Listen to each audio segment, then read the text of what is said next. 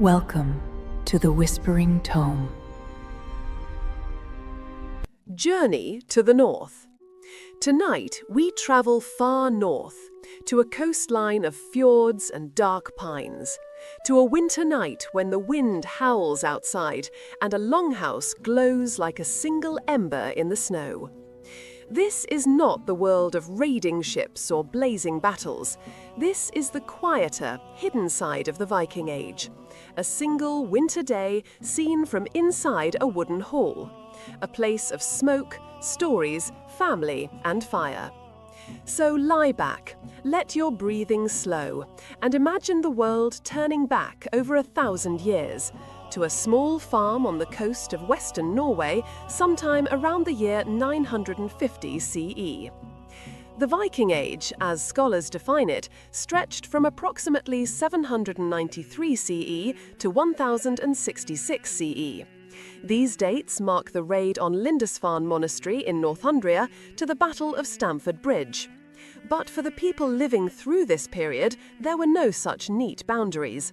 Life simply continued, generation after generation, shaped by the rhythms of seasons, the demands of survival, and the bonds of family and community. Our story takes place near the middle of this period. By 950, the age of the great raids was not yet over, but it was changing. Norwegian chieftains were consolidating power. Christianity was beginning to spread, though slowly and unevenly. Many farms still honoured the old gods. Trade networks stretched from Byzantium to the British Isles, from the Baltic to the Mediterranean. But here, on this particular farm, on this particular winter day, the great sweep of history feels distant. What matters is the immediate: the storm gathering over the fjord, the dwindling supplies in the storage shed, the health of the livestock, the warmth of the fire. Let us begin our journey into this world. Let us spend one full day and night inside a Viking longhouse, experiencing the textures, smells, sounds, and rhythms of life as it was actually lived by the vast majority of people in Scandinavia during the Viking Age. Chapter 1. Setting the scene. The longhouse in winter. It is deep winter. Snow lies across the fields like thick wool. The fjord is dark and heavy, edged in ice that grows thicker each night. The sun is low, weak, and slow to rise. This far north, in coastal Norway around the 60th parallel, winter days are short. The sun may rise around 9 a.m. and set by 3 p.m., leaving long hours of twilight and darkness. Archaeological evidence from sites like Borg in Lofoten and Leira in Denmark shows us what the landscape around such farms looked like. These were working agricultural settlements, not fortified strongholds. Fields, now buried under snow, would stretch out from the main buildings. Closer to the shore, there would be boathouses, storage buildings, workshops, and perhaps a separate smithy. On a small rise above the shoreline stands a long, low building. From far away, it looks almost like a ship turned upside down. This visual comparison is not coincidental. The same shipwrights who built the elegant vessels that carried Vikings across oceans also applied their skills to building houses.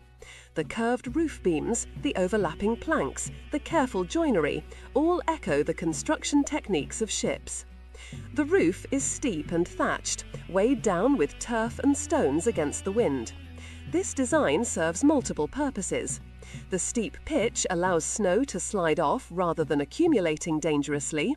The turf layer provides insulation. The stones prevent the wind from tearing away the thatch. At each end, wooden beams rise like the curving ribs of a dragon ship. These are not merely decorative. They are structural elements, supporting the roof ridge and adding stability to the entire building. This is the longhouse. In Old Norse, people might call it a langhus, literally a long house. The term is descriptive and functional. These buildings were indeed long, narrow structures, typically ranging from 15 to 30 meters in length, though some were even longer. Width was more constrained, usually between 5 and 8 meters. Archaeological excavations at sites like Trelleborg, Hedeby and Uppsala have revealed the construction techniques used in these buildings. The foundation consisted of stones placed to support vertical wooden posts. These posts, usually made of oak or pine, formed the main structural framework. The walls were constructed using one of several techniques. The most common in Norway was the stave method: vertical planks slotted into horizontal sill beams at the bottom and wall plates at the top. The planks overlapped slightly, like the strakes of a ship hull, creating a weathertight seal. Gaps between planks were sometimes filled with moss, clay, or animal hair mixed with tar. Inside, the longhouse is the heart of a farm. It serves multiple functions simultaneously. It is dwelling, workshop, storage facility, social hall, and place of ritual. In winter, almost the entire world of the family exists inside these walls. To step outside is to enter a hostile environment. To be inside is to be part of the household, the social unit that defines identity and safety. Inside, it is dim but warm. The contrast with the bright snow outside makes the interior seem darker than it actually is. As your eyes adjust, details emerge from the gloom. The air smells of smoke, wool, and dried fish. These are the characteristic scents of a Viking Age dwelling. Smoke is perhaps the most pervasive. With an open central hearth and limited smoke holes, the interior is constantly hazy. This smoke serves a purpose beyond heating. It preserves timbers, deters insects, and cures meat and fish hung from the rafters. Along the length of the hall, 2 rows of wooden posts march like trees. These are the main roof supports, typically spaced about 2 meters apart.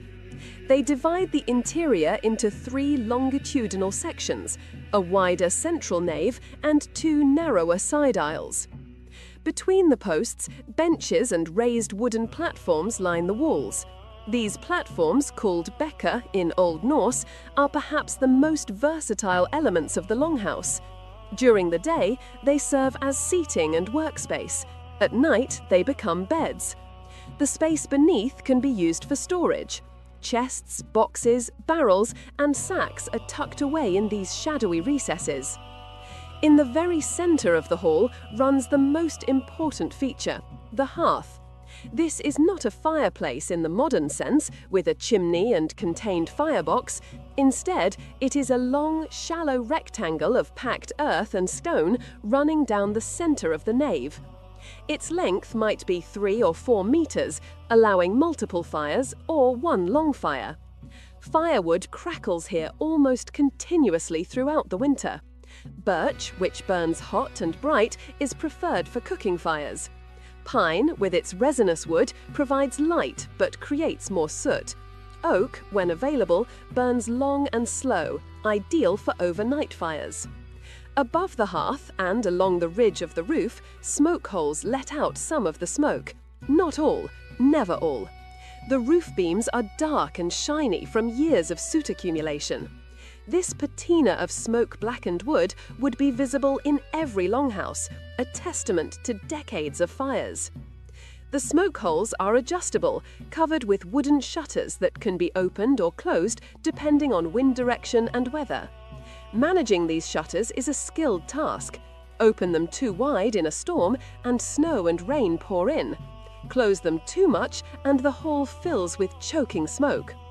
It is here, in this carefully balanced environment of warmth and smoke, light and shadow, that we will spend our day, sharing the quiet life of one Viking Age household, listening to the storm outside and the fire inside.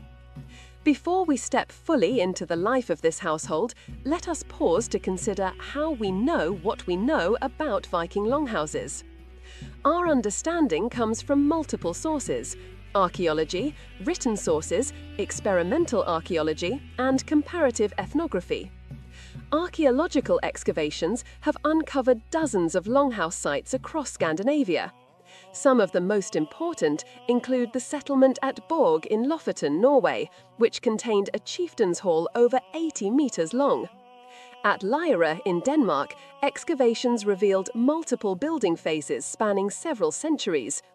At Stong in Iceland, a farm buried by volcanic ash in 1104 preserved remarkable details of daily life.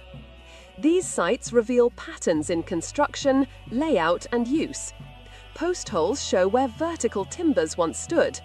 Hearth areas are marked by burned earth and concentrations of ash and charcoal. The outlines of platforms and benches can sometimes be detected in soil discoloration or the placement of stones. Artifacts found within these structures tell us about daily activities. Spindle whorls and loom weights indicate textile production. Whetstones and tool fragments show craft work. Animal bones reveal diet and butchering practices. Fragments of pottery, soapstone vessels, and imported goods hint at trade connections.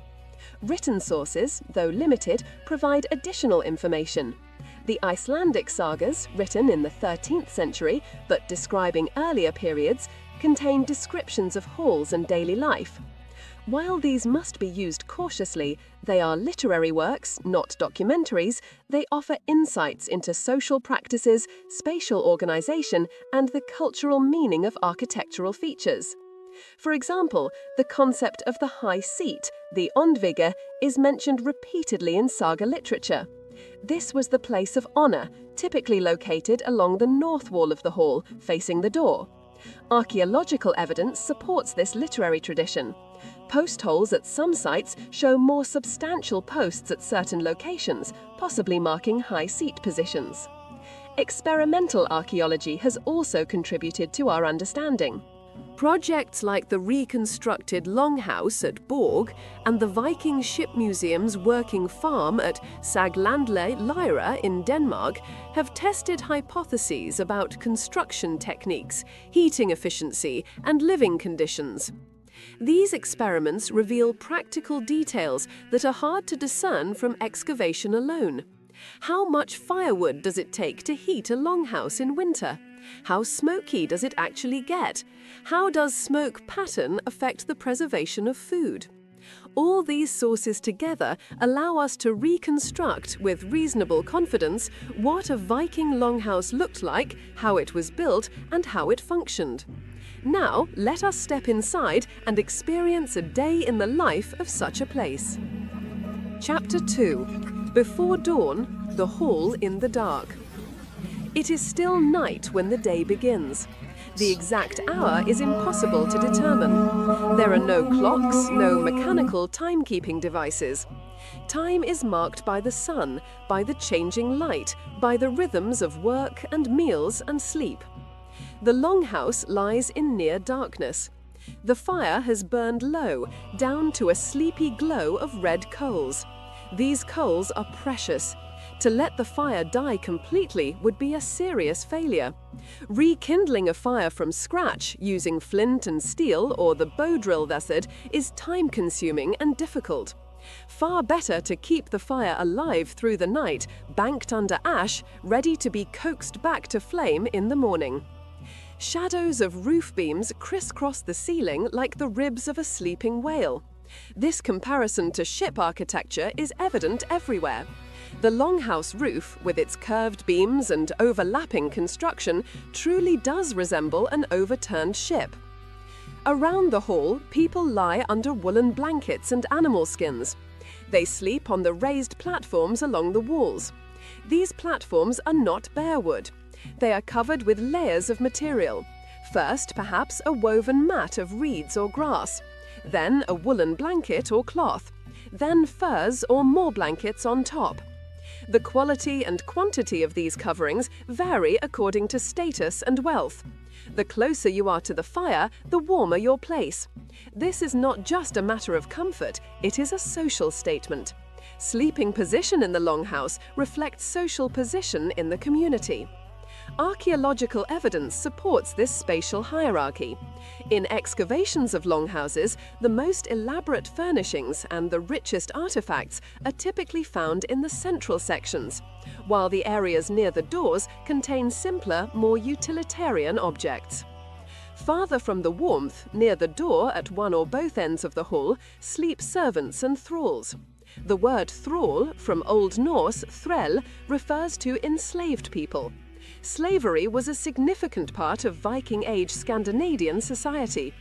Thralls might be people captured in raids, the descendants of captured people, or individuals who had fallen into bondage through debt or legal penalty. The only sounds in the dark hall are subtle. First, the hissing of the embers.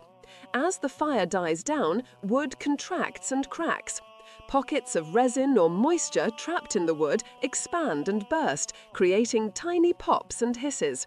The coals themselves shift and settle with faint sighs. Second, the soft breath of animals in the byre at the far end of the building. Many longhouses, particularly on smaller farms, incorporated the livestock shelter directly into the main building. This design, called a byre house or combined dwelling, had practical advantages. The body heat of the animals, cattle, sheep, sometimes horses, helped warm the entire structure. The division between human and animal space was marked by a low wooden partition, sometimes a wattle screen and sometimes just a difference in floor level. The byre section typically had a packed earth floor, easy to muck out. The human section might have wooden planks or a more finished earth floor. At the back of the hall, in the byre section, cattle and sheep stand together for warmth. Their bodies give off a steady heat, like slow-burning stones. Large mammals like cattle can generate significant warmth. A full-grown cow produces heat equivalent to about 1,000 watts continuously. In a confined space, this adds up. Now and then, a cow shifts its weight, hooves knocking softly against the floor. Sheep huddle together, their wool providing excellent insulation. Occasionally, one bleats softly in its sleep. Third, the occasional murmur of someone turning in their sleep. People shift position, pull blankets tighter, or murmur brief, nonsensical dream words. A child might cry out softly, then settle back into silence. But overall, the longhouse is remarkably quiet. This is a community used to sleeping in close quarters. Privacy, as we understand it, does not exist. Daily life, sleep, intimate moments, illness, and death all take place in this shared space. Time passes. The passage is marked not by clock hands, but by subtle changes in the quality of darkness. Outside, the sky slowly changes from black to deep blue. This transition is gradual, almost imperceptible at first. The stars, brilliant in the clear, cold air, begin to dim. The constellation that the Norse called Karlsvogn, the wagon, our Big Dipper, wheels slowly around the pole star. Knowledge of the stars was important to the Vikings. For seafaring peoples, celestial navigation was essential. Even farmers, who spent most of their time on land, knew the stars. They marked the passage of seasons. They helped orient buildings and fields. Inside the longhouse, this astronomical drama is invisible. The thick roof and walls block out all but the brightest light. But somewhere in the deeper instincts of the sleeping household, there is an awareness of approaching dawn. Rhythms of sleep begin to shift. Some people sleep more lightly. Dreams change character, becoming more vivid and easier to remember. Near the hearth, a figure begins to stir. This is not a sudden awakening, but a gradual emergence from sleep. First, perhaps, an unconscious awareness of temperature. The hall has grown cooler. The faint hiss of the coals sounds different. Then a more conscious thought. It is nearly time to wake the fire. This is one of the most important tasks of the day. The fire must be revived before it dies completely. This requires timing and experience. Too early and you waste sleep. Too late and the fire might go out, creating hours of extra work. Let us watch as this process begins. Chapter 3. The first to wake. Fire and chores. The first to wake is an older woman. Her exact role in the household could vary. She might be the husfreyja, the lady of the house, the wife of the farmer, or she might be an older servant, long trusted and familiar. Perhaps she is the farmer's mother, a widow who lives with her son's family. Whatever her specific relationship to the household, her role is clear. She is the keeper of the fire. This is a position of responsibility and respect. In Norse mythology, the fire was sacred. To maintain the household fire was to maintain the heart of the home, the center of life. She pulls back her blanket, and immediately the cold air touches her face and hands. Breath clouds in the dim light. For a moment, she sits on the edge of the sleeping platform, gathering herself. Sleep still clings to her, reluctant to let go. Her body aches slightly. The cold makes joints stiff. She is perhaps 50 years old, an age that, in the Viking period, marked her as an elder, though not yet ancient. Life expectancy in the Viking Age was shorter than today, though not as short as is sometimes imagined. If you survived childhood, a significant if, you might live into your 60s or even 70s. This woman has survived. She has weathered illnesses, hard winters, childbirth, and the occasional famine. She carries the knowledge of years.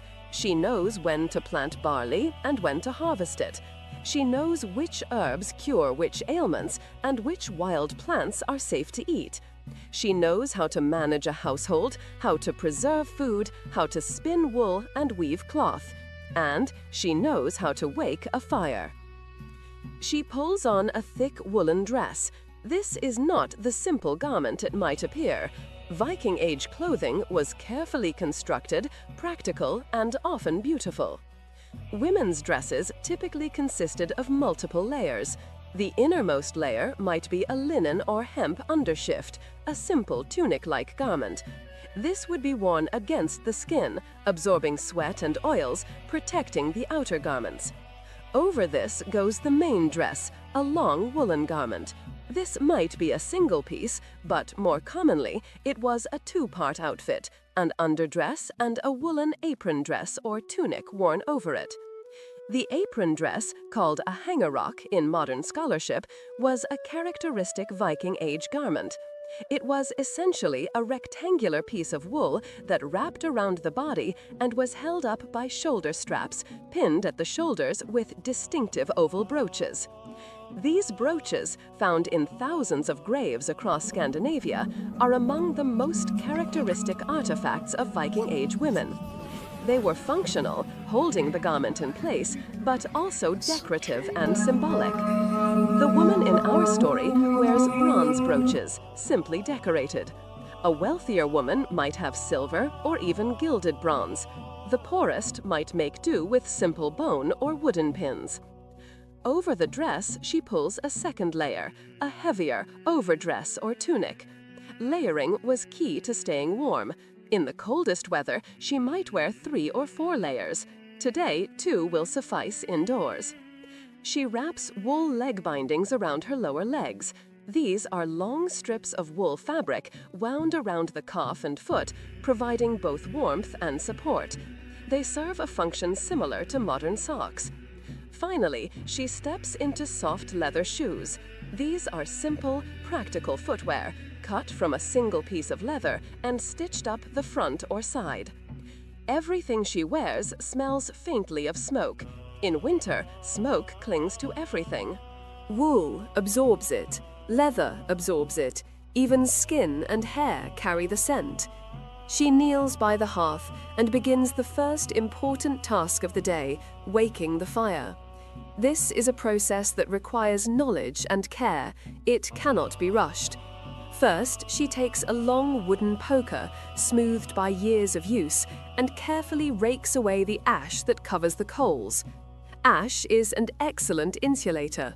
A thick layer of ash over hot coals can keep them alive for many hours, even overnight.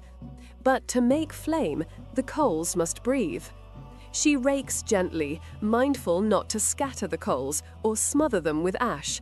Carefully, she uncovers what she hoped to find, small, glowing coals, like tiny cherries in the dark earth.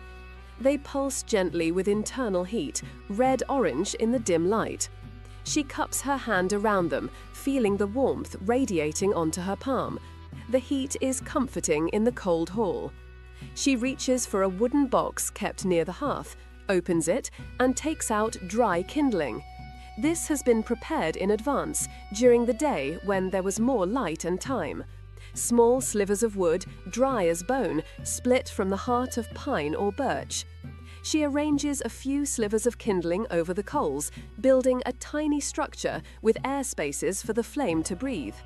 Then she leans close and blows gently, steadily. Her breath provides oxygen, the fuel for combustion. The coals brighten, heat increases. The kindling begins to smoke. She continues blowing, watching intently. A tiny flame appears, no larger than a candle flame, licking at the underside of a wood sliver. She adds another sliver, then another. The flame grows, reaching upward, finding fuel. Around her, the sleeping figures in the hall begin to shift. The sound of her work, the smell of fresh smoke, the subtle change in light as the fire grows, all these signal the coming day. She adds larger pieces of wood now, building up the fire in stages. Too much wood too fast will smother the flame, too little and it will die out. She knows the rhythm, the balance. She has done this almost every morning of her adult life. Slowly, the coals brighten, thin tongues of flame appear, then grow bolder. She adds a proper log, split firewood of birch, and it catches. The fire stretches, crackles, and then truly catches, sending sparks up into the air. They rise towards the smoke hole in the roof, tiny stars ascending, and disappear into the dimness. The fire is awake. Its light pushes back the darkness. Its warmth begins to spread through the hole, invisible but felt, like a gentle tide. With the fire alive, life in the longhouse can begin. Before we continue with the activities of the morning, let us pause to consider the cultural and practical importance of fire in Viking Age Scandinavia. Fire was quite literally the center of life. Without fire, survival in the northern winter would be impossible. Fire provided heat, light, and the means to cook food. It preserved meat and fish through smoking. It hardened wooden tools and helped in metalworking. It was the gathering place, the social center, the place of storytelling and ritual. In Norse mythology, fire was associated with multiple deities and concepts. The hearth fire was under the protection of household spirits and female deities associated with fate and domestic well-being. The word for fire in Old Norse, eld, appears in many compound words and place names. The hearth, eld stud, was not just a physical feature, but a symbol of the household itself. To be invited to sit by someone's fire was to be welcomed as a guest. To violate that hospitality was one of the gravest offenses in Norse society. Fire was also legally significant. In many Norse law codes, letting your fire spread and cause damage was a serious offense. Conversely, deliberately extinguishing someone's fire could be a form of attack or intimidation. Practically, maintaining fire required constant work and attention. Firewood had to be cut, split, dried, and stored. In coastal areas with limited forest, this could be a significant challenge. Peat, dried seaweed, and even dried animal dung might be used to supplement wood. Fire starting without modern matches was labor-intensive. The most common method involved striking flint against iron pyrite or steel, creating sparks that fell onto tinder. This required dry tinder, steady hands, and patience. This is why keeping the fire alive overnight was so important. It saved the work of rekindling each morning. The person who woke and tended the fire was performing a crucial service to the household. Now, with the fire reawakened, let us see how the rest of the household begins to stir. Chapter 4. Dawn in the Longhouse. Waking the household. One by one, the others wake. The process is gradual, organic, not marked by alarm clocks or strict schedules. The household rises because the day requires it, because work must be done, because there is light and warmth now where there was cold and darkness before. A boy of about 10 sits up, rubbing his eyes. He sleeps near his parents in a relatively warm spot. He is at an age of transition, no longer a small child who needs constant care, but not yet old enough to take on the full work of an adult. He pulls his cloak tighter around his shoulders against the early chill.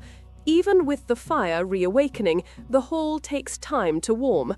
Cold air has settled during the night, pooling in corners and along the floor. At the far end of the hall, near the animal partition, a dog lifts its head. Dogs were common on Viking Age farms. They served as guardians, warning of strangers or predators. They helped with herding sheep and cattle, and they were companions, particularly for children. The dog in our story is a medium-sized animal, something like a modern Norwegian elkhound or Icelandic sheepdog. It has thick fur, pricked ears, and a curled tail. It sleeps where it chooses, tolerated everywhere because it is useful. It yawns, showing white teeth, then trots over to lie down near the hearth, pushing its nose close to the warmth. The woman tending the fire reaches out absently and scratches behind its ears.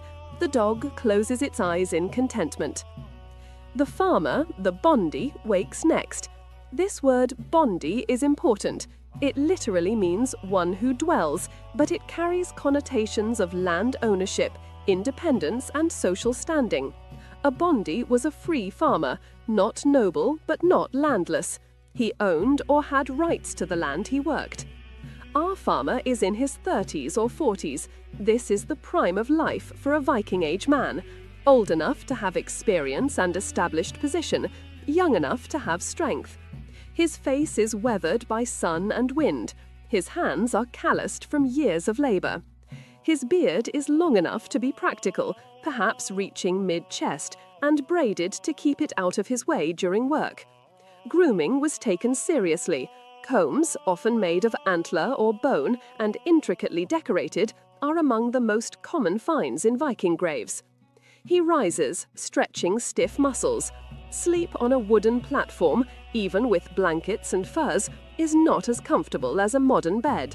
Backs ache, joints crack, but this is normal, expected. He reaches for his clothes, which he has kept near him during the night. He pulls on a linen undershirt, the fabric rough-woven but serviceable. Over this goes a woolen tunic, reaching to mid-thigh.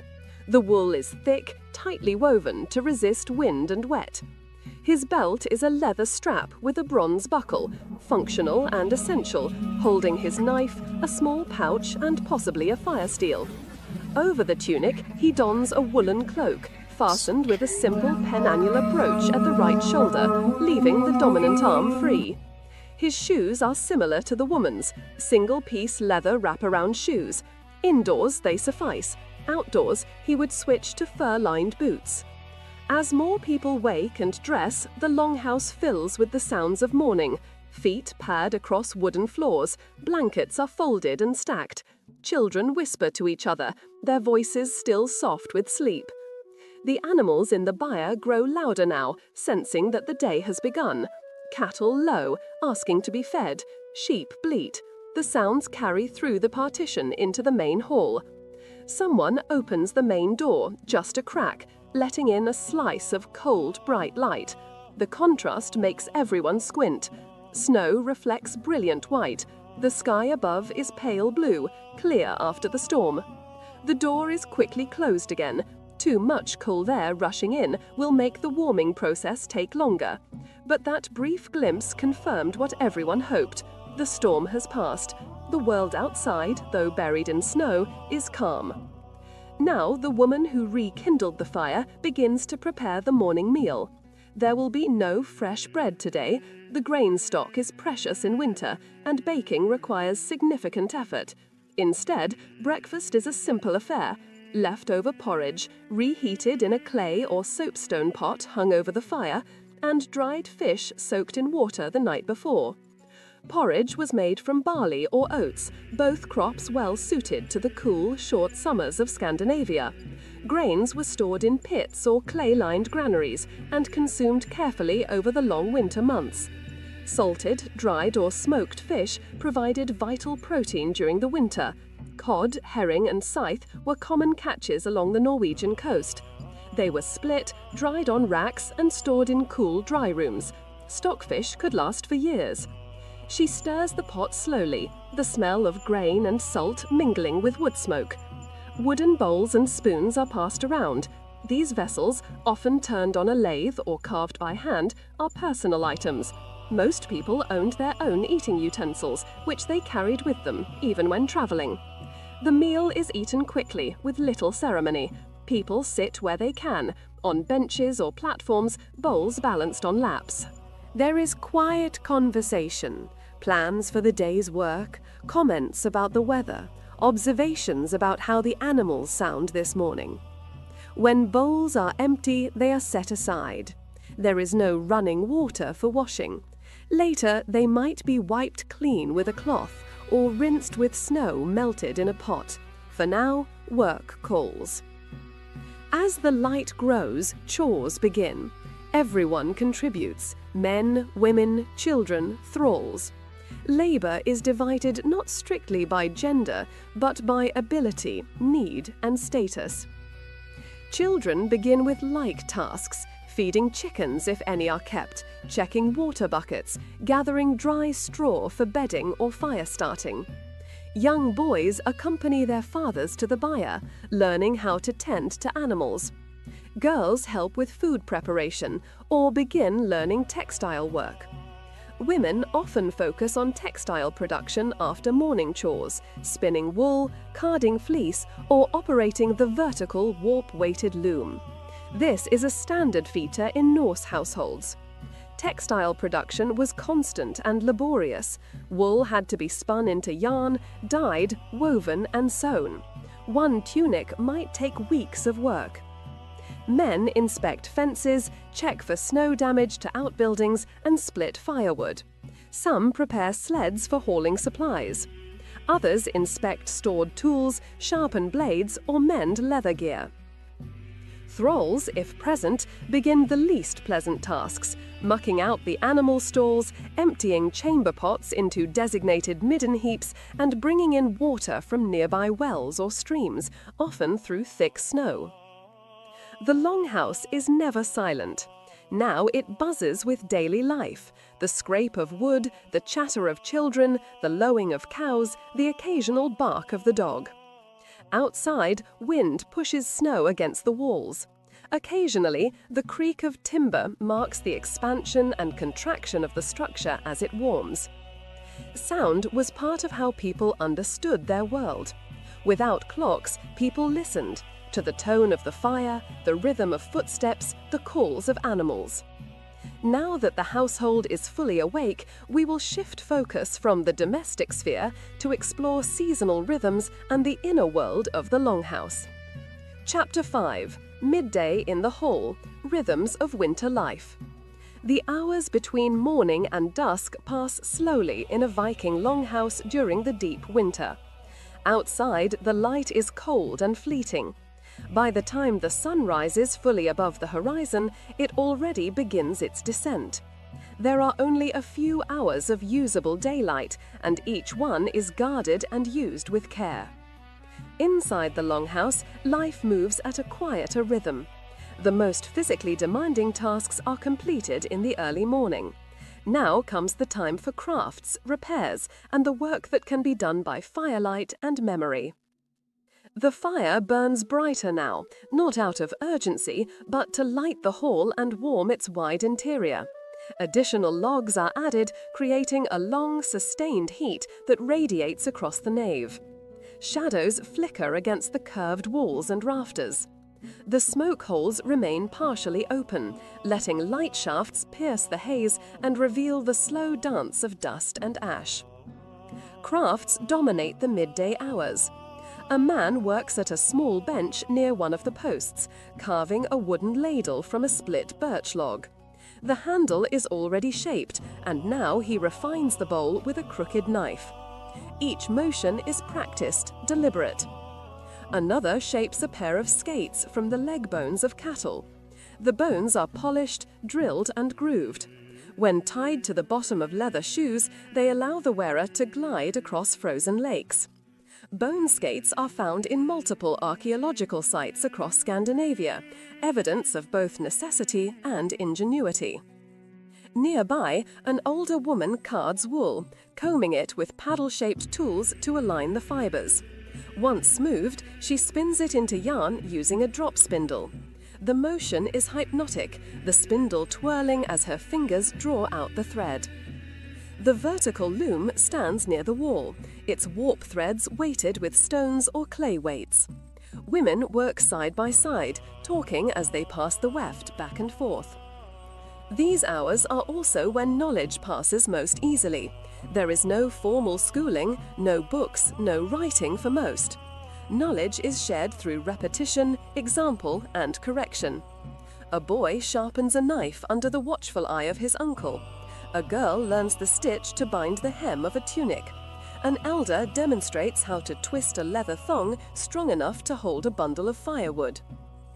Children imitate, ask questions, listen to corrections, and watch closely. There is no difference between learning and doing. They are the same act. Mastery is judged by results, not tests. This is also when stories are told, not the grand myths, but household stories. Family tales. Who built the boat stored under the tarpaulin? Who caught the bear 2 winters ago? Which ancestor's blade hangs above the hearth? These stories bind generations together, keeping memory alive as part of daily labor. As the afternoon approaches, another round of chores begin. The byre must be checked again, manure removed, bedding fluffed, feed distributed. A thin layer of hay is spread for the cattle, who chew slowly, their massive bodies gently steaming in the cold air.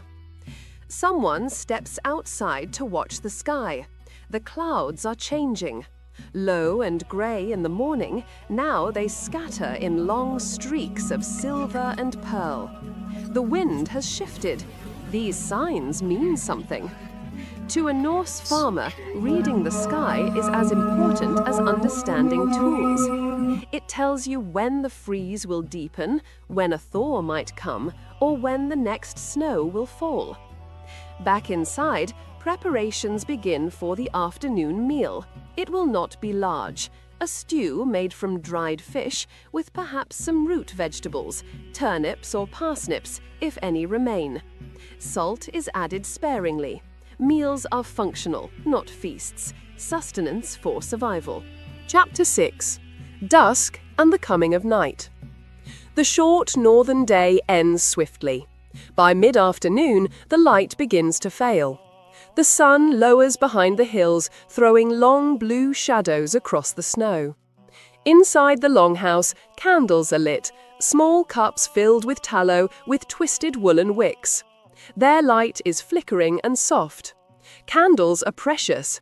Made from animal fat rendered over many hours, they burn quickly and must be used wisely.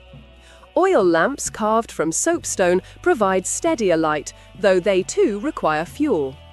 The fire in the hearth remains the dominant source of illumination. The family gathers close to the fire.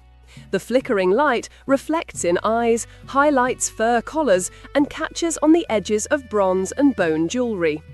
The longhouse begins to feel like a single breath, drawn in and held together by warmth and light.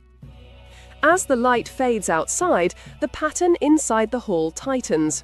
Work tools are put away. Shavings are swept with bunches of twigs toward the edges of the floor.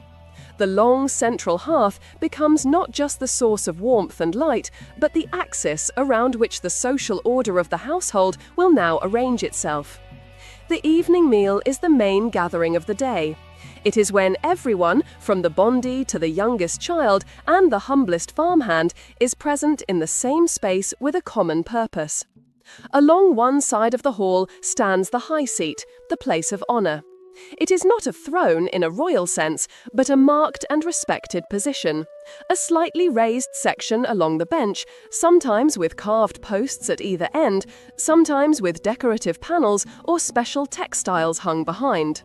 Here the farmer sits, often with his spouse beside him, facing the length of the hall and the doorway. Important guests, if any are present, are seated near the high seat. Kin and trusted followers fill the benches nearest them. Farther down, toward the doors and the byre, sit servants, hired workers, and those who tend the fields. Seating is not casual. It reflects rights, obligations, and honor. To be moved closer to the high seat is a sign of favor. To be pushed away from it is a quiet humiliation. The food is simple but filling. Stew is ladled from a large iron or soapstone pot that hangs from an adjustable chain or sits on stones in the hottest part of the hearth. It is thickened with grain and flavoured with whatever the season allows. Dried herbs from bundles hung in the rafters, bits of onion or leek from carefully kept winter stores, maybe a piece of preserved meat saved from the slaughter season. Each person has their own wooden bowl and spoon. These are passed down, repaired and treasured. A knife at the belt serves as both tool and eating utensil. Bread, when present, is coarse and dark, made from barley, oats or rye. In deep winter, there may be days when there is no bread at all, only porridge and stew. You can hear the sounds of eating now, the clink of wood against wood, the quiet slurp of hot broth, the low murmur of voices. There is no clatter of metal cutlery or ceramic plates. Wood, leather and stone absorb sound. The hall feels cocooned, hushed, despite the presence of so many bodies. Drink in winter is mostly water, whey or weak ale. Strong ale or mead is reserved for special occasions and religious rites. Tonight is an ordinary night, marked only by the weather outside. A tub of thin ale is brought forth and each adult is given a portion. Children drink watered ale or buttermilk. Alcohol is not an escape here, but a measure of calories and safety. Water kept in wooden buckets can freeze or become fouled. Fermented drink lasts longer and is safer to consume. After the main hunger is satisfied, the mood in the hall loosens. People lean back against the walls or against rolled-up bedding. Cloaks are pulled tighter or draped over shoulders. The dog settles near the fire, snout on its paws, one ear still cocked for unfamiliar sounds. The heat from the hearth has now soaked into the fabric of the house. Roof beams creak softly as they expand. The turf on the roof insulates, keeping the warmth in and the wind out. Even in a hard climate and even with the constant press of work, there is room for play. After the evening meal, when chores are done, and before sleep claims the household, these are the hours when games and music emerge. On a low board near the fire, two men sit facing each other over a game of Nefertal, a strategy game played with carved pieces of bone, antler or wood. The board is divided into squares. One player commands a central king piece and a smaller force, the other commands a larger force around the edges. The goal is to trap or escape. Around them, children watch, whispering predictions, learning the patterns of attack and defense. This is more than diversion. It is mental training in tactics, patience and foresight. Music, too, belongs to these hours. Somewhere near the fire, a small lyre or harp is lifted from its place on a peg. Its sound box is carved from a single piece of wood, hollowed out and fitted with a thin wooden top. Gut strings are plucked with fingers or a small plectrum. The notes are bright but gentle in the smoky air. Someone might have a bone flute or a jaw harp that twangs with a buzzing, rhythmic pulse when held against the teeth and plucked. The music is not concert-like, not a performance in the modern sense. It drifts through talk, rises and falls as people join or leave, a shared background to the slow unwinding of the day. Now the hall turns inward in another way. With bellies warm and hands loosely occupied, spinning, mending, carving, ears turn toward the person who begins to speak in a different tone. A story is starting. You might imagine an older man or an older woman clearing their throat, waiting just long enough for the chatter to settle. The children know the rhythm of this pause. They go quiet. Even the dog lifts its head for a heartbeat before settling again. The stories told in such halls are varied. Some are local and recent, the winter when the roof nearly collapsed from snow. the year the fjord did not freeze and the seals came in great numbers, the time a neighbor's cow broke loose and had to be chased all the way to the shore. Others reach farther back to the deeds of ancestors who cleared this land, who built the first house here, who sailed west or east and returned with strange goods and stranger tales. And then there are the mythic stories, the ones about the gods and giants, the creation of the world, the end of the world, and the spaces in between. You can hear, in your imagination, the familiar names rolling through the smoky air. Odin, wise and one-eyed. Thor, strong and storm-hearted, friend of farmers.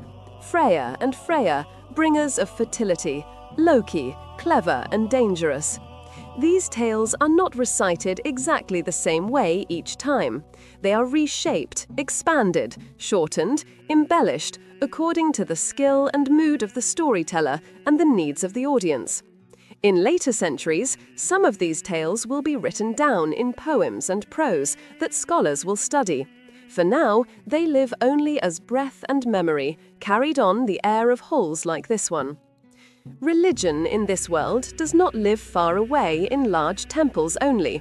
It is woven into the daily fabric of household life. Near the high seat, you may imagine a small area that is treated with particular respect. A carved figure, perhaps no higher than a person's hand, stands on a simple shelf or beam. It might be a stylized representation of a god, or it might be more abstract, a symbol of the household's protective spirits. On certain nights, at the start of winter, at midwinter, or when luck needs to be called back, a small portion of food or drink is set aside before anyone eats. A sip of ale is poured near the fire. A piece of meat or bread is placed quietly by the household shrine or near the threshold. These are gifts for the unseen powers, the land spirits, the ancestors, the gods. The line between custom and formal worship is not sharply drawn here. To live on this land, through these winters, people feel themselves in relationship with forces both natural and unseen. Tonight, as the wind outside grows stronger, someone glances toward the small sacred place near the high seat and, without fuss, adds a pinch of salt and a crumb of bread. No formal words are necessary. The act itself is the prayer. The hours move on.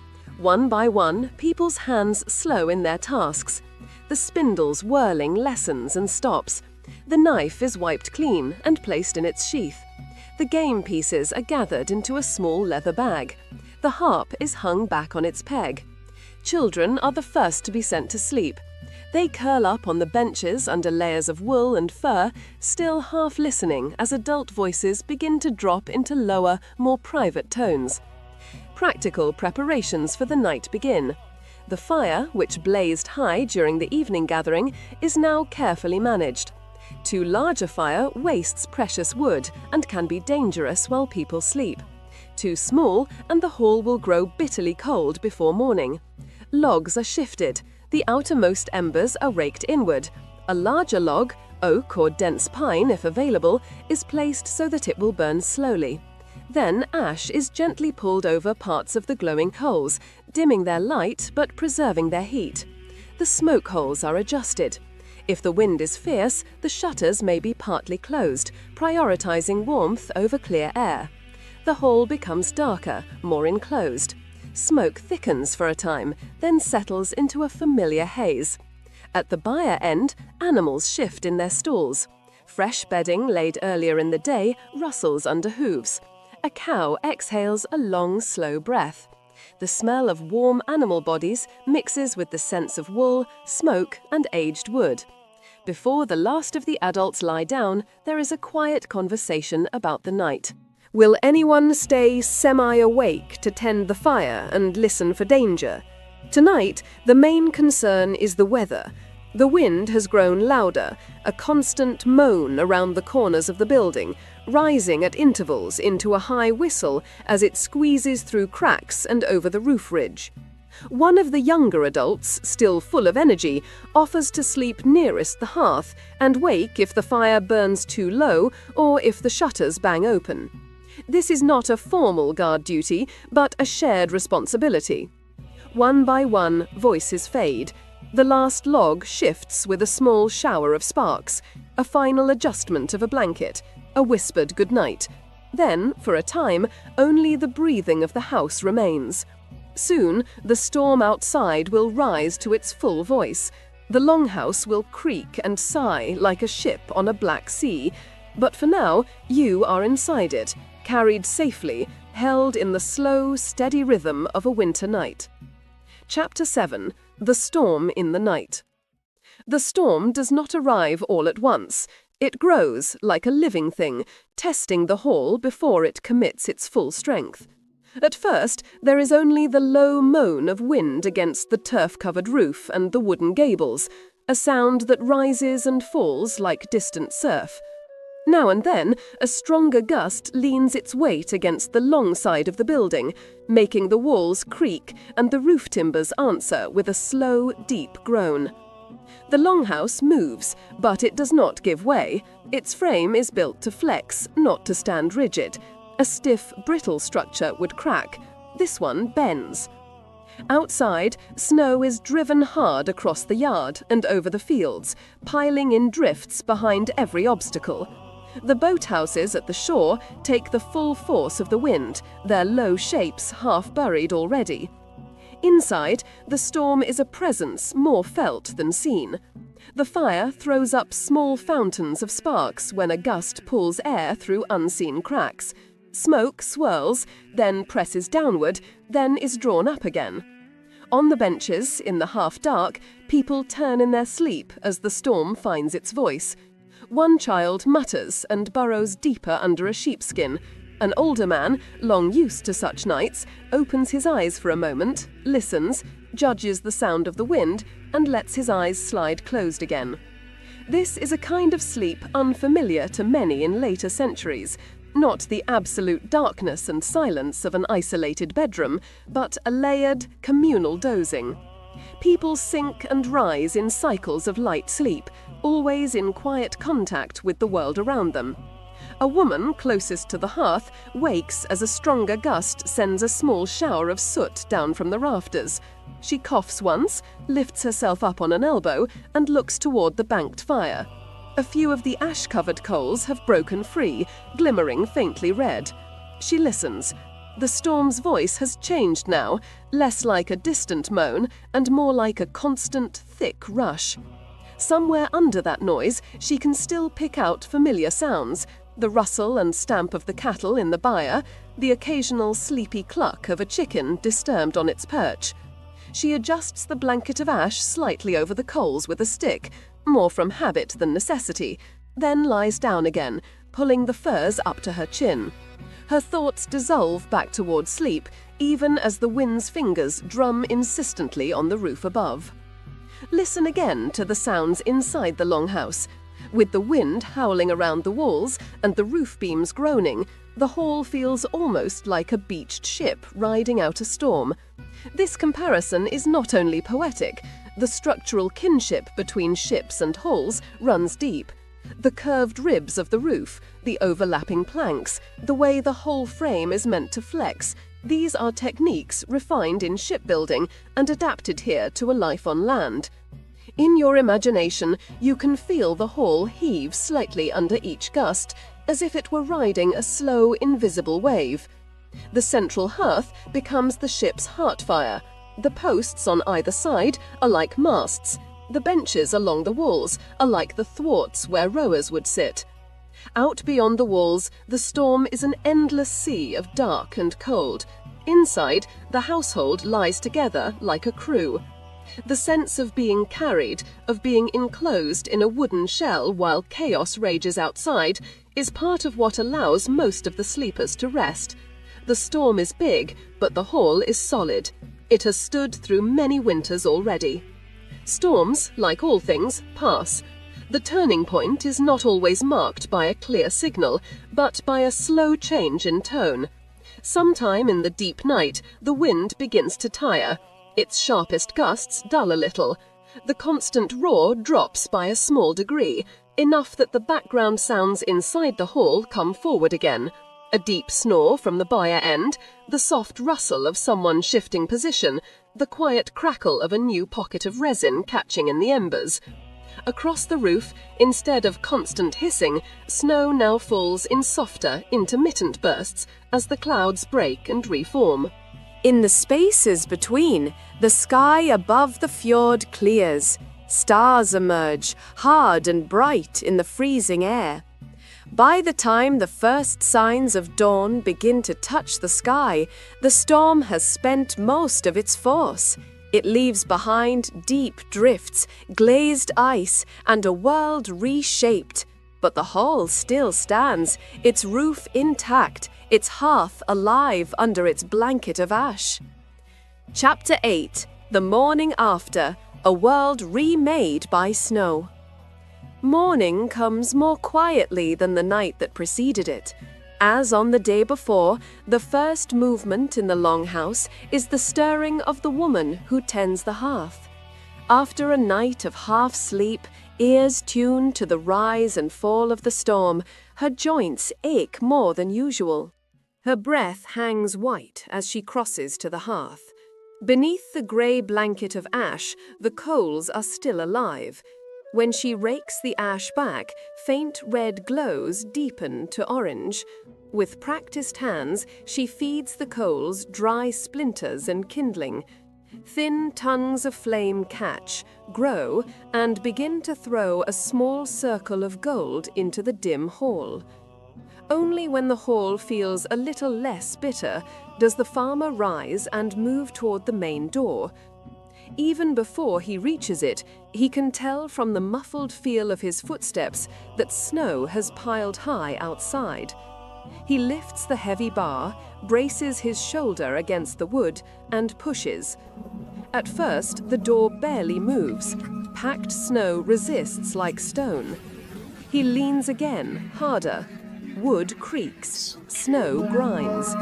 At last, with a low, gritty sigh, the door gives, opening a hand's breadth, then a little more, spilling fine, dry crystals into the threshold. The first sight beyond is a wall of white. Once the gap is widened enough, the farmer and another adult squeeze out sideways into the transformed morning. The farm is still there, but softened and altered. The yard is filled with smooth, rounded shapes, where tools, firewood stacks, and low walls once showed their angles clearly. Fences appear as a series of even bumps, their posts capped with thick, rounded heaps of snow. Above, the sky is clear and thin, a hard winter blue. The air is so still that every sound, the crunch of boots, a distant crow, seems sharpened. Down toward the fjord, the shoreline has become a broad band of snow and ice. The water itself glints dark beyond a jumble of broken ice, slabs pushed and piled by the storm, now frozen again into jagged formations. For a moment, the two adults simply stand at the edge of the path they've carved and look. Their eyes move carefully over roof lines, posts, and trees, searching for sagging beams, fallen trunks, anything that speaks of real damage. They see strain and weight, but no collapse. Relief loosens something tight inside them. The moment of stillness passes. The storm has left behind work. First comes the path from the longhouse door to the byre. Snow is shoveled aside with broad wooden blades, the edges scraping the compacted layers below. Where drifts climb too high to clear fully at once, they are trampled, pressed down by many boots into firm tracks. Children old enough to help join in, breath puffing around their heads as they push and stamp. Younger ones peer from the doorway, half eager, half wary. At the byre door, more snow must be cut away before the timbers will swing open. The animals inside are noisy now, lowing, bleating, shifting hooves on bedding that has grown damp and trampled through the night. When the doors finally open, a wave of warm, animal-scented air rolls out. Cattle blink in the sudden light. Sheep crowd together, wool steaming faintly in the chill. Manure is forked aside. Fresh hay is spread in rustling layers. Water troughs are checked. Thin ice on the surface is broken with the butt of a tool or a heavy stick. After the byre, attention turns to the smaller buildings, barns, sheds, boathouses. With long-handled poles and rakes, adults knock snow from eaves and ridges. It slides away in slow, heavy sheets, falling with soft thumps that echo through the crisp air. By late morning, the most urgent tasks are complete. Paths now thread between doors, narrow trenches of compacted snow, their walls almost as high as a child's shoulders in places. Roofs have been relieved of their deepest burdens. Inside the byre, animals eat more calmly. Back in the hall, faces reddened from cold and effort, the farmer and his wife sit close to the fire with bowls of hot broth. This is the moment to assess. They speak in low tones about what the storm has taken and what it has spared. One fence corner lies broken under the weight of drifted snow. The post was old and rotten anyway. A small shed has shifted slightly on its stone foundation, not a crisis, but a warning. They turn their thoughts to stores. How many sacks of grain remain sealed? How many slabs of dried fish hang in the rafters? How many sides of smoked meat are left? Nothing is yet dire, but the margin is thin. A few more storms like this, or an illness among the animals, could tilt balance in the wrong direction. When their bowls are empty, another concern presses forward: neighbours. No farm lives entirely alone along this fjord. Up valley and around the next headlands, other households sit under their own layers of snow, facing the same storms, feeding their own fires. After a night like the one they have just endured, it feels wrong not to know how those others have fared. The farmer decides to send a small party to the nearest farm, just beyond a low ridge out of sight. He chooses one younger adult and an older boy to go with him. 3 together are safer on winter paths than 1 alone. They dress carefully. Layered woolen garments, cloaks pinned tight, mittens or skin hand wraps, hoods pulled low. Staffs are taken for balance and for probing unknown depths of drift and ice. They also carry a small bundle of food, dried fish, perhaps a piece of bread.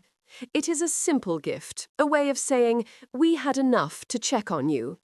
The rest of the household stands in the doorway and watches as the small group follows the newly broken path, then turns and disappears behind the white swell of a drift. In the early afternoon, the 3 who went to the neighbouring farm return. From the hall doorway, their silhouettes are small against the brightness, but posture and pace tell much. They walk steadily, not running in panic, not labouring under obvious bad news. Their news is, on the whole, good. The neighbour's main hall stands firm. One small shed lost a strip of thatch under the weight of snow and will need repair, but the walls held. No one was injured in the night. 1 sheep was lost, found smothered in a deep drift near a stone wall, but the rest of the flock is safe. The small gift of dried fish and bread has been left behind and accepted. In return, the neighbour sent a token of their own, a piece of smoked meat, more about mutual respect than necessity. These exchanges reinforce something crucial. In hardship, people check on one another. Today's gesture may be repaid in a future year, when fortune tilts and help moves the other way. As the light thins and the warmth of the fire deepens, work gives way to talk. Already, the storm is turning into a story. Around the hearth, people recount the night in their own ways. One highlights the sounds, the longhouse creaking like a ship, the shrill whine of wind, the boom of snow dropping from the roof. Another describes the feeling when the door first refused to move in the morning. Children add their own fragments, the sudden swirl of soot when a gust forced smoke downward, the way the rafters seemed to hum. Someone mentions a dream from that night, walking through a world of snow with no landmarks, unable to tell where the farm began or ended. In telling and retelling, the household fixes the event in shared memory. The storm is no longer just a private fear in the dark, it becomes a shape that can be turned over, examined, even laughed about in small ways.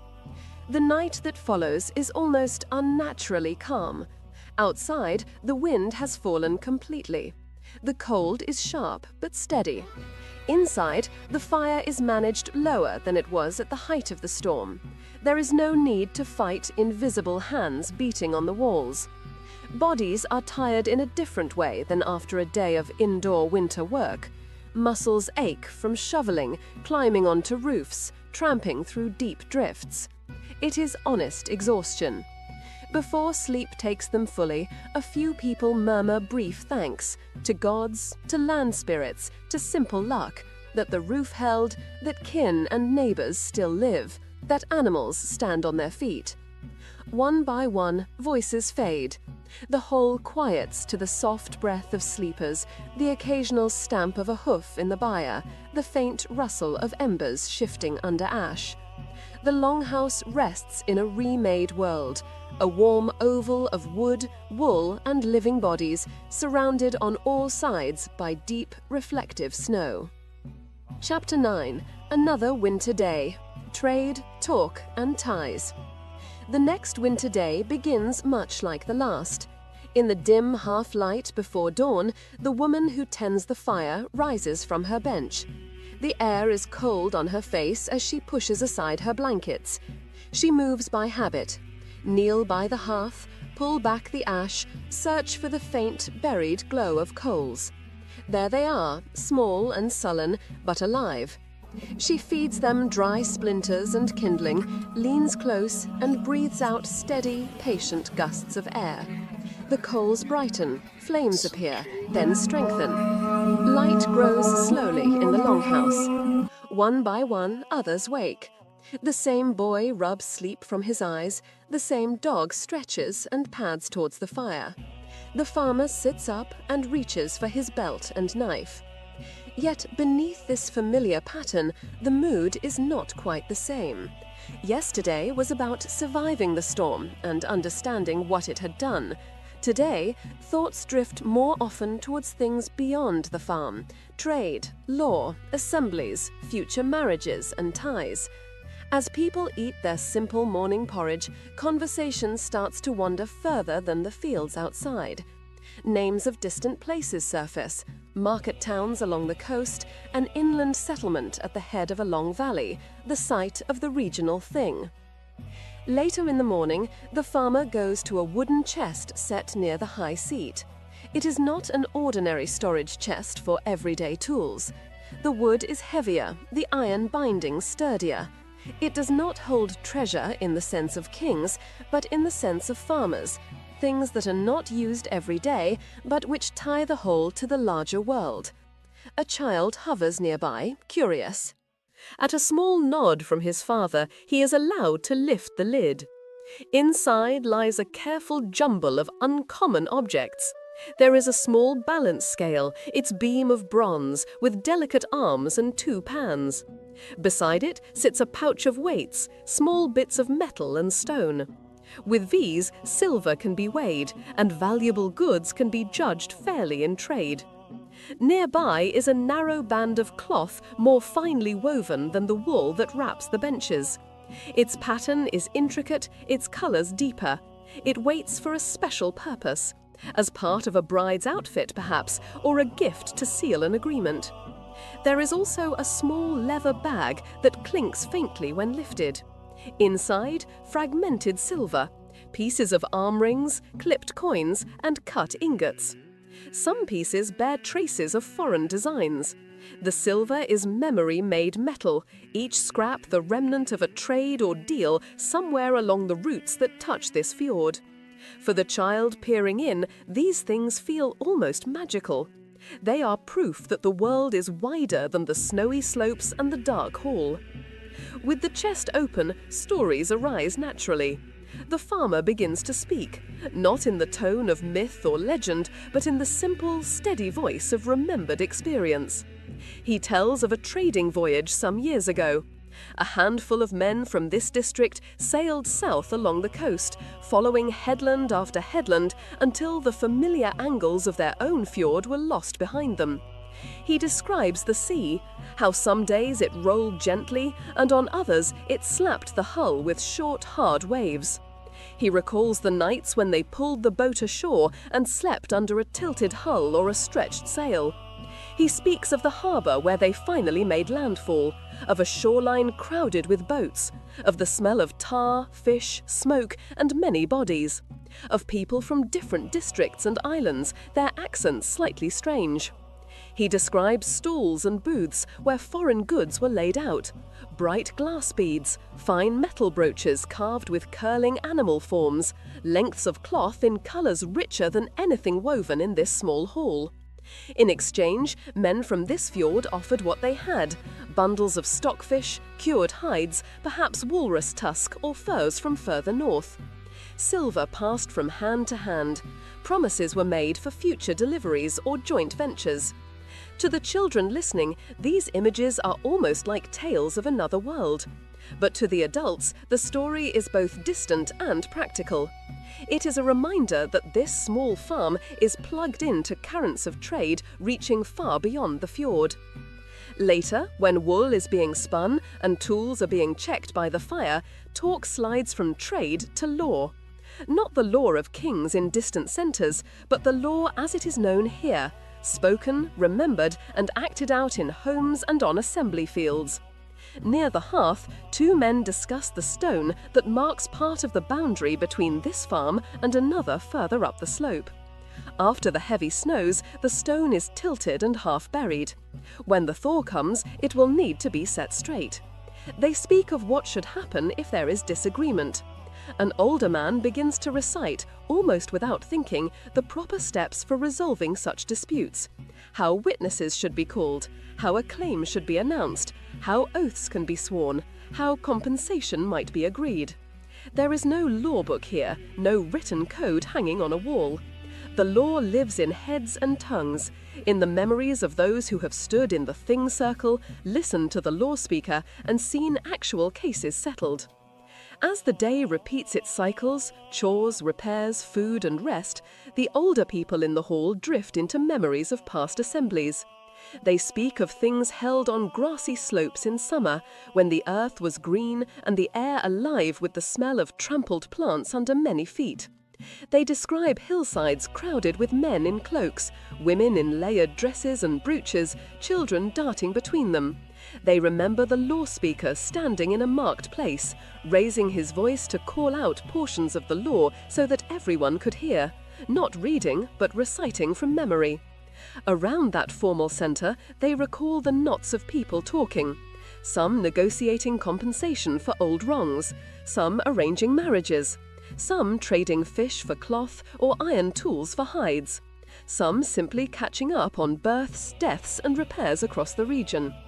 They tell of a year when a dispute over grazing almost became a severe conflict, until older, more respected men stepped between the parties.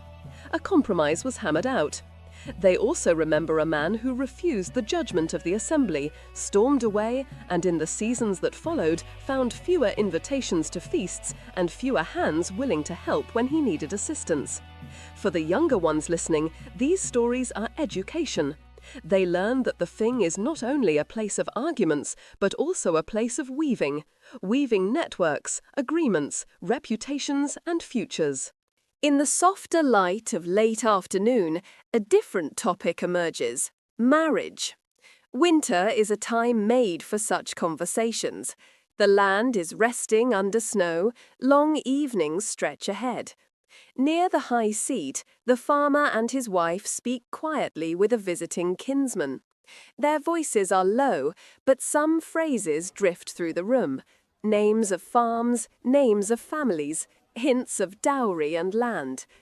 They discuss a young woman of good reputation from a neighbouring household. She can manage a buyer well, her weaving is praised, her kin are steady.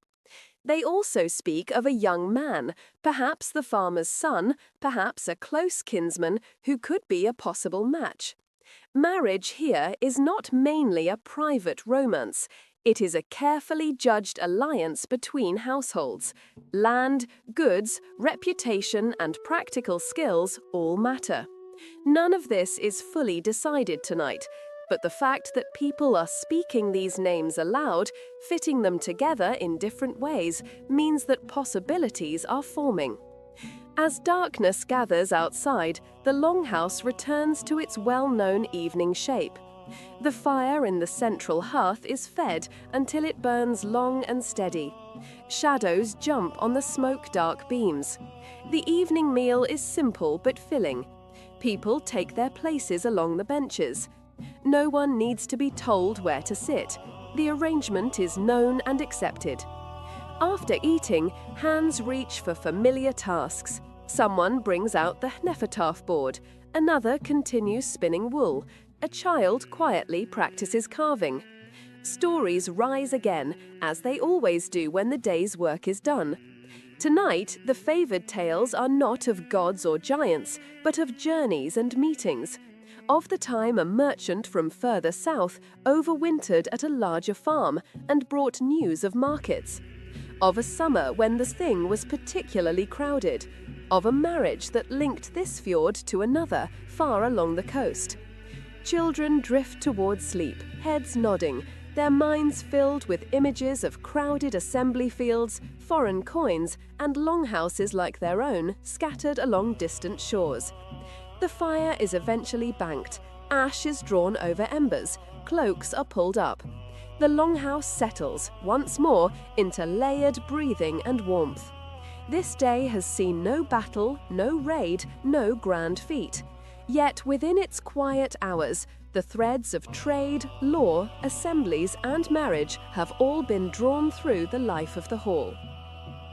Chapter 10. Visitors in Winter, Hospitality and Honor. Some days after the storm, a different kind of day arrives. It begins like many others, but when the main door is opened, the light outside feels sharper, almost startling. The sky is a pale, cloudless blue. The air is hard and dry, colder than on grey, snow-filled days. Every breath that leaves a mouth seems to hang in the still air longer than usual. This is a travelling day. Paths are hard enough to bear sleds. Snow bridges, small hollows and uneven ground. Those who must move in winter, messengers, traders, kin, wait for days like this. Late in the morning, a boy sent outside to fetch wood calls back toward the door. He has seen movement along the shoreline path, small dark shapes against the bright crusted snow. Adults step into the doorway, squinting as their eyes adjust to the glare. There, in the middle distance, 3 figures move steadily along the curve of the fjord. Cloaks snap lightly in the dry wind. One of them leans into a rope, pulling a small sled behind. Visitors. In winter, unexpected footprints on a path mean more than casual calling. To walk any distance through snow and cold demands purpose. The farmer and his wife stand a little apart from the door as the visitors approach the yard. The dog, sensing their presence, barks sharply, then shifts to a low growl before quieting under a soft command. At the edge of the cleared space, the travellers stop. They stamp packed snow from their boots. Cloaks are given a shake. Now, at this closer distance, recognition settles in. The man is a kinsman from a farm further along the fjord. The woman is his wife. The younger person is their eldest child. Short greetings are exchanged. Names are spoken aloud, even though they are already known. Then comes the important moment, crossing the threshold. The doorway is not just a gap in the wall, it is a line between worlds, the cold, indifferent outside and the warm, ordered inside. To step over it as a guest, under peaceful terms, is to enter into a web of rights and duties that all recognize. Once the visitors duck through the low opening and the door is pulled shut behind them, they are no longer simply travelers, they are guests and must be treated as such. In this hall, as in many others, hospitality is not optional kindness, it is a core expectation. A person who arrives without weapons bared, without feud declared, under the ordinary codes of peace, must be offered warmth, food, and a measure of safety. To refuse such hospitality without grave cause is to stain one's name. The visitors shrug off snow-dusted cloaks and step closer to the fire. Their hands tremble slightly with chill as they stretch them out toward the flames.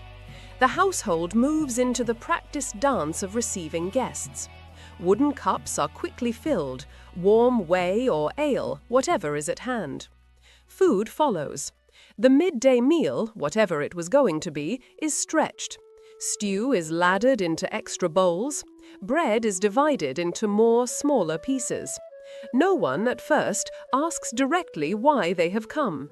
The immediate needs of cold bodies and empty stomachs are seen to first.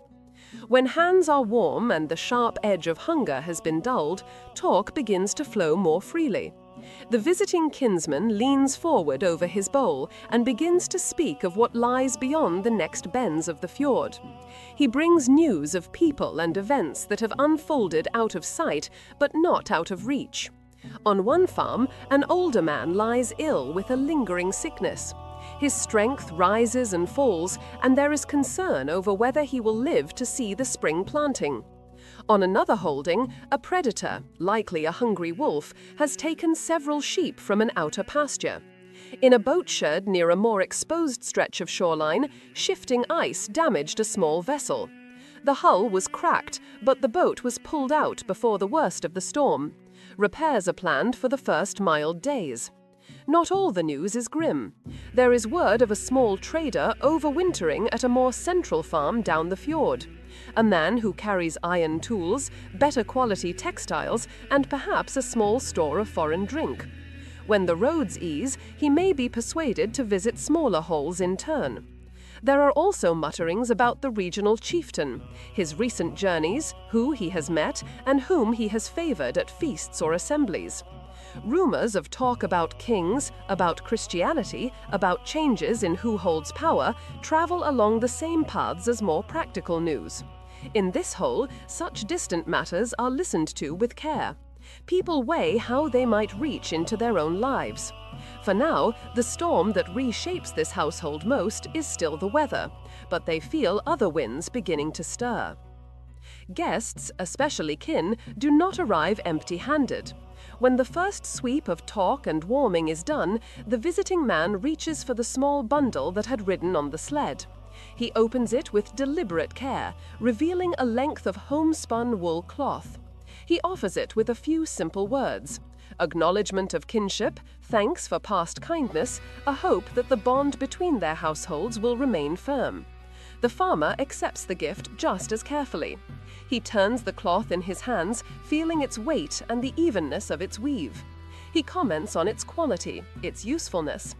No one needs to say aloud what everyone understands. Gifts ask for gifts in return. Not immediately, like a trade, but eventually. Later that day or the next, the host may bring out something to balance the exchange. Perhaps a carved wooden bowl, a good tool head, or a skin of well-brewed ale. These gestures form a quiet ledger, one written not in ink, but in memory. As the short winter day tilts toward dusk, it is clear that the visitors will stay the night.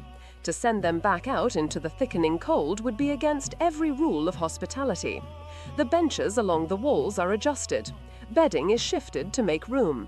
Some members of the household move willingly closer to the buyer end, yielding warmer spots to the guests. An ordinary evening becomes something more. With bellies filled and hands moving through familiar tasks, the whole turns into a space of shared storytelling that now spans more miles.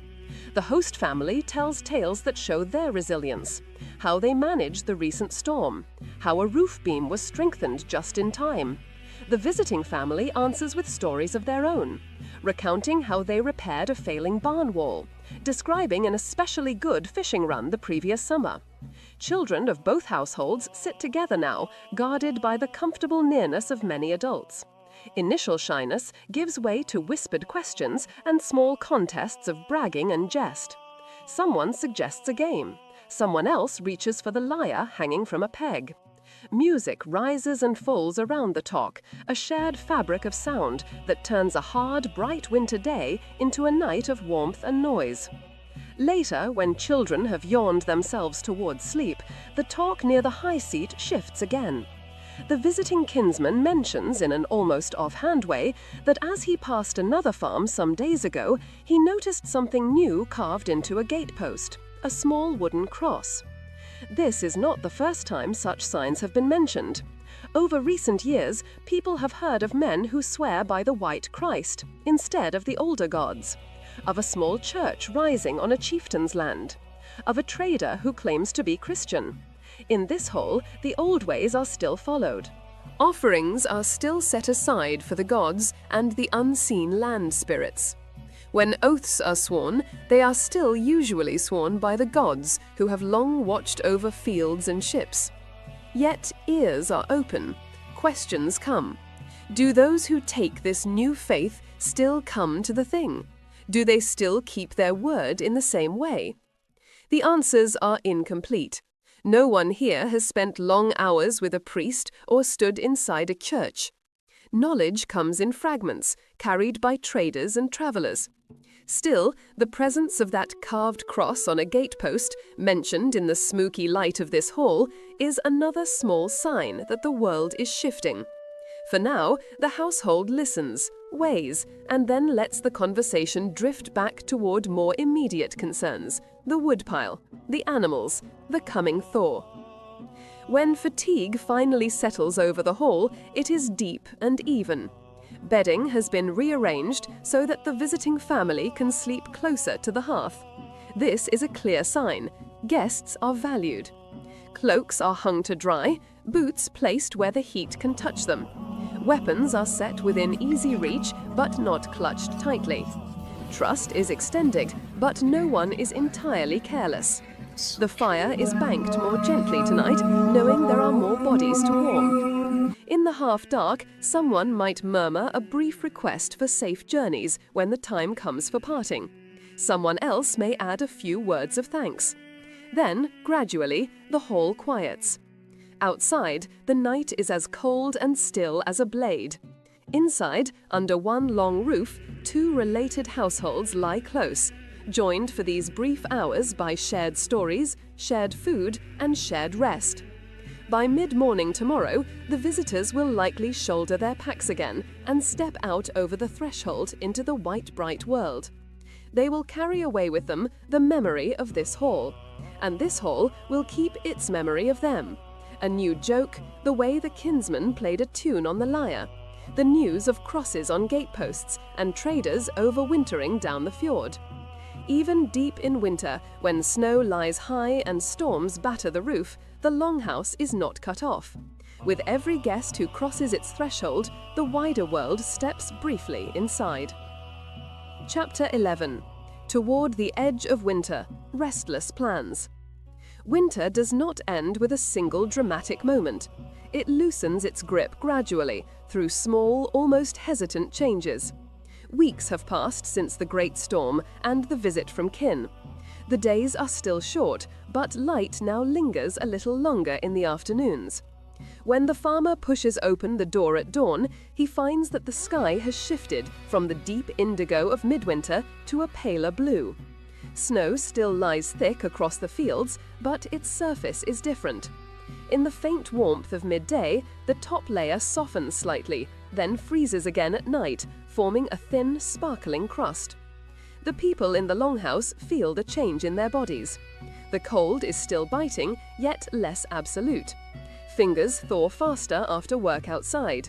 The air carries a new smell, just a hint of wet earth from places where the snow has thinned over dark stones.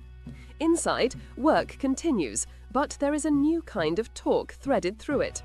Mentions of summer fields, of boats being tarred and caulked, of distant markets and assemblies. Down by the shoreline, a boat sleeps under winter protection. It rests on wooden rollers and a simple cradle of beams above the high tide line.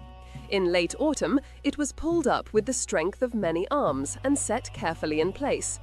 Now it lies hidden under a cover of woolen sailcloth and tarred leather, with an extra layer of brush and snow drifted over it. The hull is of overlapping planks, riveted with iron nails. Its lines are long and narrow, built to move swiftly through both fjord and open coastal waters. On a clear morning, the farmer and one of his older sons make their way down to check on it. They brush away some of the snow and run their hands along the cover, feeling for any sagging or weakness. They lift one edge of the covering, just enough to peer beneath. Dim light slips in, revealing the familiar curve of the hull. The scent of tar and old salt rises. The farmer checks the fastening of the strakes with experienced fingers. He notes where the wood will need fresh tar. He does not work on it now, the cold will not accept tar well, but he is making a list in his mind for the first day that is warm and dry enough. For his son, this visit to the boat is more than maintenance. It is a promise. Running a hand along the hull, he feels again the pitch and roll of waves remembered from last season. His thoughts stretch beyond the fjord to the open sea, to market harbours. They pull the cover back into place and walk homeward. Still, the visit has done its work. The idea of future journeys has been brought closer to the fire-lit halls of winter. Back in the longhouse, the approach of spring is felt not only in the air, but in numbers. Sitting near the hearth with a wooden tally stick, the farmer and his wife review their stores and the demands of the coming year. They speak in low voices. They count the number of cattle that must be fed until the first good grazing, the number of sheep, the amount of hay left, whether they can afford to keep all young animals or whether some must be culled for meat before winter fully ends. They consider the seed grain set aside, barley and oats that must not be touched. Those seeds are the next harvest embodied. To eat them now is to risk hunger later. They calculate what kind of surplus, if any, they will have once the new growth comes. Dried fish and stored meat might be traded. Wool and woven cloth might be bartered. The tally stick, marked with deliberate cuts along its length, holds these decisions in wood. Each notch is a memory externalized. As the tallying ends, talk turns again to the regional assembly, the spring thing. It is not yet certain when the thing will be called. Weather, local custom, and the decisions of powerful men all play a role. Still, people begin to plan who might travel, who will stay to tend the farm, and what matters should be brought before the gathering. In this hall, there are a few small disputes simmering. A boundary marker between this farm and another has long been agreed, but a recent landslide has shifted the shape of the hillside. It is not clear anymore whether a small patch of useful pasture lies within one holding or the other. For now, the farmers involved have chosen to share its use. But if either side feels wronged in years to come, memories of this winter's conversation may be brought up. There is also the matter of a young man's accidental injury. In the autumn, during cooperative work repairing a shared path, one neighbor's careless swing with an axe struck another's leg. The wound has healed, but not without pain and cost. Compensation has already been partly arranged: help with harvest, a share in firewood, perhaps a small animal given. Yet proper procedure matters. At the thing, these agreements can be affirmed before witnesses. Around the hearth, as wool is spun and tools are mended, the older members retell past stories of things. They recall a summer when a bitter dispute over grazing rights nearly led to bloodshed, only to be settled at the last moment. They remember how one man, who refused to accept the verdict, was later shunned. These stories are not distant legends. They are practical lessons in how to live within a community where law is spoken, remembered, and enacted in public.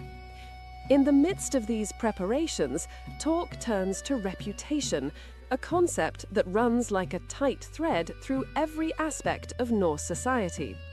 The farmer speaks to his oldest son, who may soon attend his first thing. He explains that at assemblies, people watch not just what is said, but who says it and how they stand. He tells him that a man who speaks rarely but wisely may carry more weight than one who shouts constantly.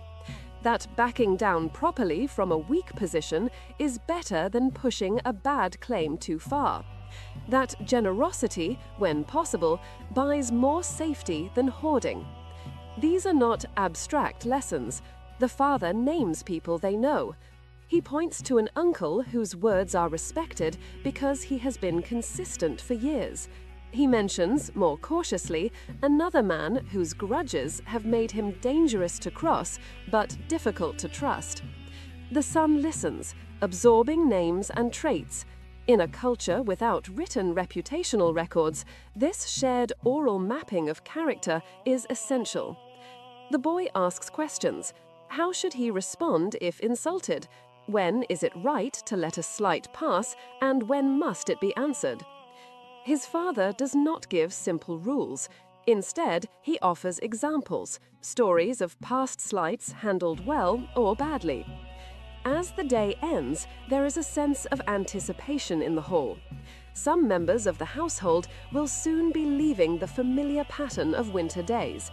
They will take boats or sleds, follow river valleys or coastal paths, and stand among many others. Yet tonight, the usual routines hold. The evening meal is shared, the smoke coils up toward the roof, children drift towards sleep as stories are told, some now featuring assemblies and distant journeys.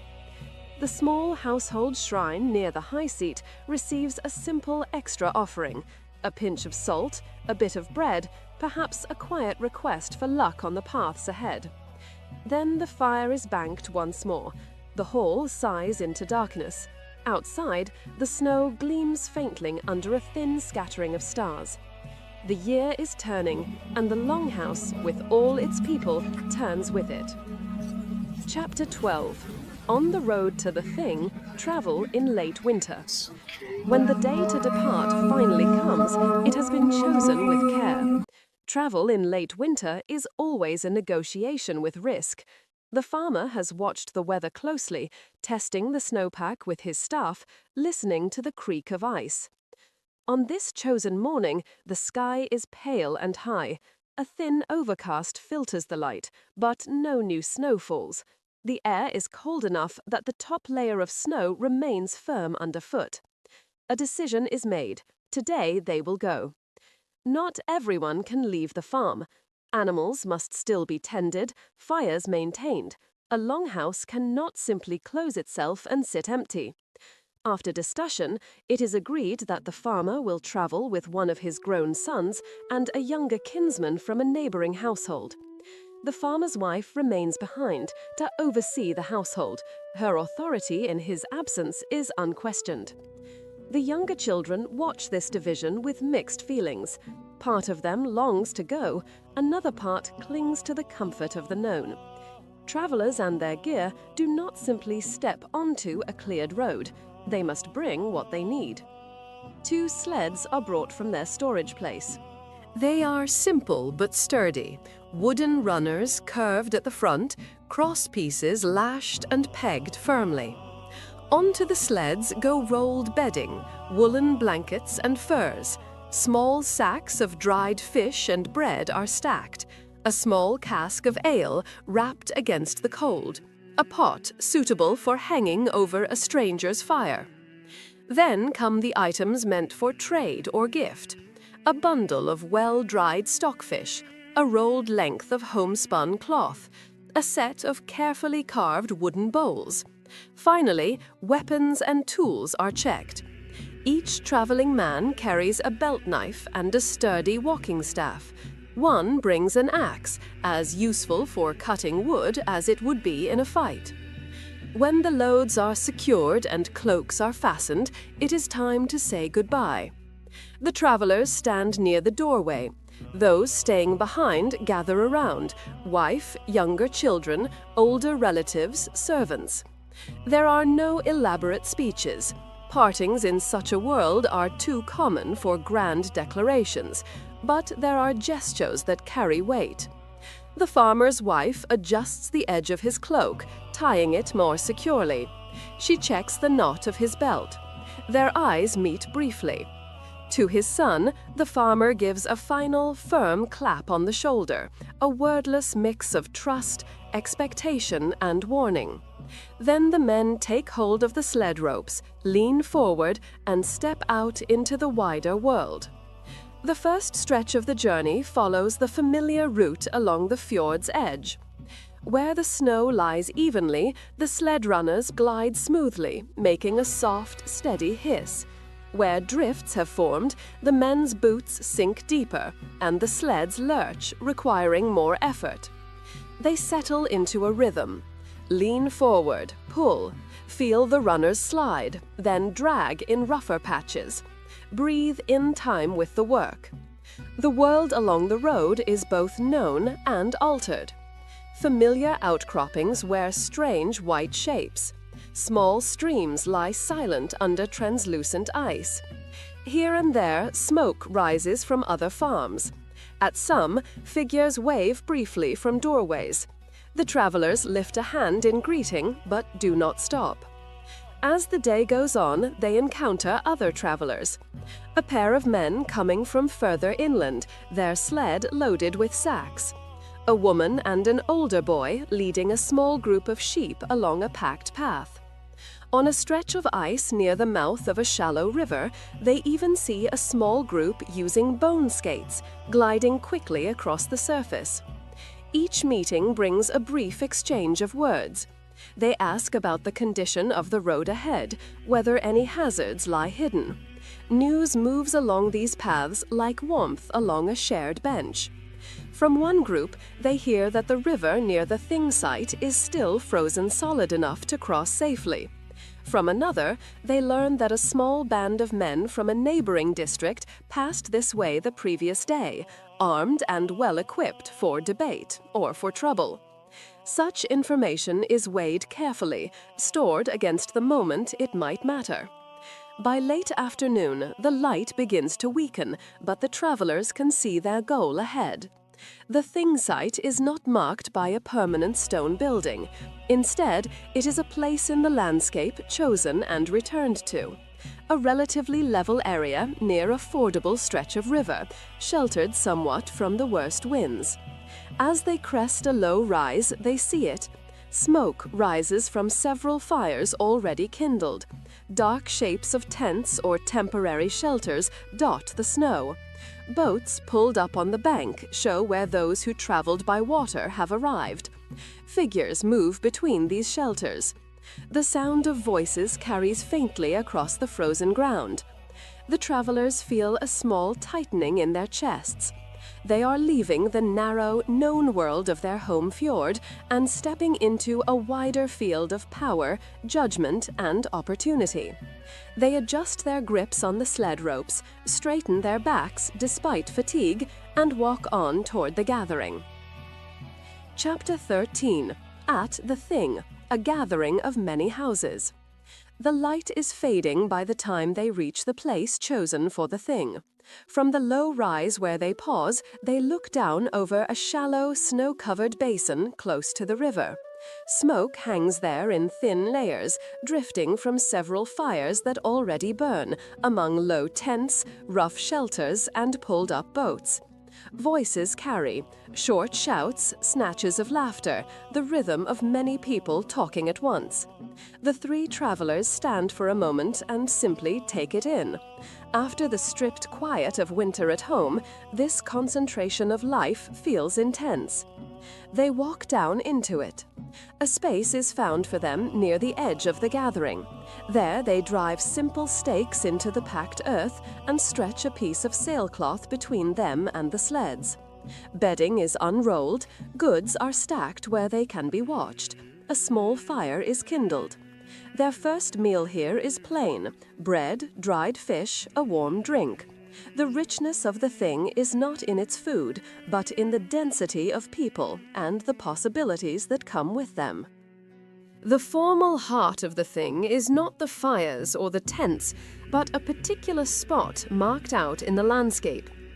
The next morning, the farmer and his companions make their way toward it with the others. It might be a slight mound or a stone outcrop, or simply an area ringed off by agreement. Whatever its exact form, everyone knows here is where the law speaker will stand. Men and a few women gather in a rough circle. Those of higher status or stronger voice stand closer, others cluster behind. When the time is right, the law speaker steps forward. He raises his hand and calls for quiet. The murmuring fades. Then he begins to recite. Not all of the law, not in one day, but a chosen portion, perhaps rules about land and boundaries, or about injury and compensation. The phrases come in set patterns, shaped to be remembered and recognized. Those listening nod at familiar parts. Young ones listen with sharp attention. One day, they too will need to remember these words. After the recitation, the thing turns to specific cases. The farmer and his companions watch as men step forward to speak.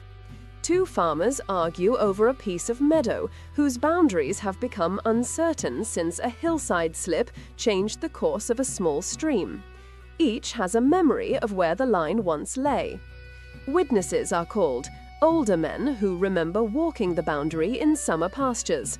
They speak, sometimes hesitantly, sometimes firmly.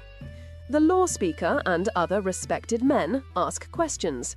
Was a stone placed? Was a certain rock or tree once named as a marker? Slowly, a picture forms. A compromise is suggested. A shared use, perhaps, combined with small compensation. The parties are not entirely pleased, but they see the sense in it. Oaths are taken. Hands are shaken. The crowd murmurs its approval. In another case, a man who accidentally injured another during joint work stands before the assembly to confirm what has already been done. He has given firewood, helped with harvest, and is prepared to offer a portion of meat or an animal. The injured man's kin state publicly that they consider the matter settled.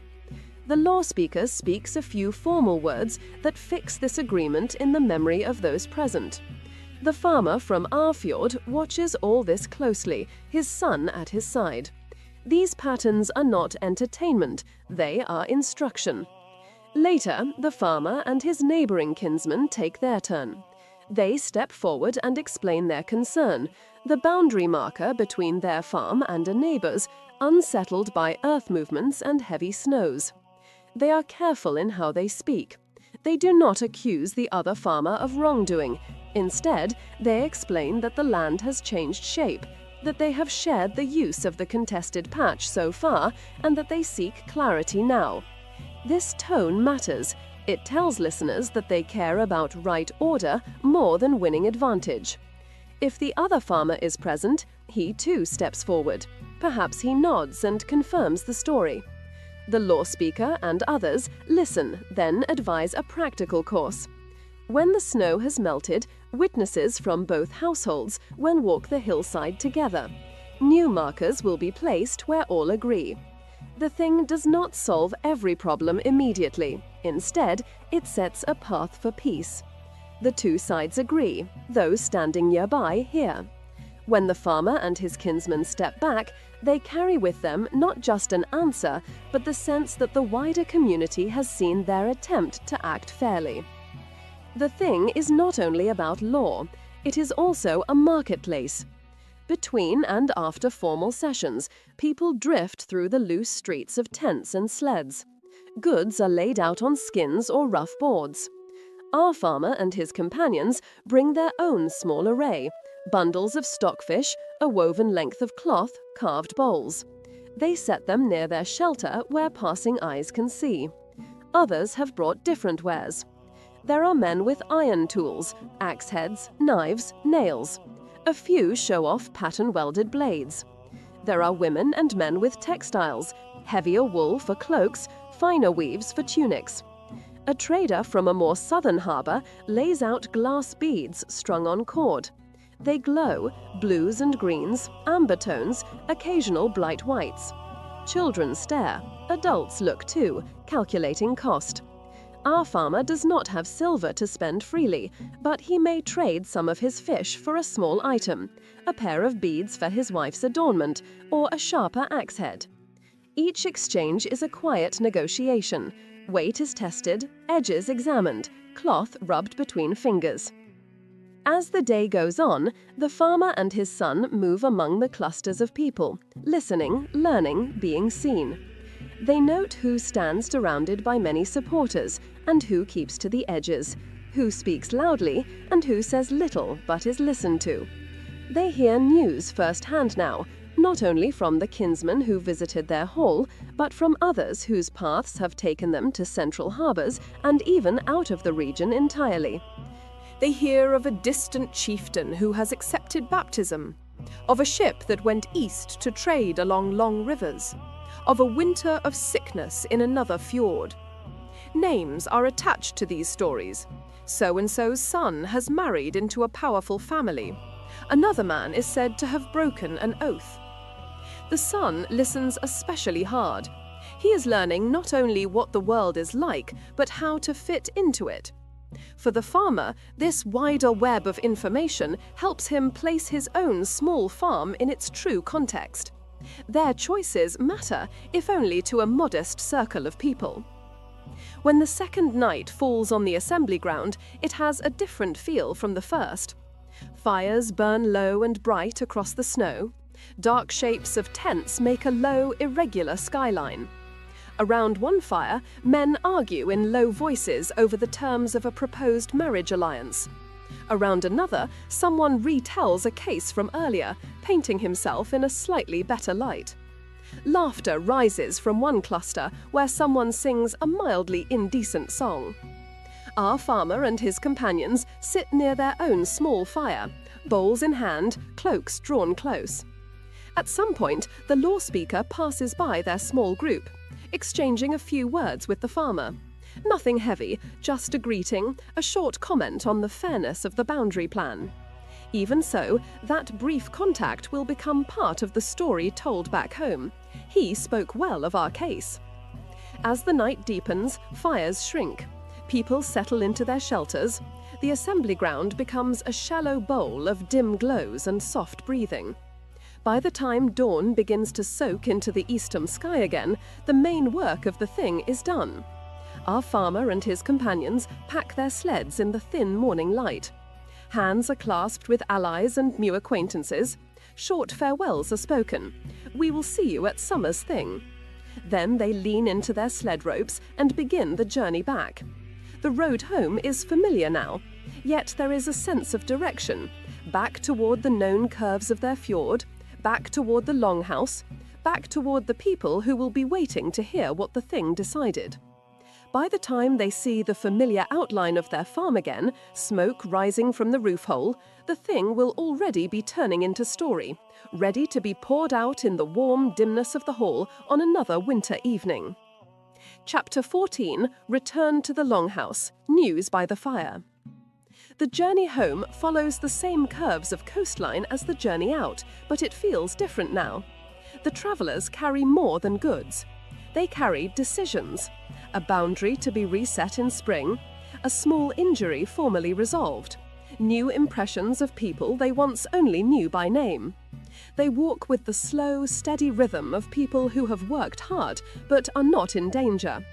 When at last they round the final bend and see their own farm, a dark longhouse under its strip of turf and snow, thin smoke rising, they feel a small lift inside. Word runs ahead of them, children at the doorway shouting, the dog barking. By the time the travellers reach the cleared path, people are waiting. The farmer's wife, younger children, older kin, servants. There are no embraces thrown wildly. Gestures are smaller, but no less real. A cloak is taken and shaken free of frost. A sled rope is lifted from a tired hand. Someone laughs softly when they see that everyone is sound and whole. They pass inside, ducking through the low doorway back into the warm dimness of the hall. At first, there is only the practical business of arrival. Boots are pulled off, cloaks are hung, fingers are stretched out toward the fire. Bowls of hot food are placed in travel-calloused hands. Only then does the farmer give the first short version of the trip. Yes, the river ice held. Yes, many were there. Yes, our cases went fairly. He sketches in a few lines. The law speaker's recitation, the boundary plan agreed, the confirmation of compensation for the old injury. For now, the main thing is clear. They went, they did what needed doing, they came back. Later, the sleds are fully unpacked. A few new objects emerge, a small iron tool, a pair of glass beads that catch the firelight, a slightly finer knife than the son carried before. Each item has a story attached, and when hands have settled into the rhythm of evening tasks, those stories emerge in fuller form. The farmer tells how he weighed fish against the trader's price. He describes a face or a voice from another district. The son adds his own details. How many fires there were, the sound of many men coughing in the cold evening air, the way the law speaker's voice carried. The younger children listen with shining eyes. The older ones listen more soberly, gauging what all this means for their household. In the following days, the results of the thing sink in. The agreement about the hillside boundary is repeated several times. How witnesses will walk the land when snow has gone. How stones will be set where all can see. The confirmation of compensation for the old injury. For now, the main thing is clear. They went, they did what needed doing, they came back. Later, the sleds are fully unpacked. A few new objects emerge, a small iron tool, a pair of glass beads that catch the firelight, a slightly finer knife than the son carried before. Each item has a story attached, and when hands have settled into the rhythm of evening tasks, those stories emerge in fuller form. The farmer tells how he weighed fish against the trader's price. He describes a face or a voice from another district. The son adds his own details. How many fires there were, the sound of many men coughing in the cold evening air, the way the law speaker's voice carried. The younger children listen with shining eyes. The older ones listen more soberly, gauging what all this means for their household. In the following days, the results of the thing sink in. The agreement about the hillside boundary is repeated several times. How witnesses will walk the land when snow has gone. How stones will be set where all can see. The story of the injury case is also told. Most of all, people listen for hints of how their farmer himself was seen. That was spoken of as fair, an older kinsman might remark.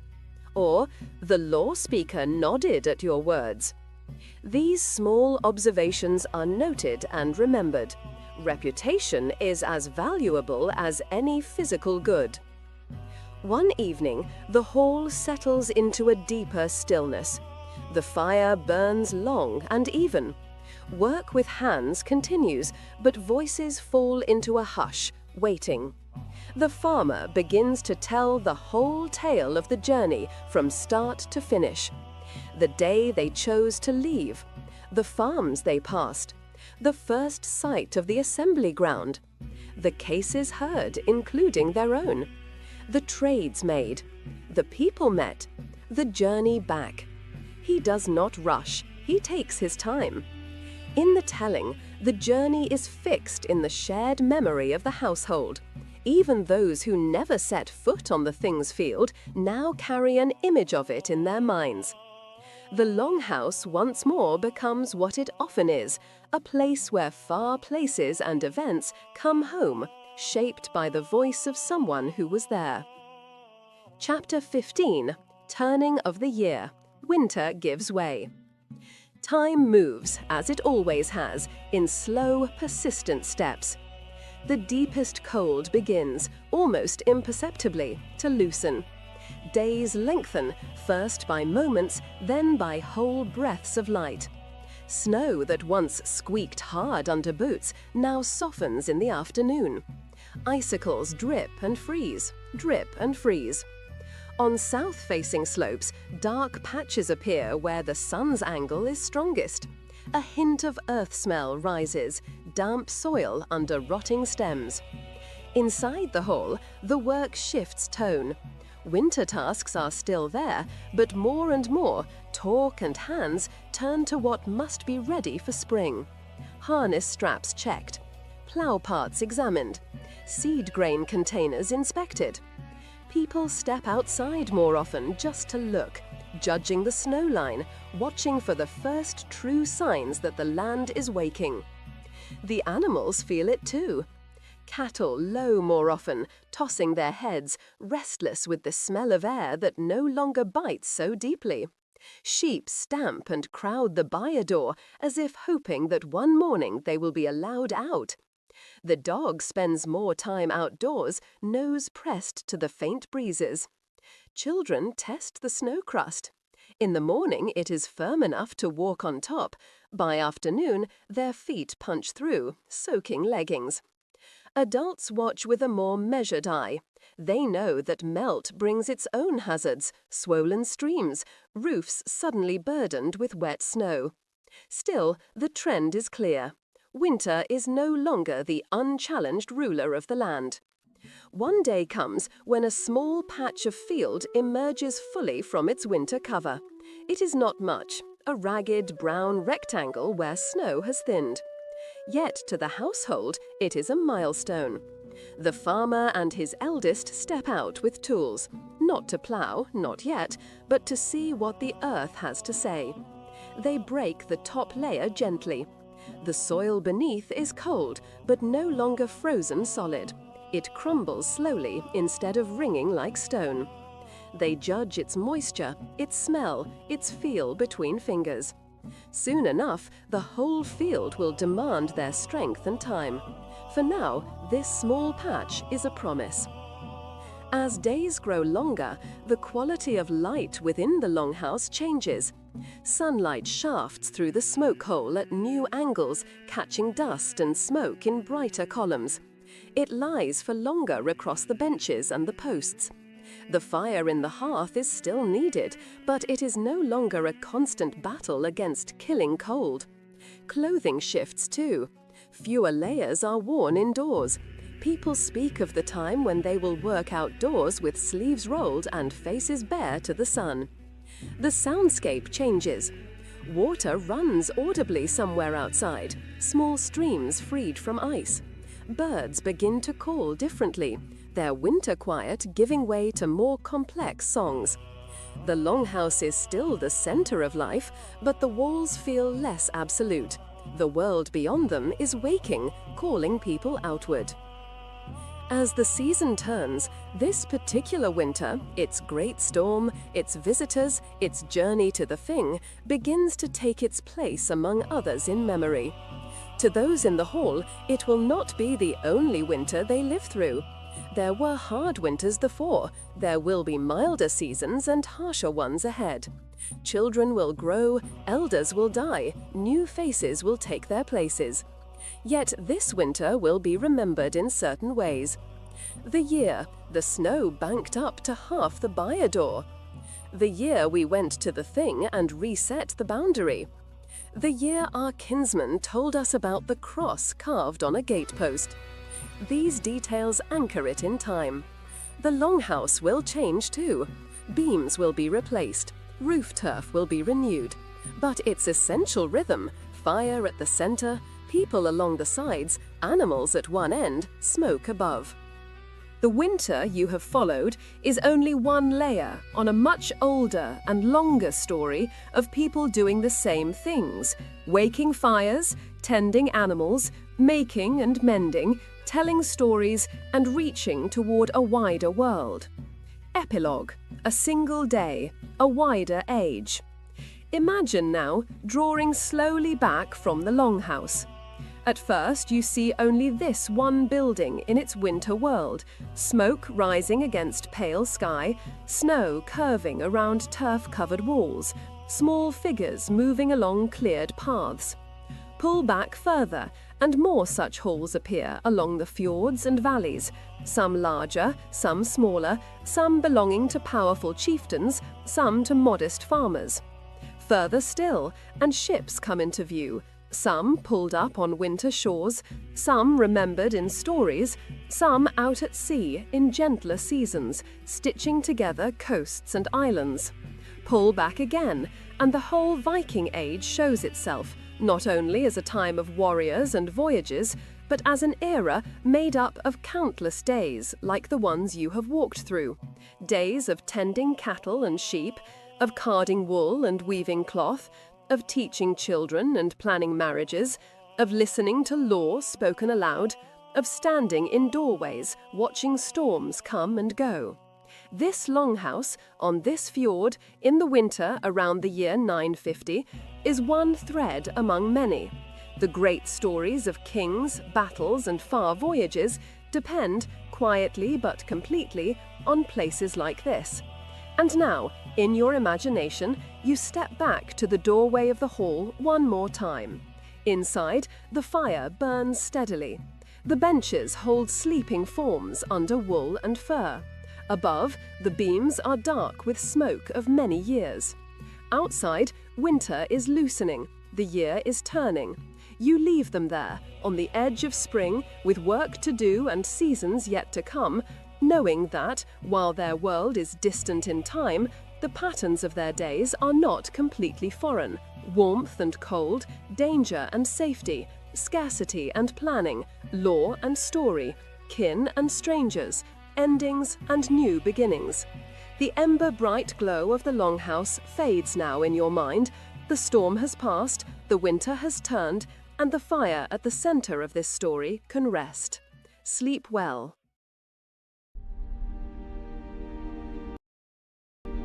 Welcome to the Whispering Tome. Welcome to ancient China, specifically the tumultuous era known as the Warring States period, or Zhongguo in Chinese, spanning from 475 BCE to 221 BCE. This was one of the most transformative and violent epochs in Chinese history, a time when 7 major states fought ceaselessly for supremacy over what would eventually become a unified China. Between the years 535 and 286 BCE alone, historical records document 358 separate wars between these competing states. The landscape was one of constant military mobilization, strategic alliances that shifted like sand, and philosophical schools of thought that emerged to grapple with the chaos surrounding them. This was the age that produced Confucius, Mencius, Lao Tzu, and Sun Tzu, the legendary military strategist who wrote The Art of War. The 7 major powers dominating this period were Qi, Chu, Qin, Wei, Han, Yan, and Zhao, collectively known as the 7 Warring States, or Zhongguo Qixiang, literally meaning 7 hegemonals among the warring states. Each controlled vast territories and fielded armies that numbered in the hundreds of thousands.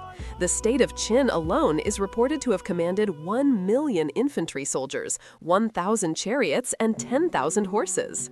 While modern scholars debate whether these numbers were exaggerated, they nonetheless illustrate the unprecedented scale of warfare during this period. But this script is not primarily about kings, emperors, or famous generals. Instead, we will follow someone far more representative of the period's military and social transformation, a member of the Shi class, the warrior scholars who formed the backbone of warring state society and military organization. Who were the Shi? The Shi, pronounced Shi, represented one of the most fascinating social classes in ancient Chinese history. The character, Shi, originally depicted a warrior or knight, but by the Warring States period, it had evolved to a unique synthesis of martial prowess and scholarly cultivation that has no perfect parallel in Western history. Think of the Shi as similar to European knights in their social status and military function, yet simultaneously comparable to Western clergy in their expected scholarly achievements and moral authority. They were warrior scholars, men trained equally in the arts of war and the classics of literature, ritual, and philosophy. This dual identity was not seen as contradictory, but rather as complementary aspects of an idealized manhood. During the Western Zhou dynasty, which preceded this era, the Shi class operated within a rigid hereditary clan system. One's status as Shi was determined entirely by birth. However, the spring and autumn period, and especially the Warring States period, saw a revolutionary transformation. The definition of shi changed from being based on kinship and bloodline to being based on knowledge, expertise, training, and moral character. This shift was profound. For the first time in Chinese history, men could become shi not through noble birth, but through their own efforts in education and military training. Confucius himself, born into a shi family that had fallen on hard times, championed this meritocratic ideal. He famously opened his school to students from various social backgrounds, breaking the monopoly that the aristocracy had held on education. The philosopher Mencius further refined the understanding of the shi class, dividing them into 3 hierarchical ranks: shi of the first degree, second degree, and third degree. This created a system of 6 official grades when combined with the positions of emperor, minister, and counselor above them. The Military Revolution. The Warring States period witnessed a complete transformation in Chinese warfare. Gone were the days when aristocratic chariot warfare dominated the battlefield, with noble warriors engaging in ritualized combat governed by codes of chivalry. The new warfare was brutal, pragmatic, and conducted on a scale previously unimaginable. The introduction of iron weapons revolutionized combat. Iron swords, measuring 80 to 100 centimeters in length, began appearing in the states of Chu, Han, and Yan during the mid-Warring States period. These iron blades were far superior to the bronze weapons of earlier eras. By the end of the 3rd century BCE, Chinese metalworkers had mastered the technique of producing quench-hardened steel swords, relegating bronze weapons to purely ceremonial roles. The double-edged Jian sword became the weapon of choice for warriors who could afford such fine craftsmanship. States like Wu, Ye, and Chu in southern China became famous for their sword-making expertise. Legendary smiths like Ouyezi forged treasured swords with names like Zhanlu, the Black, and Yucheng, the Fishbelly, blades said to possess near magical properties. Equally important were polearms. The ge, or dagger axe, had been China's primary infantry weapon for centuries, consisting of a bronze blade mounted perpendicular to a shaft, measuring 0.9 to 1.8 meters long. But by the 4th century BCE, the ge evolved into the ji, or halberd, by adding a spearhead to create a more versatile weapon. The Qiang spear, ranging from 2.8 to 5.5 meters in length, became the king of battlefield weapons, dominating mass infantry formations.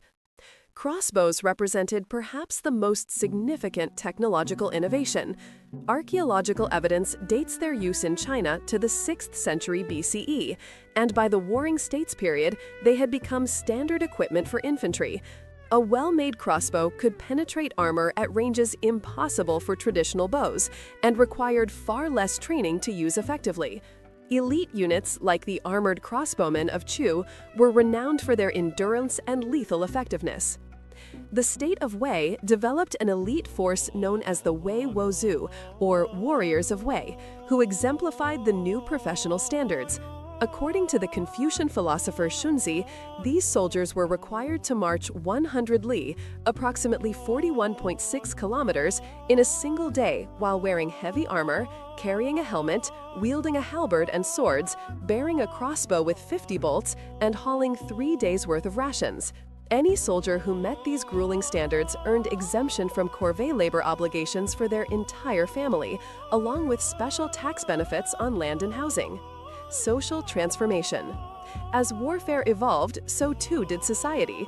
The old aristocratic order, where birth determined one's military and social standing, crumbled under the demands of constant warfare. States needed competent administrators, skilled tacticians, and trained soldiers, not merely well-born nobles who knew chariot rituals. This created unprecedented opportunities for talented individuals from the shi class and even below. The 4 lords of the Warring States, Lord Mengchang of Qi, Lord Pingwen of Zhao, Lord Xinling of Wei, and Lord Chunshen of Chu, all maintained large retinues of talented men regardless of their backgrounds. These retinues sometimes numbered in the thousands and included everyone from learned scholars and military tacticians to skilled thieves and assassins. One famous anecdote illustrates this perfectly. When Lord Mengcheng was imprisoned by the king of Qin, one of his retainers, a skilled thief, disguised himself as a dog, infiltrated the royal treasury, and stole back a valuable fox fur coat that Lord Mengcheng had gifted to the king. This coat was then given to the king's concubine in exchange for securing Lord Mengcheng's release. Later, when fleeing Qin territory, another retainer, who could perfectly imitate a rooster's crow, fooled the guards at Honggu Pass into opening the gates before dawn, allowing Lord Mengcheng's party to escape. Education became increasingly valued, a pathway to advancement. Schools proliferated, teaching not only military skills, but also literacy, mathematics, history, and philosophy. The 6 arts became the standard curriculum for aspiring Shi: ritual property, music, archery, chariot driving, calligraphy, and arithmetic. However, by the Middle Warring States period, chariot driving was declining in military importance, replaced by cavalry and infantry tactics. The 100 Schools of Thought. The chaos and suffering of the Warring States period sparked an unprecedented intellectual flowering known as the 100 Schools of Thought. Thinkers from diverse philosophical traditions debated fundamental questions about human nature, proper governance, moral behavior, and the path to peace. Confucianism, founded by Confucius and later elaborated by Mencius and Shunzi, emphasized moral self-cultivation, ritual property, filial piety, and governance through virtuous example rather than harsh laws. Confucians believed that if rulers and officials exemplified Ren, benevolence, and Li, ritual property, the common people would naturally follow their example and society would achieve harmony. Taoism, associated with Laozi and Zhuangzi, took a very different approach. Taoists advocated living simply in accordance with the Tao, the Way, which they understood as the natural patterns and rhythms of the universe. They were skeptical of Confucian rituals and moral teachings, arguing instead for Wu Wei, non-action or effortless action, allowing things to unfold naturally rather than forcing artificial order. Legalism, formulated by thinkers like Shang Yang and Han Feizi, represented the most radical departure from traditional thought. Legalists argued that human beings were inherently selfish and could only be governed through clearly codified laws backed by harsh punishments and generous rewards. They advocated for absolute state power, meritocratic promotion based solely on achievement in agriculture and warfare, and the suppression of useless pursuits like philosophy and literature. Muhism, founded by Mozi, preached a doctrine of universal love and opposition to aggressive warfare. Mohists were also brilliant engineers and developed sophisticated techniques for defensive warfare, hiring themselves out to states under attack. These competing philosophies profoundly influenced the Shi class. Many Shi studied under various teachers, absorbing elements from different schools.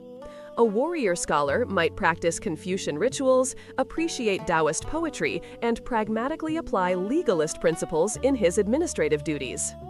Part 1. Dawn, the warrior's morning. Before sunrise, the hour of the tiger, 3 a.m. to 5 a.m. Our subject awakens in the pre-dawn darkness of the hour of the tiger, named for the time when these powerful predators were traditionally believed to prowl. His name is Li Zheng, a 32-year-old Shi warrior in service to the state of Zhao, stationed at a military garrison near the northern border, where Zhao frequently contends with raids from nomadic tribes and incursions from the rival state of Yan. Li Zheng's modest quarters reflect his middling rank within the Shi hierarchy. He is neither a high-ranking commander who enjoys the luxury of a private compound, nor a lowly conscripted foot soldier crowded into communal barracks. As a Shi of the second degree, he occupies a small but private room in the officers' quarters, its walls made of rammed earth covered with simple plaster, its floor packed dirt covered with woven mats. The room is sparsely furnished by modern standards, but represents comfortable living for its era. In one corner sits a low wooden platform that serves as his bed, covered with layers of hemp cloth stuffed with dried grass to create a mattress. A single cotton-stuffed quilt provides warmth against the chill of early morning. Cotton, recently introduced to northern China from the western regions, remains expensive, and Li Zheng's possession of a cotton quilt marks him as a man of some means. Against the opposite wall stands a simple wooden chest containing his clothing, personal effects, and writing materials. Hanging on wooden pegs are his armor, helmet, and weapons, positioned so that he can don them quickly in case of emergency. A small clay oil lamp sits on a low table, its wick burning weakly with vegetable oil, providing barely enough light to see by. Li Zheng's internal clock, trained through years of military discipline and regulated by the garrison's drumbeats, awakens him without need for external prompting.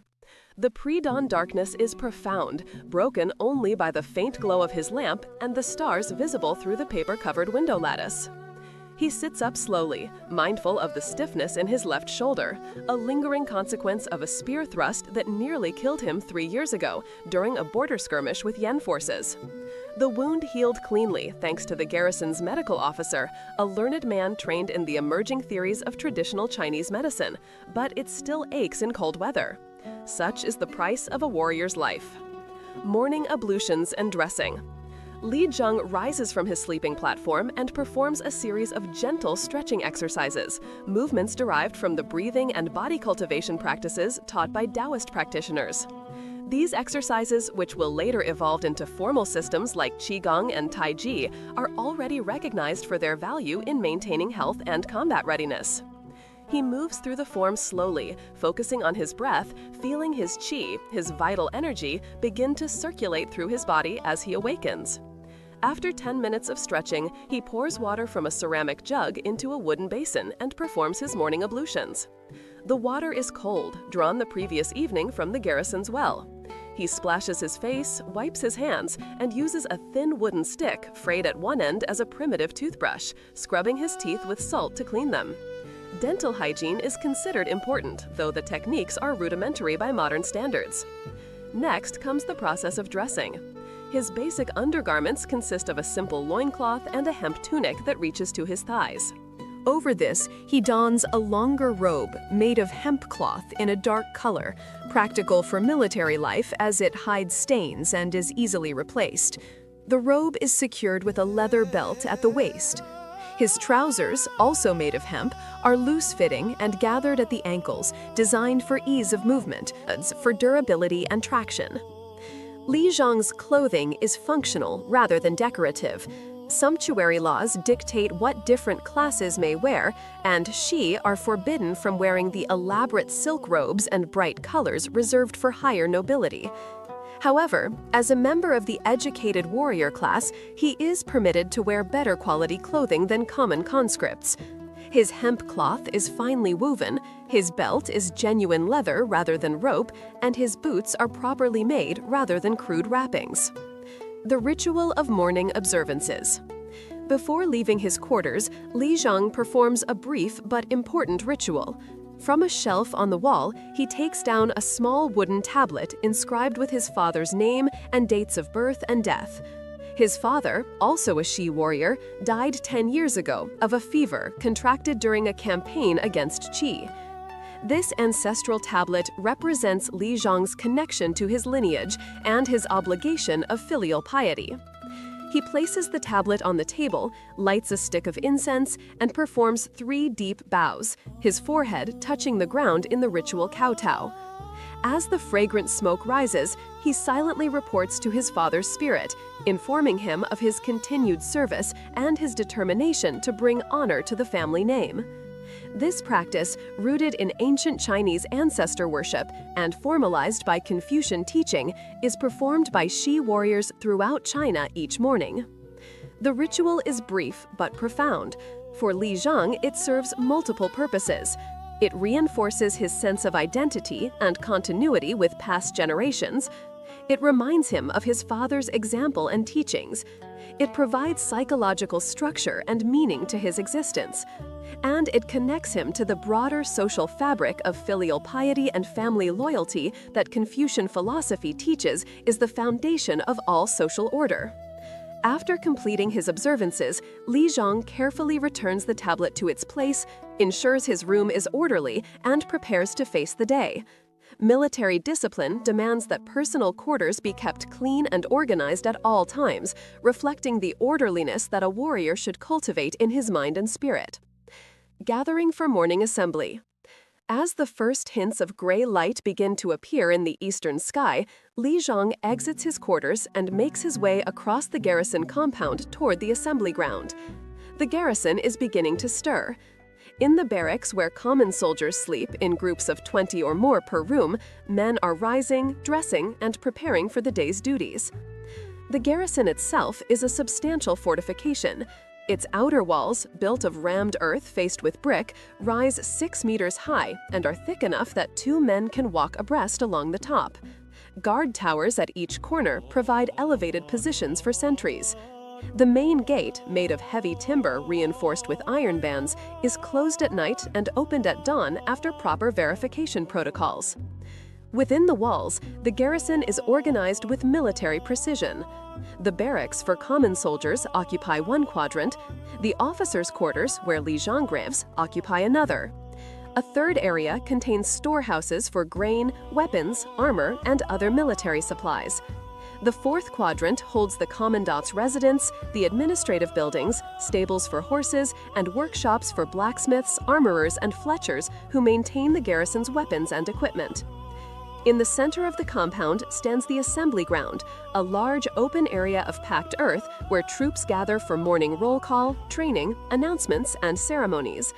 A raised platform at one end provides a place for officers to address the assembled men. As Li Zhang arrives, several hundred soldiers are already forming up in their designated units. The organization follows the decimal system standardized across most warring states' militaries. 5 men form a basic squad called a wu. 2 wu form a shi of 10 men. 5 shi form a platoon of 50 called a liang. 2 liang form a 100-man company called a zhu. 5 zhu form a battalion of 500, and so on through larger formations. Li Zhang's position is as a squad leader for a zhu of 100 men, specifically commanding 5 shi of 50 crossbowmen.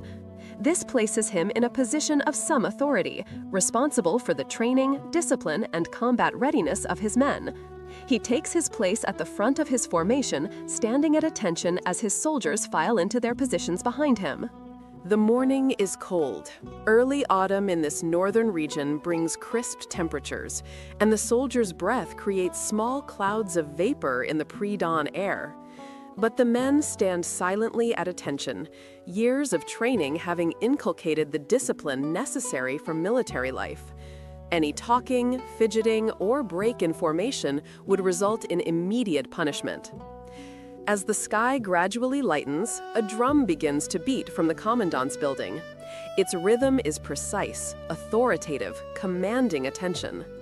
At the sound of the drum, all movement in the garrison ceases. Even soldiers still making their way to assembly double their pace to reach their formations before the final beats. The commandant's morning address. The garrison commandant, a grizzled veteran in his 50s named Zhao Kuo, emerges from his residence and strides toward the platform. Despite his age, he moves with the confidence and physical presence of a lifelong warrior. He wears armor even for this routine morning assembly, a practice he maintains to remind both himself and his men that they are always on a war footing. Zhao Kuo ascends the platform and surveys the assembled troops with the practiced eye of an experienced commander. He sees approximately 800 men under arms, divided into their respective units: infantry with spears and shields, crossbowmen, cavalry, and a small unit of elite armored soldiers. The garrison is not at full strength. A significant detachment is currently on patrol along the border, and another group is escorting a supply convoy. This is normal for frontier garrisons, which must maintain constant vigilance against both external threats and internal unrest. The commandant begins his address in a voice trained to carry across the assembly ground without shouting. This is another aspect of the warrior's training, learning to project one's voice with authority and clarity. Officers and soldiers of Zhao, the hour of the rabbit approaches, and with it the duties of another day. You stand here as guardians of our state's northern border, the shield that protects our people from those who would do them harm. Yesterday's patrols reported signs of nomadic horsemen 20 li to the northeast. Whether they are raiders or merely hunters remains unclear, but we will maintain heightened vigilance. He continues, outlining the day's duty assignments. Certain units will conduct training exercises, others will perform maintenance on the walls and fortifications. Patrol schedules are announced. Soldiers assigned to gather firewood or forage for the garrison's horses are identified. Administrative tasks, from updating inventory records to inspecting weapons, are delegated to appropriate personnel. The state of Zhao faces threats from all directions, Zhao Kuo reminds them. To the south, Wei presses our borders. To the east, Qi schemes and plots. To the north, barbarian horsemen raid our settlements. We are few, but we are disciplined. We are trained. We are warriors of Zhao, and we will not fail in our duty. This kind of rhetoric is standard in military addresses throughout the Warring States period. Commanders constantly emphasize themes of loyalty to state, martial discipline, and the warrior's duty to protect the people. Such speeches serve to maintain morale and reinforce the ideological framework that gives meaning to the hardships of military life. The commandant concludes with a reminder of the rewards for faithful service. Those who distinguish themselves in combat will be promoted according to merit, and their families will receive land grants and tax exemptions. Those who show cowardice or flee from battle will face execution, and their families will suffer shame. This is the law of our state, established by the reforms of Duke Wuling. Do your duty, and prosperity awaits. Fail in your duty, and face the consequences. This reference to Duke Wuling and his reforms is significant. King Wuling of Zhao, who reigned from 325 to 299 BCE, implemented dramatic military reforms that transformed Zhao into a military power. Most famously, he adopted the military practices of nomadic peoples, including cavalry warfare and the wearing of trousers and shorter tunics rather than the traditional long robes of Chinese civilization. This Hu clothing reform was initially controversial, seen by conservatives as an abandonment of civilized values, but it proved militarily effective. After the commandant's address, the company commanders, battalion commanders, and other officers receive more detailed instructions. Li Zheng and his fellow squad leaders listen carefully as their company commander outlines the day's training schedule. The crossbowmen will spend the morning practicing shooting accuracy at various ranges. The afternoon will be devoted to maintenance of their weapons and equipment, followed by a forced march in full kit to maintain physical conditioning. Breaking fast. With morning assembly concluded and assignments given, the soldiers are dismissed to their morning meal. The garrison maintains a communal dining hall for common soldiers, while officers typically eat separately in a smaller facility or, in some cases, in their own quarters if they have servants to prepare food. Li Zheng makes his way to the officers' mess, a modest building with several low tables where she and higher-ranking officers take their meals. He is greeted by several fellow officers, men he has served alongside for years. They exchange brief morning pleasantries, inquiring about each other's health and family news, but the atmosphere is businesslike. This is not a social gathering, but a functional necessity. The morning meal is simple but sufficient. A servant brings a wooden bowl containing millet porridge, the staple food of northern China. The porridge is thick and warm, seasoned with a small amount of salt and some preserved vegetables. Alongside this is a small portion of steamed bread made from wheat flour, a sign that the garrison is reasonably well supplied, as wheat is considered more refined than millet. To drink, Li Zheng has hot water, served in a ceramic cup. Tea has been discovered and is gaining popularity among the educated classes, but it remains expensive, and the garrison does not provide it as standard rations. Officers who wish to drink tea must purchase it with their own funds. The food is plain but nutritious. Military dietitians of the era, operating on theories derived from traditional Chinese medical philosophy, understand the importance of maintaining soldiers' health through proper nutrition. The military treatise, Methods of the Sima, written during this period, discusses proper provisioning of troops, noting that soldiers should receive adequate grain rations, supplemented with vegetables and occasionally meat to maintain their strength. However, the reality often falls short of the ideal. Meat is expensive, and garrison budgets are limited. Common soldiers typically eat meat only on festival days or after successful military campaigns when captured livestock can supplement rations. Officers like Li Zheng fare somewhat better, receiving occasional small portions of pork or mutton, but even they cannot expect meat daily. As Li Zheng eats, he listens to the conversation around him. Two officers are discussing reports from the capital of Zhao, the city of Handan. Political intrigue is a constant concern. Rival factions at court compete for the king's favor, and their conflicts ripple outward to affect provincial garrisons like this one. Patronage networks determine promotions, assignments, and resource allocations. Another officer mentions recent philosophical debates he has heard about. A traveling scholar, claiming to follow the teachings of Mozi, recently passed through a nearby town, arguing that aggressive warfare is immoral and that states should focus only on defense. This Mohist preaching is controversial in military circles. Some officers find the emphasis on defensive tactics interesting from a technical standpoint, even if they reject the moral absolutism. Others see it as dangerously naive in an era where conquest is the path to survival and power. Li Zheng listens but says little. He has learned that speaking too freely about philosophy or politics can create problems. In his younger years, he studied under a Confucian teacher and absorbed ideas about virtuous governance and the importance of ritual propriety. But he also serves a state that increasingly embraces legalist principles, rewarding military achievement and agricultural productivity while suppressing other forms of scholarship. Navigating between these competing ideologies requires discretion. The meal concludes quickly. Officers in a military garrison do not linger over food. As soon as he finishes eating, Li Zheng returns his bowl and cup to the servants who manage the mess hall, then heads out to begin his day's duties. Conversations among warriors. Have you heard the latest from the southern border? Chen Hu, the cavalry officer, asks as he sets down his cup. A messenger arrived yesterday.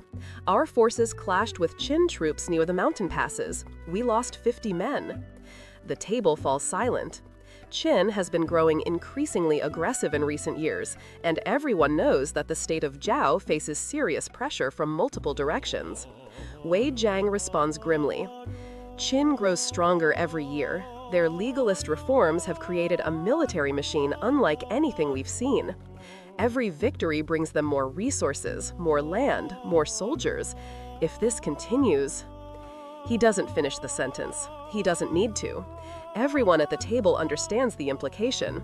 In an era of constant warfare, states that fail to keep pace militarily simply cease to exist, absorbed by their stronger neighbors. Chen Hu steers the conversation in a different direction. My cavalry squadron needs new horses. The mounts we received last year are adequate for patrolling, but they lack the speed and endurance we would need in a sustained campaign. I've requested permission to purchase better stock from the northern tribes, but the garrison budget is stretched thin. This touches on a critical issue for Chinese states during the Warring States period, the horse problem. Native Chinese horses, bred from herds on the northeastern plains, tend to be small, sturdy animals well suited for agricultural work but inferior for military purposes compared to the larger, faster breeds possessed by nomadic peoples. King Wuling of Zhao had recognized this reality decades earlier when he implemented his famous Hu clothing reforms around 307 BCE, adopting nomadic cavalry tactics and even requiring his soldiers to wear trousers and shorter tunics in the style of the northern barbarians. This was controversial at the time, seen by conservatives as abandoning civilized Chinese customs, but it proved militarily effective. Cavalry could serve as scouts, raiders, disrupt enemy formations, and make sudden strikes at unexpected places, providing tactical flexibility that chariots could not match. Dong Ming, the infantry commander, interjects with his own concerns. Cavalry is useful, but infantry remains the backbone of any army. My men need better armor. Too many are still wearing leather or padded cloth protection. If we face Qin's armored infantry again, we'll be at a severe disadvantage. The conversation reflects the realities of military life during this period. Officers constantly grapple with resource limitations, equipment shortages, and the pressure to maintain combat readiness against multiple threats. The decentralized nature of Chinese states means that individual garrisons must often be self-sufficient, unable to rely on rapid reinforcement from central authorities. Li Zhang finally speaks up. The crossbow gives us an advantage at range. If we can maintain disciplined formations and use our missile troops effectively, we can inflict casualties on enemy forces before they close to melee range. But this requires training, which requires time, which we often lack when recruits arrive just weeks before being thrown into battle. This observation highlights another challenge: the constant demand for manpower. Warring states' armies numbered in the hundreds of thousands, far larger than in previous eras. Before 500 BCE, Chinese field armies numbered in the tens of thousands, but by 300 BCE, armies regularly included up to a couple of 100,000 drafted soldiers. Maintaining such forces required constant recruitment and rapid training of peasant conscripts, who often lacked the years of martial cultivation that characterized the traditional Shi warrior class. The meal ends, and the officers disperse to their afternoon duties, each carrying the weight of their responsibilities and the knowledge that war could come at any moment. Part 2. Morning, Training and Discipline. The Martial Courtyard, Weapons Training. The morning sun has fully risen by the time Li Zhang reaches the garrison's main training ground. This expansive area, located within the protective walls of the fort, serves as the primary space for martial instruction and physical conditioning. The ground has been packed hard through years of use, its surface deliberately kept level and free of vegetation to provide stable footing for combat training. Along one side of the training ground stands the weapons rack, a long wooden structure holding dozens of practice weapons. These include wooden mock swords and daggers for close combat training, practice spears with blunted tips, training staffs, and special practice crossbows designed to shoot blunted bolts that can hit targets or even sparring partners without causing serious injury. Li Zhang's specific responsibility this morning is to oversee the crossbow training of his 50-man unit. The crossbow, or nu in Chinese, has revolutionized warfare during the Warring States period. Unlike the composite bow, which requires years of training to use effectively and tremendous physical strength to draw, the crossbow can be mastered relatively quickly. A peasant conscript can be trained to acceptable competency with a crossbow in a matter of weeks, though true mastery takes much longer. His soldiers are already assembled when he arrives, standing in formation. They represent a cross-section of Zhao society. Some are hereditary soldiers from military families, following in their father's footsteps. Others are recently recruited peasants, drafted into service as the demands of constant warfare require ever larger armies. A few are men who volunteered for military service, seeking adventure, advancement, or escape from their previous lives. Li Zhang begins the training session with inspection. He walks slowly along the ranks, examining each soldier's equipment. This is not mere formality, but essential military discipline. He checks that each man has his assigned crossbow in proper working condition. He examines the triggers, ensuring they release smoothly.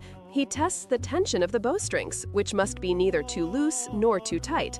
He inspects the stocks for cracks or damage that could cause catastrophic failure in combat. He also checks the soldiers' bolts, the ammunition for crossbows. Each man carries a quiver containing 50 bolts, the standard loadout for a crossbowman.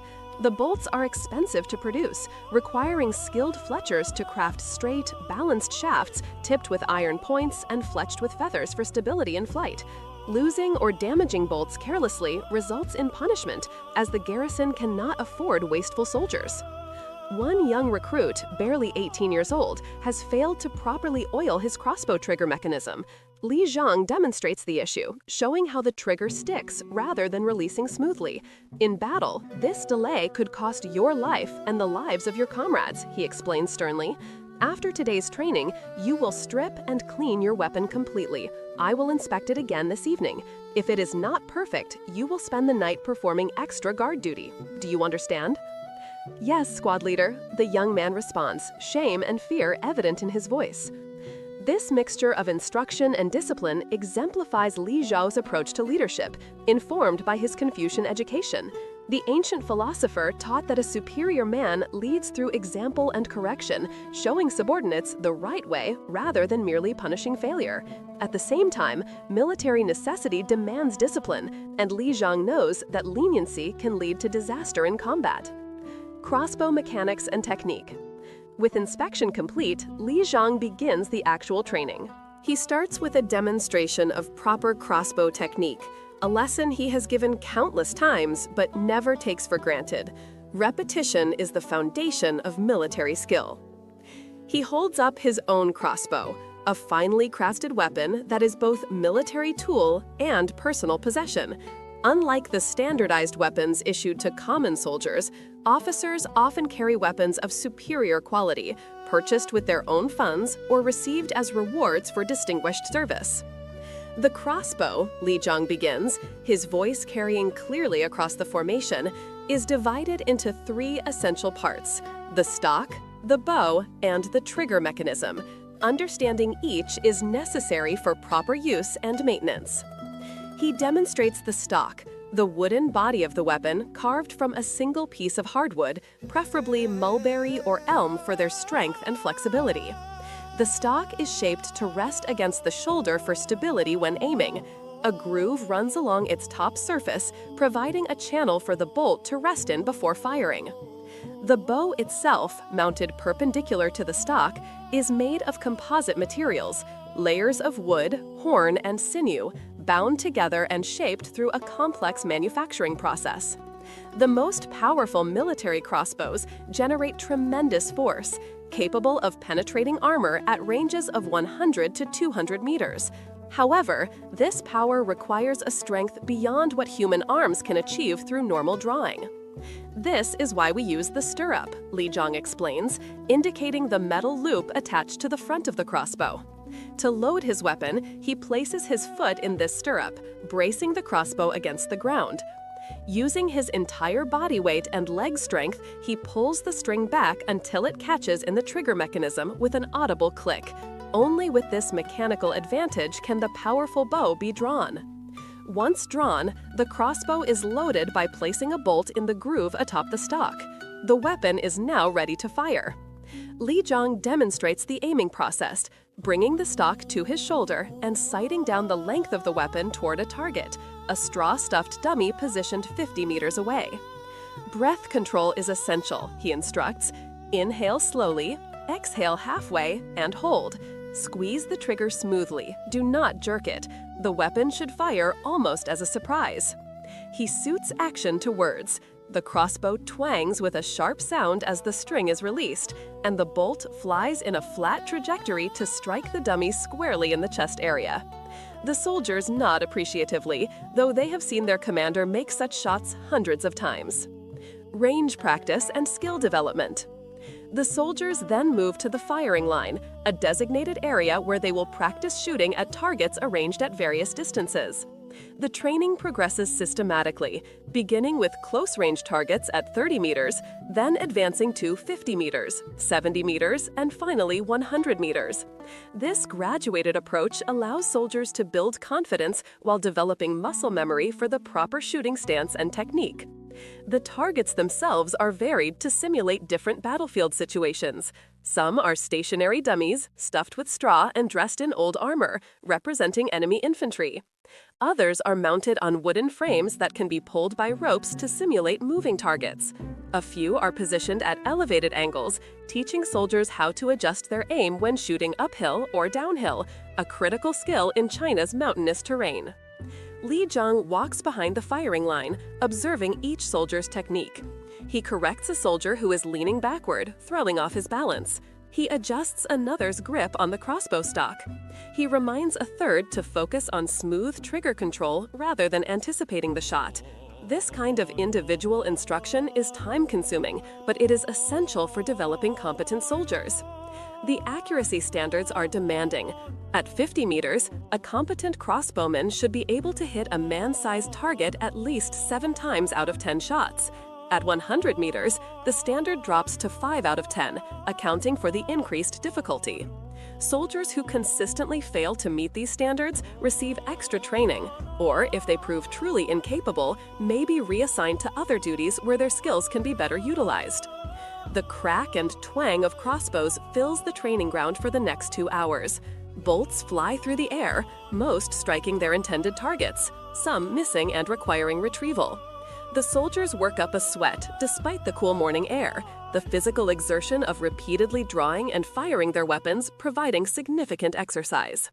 Modern people often underestimate the physical demands of pre-modern warfare. Drawing a military crossbow, even with the stirrup mechanism, requires considerable leg and back strength. Doing this repeatedly for hours builds muscular endurance. Holding the weapon steady while aiming exercises the shoulders and arms. The weight of armor, weapons, and equipment during actual combat adds another layer of physical challenge. Between shooting exercises, Li Zhang has his men practice loading speed. In battle, the rate of fire can be as important as accuracy. A crossbowman who can load and fire 6 times while his enemy loads and fires 4 times has a significant advantage. The soldiers drill on the loading sequence: foot in stirrup, draw string, place bolt, shoulder weapon, aim, fire. Repeat, repeat, repeat. The fastest soldiers in Li Zhang's unit can complete this cycle in approximately 15 to 20 seconds. This may seem slow compared to modern weapons, but in the context of ancient warfare, it represents formidable firepower. A unit of 50 crossbowmen firing in volleys can rain 250 bolts onto an enemy formation in less than 2 minutes, creating devastating casualties before close combat even begins. Understanding crossbow tactics and formation fighting. As the morning progresses, Li Zhang transitions from individual shooting practice to unit tactics. The soldiers are arranged in a formation of 5 ranks, 10 men per rank. This formation reflects the standard tactical deployment for crossbow units throughout the Warring States period. The front rank will advance to the firing line. Li Zhang commands, "Load your weapons and prepare to fire on my command. All other ranks, observe." The 10 men in the front rank move forward, draw their crossbows, and load them. They sight on targets positioned 100 meters away, straw dummies representing an enemy infantry formation. First rank, fire. 10 crossbows discharge almost simultaneously. The volley sends bolts streaking toward the targets, most finding their marks. Even as these bolts fly, Li Zhang is already giving his next command. First rank, withdraw to reload. Second rank, advance and fire. The first rank soldiers quickly move backward while beginning the reload process. The second rank steps forward, already having drawn and loaded their weapons while the first rank was firing. They take aim and fire on command, maintaining continuous fire pressure on the enemy. This drill continues through all 5 ranks. By the time the 5th rank has fired, the first rank has completed reloading and is ready to step forward again. The result is a continuous volley system that maximizes sustained firepower while minimizing the vulnerability period when weapons are unloaded. This is how we survive on the battlefield, Li Zhang explains as the drill concludes.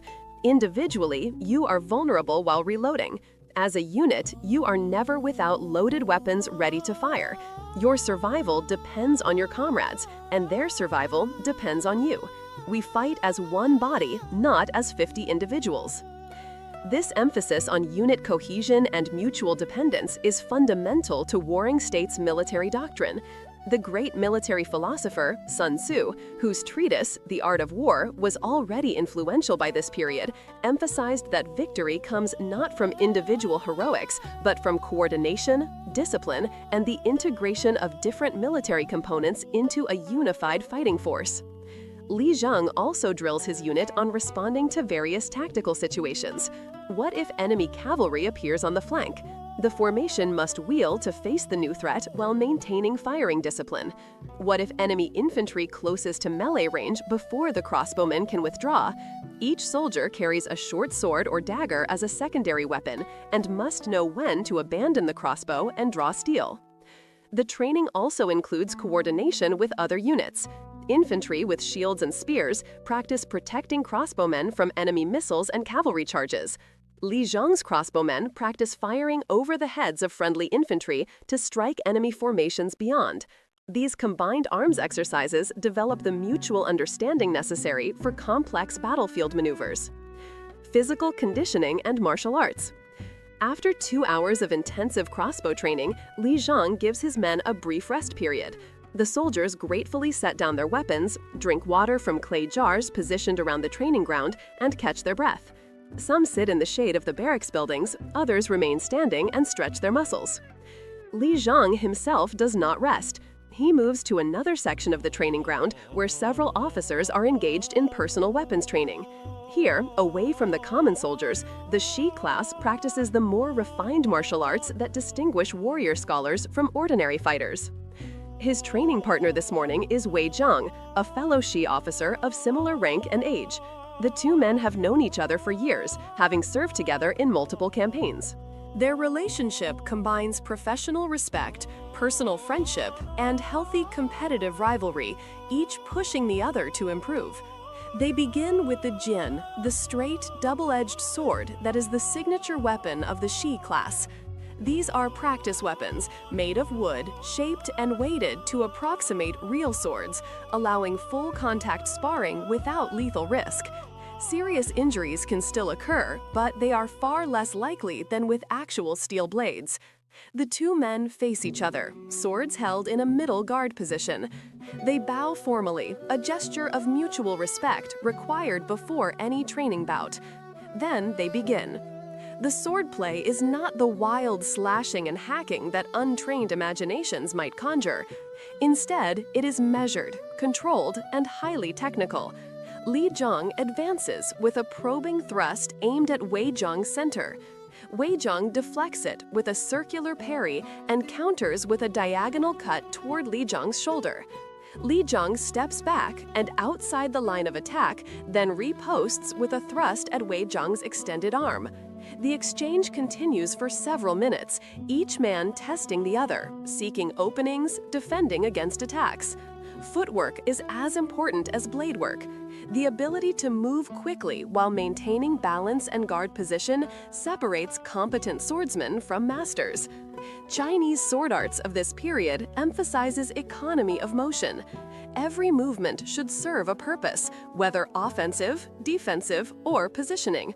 Wasted motion creates openings for the opponent to exploit. The principles are informed by both practical combat experience and philosophical concepts drawn from Taoist ideas about flowing like water and yielding to redirect force rather than opposing it directly. After several intense exchanges, Wei Zhang manages to land a light touch with his practice sword on Li Zhang's ribs. In a real fight, this would have been a potentially fatal wound. The two men separate, bow again, and discuss the sequence that led to the successful strike. "You overcommitted on your thrust," Wei Zhang observes. "Your weight shifted too far forward, and you couldn't recover quickly enough when I deflected and countered." Li Zhang nods, accepting the criticism. In training, ego has no place. The goal is improvement, not validation of one's existing skill. "You're right, I should have maintained better balance." Again? They resume sparring, this time with Li Zhang consciously focusing on his footwork and weight distribution. The bout continues for another 10 minutes before they take a break, both men breathing heavily from the exertion. The deeper philosophy of martial training. As Li Zhang rests and drinks water, he reflects on the deeper purpose of his martial training. For a Shi, military skills are not merely practical tools for combat. They are also paths of personal cultivation, means of developing character, discipline, and moral virtue. This concept, which will later be refined into the Japanese ideal of Bushido, the way of the warrior, already exists in embryonic form during the Warring States period. Confucian philosophy teaches that a complete education requires mastery of both Wen, civil or cultural attainments, and Wu, martial skills. The ideal Shi embodies both aspects harmoniously. Li Zhang's own teacher, Master Kang, a Confucian scholar he studied under before entering military service, emphasized this integration. A man who knows only books is a scholar, but he lacks the courage and vigor to act on his knowledge, Master Kang taught. A man who knows only fighting is a brute, dangerous and lacking in wisdom. But a man who cultivates both is a true gentleman, capable of both thought and action, both wisdom and courage. This philosophy manifests in practical ways. Li Zhang's daily training includes not only weapons practice, but also study. Each evening, when duties permit, he spends time reading classical texts, practicing calligraphy, or composing poetry. His quarters contain several books, expensive possessions that mark him as an educated man. These include copies of the Analects of Confucius, the Book of Songs, and a treatise on military strategy attributed to Sun Tzu himself. The integration of martial and literary cultivation serves multiple purposes.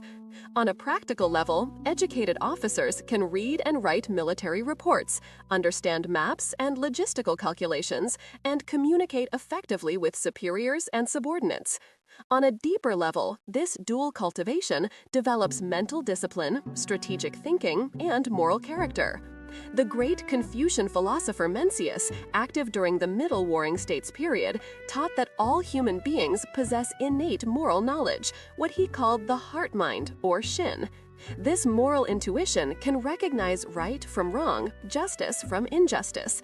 However, this innate knowledge must be cultivated through education, reflection, and practice.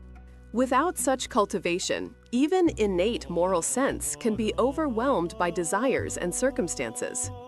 For Li Zhang, martial training is one form of this cultivation. The discipline required to master complex techniques, the humility needed to accept correction and learn from defeats, the courage demanded in combat, these all develop character traits that extend beyond the battlefield. A man who can control his body through years of training is better equipped to control his emotions and desires. A man who can face death with courage is better equipped to face adversity with resilience. Morning advanced training, the art of the spear. As late morning approaches, Li Zhang's crossbow unit is dismissed to clean and maintain their weapons, a task we will examine in detail later. Li Zhang himself proceeds to another training session, this one focused on spear combat. The spear, or chung, is in many ways the king of battlefield weapons. While swords receive more romantic attention in literature and are favored as status symbols by the aristocracy, practical warriors know that the spear's reach, power, and versatility make it supremely effective in actual combat. A skilled spearman can keep a swordsman at bay almost indefinitely, striking from beyond the sword's range. Chinese spears of the Warring States period typically measure between 2.8 and 5.5 meters in length, though some specialized types are even longer. The spearhead is made of bronze or, increasingly, iron, shaped into a leaf or diamond cross-section with razor-sharp edges. The shaft is made of tough wood, often ash or bamboo, selected for its combination of flexibility and strength.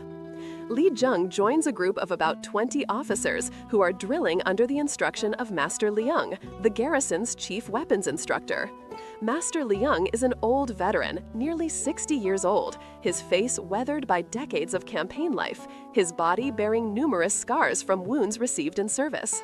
Despite his age, he moves with the grace and power of a much younger man, testimony to a lifetime of martial training.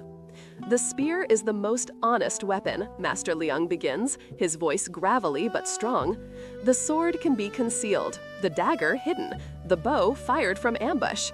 But the spear announces itself. It demands space, commitment, and courage. It is the weapon of heroes.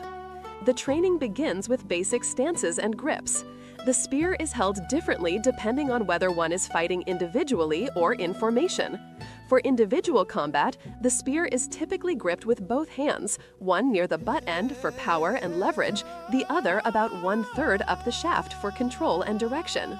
Master Liang demonstrates the fundamental attacks, the thrust, the most basic and important technique, driving the spear point forward in a straight line with explosive leg drive and hip rotation. The sweep, using the spear's length to strike at an opponent's legs or weapon. The rising strike, bringing the point up from below to target the torso or head. And the descending strike, dropping the point from above to strike over an opponent's guard. The officers practice these techniques repeatedly, drilling the movements until they become reflexive.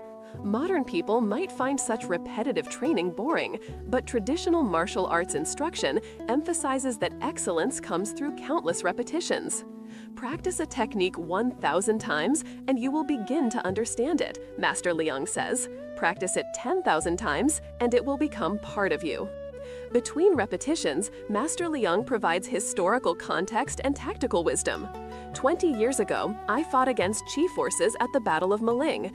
The Qi soldiers used very long spears, perhaps 5 meters or more, fighting in dense formation. Our commander had us make a flying wedge with our best spearmen at the point. We drove into their line like an arrow piercing cloth, our shorter spears allowing us to move faster and more aggressively than their longer weapons permitted. Once we broke their formation, they could not fight effectively. These anecdotes serve multiple purposes. They provide practical tactical lessons about how different weapon lengths and formations interact. They give the younger officers a sense of connection to the garrison's history and traditions, and they remind everyone that Master Liang's teachings are not mere theory, but hard-won wisdom from actual combat. The training intensifies as the officers pair off for sparring. Li Zheng faces off against another officer, both armed with practice spears. These weapons have their points covered with heavy padding to prevent serious injury, but they are still capable of delivering painful blows. Spear sparring is faster paced than sword work. The long reach means that attacks come quickly, giving little time to react. Li Zheng probes his opponent's guard with quick jabs, seeking an opening. His opponent responds with a powerful sweeping attack aimed at Li Zheng's legs, forcing him to jump back. The key to spear fighting is distance management. A spearman must maintain the optimal range where he can strike but his opponent cannot reach him. Too close and the spear's length becomes a disadvantage. Too far and attacks lack power and commitment. Li Zheng circles, constantly adjusting his distance, looking for the moment to commit to a decisive attack. He feints high, then drops into a low thrust aimed at his opponent's knee. The attack finds its mark, a solid hit that would have crippled the leg in real combat. Master Lang calls out, "Good." Li Zheng uses deception effectively. Notice how he drew the guard up before attacking low. Study this. Formation spear fighting. After individual sparring, the training shifts to formation work. This is where spear combat becomes truly lethal. A single spearman is formidable. A closely packed formation of spearmen is nearly unstoppable by infantry without specialized tactics. The officers form a testudo-like formation, 3 ranks deep, with spears extended to create a wall of points. The front rank holds their spears at waist level. The second rank holds theirs at chest height, their points extending past the first rank's shoulders. The third rank holds theirs overhead, ready to thrust down at cavalry or to fill gaps if front rank soldiers fall. This hedge of spear points presents a terrifying obstacle to anyone approaching. Cavalry horses will not willingly charge into such a formation, their instinct for self-preservation overriding their training. Infantry must either disrupt the formation with missiles, flank it, or somehow get past the spear points to close to sword range, a nearly suicidal proposition when facing disciplined troops. Master Lang has a group of soldiers armed with shields and short swords advance toward the spear formation, simulating an enemy attack. The spearmen maintain their formation, thrusting in coordinated strikes as the enemy approaches. The disciplined coordination is impressive. All spears in a rank thrust simultaneously, withdraw simultaneously, and the next rank thrusts before the first has fully withdrawn, creating a continuous threat. The shield bearers attempt to break through, using their shields to push aside spear points, but it is nearly impossible. Every time they deflect one spear, 2 more thrust at them from different angles. Within seconds, they are forced to halt their advance, dead according to the training rules. This is the power of formation combat, Master Lang explains. Individual skill matters, but discipline and coordination matter more. The state of Qin has conquered its neighbors not because Qin soldiers are individually superior, but because their formations are more disciplined and their coordination is more perfect. Remember this lesson. This observation about Qin is particularly astute. The state of Qin, which will eventually conquer all other states and unify China under the first emperor in 221 BCE, owes much of its military success to the legalist reforms of Xiangyang in the 4th century BCE. These reforms created a highly centralized state with standardized military training, strict discipline, and a merit-based promotion system that rewarded military success above all else. The training session concludes as the sun approaches its zenith. The officers are dismissed to attend to their other duties. Li Zhang's muscles ache pleasantly from the exertion, the kind of deep fatigue that comes from pushing one's body to its limits. He is satisfied with his performance today, though aware of areas where he needs improvement. Such is the nature of martial arts. There is always another level of mastery to pursue. Part 3. Midday: Administrative Duties and Military Life. The heat of the day. The sun has reached its peak in the sky, marking the hour of the horse, traditionally from 11 a.m. to 1 p.m. This is typically the hottest part of the day, and military activities slow accordingly. Heavy training in armor during this period risks heat exhaustion, and the garrison's daily routine adjusts to account for the climatic reality. Li Zhang returns to his quarters briefly to exchange his sweat-soaked training clothes for clean garments. He pours water over his head and arms from a basin, washing away the grime and sweat accumulated during the morning's intensive training. The cool water is refreshing, though he knows that by evening he will be just as dirty again. After changing, he makes his way to the garrison's administrative building, a modest structure near the commandant's residence. This building houses the garrison's records, maps, inventory ledgers, and other documents necessary for military administration. Running a garrison requires not just martial skill, but also considerable bureaucratic work, managing supplies, tracking personnel, maintaining records of promotions and punishments, and coordinating with higher authorities. The Scholar Warrior's Paperwork. Li Zhang's education makes him valuable for administrative tasks that many common soldiers cannot perform. While basic literacy is becoming more widespread during the Warring States period, most peasant conscripts cannot read or write beyond perhaps recognizing their own names. The Shi class, however, is expected to be fully literate, capable of reading classical texts and writing administrative documents. Today, Li Zhang has been assigned to assist with updating the garrison's personnel records. This is tedious but essential work. The military bureaucracy of the Warring States period is surprisingly sophisticated, maintaining detailed records of every soldier's service, performance, combat achievements, and family background. He sits at a low writing table in the administrative building, surrounded by bamboo strips and wooden tablets covered with writing. The principal writing material of this era is not paper, which has not yet been invented, but rather bundles of bamboo strips bound together with silk or hemp cord to create books. For temporary records and drafts, wooden tablets are used, as they are cheaper than bamboo and can be planed smooth and reused. Li Zhang's writing implements consist of several brushes of varying sizes made from animal hair mounted in bamboo handles and a stone ink slab with a cake of solid ink. To prepare ink for writing, he adds a small amount of water to the ink slab and grinds the ink cake against the stone until the desired consistency is achieved. The resulting liquid ink is then applied with the brush.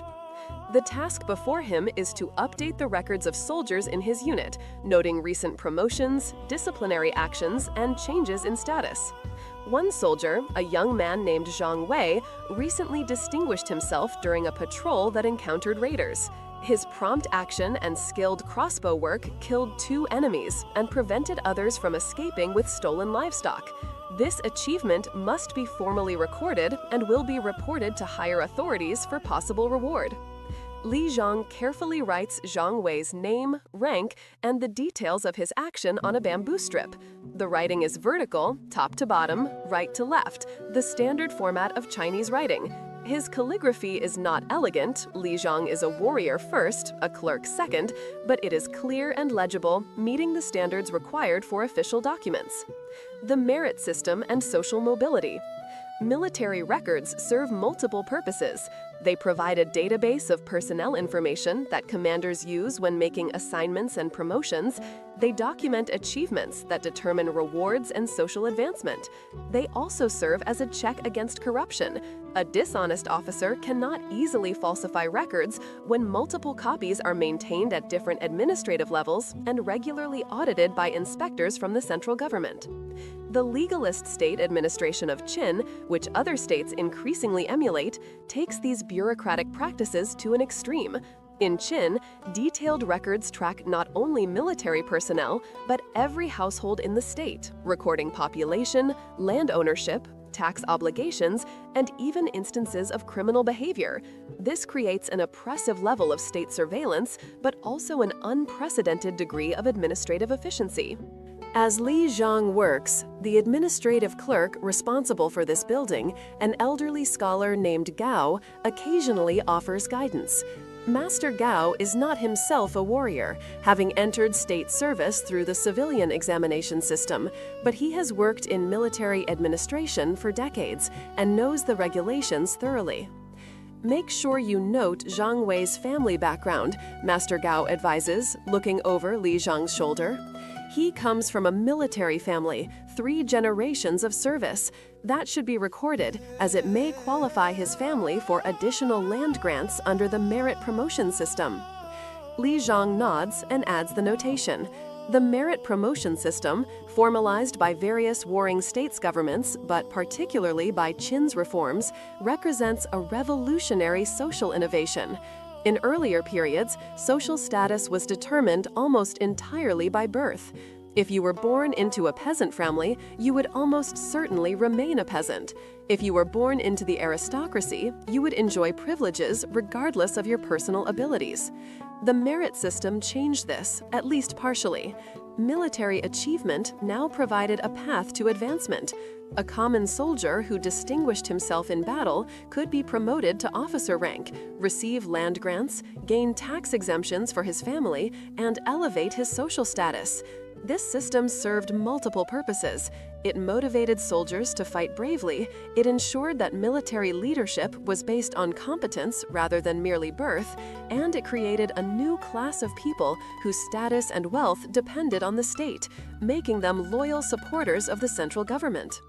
However, the old aristocracy resented these reforms. Many nobles saw the promotion of commoners based on military merit as a degradation of proper social order. Confucian scholars, while valuing merit and education, worried that an exclusive emphasis on military achievement would devalue cultural refinement and moral cultivation. These tensions created ongoing political conflicts throughout the Warring States period. Supply management and logistics.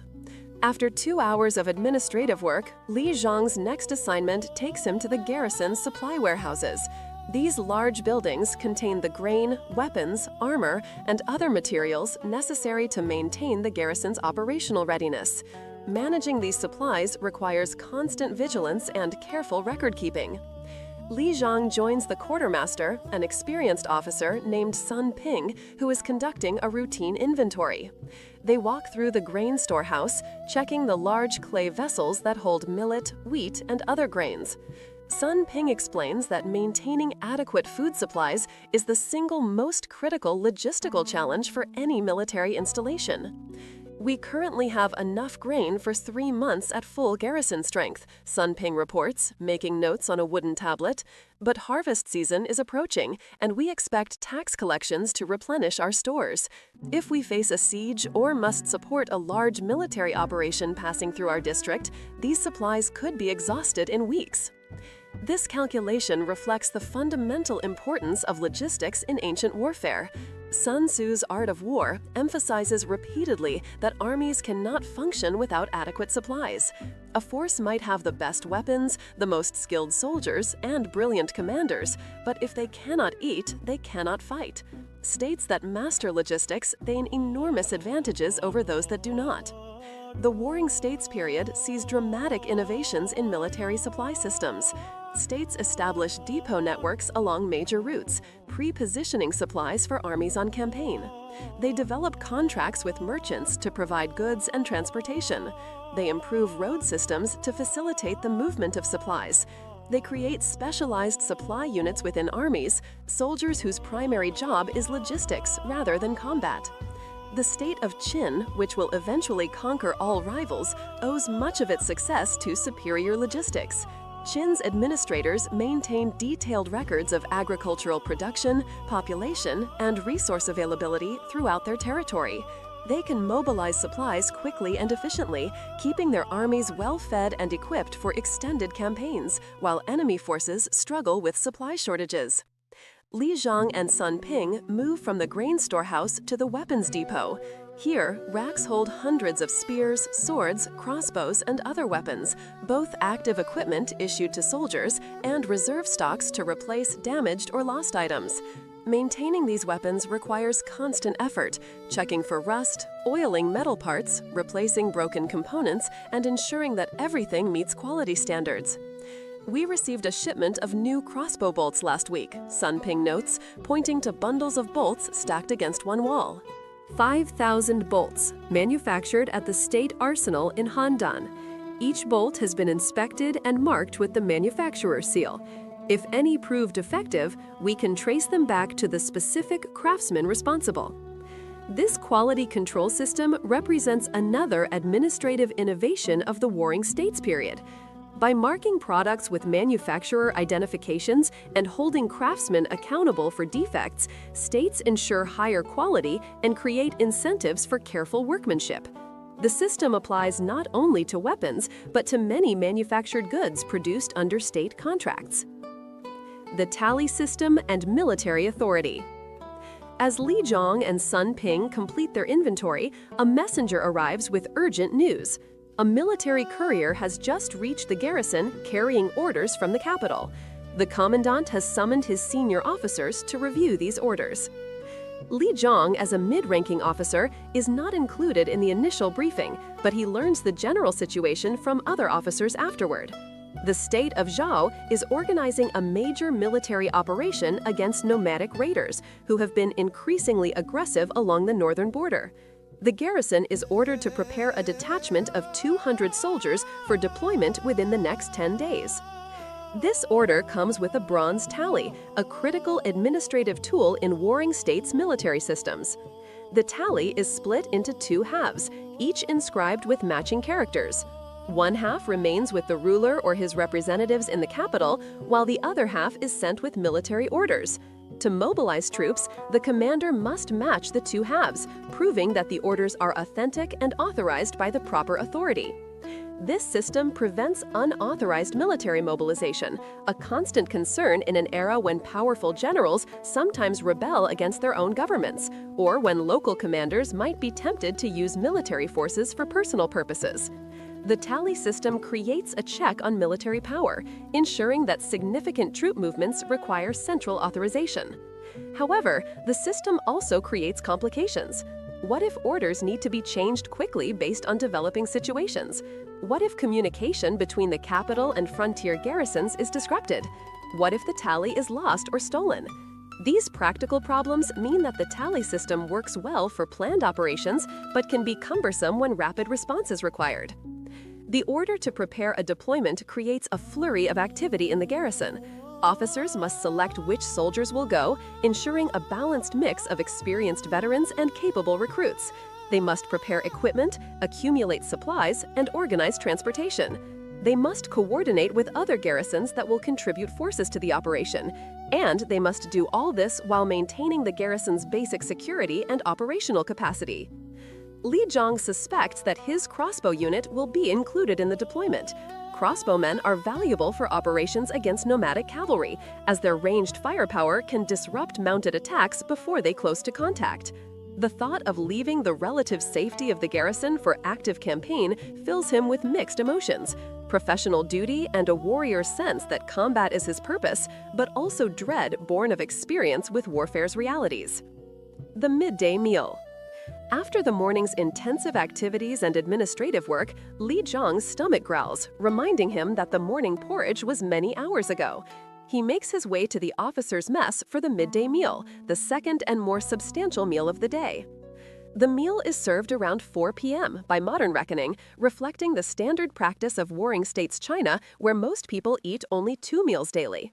The timing allows the day's heat to pass while providing fuel for the remaining afternoon duties.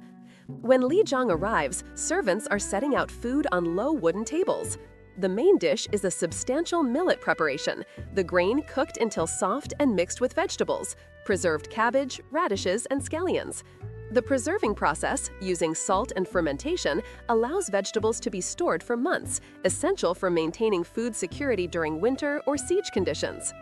Alongside the millet is a generous portion of vegetable soup, its broth flavored with bones and seasoned with salt, ginger, and fermented soybean paste, which provides umami depth similar to modern soy sauce. The soup is hearty and warming, welcome after the morning's exertions. Today's meal includes a special edition: several small fish, probably carp from the nearby river, steamed whole with ginger and scallions. Fish is a welcome protein source when available, though its presence depends on successful fishing expeditions or local purchases from nearby villages. Each fish is small enough that 1 or 2 constitute a full portion for an individual officer. To accompany the food, servants pour weak millet wine into ceramic cups. This fermented beverage has been produced in China for millennia, made by fermenting grain with yeast cultures. Its alcohol content is moderate, probably between 8 and 15%, enough to create warmth and mild relaxation, but not incapacitating drunkenness. The meal is eaten using chopsticks, which have been standard eating utensils in China for at least 1,000 years by this point. Li Zhang's chopsticks are simple bamboo, functional rather than decorative, though wealthy individuals sometimes own lacquered chopsticks or even those made of precious materials as status symbols. For soup, ceramic spoons are provided. Food is served in communal dishes at the center of each table, with diners using their chopsticks to select morsels and transfer them to small individual bowls or directly to their mouths. Conversations among warriors. As Li Zhang eats, he is joined by Wei Zhang, his sparring partner from the morning's training, and 2 other officers: Chen Hua, a cavalry officer commanding a squadron of 30 horsemen, and Dong Ming, an infantry company commander. The conversation naturally turns to military matters. "Have you heard the latest from the southern border?" Chen Hua asks as he sets down his cup. "A messenger arrived yesterday. Our forces clashed with Qin troops near the mountain passes. We lost 50 men." The table falls silent. Qin has been growing increasingly aggressive in recent years, and everyone knows that the state of Zhao faces serious pressure from multiple directions.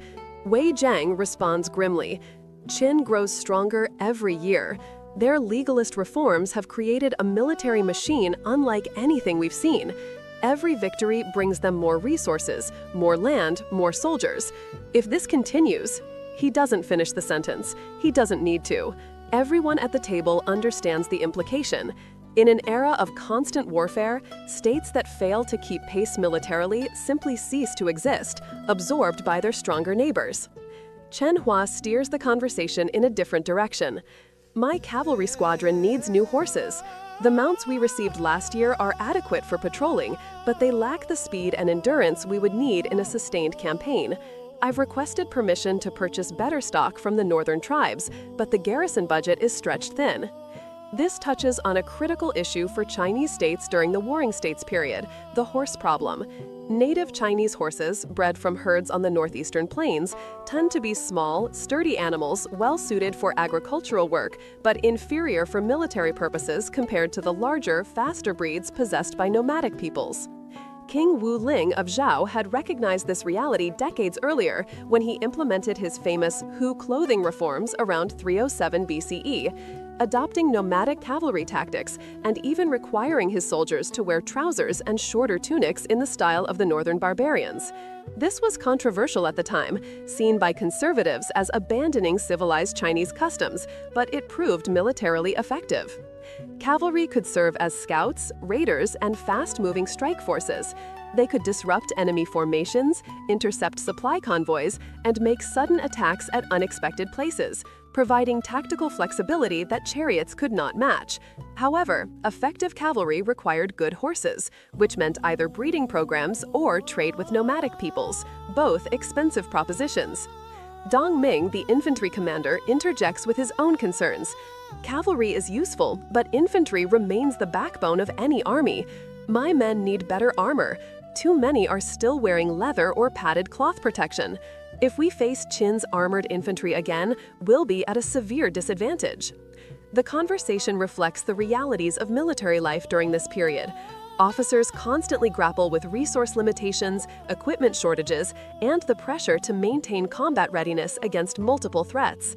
The decentralized nature of Chinese states means that individual garrisons must often be self-sufficient, unable to rely on rapid reinforcement from central authorities.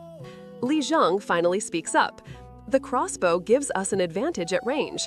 If we can maintain disciplined formations and use our missile troops effectively, we can inflict casualties on enemy forces before they close to melee range.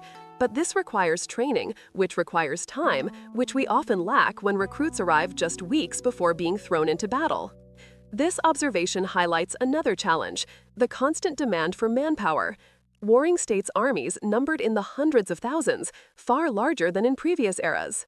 Before 500 BCE, Chinese field armies numbered in the tens of thousands, but by 300 BCE, armies regularly included up to a couple of 100,000 drafted soldiers.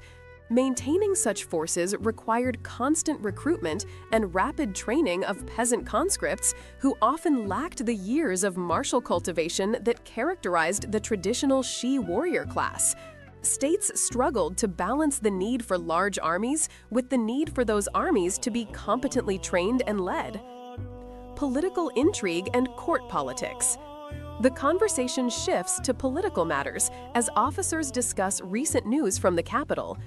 In the Warring States period, military affairs and court politics are inseparably intertwined. Officers' careers depend not only on their military competence, but also on their connections to powerful patrons at court. Lord Ping Yuan has fallen from favor, Wei Jiang reports, referring to one of the great nobles who maintained a large retinue of talented individuals. The king suspects him of corresponding with Qin agents. His household has been placed under surveillance, and several of his retainers have been arrested. This kind of political intrigue is constant in warring states China. Rival factions at court compete for the king's favor, accuse each other of disloyalty or corruption, and seek to advance their own clients while undermining their opponents. Military officers caught in these conflicts can find their careers destroyed regardless of their actual competence or loyalty. The phenomenon of great nobles maintaining large retinues of talented men, known as guest scholars or shike, is one of the distinctive features of this period. The four lords of the warring states, Lord Mengcheng of Qi, Lord Ping Yuan of Zhao, Lord Xinling of Wei, and Lord Chun Shen of Chu, all competed to attract the most talented individuals to their households, offering patronage, protection, and opportunities for advancement. These retinues sometimes numbered in the thousands and included a remarkable diversity of talents: philosophers and scholars, military strategists, administrators, diplomats, skilled craftsmen, entertainers, and even criminals with useful skills. The lords used their retainers to enhance their political power, conduct diplomacy, gather intelligence, and occasionally for more sinister purposes. One famous anecdote illustrates this perfectly. When Lord Mengcheng was imprisoned by the king of Qin, one of his retainers, a skilled thief, disguised himself as a dog, infiltrated the royal treasury, and stole back a valuable fox fur coat that Lord Mengcheng had gifted to the king. This coat was then given to the king's concubine in exchange for securing Lord Mengcheng's release. Later, when fleeing Qin territory, another retainer who could perfectly imitate a rooster's crow fooled the guards at Honggu Pass into opening the gates before dawn, allowing Lord Mengcheng's party to escape. Such stories, whether entirely factual or somewhat embellished, capture the spirit of the age, a time when talent could find patronage regardless of social background, when unconventional skills might prove decisive in unexpected situations, and when personal relationships and clever stratagems were as important as formal authority and military force. Li Zheng listens to these political discussions with a mixture of interest and wariness. He understands that his military career is not isolated from court politics. His current posting, his chances for promotion, even his physical safety can be affected by political shifts he has no control over. This creates a constant background anxiety, a sense that competent performance of one's duties is necessary but not sufficient for security and advancement. Afternoon inspection and maintenance.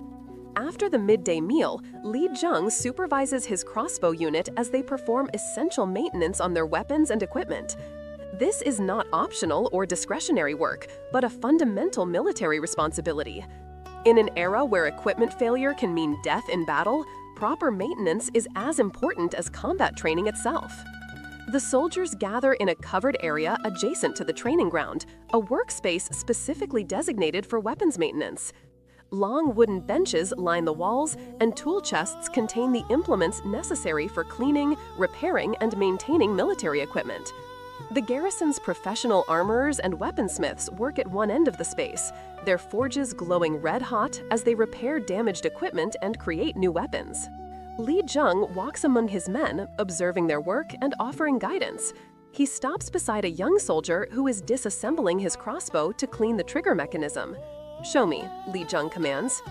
The soldier carefully removes the bronze trigger housing, revealing the delicate mechanism inside. The crossbow trigger is a sophisticated piece of engineering, consisting of a lever that holds the drawn string in place and releases it when sufficient pressure is applied.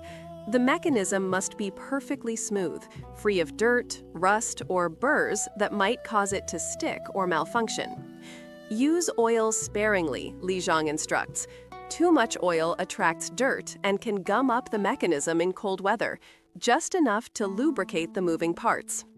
He demonstrates the proper technique, applying a small amount of vegetable oil to the trigger pivot points with a cloth wrapped around a thin stick.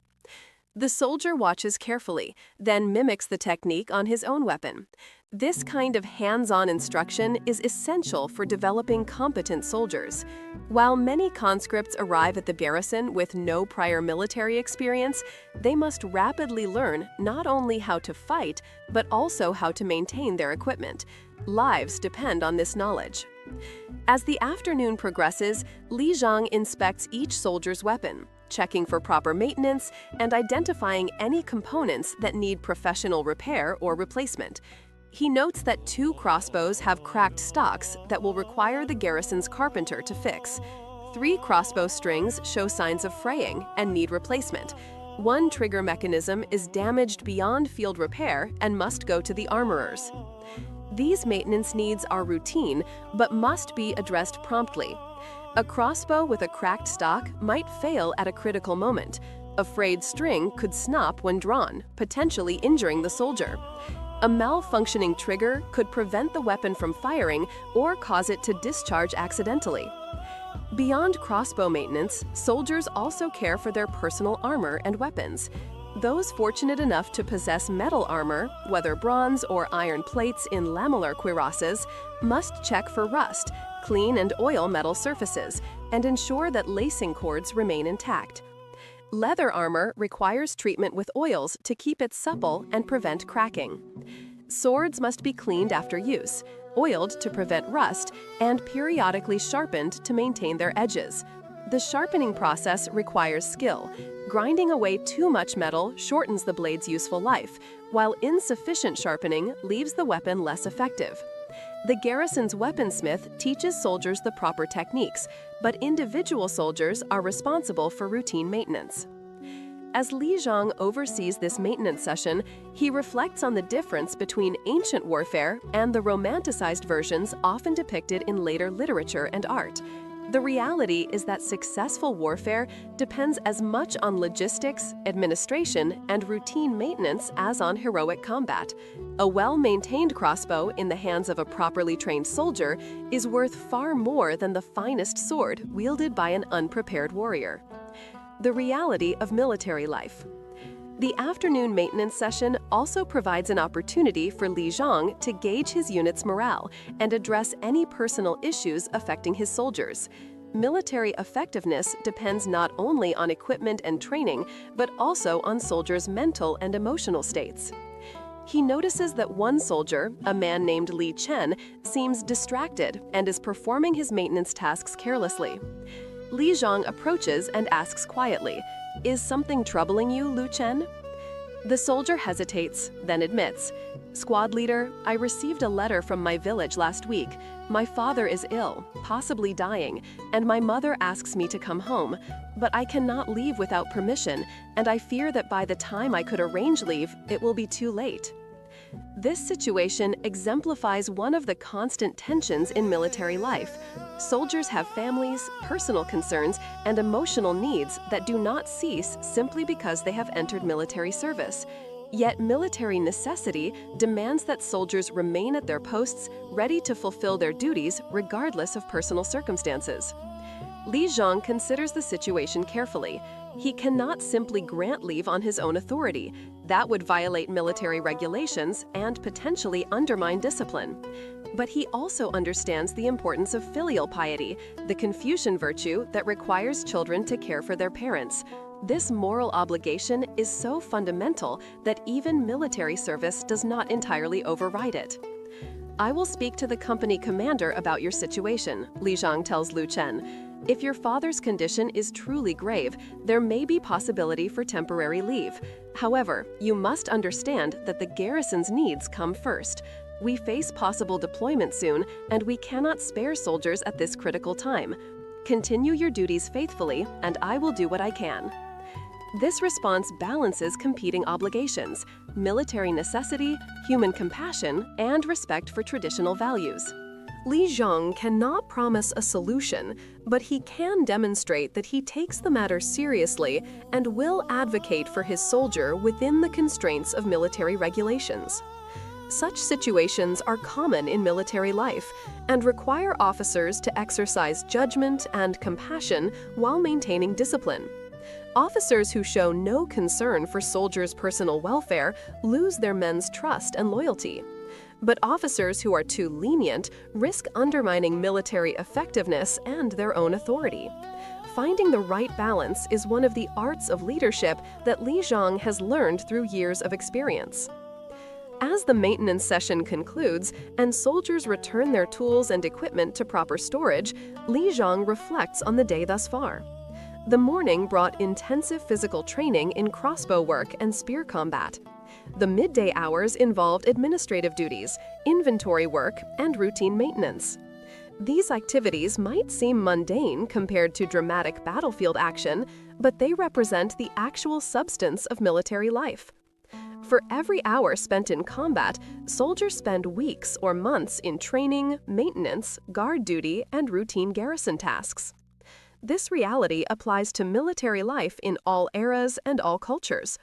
War is not primarily about glorious battles, but about the disciplined routines and careful preparations that make armies capable of fighting effectively when the moment comes. The afternoon is advancing, and soon it will be time for the evening meal and the activities that follow. But for now, Li Zhang has fulfilled his midday responsibilities competently, maintaining the standards of discipline and care that define a good officer. Tomorrow will bring similar routines, and the day after that, until eventually the routine is broken by deployment, combat, or some other disruption. This is the life of a Shi warrior in the Warring States period, a mixture of the mundane and the significant, the routine and the extraordinary, personal concerns and military duties, all woven together into a pattern that gives structure and meaning to existence in turbulent times. Part 4. Afternoon. Scholarly Pursuits and Intellectual Life. The Dual Nature of the Shi. As the afternoon heat begins to wane and the sun moves past its zenith, Li Zhang returns to his quarters for a period of rest and scholarly activity. This transition from military exercises to intellectual pursuits exemplifies one of the most distinctive characteristics of the Shi class, the integration of martial and civil cultivation. Unlike purely military men who focus exclusively on combat skills, the Shi are expected to be educated individuals with at least basic literacy and knowledge of classical texts. This expectation stems from the Confucian ideal that true gentlemen, or junzi, must cultivate both wen, civil/cultural accomplishments, and wu, martial prowess. The character for Shi itself originally depicted a warrior, but by the Warring States period, it had evolved to encompass scholarly dimensions. Li Zhang's education began in childhood when his father, recognizing the importance of literacy for advancement in an increasingly bureaucratic military system, arranged for him to study under a local scholar. His formal education lasted only 4 years, from age 10 to 14, far shorter than the decades-long study typical of dedicated scholars, but sufficient to provide basic literacy and familiarity with key classical texts. He can read and write competently, though his calligraphy is utilitarian rather than artistic. He has read portions of the Analects of Confucius, the Book of Songs, the Book of Documents, and several military treatises. His mathematical skills allow him to perform the calculations necessary for managing logistics, computing rations, calculating distances, and converting measurements. He understands the principles of the calendar system and can interpret basic astronomical observations for timekeeping. This level of education places him far above common soldiers, most of whom are entirely illiterate, but below dedicated scholars who spend their entire lives studying the classics. It is, however, entirely appropriate for a mid-ranking Shi officer, providing the intellectual foundation necessary for both military command and potential civil administration. Afternoon study, the Analects of Confucius. Li Zhang retrieves a bundle of bamboo strips from his personal chest, carefully untying the cord that binds them together. These strips constitute his copy of selected passages from the Analects, the collected sayings and conversations of Confucius compiled by his disciples. Books in this era are expensive and difficult to produce, each bamboo strip laboriously inscribed by hand, making complete texts rare possessions. Most people, even educated ones, own only excerpts or selections from longer works. He spreads the bamboo strips on his low table, arranging them in sequence. The text is written in the archaic script of his time, characters that will evolve over centuries into modern Chinese, but remain recognizable to anyone familiar with classical Chinese writing. Li Zhang reads slowly, moving his lips slightly as he processes the characters, a common practice in an era before silent reading became standard. The passage he contemplates today concerns the relationship between the ruler and the ruled. The master said, "He who exercises government by means of his virtue may be compared to the North Polar Star, which keeps its place while all the stars turn towards it." This teaching encapsulates one of Confucianism's central political ideas, that a virtuous ruler governs not through force or law, but through moral example. If the ruler embodies virtue, the people will naturally be drawn to follow him, just as stars orbit the polar star. This stands in stark contrast to the legalist philosophy that emphasizes strict laws and harsh punishments as the primary means of governance. Li Zhang reflects on this teaching in the context of his own experience. He has served under several commanders during his military career. Some led primarily through strict discipline and fear of punishment, creating effective but resentful troops. Others cultivated personal bonds with their men, earning loyalty through fair treatment and shared hardship. In his observation, the latter commanders achieved better long-term results, though the former sometimes secured short-term battlefield success. Yet the reality of the Warring States period complicates these philosophical ideals. States that have most thoroughly embraced Confucian principles of virtuous governance tend to be weaker militarily than states like Qin, which follow legalist principles of strict law enforcement, meritocratic promotion based solely on military achievement, and ruthless efficiency in resource mobilization. This creates a troubling paradox for Li Zhang and others who have studied Confucian texts. If virtue truly leads to good governance, why do the most virtuous states seem to lose to those that embrace amoral pragmatism? Is the Confucian ideal simply impractical in an age of constant warfare? Or do these military setbacks represent temporary conditions that will eventually be overcome? Philosophical tensions in warring states' thought. These questions reflect larger intellectual tensions that characterize the Warring States period's philosophical landscape. The era has produced an unprecedented explosion of competing schools of thought, later termed the 100 schools of thought, each offering different answers to fundamental questions about human nature, proper governance, and the path to social order.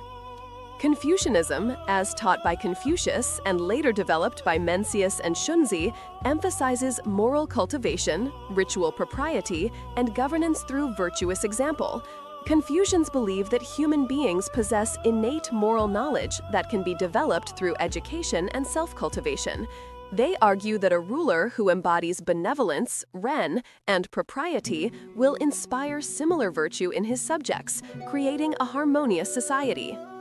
Mencius, active during the 4th century BCE, takes this even further, arguing that human nature is fundamentally good.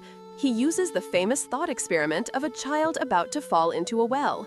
Anyone who witnesses this would instinctively feel alarm and distress, demonstrating that compassion is innate to human nature. Evil arises not from inherent wickedness, but from failure to nurture and develop these innate moral tendencies.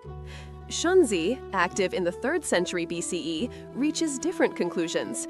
He argues that human nature is fundamentally selfish and must be transformed through education, ritual, and social institutions. Without cultivation, humans will pursue their desires without regard for others, leading to conflict and chaos. However, through rigorous training and adherence to ritual propriety, even naturally selfish humans can become virtuous. Despite their differences, both Mencius and Shunzi agree that education and moral cultivation are essential for creating a well-ordered society. They both place tremendous faith in the transformative power of proper learning and ritual practice. Legalism stands in stark contrast. Formulated by thinkers like Shang Yang, Han Feizi, and Li Si, legalists argue that human beings are fundamentally self-interested and respond primarily to incentives and punishments. They see Confucian ideals of virtuous governance as naive fantasy. In the legalist view, clear laws strictly enforced through generous rewards for compliance and harsh punishments for violation are the only effective means of governance. Shang Yang, who served as chief minister of Qin in the mid-4th century BCE, implemented reforms that transformed Qin from a peripheral state into a military powerhouse. He abolished hereditary aristocratic privileges, replacing them with a merit system based solely on military achievement and agricultural production. He divided the population into mutual surveillance groups where members were punished if they failed to report each other's crimes. He standardized weights, measures, and currency to facilitate state control of the economy. These reforms worked spectacularly well from a military standpoint. Qin's armies became disciplined, well-supplied, and motivated by clear rewards for battlefield success. The state's agricultural productivity increased, providing the resources to field ever larger armies. Within decades, Qin grew into one of the most powerful states, capable of threatening all its neighbors. But the human cost was enormous. The population lived under constant surveillance and threat of harsh punishment. Individual freedom was sacrificed to state power. Cultural activities that did not directly contribute to agriculture or warfare were suppressed. This legalist dystopia proved remarkably effective at military conquest, but seemed to validate Confucian concerns about governance divorced from moral considerations. Taoism offers a third path, though one less directly concerned with state governance. Taoist texts like the Tao Te Ching, attributed to the semi-legendary Lao Zi, and the Zhuangzi advocate living in accordance with the Tao, the way, understood as the natural patterns and rhythms of the universe. Taoists are skeptical of both Confucian ritual and legalist law, seeing them as artificial impositions that distort natural harmony. The Taoist concept of Wu Wei, often translated as non-action or effortless action, suggests that the best approach is to work with natural tendencies, rather than forcing outcomes through deliberate effort.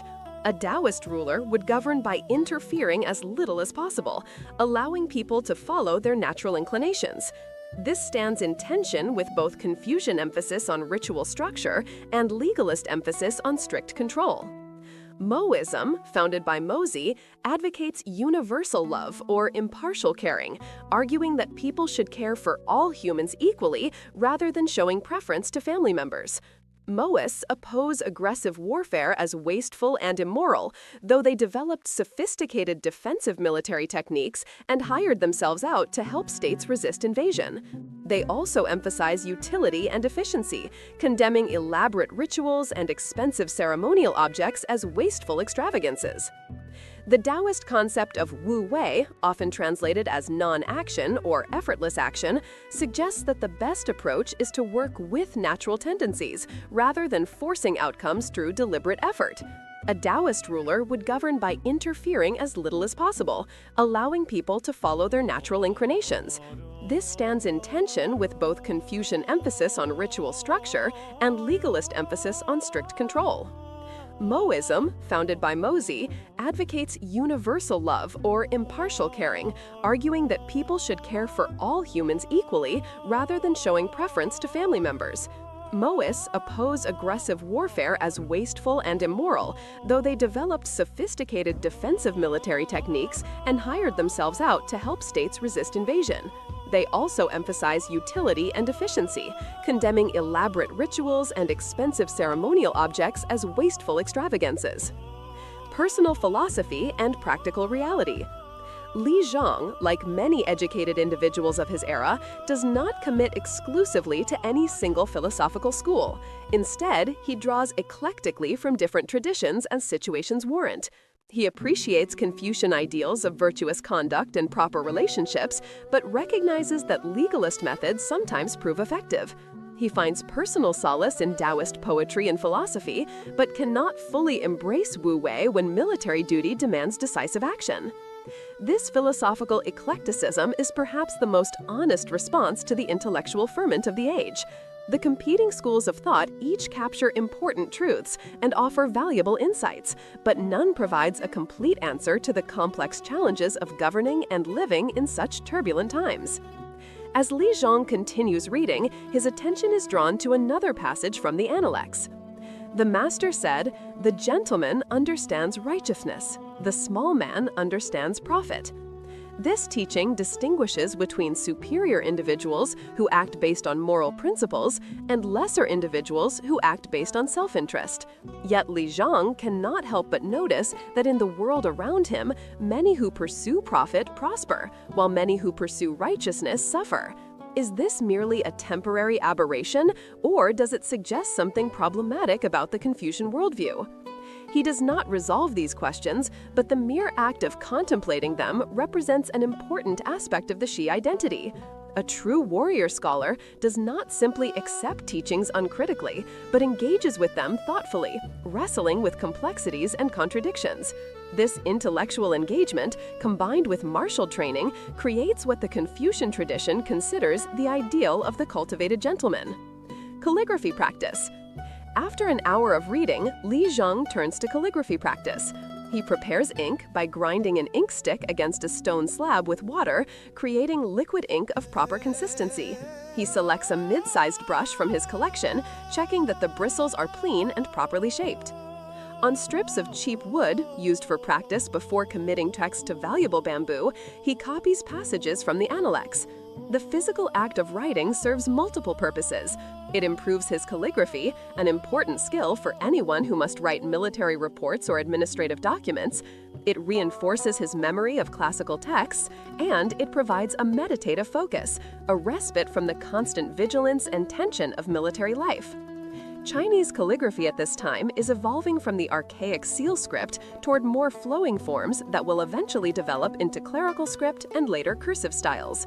Li Zhang's writing reflects transitional characteristics, showing some archaic elements but trending towards simplified, more efficient character forms.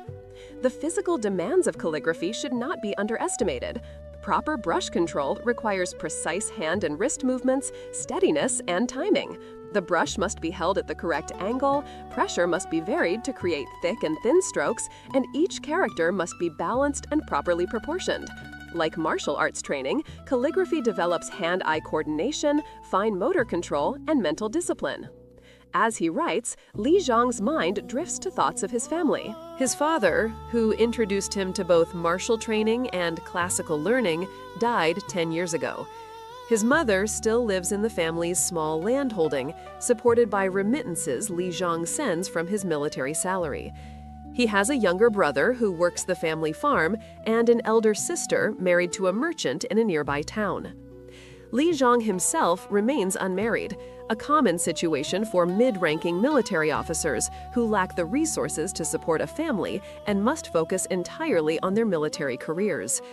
If he achieves significant promotion or earns substantial rewards through battlefield achievement, he might be able to marry and establish his own household. Until then, he lives a bachelor existence in the garrison, his life defined entirely by military service. This personal situation reflects broader social patterns of the Warring States period. The constant warfare creates large numbers of men who spend years or decades in military service, unable to marry or start families until they achieve sufficient rank or accumulate enough resources. This has significant demographic consequences, contributing to population instability and social disruption. Poetry and personal expression. Li Zhang sets aside his calligraphy practice and retrieves another bundle of bamboo strips. These contain poems from the Book of Songs, one of the oldest collections of Chinese poetry, compiled from folk songs, court music, and ritual hymns. The poems address themes of love, loss, nature, military service, and social criticism. One poem particularly resonates with Li Zhang's current situation. It describes a soldier on campaign, longing for home, enduring hardship in service to his state. The poem captures the mixture of duty, resignation, and melancholy that characterizes much military experience. How few of us are left? How few? Why do we not go back? Were it not for our prince and his concerns, why should we be in the dew? The image of soldiers standing in dew, waiting for battle, or performing guard duty in the cold hours before dawn evokes the physical discomfort and weariness of military life. The rhetorical question, why do we not go back home, expresses the universal longing of soldiers throughout history. And the answer, because of duty to our prince, acknowledges the sense of obligation that keeps men in service despite hardship. Li Zhang has experienced exactly this situation countless times, standing watch in the pre-dawn hours, exhausted and cold, wishing he could be anywhere else, yet remaining at his post because duty demands it. The ancient poem, composed centuries earlier, captures emotions that transcend time and specific historical circumstances. He also appreciates poems that describe natural beauty, mountains, rivers, changing seasons, plants and animals. In the harsh world of military garrisons and battlefields, such poems provide mental escape, reminding him of beauty and peace that exist beyond the realm of warfare. They nourish what Confucians call the heart mind, the emotional and moral center of a person that can be dulled or damaged by constant exposure to violence and suffering. Reading poetry also serves a practical function for the Shi class. Familiarity with classical literature is expected of educated individuals and provides common ground for social interaction among officers. Being able to quote appropriate poems in conversation demonstrates one's cultural refinement and education. In negotiations or diplomatic contexts, literary allusions can convey messages indirectly, with subtlety and sophistication.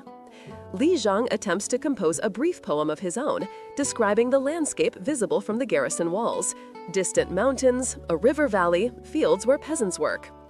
Autumn mountains wear purple robes, river waters flow eastward endlessly, peasants bend over autumn harvest, while we stand guard on earthen walls. His composition is modest, lacking the polish and depth of great poetry, but it captures his observation and emotion. The contrast between the peaceful agricultural scene and the martial garrison suggests the uneasy coexistence of war and peace in Warring States China. Peasants harvest crops that will feed armies. Soldiers guard walls to protect those same peasants from enemy raids. Each depends on the other in a cycle of production and protection that defines the age. The Garrison Library.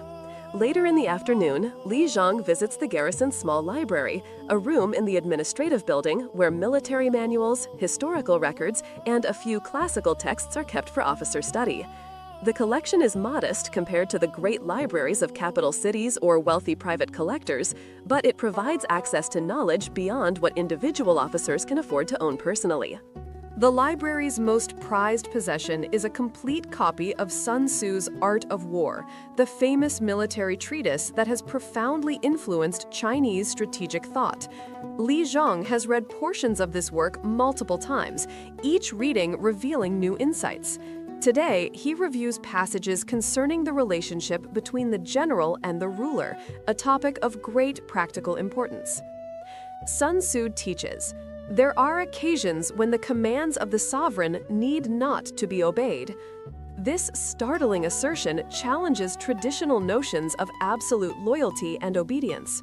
Sun Tzu elaborates that a military commander in the field, facing immediate tactical situations, sometimes must make decisions contrary to orders from distant civilian authorities who lack current information about battlefield conditions.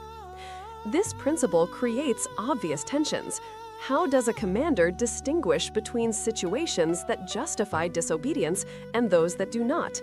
What prevents ambitious generals from using this principle as justification for insubordination? The Warring States period has seen numerous instances of generals who gained too much independent power and challenged or overthrew their own governments.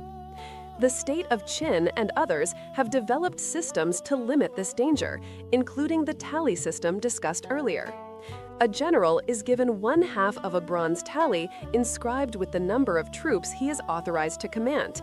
To actually mobilize those troops, he must match his half with the other half sent by the ruler. This creates a check on unauthorized military mobilization. Another safeguard involves sending court officials to accompany generals on campaign, monitoring their actions and reporting back to the ruler. However, this can create its own problems if the court official interferes with military decisions or if conflicts arise between civil and military authority in the field. Li Zhang also studies passages about terrain analysis, weather conditions, logistics, and intelligence gathering. Sun Tzu emphasizes the importance of knowledge. If you know both yourself and your enemy, you can win 100 battles without a single loss. This insight has become almost proverbial, but its practical application requires systematic intelligence operations, reconnaissance, and analysis. The garrison maintains a network of informants in neighboring territories, peasants, merchants, and travelers who report on military movements, crop conditions, political developments, and anything else that might prove strategically relevant. Processing this information, separating reliable reports from rumor and misinformation, and drawing accurate conclusions requires considerable skill. Li Zhang makes notes on a wooden tablet as he reads, jotting down thoughts and observations that might prove useful in his own military duties. This practice of active reading, engaging with texts rather than passively absorbing them, reflects the scholarly dimension of the Shi identity. Even military texts are not merely technical manuals, but objects of study and contemplation. Mentoring a young officer. As Li Zhang prepares to leave the library, he encounters Young Ming, a young Shi officer who recently arrived at the garrison. Young Ming is 22 years old, from a military family, and full of enthusiasm tempered by inexperience. He carries with him questions that Li Zhang recognizes from his own younger years. Squad leader Li, Young Ming greets him respectfully. "May I ask your advice about a problem I'm facing with my unit?" Li Zhang nods, gesturing for the young officer to continue. "My men perform adequately in training, but I sense they don't truly respect me. They follow orders, but without the willing obedience I observe in other units. I've tried being both strict and lenient, but neither approach seems effective. What am I doing wrong?" This is a question every young officer must grapple with: how to earn genuine authority beyond mere rank. Li Zhang considers his response carefully. "Respect cannot be demanded, only earned," he begins, "and it is earned in different ways depending on circumstances. Your men need to see that you possess both competence and care. Competence means you understand military matters better than they do, that you can teach them skills that will keep them alive in battle. Care means you regard them as human beings, not merely tools of war, and that you will look after their welfare when circumstances allow. He continues, sharing wisdom gleaned from years of experience. When in formation, you must be strict, maintaining discipline without exception. But in rest periods, show your humanity. Learn their names, ask about their families, share in their hardships. Confucius taught that a superior man cultivates both authority and compassion. The key is knowing when each is appropriate. Young Ming listens intently, absorbing the advice. This kind of informal mentorship, where experienced officers guide younger ones, is an essential but often invisible aspect of military organization. Official training provides technical skills, but wisdom about leadership, judgment, and human nature must be passed down through personal relationships. I also recommend studying the military classics, Li Zhang adds. Sun Tzu teaches much about leadership, and Confucian texts, though not specifically military, provide insights into human nature and proper conduct that apply to military command as much as civilian governance. The young officer thanks him and departs, leaving Li Zhang with a sense of satisfaction. In mentoring the next generation, he participates in the transmission of knowledge and tradition that binds the Shi class together across time and geography. His own father and early mentors shaped him. Now he shapes others in turn. This continuity provides meaning and connection that transcends individual mortality. Strategic contemplation. With the afternoon waning, Li Zhang takes a moment to step outside the administrative building and look out over the garrison compound and the landscape beyond.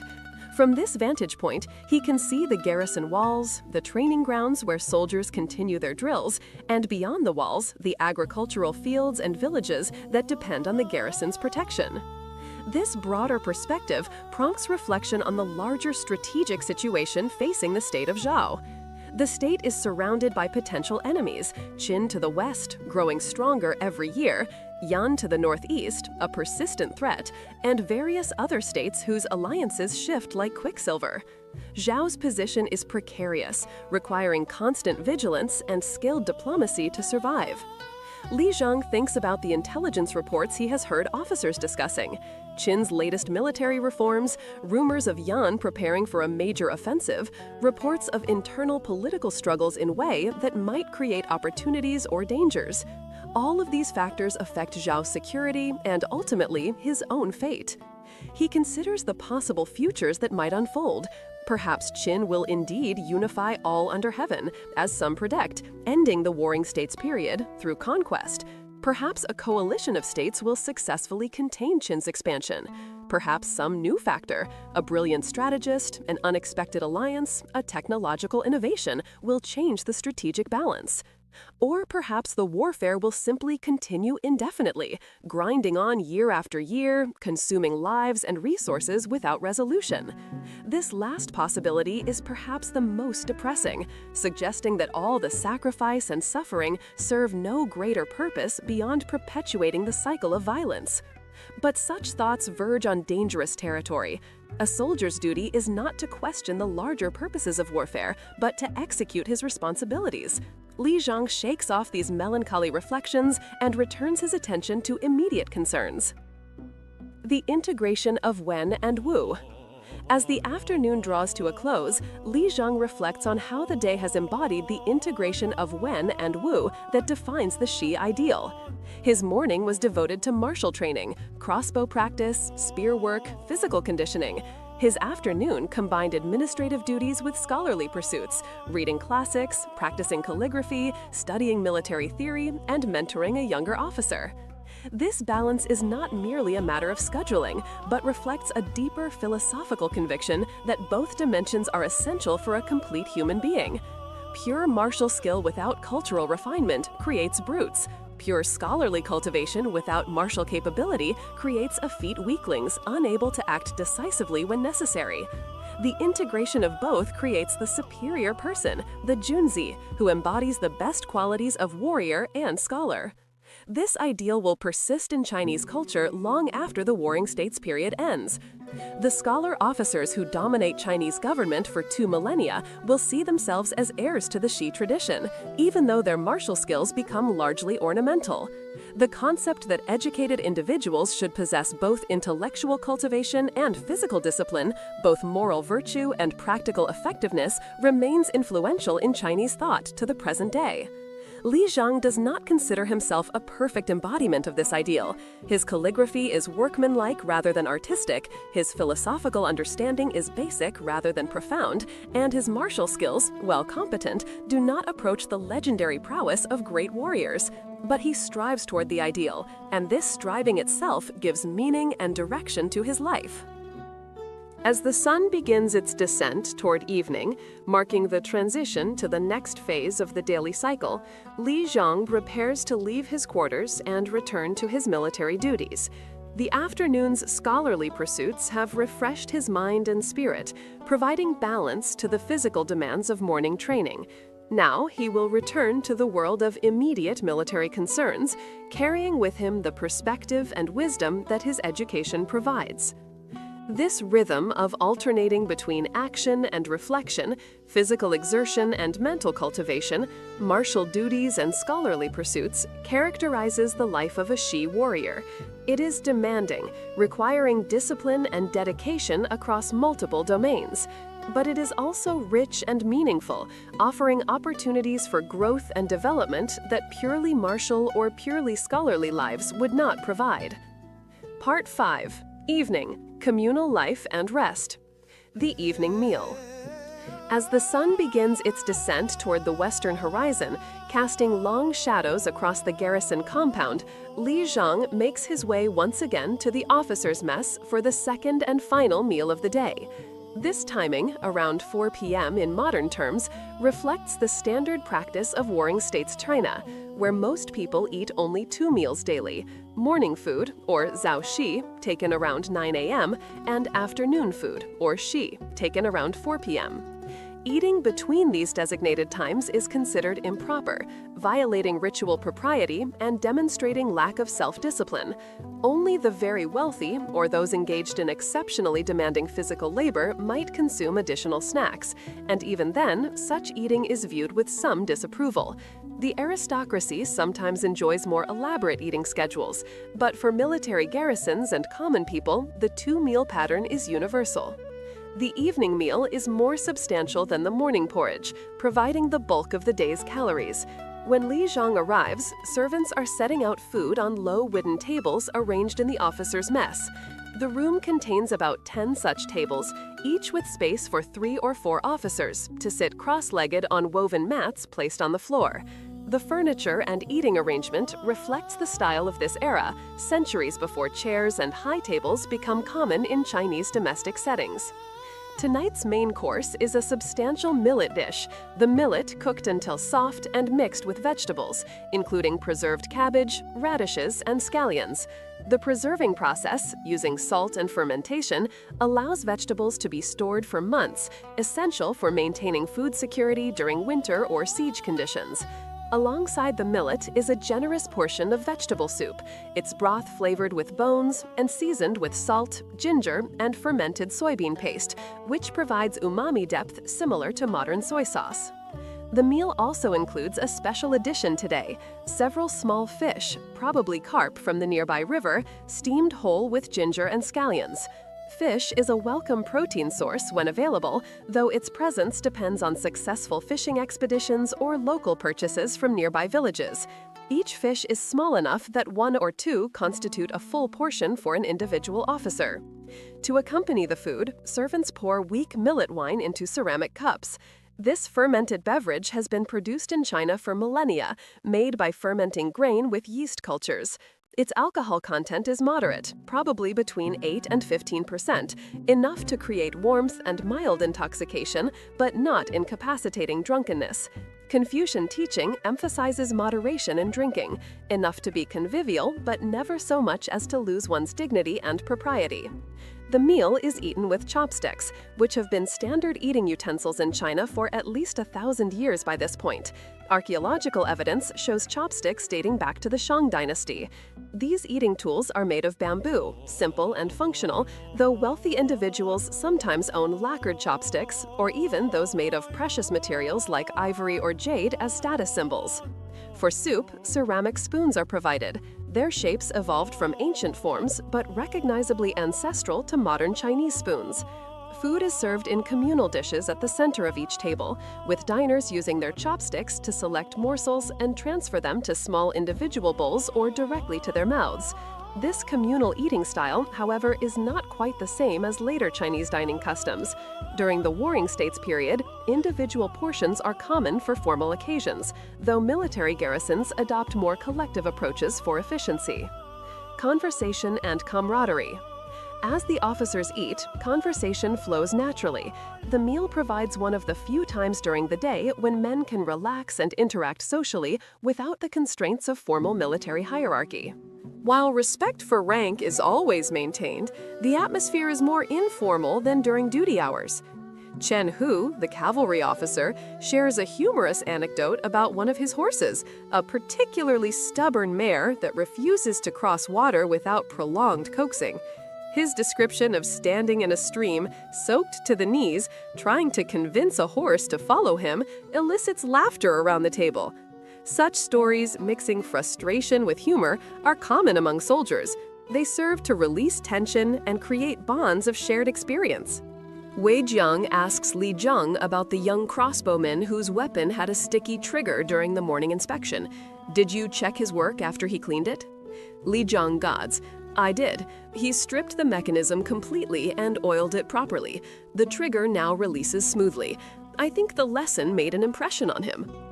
This exchange exemplifies the constant attention to detail that characterizes effective military units. Officers must maintain awareness of countless small issues, any of which could prove critical in combat. A sticky trigger, a cracked armor plate, a poorly maintained weapon, each represents a potential failure point that could cost lives. Dong Ming, the infantry commander, brings up a more serious topic. I received word from my family this morning. My village was raided by bandits last month. They took grain stores and killed 2 men who resisted. The local magistrate did nothing, claiming he lacks sufficient troops to pursue raiders. This revelation casts a somber mood over the table. One of the great tragedies of the Warring States period is that the constant warfare has created conditions where banditry flourishes. Armed men who once served in state armies turn to raiding when discharged or when their units are dissolved. The breakdown of central authority in many regions means local officials cannot maintain order. Peasants suffer both from taxation to support the armies and from raids by those same armies or by bandits.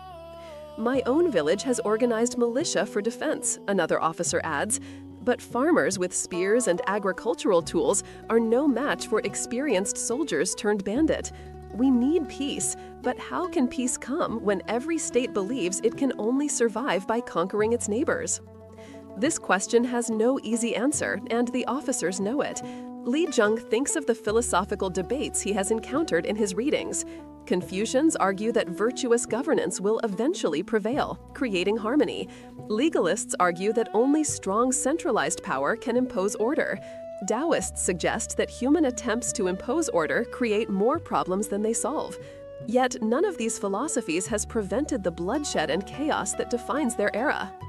Perhaps the state of Qin will eventually unite all under heaven, Wei Jiang suggests. They grow stronger every year. If they can conquer all the other states, at least the warfare will end. But at what cost? Chen Hu counters. Qin's legalist system is harsh. Their people live under constant surveillance, and their legal punishments are brutal.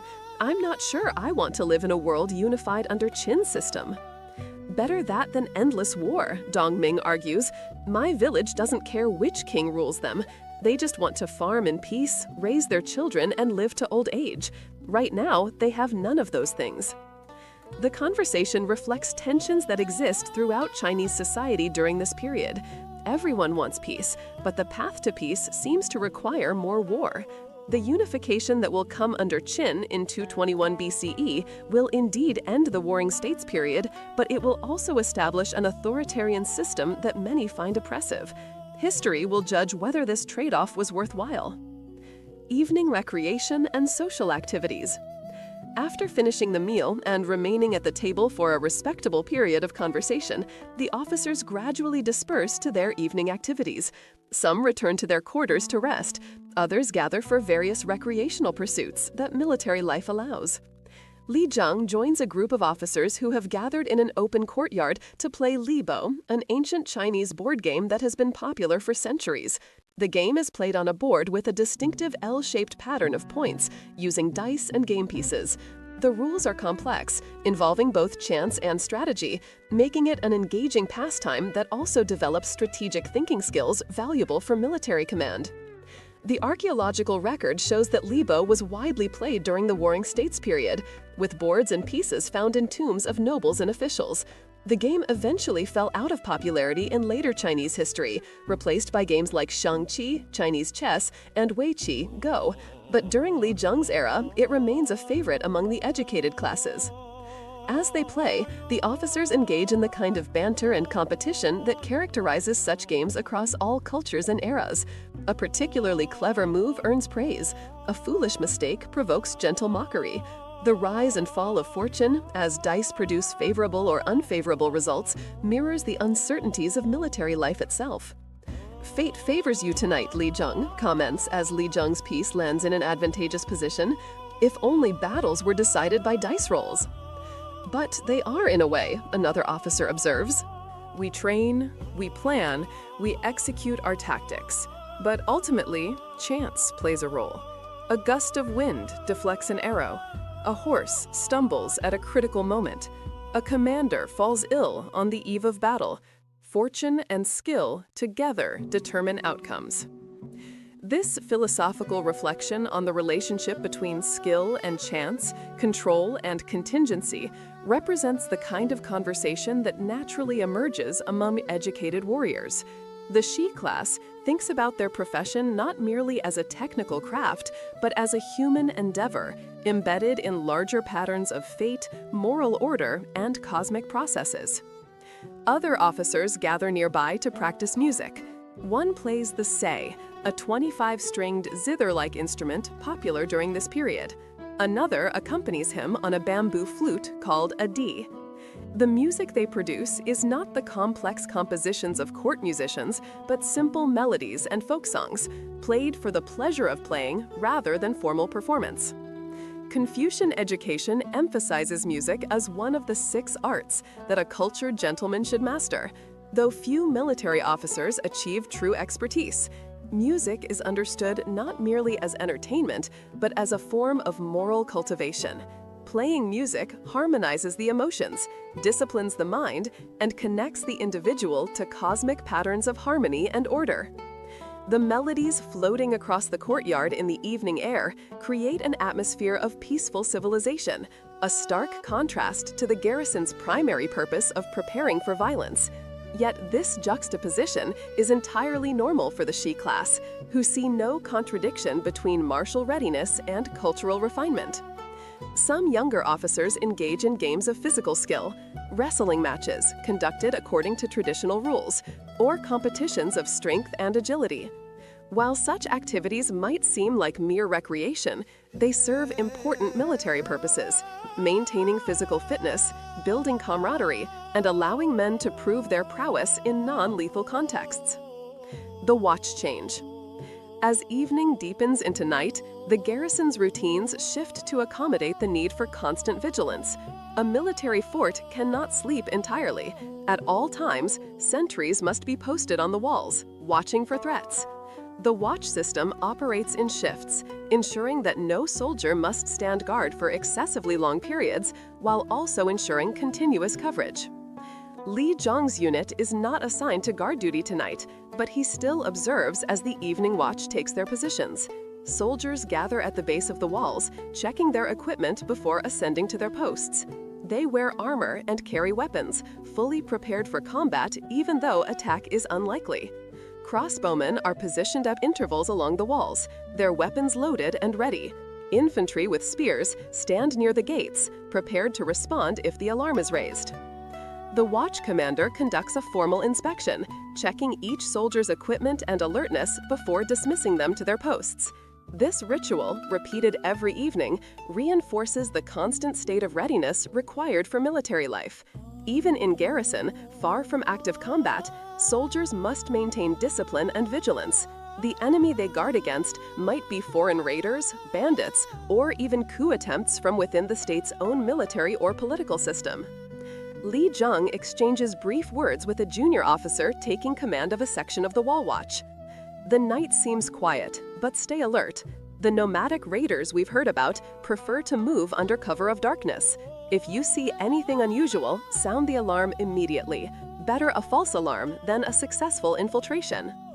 The young officer nods seriously, understanding that his responsibility tonight involves not just his own life, but the safety of the entire garrison and, by extension, the surrounding civilian population that depends on the garrison's protection. The watch rotation system is carefully designed to balance security needs with soldiers' welfare. Each soldier typically serves a watch period of 2 hours, followed by at least 4 hours off duty before another watch assignment. This prevents excessive fatigue while ensuring that the garrison maintains full defensive capability at all times. During night watches, soldiers must contend with darkness, cold, fatigue, and boredom. Staying alert when nothing is happening requires discipline and mental fortitude. The garrison uses various methods to maintain alertness. Regular patrols by officers checking on sentries, calling and response systems where sentries must answer challenges to prove they are awake, and rotating positions periodically so that soldiers do not become too comfortable in one spot. Letters and correspondence. Returning to his quarters as full darkness falls, Li Jung lights his oil lamp and retrieves writing materials. He has been putting off writing a letter to his mother for several weeks, and tonight seems an appropriate time to attend to this filial duty. Letters in this era are written on bamboo strips, which are then bundled together and sealed for transport.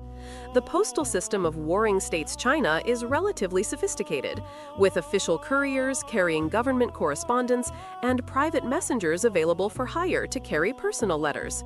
However, the system is slow and unreliable, with letters sometimes taking weeks or even months to reach their destinations, if they arrive at all. Li Jung grinds ink and selects a brush, then begins composing his letter. The style is formal and respectful, reflecting proper Confucian norms for addressing one's parents. He reports on his health and current situation, provides reassurance about his safety, and includes a remittance of money from his salary to support his mother's household. The letter reads in part, "To my honored mother, your unworthy son respectfully reports that he remains in good health and continues to serve the state faithfully. The garrison is well supplied and my duties are manageable. I have recently been commended by my superiors for the performance of my unit during training exercises. I am sending with this letter 30 copper coins from my recent salary payment. Please use these funds for household expenses and any medical care you may require. I hope my younger brother is assisting you adequately with the farm work and that the harvest was successful this year. I ask after your health and pray that you are experiencing no illness or discomfort. If you require any special medicines or assistance, please inform me in your reply, and I will arrange for additional funds to be sent. Your son continues to honor the memory of his father and strives daily to bring credit to our family name through diligent service and proper conduct. I perform the morning rituals regularly, reporting to Father's spirit on my activities and seeking his guidance. With hopes of visiting home when military duties permit, I remain your devoted son, Li Jung." Writing this letter serves multiple purposes beyond simple communication. It maintains family connections across distance, fulfills his obligation of filial piety by demonstrating care for his mother's welfare, and provides a moment of emotional connection to his civilian life and identity beyond his military role. The act of writing itself, requiring concentration and careful composition, offers a meditative respite from the demands of military service. The formality of the language reflects not emotional distance, but proper respect, following conventions that have been standard for generations. He completes the letter and sets it aside to dry, planning to send it with the next courier heading toward his home region. The garrison maintains regular communication with higher military authorities and with other garrisons, and personal correspondence can often be included with official dispatches, though sometimes soldiers pay private messengers to ensure more reliable delivery. Evening reflection and meditation. With his correspondence complete, Li Zhang extinguishes most of his lamps, leaving only one small flame for illumination. He sits on his sleeping platform in a meditative posture, legs crossed, back straight, hands resting on his knees. This practice, which he learned from his Confucian teacher, and which shows influence from both Confucian and Taoist traditions, serves as a daily ritual of self-reflection and mental cultivation. He focuses on his breathing, allowing it to become slow and regular. His mind gradually quiets from the activity and concerns of the day. In this state of calm awareness, he reviews his actions, considering whether he has fulfilled his duties properly, whether he has treated others with appropriate propriety and kindness, whether he has maintained his own moral standards. Confucian philosophy emphasizes daily self-examination as essential for moral cultivation. Confucius himself taught, "Every day I examine myself in 3 ways. Have I been disloyal to those I serve? Have I been untrue to my friends? Have I failed to practice what I have been taught?" This practice of regular self-reflection helps develop the self-awareness and moral sensitivity that Confucians consider essential for becoming a superior person. Li Zhang's reflection tonight focuses on his interaction with the young officer, Young Ming.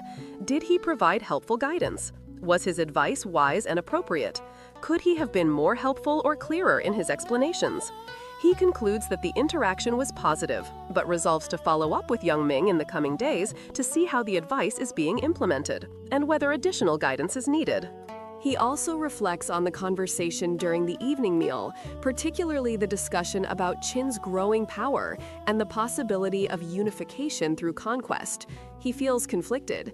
Part of him hopes for an end to the constant warfare, even if it comes through Qin's victory. Another part resists the idea of submitting to what he perceives as Qin's harsh and oppressive system. He cannot resolve this tension, but acknowledges it honestly, recognizing that he may ultimately have little choice about which side prevails. The meditation practice also involves visualization techniques. Li Zhang imagines himself as a calm lake, reflecting the sky without distortion, undisturbed by passing winds. This image, drawn from Taoist teachings, represents the ideal of maintaining inner peace and clarity regardless of external circumstances. While he cannot always achieve this ideal in practice, the regular attempt to do so helps him maintain emotional balance in a stressful profession. After perhaps 20 minutes of meditation, Li Zhang performs his evening ritual observances. He takes down the ancestral tablet bearing his father's name and performs 3 bows, similar to his morning routine. He reports mentally on the day's activities, maintaining the symbolic connection between the living and the dead that Confucian filial piety requires. "Father, your son reports that he has fulfilled his duties today with diligence and care. I trained my soldiers competently, completed administrative tasks accurately, and continued my studies of the classics. I have treated my subordinates scarcely and shown respect to my superiors. I ask for your guidance and blessing as I face tomorrow's challenges." This practice provides a sense of continuity, linking him to his ancestors and reminding him that his actions have consequences, not just for himself, but for his family's honor and legacy. The belief that ancestors continue to observe and influence the living creates additional motivation for proper conduct beyond purely personal considerations. Preparation for sleep. With his evening rituals complete, Li Zhang prepares for sleep. He removes his outer garments, carefully folding them and placing them on his chest. He keeps his inner garments on, as the autumn night is cool and the garrison provides no heating beyond body warmth and thick quilts. His armor and weapons remain hanging on their pegs, positioned where he can reach them quickly if an alarm sounds during the night. Before extinguishing the final lamp, he takes a moment to look out through his window at the night sky. The stars are visible, their patterns familiar from years of observation. Ancient Chinese astronomy is quite sophisticated, with careful tracking of celestial movements and deep belief in the connection between heavenly phenomena and earthly events. Unusual celestial events, like comets or eclipses, are interpreted as omens, signs from heaven about the fate of states and rulers. Tonight, the sky is clear and calm, showing no omens. The moon, just past first quarter, provides enough light to see the garrison's walls and the landscape beyond. In the distance, Li Zhang can see lights from the farming villages that surround the garrison.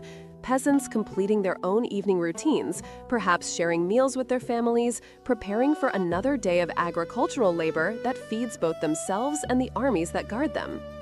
Li Zhang extinguishes his lamp and lies down on his sleeping platform, pulling the cotton quilt over himself. His mind gradually releases the concerns and thoughts of the day, drifting toward sleep. Tomorrow will bring another cycle of training, duties, and routines, the repetitive pattern that defines military life. But in this moment, in the darkness and quiet, he can simply rest. The garrison is settling into its nighttime rhythm. Most soldiers are sleeping, except for those on watch duty. The night is cold, and the soldiers wrap themselves in heavy cloaks, stamping their feet occasionally to maintain circulation. The sounds of life continuing despite the garrison's military purpose remind Li Zhang that the world is larger than warfare, that human existence encompasses more than conflict and preparation for conflict. As sleep approaches, his last conscious thought is a brief prayer, not to any specific deity, but to the general forces of heaven and fate, asking for protection for himself, his soldiers, his family, and perhaps, optimistically, for peace to someday come to the land. Then consciousness fades, and Li Zhang sleeps, his body resting while his mind processes the day's experiences through dreams. The Night Watch. While Li Zhang sleeps, the garrison remains vigilant.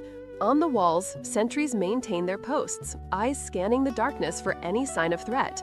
The night is cold, and the soldiers wrap themselves in heavy cloaks, stamping their feet occasionally to maintain circulation. Every hour, watch commanders make their rounds, checking on each sentry, ensuring they remain alert. The password system is in effect. Any person approaching the walls after dark must provide the correct password or be treated as hostile. This security measure prevents infiltration by enemies or unauthorized entry by anyone seeking to enter the garrison for nefarious purposes. The soldiers on watch duty experience the night differently from their sleeping comrades. Time passes slowly when standing still in darkness, waiting for something that probably will not happen. The mind plays tricks, seeing movement in shadows that are merely swaying vegetation, hearing suspicious sounds that are only wind or animals. Yet this vigilance is necessary. History records numerous instances of surprise attacks launched under cover of darkness, gates opened by traitors or infiltrators, fires started to create chaos and confusion. A garrison that sleeps without proper watch invites disaster. Around midnight, by modern reckoning, the first watch rotation changes. Soldiers who have been on duty for 2 hours are relieved, replaced by fresh troops. The tired sentries descend from the walls, grateful to be heading toward their barracks and a few hours of sleep before they might be called for another shift. This cycle continues through the night, each watch period measured by water clocks or by the positions of stars and moon. When dawn finally approaches, bringing the hour of the tiger once again, the garrison will wake and begin another day, and Li Zhang will rise to repeat the cycle we have followed through this single day in his life. But for now, in the deep hours of night, the garrison is a small island of human order and vigilance in the vast darkness of the warring states world, where uncertainty and danger are constants, and where men like Li Zhang serve as guardians, warriors, and scholars, maintaining the fragile barriers between civilization and chaos. Part 6. The broader context: society, warfare, and transformation. The social structure of warring states China. To fully understand Li Zhang's life and the world he inhabits, we must examine the broader social, political, and economic structures of warring states China.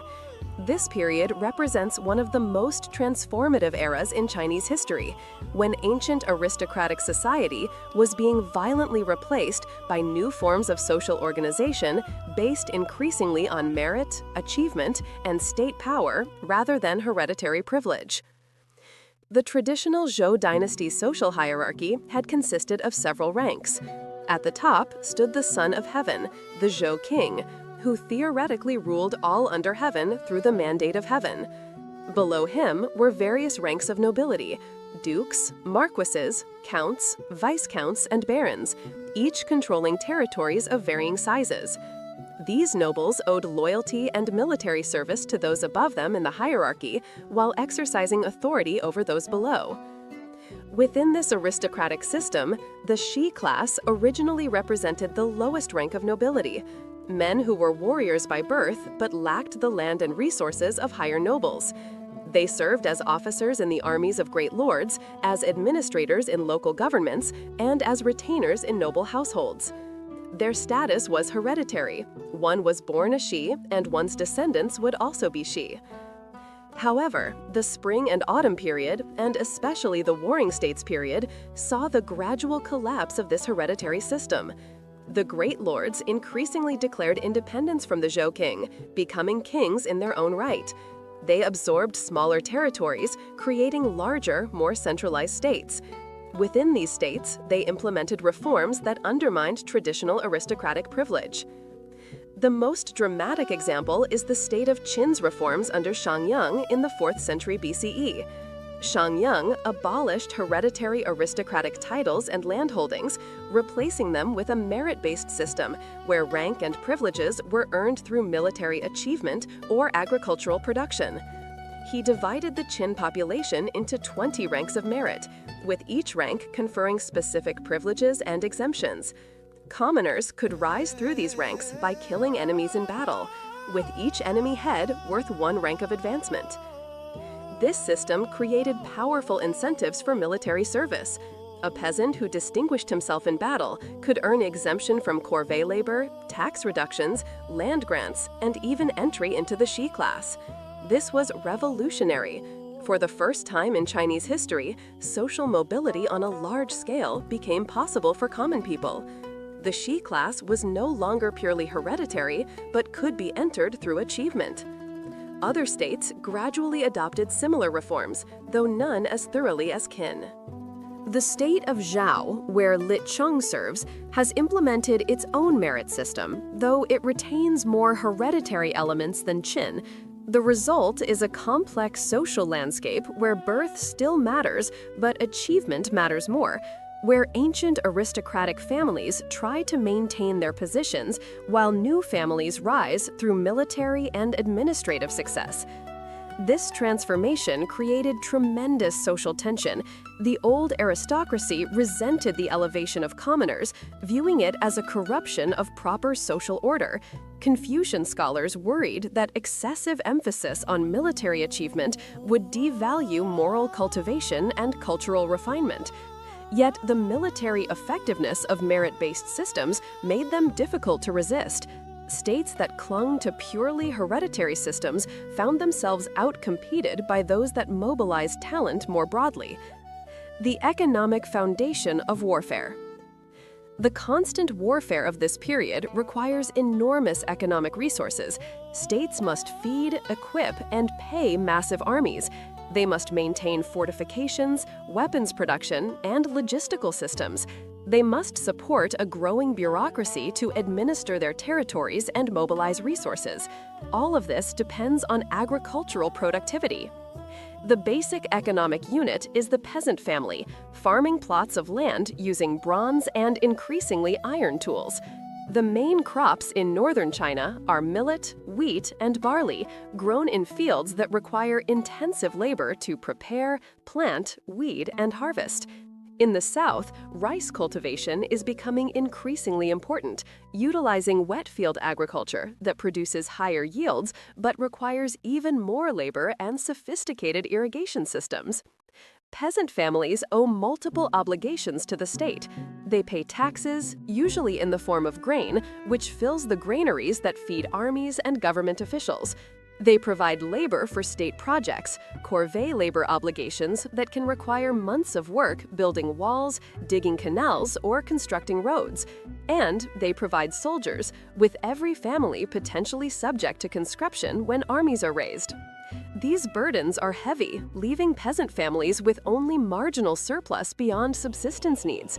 Poor harvests can mean starvation. The constant warfare makes farming dangerous, as armies and bandits raid across the countryside, stealing crops, destroying fields, and killing or enslaving farmers. Yet somehow, the system produces enough to sustain the massive military apparatus. The key is improving agricultural technology and administrative efficiency. Iron tools, which become increasingly common during this period, allow farmers to cultivate land more effectively. Iron plowshares can break tougher soil than bronze ones. Iron hoes and sickles last longer and work more efficiently. The spread of iron technology represents a genuine agricultural revolution, increasing productivity and supporting larger populations. Improved plow designs, better irrigation systems, and more sophisticated crop rotation practices also increase yields. States invest heavily in water control projects, the most famous being the Zhujiangyan in the state of Qin, which transforms previously marginal land into highly productive agricultural regions. This massive engineering project, completed around 256 BCE, diverts water from the Min River to irrigate the Chengdu Plain, preventing flooding while providing reliable water for crops. On the administrative side, states develop increasingly sophisticated systems for tracking population, land ownership, and tax obligations. They register households, conduct regular censuses, and maintain detailed records of who owes what. This bureaucratic capacity allows states to extract resources more efficiently, though it also creates a more intrusive and controlling relationship between the government and the population. The Qin system in particular divides the population into groups of 5 to 10 families who are mutually responsible for each other's behavior and tax obligations. If one family fails to meet its obligations or commits crimes, the entire group faces punishment. This creates powerful incentives for mutual surveillance and social control, but it also generates tremendous resentment and fear. Agricultural surplus supports not only armies, but also the growing urban populations. Cities expand during the Warring States period, serving as administrative centers, manufacturing hubs, and commercial nodes. Artisans produce weapons, tools, ceramics, and textiles. Merchants trade goods between regions, though their social status remains relatively low according to Confucian values that prioritize agriculture over commerce. The economic transformation is profound. The relatively simple agricultural society of the early Zhou dynasty is giving way to a more complex economy with specialized production, interregional trade, monetary circulation, and state management of resources. This economic development makes the massive military mobilizations possible, but it also creates new forms of inequality, exploitation, and social tension. The technology of war. The Warring States period witnesses dramatic technological changes in warfare. We have already discussed crossbows, iron weapons, and lamellar armor, but the full scope of military innovation is even broader. Metallurgy and weapons. The transition from bronze to iron represents perhaps the most significant military technological change. Bronze weapons had dominated Chinese warfare for over 1,000 years, but iron offers decisive advantages. Iron ore is more abundant than the copper and tin required for bronze, making iron weapons cheaper to produce in quantity. Iron can be worked into harder, sharper edges than bronze, and iron weapons can be larger without becoming prohibitively heavy.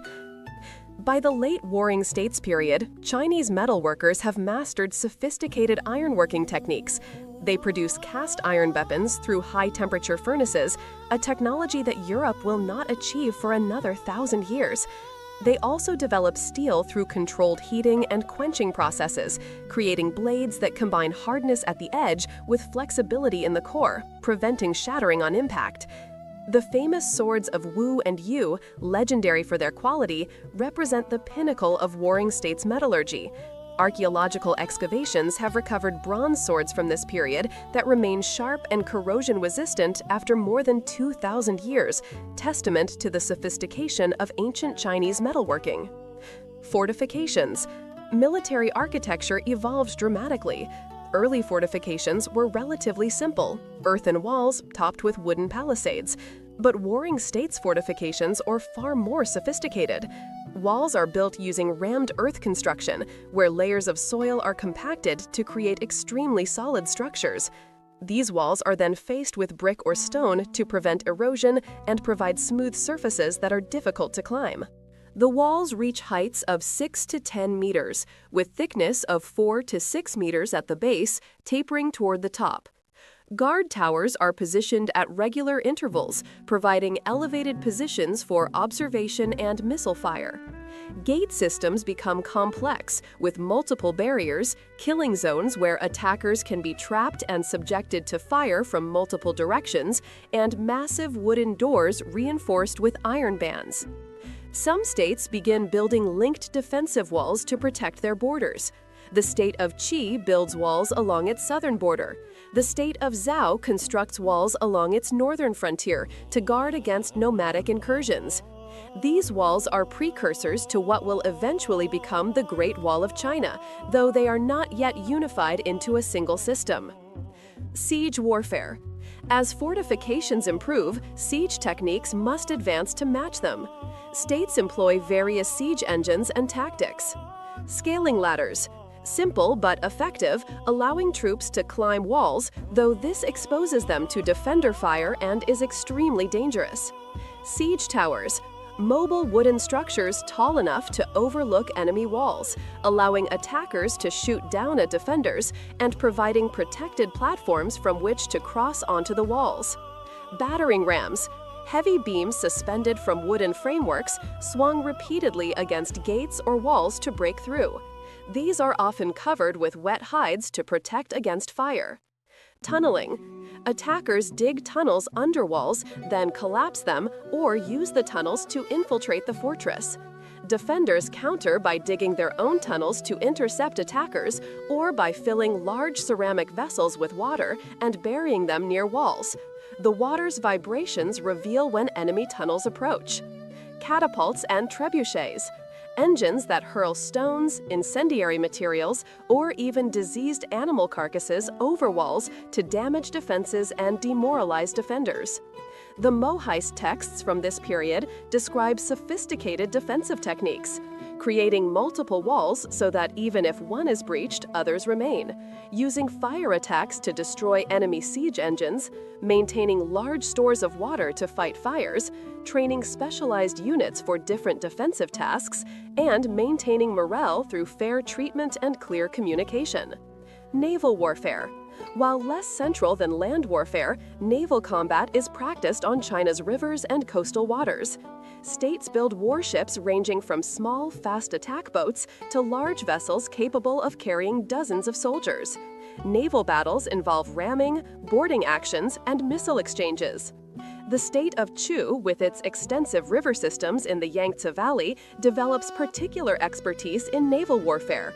Naval forces are used to transport troops, raid coastal settlements, interdict enemy supply lines, and control strategically important waterways. Some battles are decided as much by naval superiority as by land forces. Communication and intelligence. Military operations require effective communication systems. States use signal fires to relay messages across distances. Different numbers and patterns of fires convey different messages. Flags and banners communicate on battlefields, with different colors and symbols indicating different units and commands. Drums and gongs provide audible signals that can be heard over the noise of battle. Mounted couriers carry detailed messages between commanders and between field forces and capitals. These courier systems require relay stations along major routes, with fresh horses and riders available to ensure rapid transmission. Important messages are sometimes carried by multiple couriers traveling different routes to ensure at least one copy arrives safely. intelligence gathering becomes increasingly sophisticated. States maintain networks of spies in enemy territories, often disguised as merchants, travelers, or even defectors. They interrogate prisoners and deserters. They conduct reconnaissance using cavalry scouts. They analyze captured documents and observe enemy movements from a distance.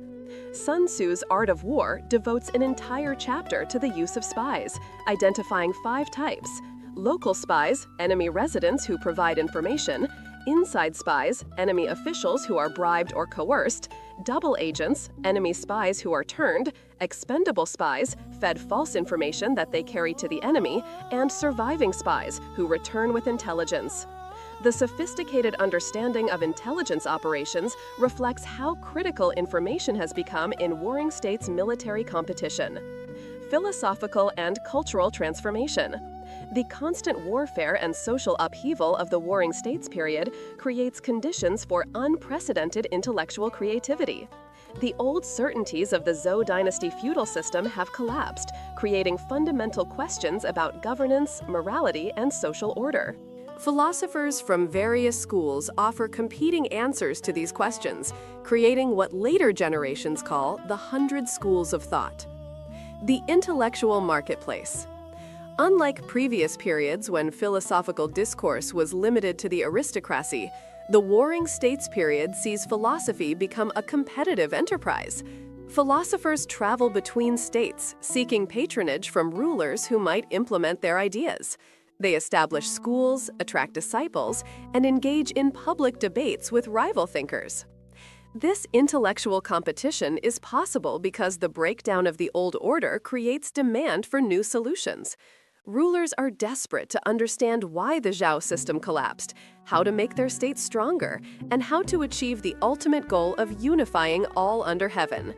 They are willing to listen to anyone who might have answers, regardless of social background. The result is an extraordinary diversity of thought. Confucians argue for moral cultivation and ritual propriety. Legalists advocate strict laws and harsh punishments. Taoists recommend following natural patterns and practicing non-interference. Moists promote universal love and defensive warfare. Logicians explore paradoxes of language and logic. Naturalists develop theories of cosmic cycles and elemental interactions. These are not merely abstract philosophical positions, but practical programs that states attempt to implement. When Shang Yang brings legalist reforms to Qin, the results are dramatic and measurable: increased agricultural production, larger armies, more efficient administration, and military victories. When other states try to follow Confucian principles of virtuous rule, they often find themselves outcompeted militarily by more ruthless neighbors. The School of Names. This philosophical school, also called the Logicians, explores questions of language, logic, and epistemology. Philosophers like Gongsun Lung and Hui Shi propose paradoxes and logical puzzles that challenge common sense assumptions about reality. The most famous example is Gongsun Lung's white horse paradox, which argues that a white horse is not a horse. The reasoning goes: horse denotes a shape or form, while white denotes a color. Therefore, white horse combines both shape and color, making it a different category from horse alone, which denotes only shape. While this seems absurd at first, it raises genuine questions about how language relates to reality and how categories are constructed. These logical investigations seem far removed from practical military and political concerns, but they reflect a broader intellectual confidence and willingness to question fundamental assumptions that characterizes the age. The same critical thinking that produces logical paradoxes also produces innovations in military strategy, administrative organization, and social policy. The Naturalist School. Thinkers in this tradition develop theories about the 5 elements, or 5 phases: wood, fire, earth, metal, and water. They propose that these elements follow cycles of generation and destruction, with each element producing one and being destroyed by another in a continuous cycle. Wood feeds fire. Fire creates earth, ash. Earth bears metal, ore. Metal enriches water, minerals. Water nourishes wood, plants. But also, wood parts earth. Earth absorbs water. Water quenches fire. Fire melts metal. Metal chops wood.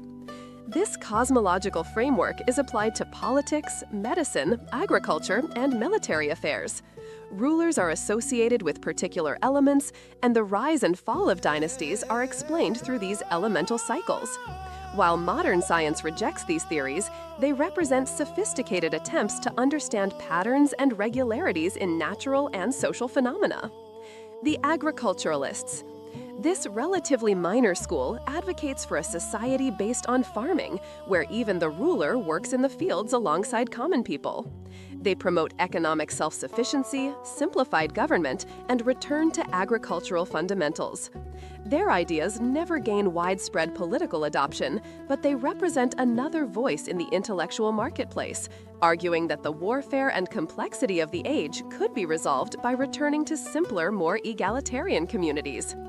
The philosopher Hui Xing, an agriculturalist, famously argued that Confucian scholars were parasites who consumed food produced by farmers while contributing nothing productive themselves. This challenge to the value of scholarly work provoked responses from Confucians like Mencius, who defended the division of labor and argued that intellectual work contributes to society just as agricultural work does. The lives of common people. While our focus has been on Li Zhong, a Xi warrior scholar, the vast majority of China's population consists of peasant farmers whose lives are shaped by very different concerns.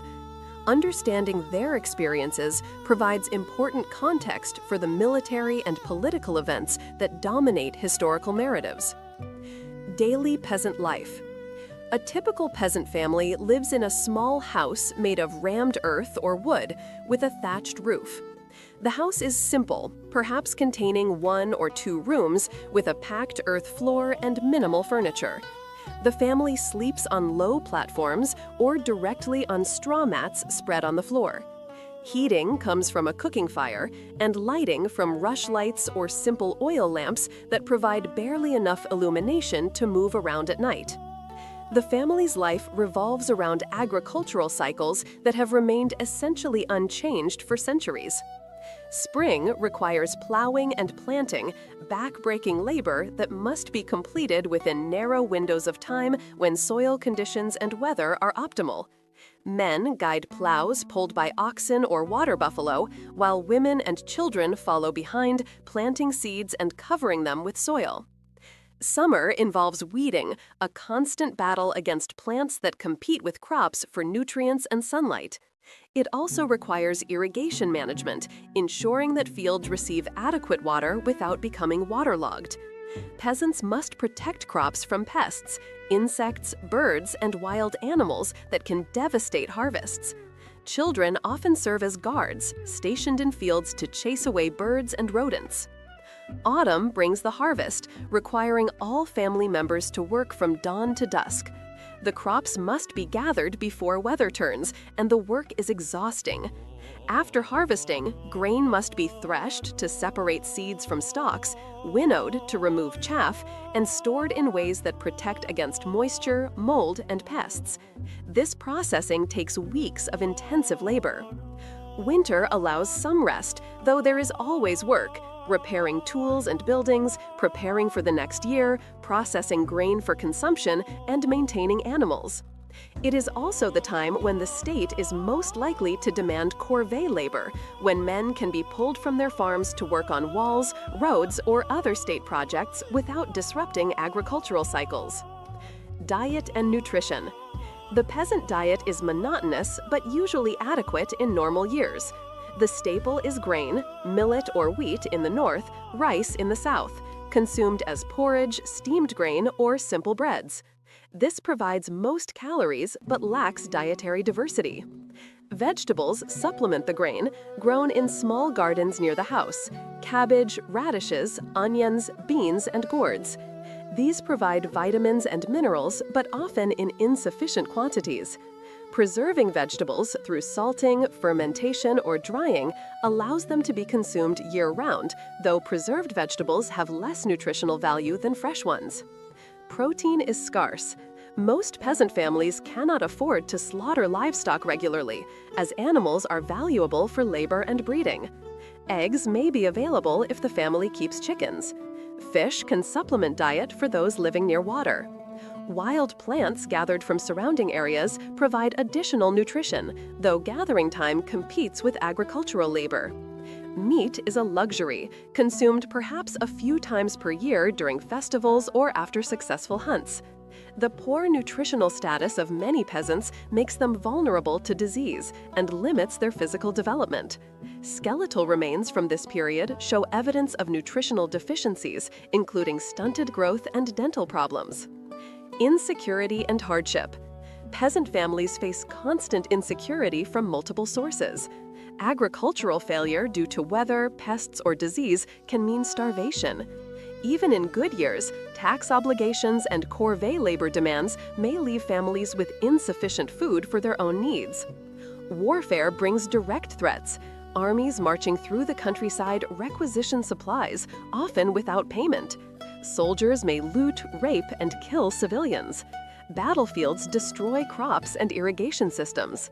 Population conscription pulls men away from farms, leaving families unable to maintain agricultural production. Banditry flourishes in the chaos of the Warring States period. Demobilized soldiers, criminals fleeing justice, and desperate people driven to crime by poverty form bands that raid villages, stealing food, valuables, and sometimes people to sell as slaves. Local officials often lack the resources to maintain order, leaving peasants vulnerable. Disease is another constant threat. Without modern medicine, even minor infections can prove fatal. Epidemics periodically sweep through populations, killing thousands. Sanitation is primitive, water sources become contaminated, and crowded living conditions facilitate disease transmission. Despite these hardships, peasant life also contains moments of joy and meaning. Festivals mark the agricultural year, providing opportunities for celebration, religious observance, and community gathering. Weddings, births, and other life events are celebrated within the limits of family resources. Folk religion, ancestor worship, and local cults provide spiritual comfort and explanatory frameworks for life's uncertainties. Family and community. Families maintain strong kinship networks. Extended family members support each other in times of crisis, share labor during harvest, and provide care during illness. Multi-generational households are common, with grandparents, parents, and children living together. The village community functions as a collective security system. Neighbors help each other with large projects, like building houses or digging wells. They share information about threats and opportunities. They provide social pressure that enforces norms and punishes deviance. While this creates conformity and limits individual freedom, it also provides crucial support networks. Marriage arrangements reflect practical considerations. Families seek matches that will provide economic security and maintain or improve social standing. A daughter's marriage connects two families in networks of mutual obligation. Sons are valued for their labor and for continuing the family line, while daughters represent both labor and future alliance opportunities. The relationship between peasants and the state is complex and often antagonistic. Peasants produce the surplus that feeds armies and officials, yet they see little benefit from state power beyond theoretical protection from external enemies. Taxation, conscription, and corvée labor are burdens that peasants bear with resentment but little ability to resist. Local officials serve as intermediaries between the state and the population. Some are corrupt, extracting additional payments for personal profit. Others try to advocate for their districts, negotiating lower tax rates or reduced labor obligations. The quality of local governance significantly affects peasant welfare, but peasants have little ability to influence who governs them or how. Women in warring state society. Women constitute half the population, but remain largely invisible in historical records, focused on warfare and statecraft. Yet they play crucial roles that sustain society, even as constant warfare threatens to tear it apart. Economic contributions. In peasant families, women perform essential agricultural labor. While plowing is typically men's work, women participate in planting, weeding, harvesting, and processing crops. They manage household vegetable gardens, raise small animals like chickens and pigs, and gather wild plants and fuel wood from surrounding areas. Women are primarily responsible for textile production, a critical economic activity. They spin thread from plant fibers, hemp or ramie, or from silk produced by cultivated silkworms. They weave this thread into cloth on simple looms. They sew clothing for family members and produce additional cloth that can be sold or traded. In many households, women's textile production provides crucial supplemental income. These economic contributions are essential but undervalued. The Confucian emphasis on agriculture as the foundation of society tends to overlook or minimize women's work, though Mohist texts acknowledge the importance of women's labor and argue for more egalitarian social arrangements. Social status and rights. Confucian philosophy, increasingly influential during this period, emphasizes hierarchical relationships, with women subordinate to men. The 3 obediences dictate that women should obey their fathers before marriage, their husbands after marriage, and their sons in widowhood. This framework denies women independent legal status and subjects them to male authority throughout their lives. Marriage is arranged by families based on practical considerations rather than romantic love. Parents negotiate matches that will maintain or improve family status, provide economic security, and create useful alliances. A bride typically moves to her husband's household, where she occupies the lowest status position until she bears sons. Producing male heirs is a woman's primary duty and the main source of her status and security. A woman who bears multiple sons achieves respect and eventually authority as a mother-in-law, but a woman who remains childless or produces only daughters faces insecurity, potential abandonment, and social stigma. Widows face particularly difficult situations. Young widows are sometimes expected to remain in their deceased husband's household, serving their in-laws and raising their children. The Confucian virtue of female chastity increasingly emphasizes that widows should not remarry, though this expectation is not yet as rigid as it will become in later dynasties. Economic necessity often forces poor widows to remarry or return to their birth families. Elite women. Women from noble families experience different circumstances than peasant women, though they remain constrained by patriarchal norms. Elite women receive some education, learning to read, write, and master cultural accomplishments, like music and painting. Some become quite learned, though their intellectual achievements are less likely to be recorded and transmitted than those of men. Historical records mention women who exercised significant informal power through their connections and intelligence. Queen dowagers, the mothers of kings, sometimes serve as regents or exercise influence over policy. Noble women participate in diplomatic marriages that cement alliances between states. Some women are known for their wisdom and are consulted on important matters. The most famous woman of the Warring States period is Queen Xuan of Qin, who served as regent during her son's minority and continued to wield influence afterward.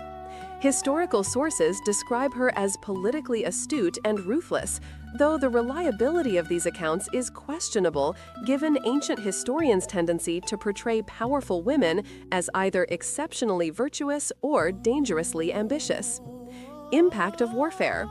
The constant warfare affects women profoundly in ways that historical records rarely acknowledge. Women lose sons, husbands, fathers, and brothers to military service.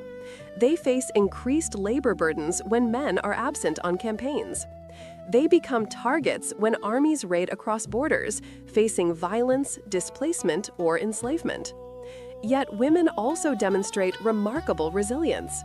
They maintain households and communities when men are away. They preserve and transmit cultural traditions through stories, songs, and practices taught to children. They find ways to survive and even occasionally thrive, despite the hardships imposed by endless warfare. Some women become refugees, fleeing conflict zones and seeking safety in other regions. Others are taken as slaves or concubines by victorious armies. A few disguise themselves as men to fight or to escape gender-based constraints, though such cases are rare and often end tragically. The full story of women's experiences during the Warring States period remains difficult to recover, as historical sources focus overwhelmingly on male activities and perspectives. But understanding that women constituted half the population and that their labor, suffering, and resilience were essential to society's continuation is crucial for a complete understanding of the era. Part 7. Military Campaigns and Combat Experience. The nature of Warring States battles. To fully understand Li Zhang's life as a warrior, we must examine what actual combat looked like during the Warring States period. While Li Zhang's daily routine involves training and garrison duty, his purpose is ultimately to fight, and his experiences in battle have profoundly shaped him. Warring States battles typically began with extensive maneuvering as armies sought advantageous positions. Commanders carefully selected battlefields, preferring terrain that favored their particular mix of forces. Flat, open ground favored chariots and cavalry. Hilly or forested terrain favored infantry. Rivers and fortifications created barriers that could be used defensively or offensively, depending on circumstances. Intelligence gathering preceded battle. Scouts reported on enemy numbers, dispositions, and movements. Spies within enemy camps or cities provided information about plans and morale. This intelligence was analyzed by commanders and their staff, who developed tactical plans based on their own strengths, enemy weaknesses, and terrain considerations. The scale of battles during this period could be enormous. Historical records claim armies numbering in the hundreds of thousands, though modern scholars debate whether these figures are accurate or inflated for propaganda purposes. Even accounting for possible exaggeration, Warring States battles clearly involved far more soldiers than earlier periods of Chinese history. The Battle of Chengping in 260 BCE between Qin and Zhao forces allegedly involved over 1 million soldiers combined and resulted in catastrophic casualties. While the precise numbers may be disputed, the battle's strategic importance and devastating impact on the state of Zhao are historically verified. Such massive engagements transformed warfare from ritualized combat between aristocratic warriors to industrial-scale slaughter. The chaos and horror of ancient combat. Once battle was joined, the fighting was brutal and chaotic. Modern people, accustomed to firearms warfare conducted at distance, might find the close-quarter nature of ancient combat shocking. Battles were decided by men standing within arm's reach of each other, striking with spears, swords, and axes, grappling hand-to-hand when formations broke down. The psychological stress was enormous. The noise was overwhelming. Thousands of men shouting battle cries, weapons clashing against weapons and armor, drums beating commands, horns blaring signals, wounded men screaming in pain and terror. The cacophony made communication difficult and disoriented soldiers, contributing to the fog of war that commanders struggled to penetrate. The smell was horrific, sweat from thousands of bodies in physical exertion, blood pooling on the ground and spraying from wounds, excrement released by dying men whose muscles relaxed, and the distinctive metallic scent that accompanies large-scale violence. These smells would cling to soldiers' clothing and equipment, constant reminders of what they had experienced. Visual chaos made it difficult to understand what was happening beyond one's immediate vicinity. A soldier in formation could see only the backs of men in front of him, the shoulders of men beside him, and the enemy directly to his front when formations clashed. Commanders on elevated positions or mounted on horses had better visibility, but still struggled to perceive the full battlefield situation. Dust raised by thousands of feet and hooves further obscured vision. In dry conditions, massive dust clouds could blind entire units, making coordinated movement nearly impossible. Soldiers fought half-blind, swinging weapons at shadows and sounds, sometimes striking their own comrades by mistake. Death came in many forms, each horrifying in its own way. Spear wounds. A spear thrust through armor into the body could take minutes or hours to kill as the victim bled internally or slowly suffocated if the lungs were pierced. Some men remained conscious throughout their dying, experiencing every moment of agony. Sword cuts. A sword slash across the neck or face could sever arteries, causing rapid death from blood loss. Facial wounds were particularly horrifying, as they were often survivable but left men permanently disfigured, unable to eat properly, or blind. Crossbow bolts. A bolt piercing the eye could penetrate into the brain, killing instantly. Bolts through the throat caused slow suffocation as blood filled the airways. Body shots might be survivable if armor stopped or deflected the bolt, but penetrating wounds to the torso usually proved fatal due to internal bleeding or infection. Trampling. Cavalry charges or the press of closely packed formations could knock men down, where they would be trampled by horses or crushed under the feet of other soldiers. Death by trampling was agonizing, as bones broke and internal organs were crushed while the victim remained conscious. Exhaustion and dehydration. Long battles in hot weather could kill through heat stroke or dehydration even without wounds. Men collapsed from exhaustion, unable to continue fighting, and became easy targets for enemy soldiers finishing off the fallen. The psychological aftermath. For the survivors, including Li Zhang, these experiences created trauma that modern psychology would recognize as PTSD, though the concept did not exist in ancient China. Warriors developed various coping mechanisms to deal with the psychological burden of combat.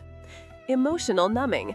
Many soldiers learned to suppress emotional responses to violence and death. This allowed them to function in combat, but sometimes left them unable to feel normal emotions in civilian life. Li Zhang experiences this to some degree. He can kill without the immediate emotional distress that would cripple an untrained person, but this comes at a cost to his inner life. Hypervigilance. Combat veterans often remain in a state of heightened alertness, constantly scanning for threats even in safe environments. This exhausting state helps in military settings but makes relaxation difficult. Li Zhang finds it hard to truly rest, always partially aware of his surroundings and potential dangers. Intrusive memories. Traumatic combat experiences replay in soldiers' minds, often triggered by sensory experiences, sounds, smells, or sights that resemble the battlefield. Li Zhang still sometimes sees the face of the man he killed in close combat, the memory surfacing unbidden at unexpected moments. Survivor guilt. Soldiers who survive while comrades die often struggle with guilt, questioning why they lived when others did not. This can lead to feelings of unworthiness or depression. Li Zhang sometimes thinks of friends who died in battles he survived, wondering if he could have done something to save them. Dark humor. Soldiers develop gallows humor as a coping mechanism, making jokes about death, injury, and suffering that would seem inappropriate to civilians. This humor serves as emotional release and creates bonds among those who share the experience. Li Zhang and his fellow officers engage in this kind of humor regularly. Alcohol use. Many warriors drink to dull emotional pain and aid sleep. While Confucian teaching emphasizes moderation, many soldiers struggle with excessive drinking as a form of self-medication. The garrison monitors alcohol consumption among troops, but cannot entirely prevent problem drinking. Ritual and routine. Maintaining strict routines and participating in rituals provides psychological anchors. The daily schedule of training, guard duty, and other activities gives structure that helps soldiers maintain mental stability. Li Zhang's morning and evening observances at his father's ancestral tablet serve this function. Li Zhang's first battle. Li Zhang participated in his first battle when he was 18, barely trained, serving as a common crossbowman in a force defending against an invasion from the state of Yan. The experience left an indelible mark on his psyche and remains vivid in his memory even 14 years later. The Zhao army had marched for 3 days to reach the battlefield, a river valley where Yan forces were threatening a Zhao border fortress. Li Zhang's unit was positioned on a low hill, part of a larger formation of several thousand soldiers. The plan was to use crossbow fire to weaken the Yan advance before Zhao infantry charged to drive them back. Li Zhang remembers the wait before battle as almost worse than the combat itself. Hours of standing in formation, watching the enemy army assemble across the valley, wondering if he would survive the day. His hands trembled as he checked and rechecked his equipment. His mouth was dry despite drinking water. He needed to urinate constantly from nervous tension. When the enemy finally advanced, Li Zhang's training took over. The commands were clear: draw, aim, fire. His hands loaded and shot his crossbow almost automatically, following the drills he had practiced countless times. He aimed at the mass of approaching soldiers, not at individuals. The bolt flew from his weapon, one of hundreds streaking toward the enemy. Through the dust and chaos, he saw a Yan soldier collapse, struck in the chest. Li Zhang never knew if that was his bolt or someone else's, but the image of the falling man haunted him for months afterward.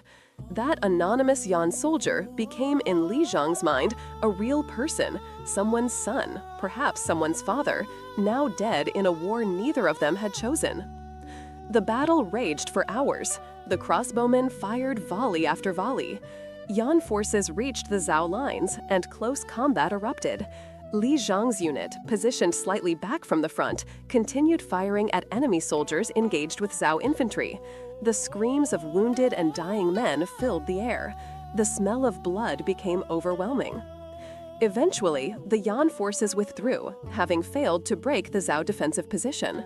The battle was a Zhao victory, celebrated by commanders and rewarded with bonuses for the troops. But Li Zhang felt no sense of triumph, only relief at having survived and horror at what he had witnessed. That night, he was violently sick, his body's reaction to the stress and trauma.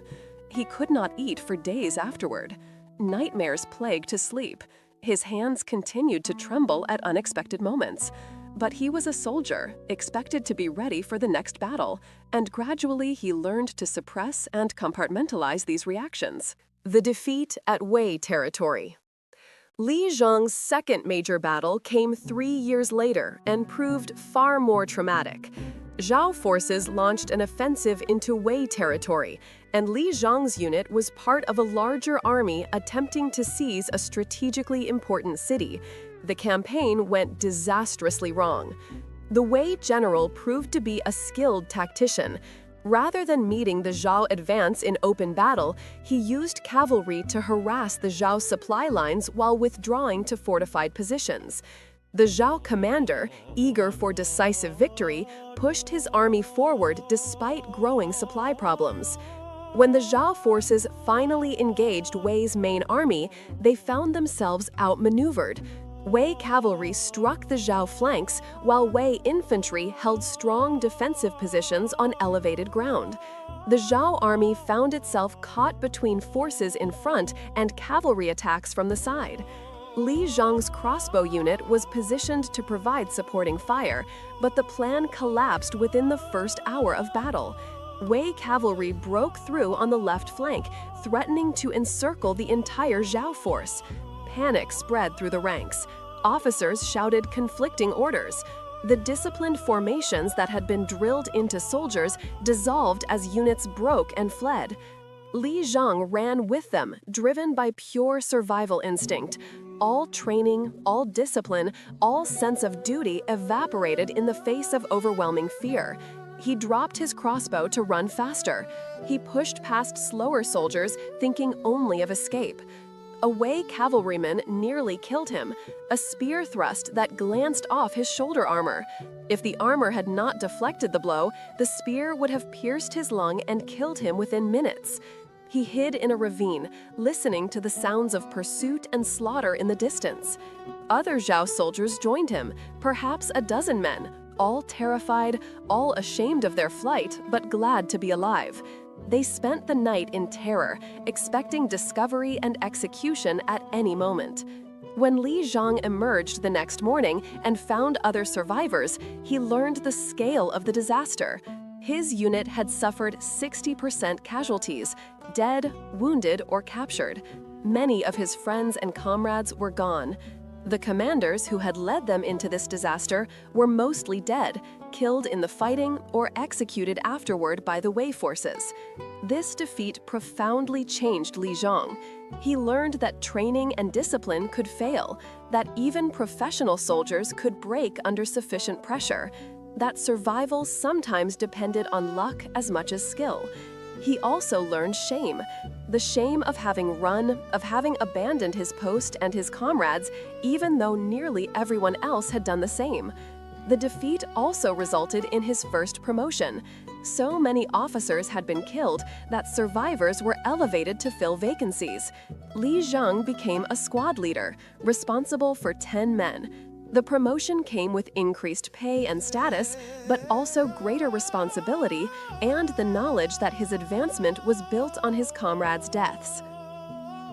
Victory and its cost. Li Zhang's third major battle occurred 5 years ago, when he was 27. By this time, he was an experienced warrior, his earlier terror replaced by grim professionalism. He commanded 50 crossbowmen and had developed into a competent officer, respected by his men and trusted by his superiors. Yan forces launched a major raid across the border, aiming to capture territory and resources. Zhao mobilized its frontier garrisons to respond. Li Zhang's garrison contributed 200 soldiers to a combined force of several thousand that moved to intercept the Yan army. The battle took place near a river crossing that the Yan forces needed to control for their supply lines. The Zhao forces held defensive positions on high ground, with a clear field of fire and obstacles that would slow enemy advances.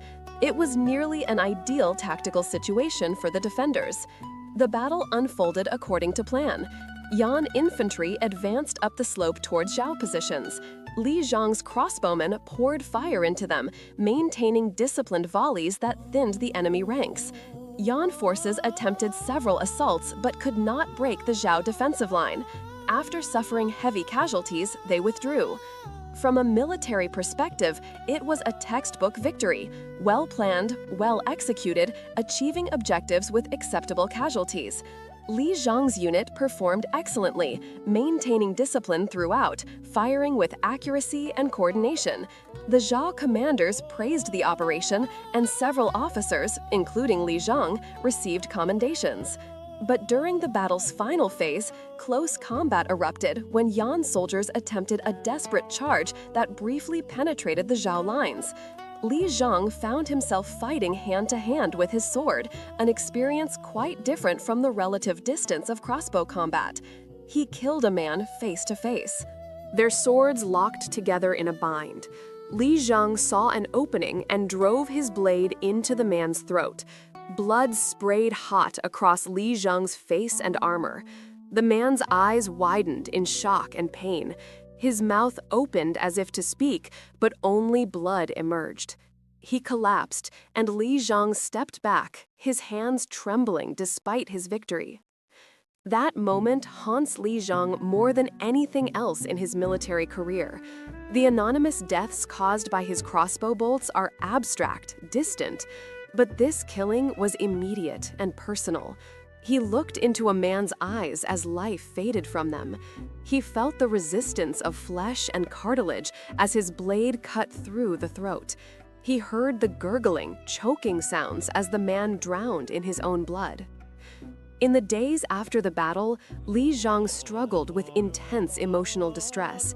He had nightmares where the dying man's face appeared, sometimes accusing him, sometimes simply staring. He developed an aversion to the smell of blood, which was problematic for a warrior. He questioned the meaning and purpose of his profession in ways he had not before.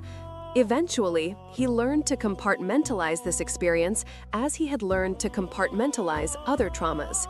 He could not undo what he had done. The man was an enemy soldier trying to kill him and his comrades. In that situation, killing was necessary for survival. These rational justifications helped, though they did not entirely erase the emotional weight of having taken a life so intimately. The guerrilla war, border skirmishes. Beyond these 3 major battles, Li Zhang has experienced numerous smaller engagements, border skirmishes, anti-bandit operations, and patrol encounters. These smaller actions may not receive historical recognition, but they are equally dangerous and contribute to the constant stress of military life. Ambush encounters. While on patrol, Li Zhang's unit has been ambushed several times by raiders or enemy scouts. These sudden, violent encounters, emerging from apparent calm, create intense stress.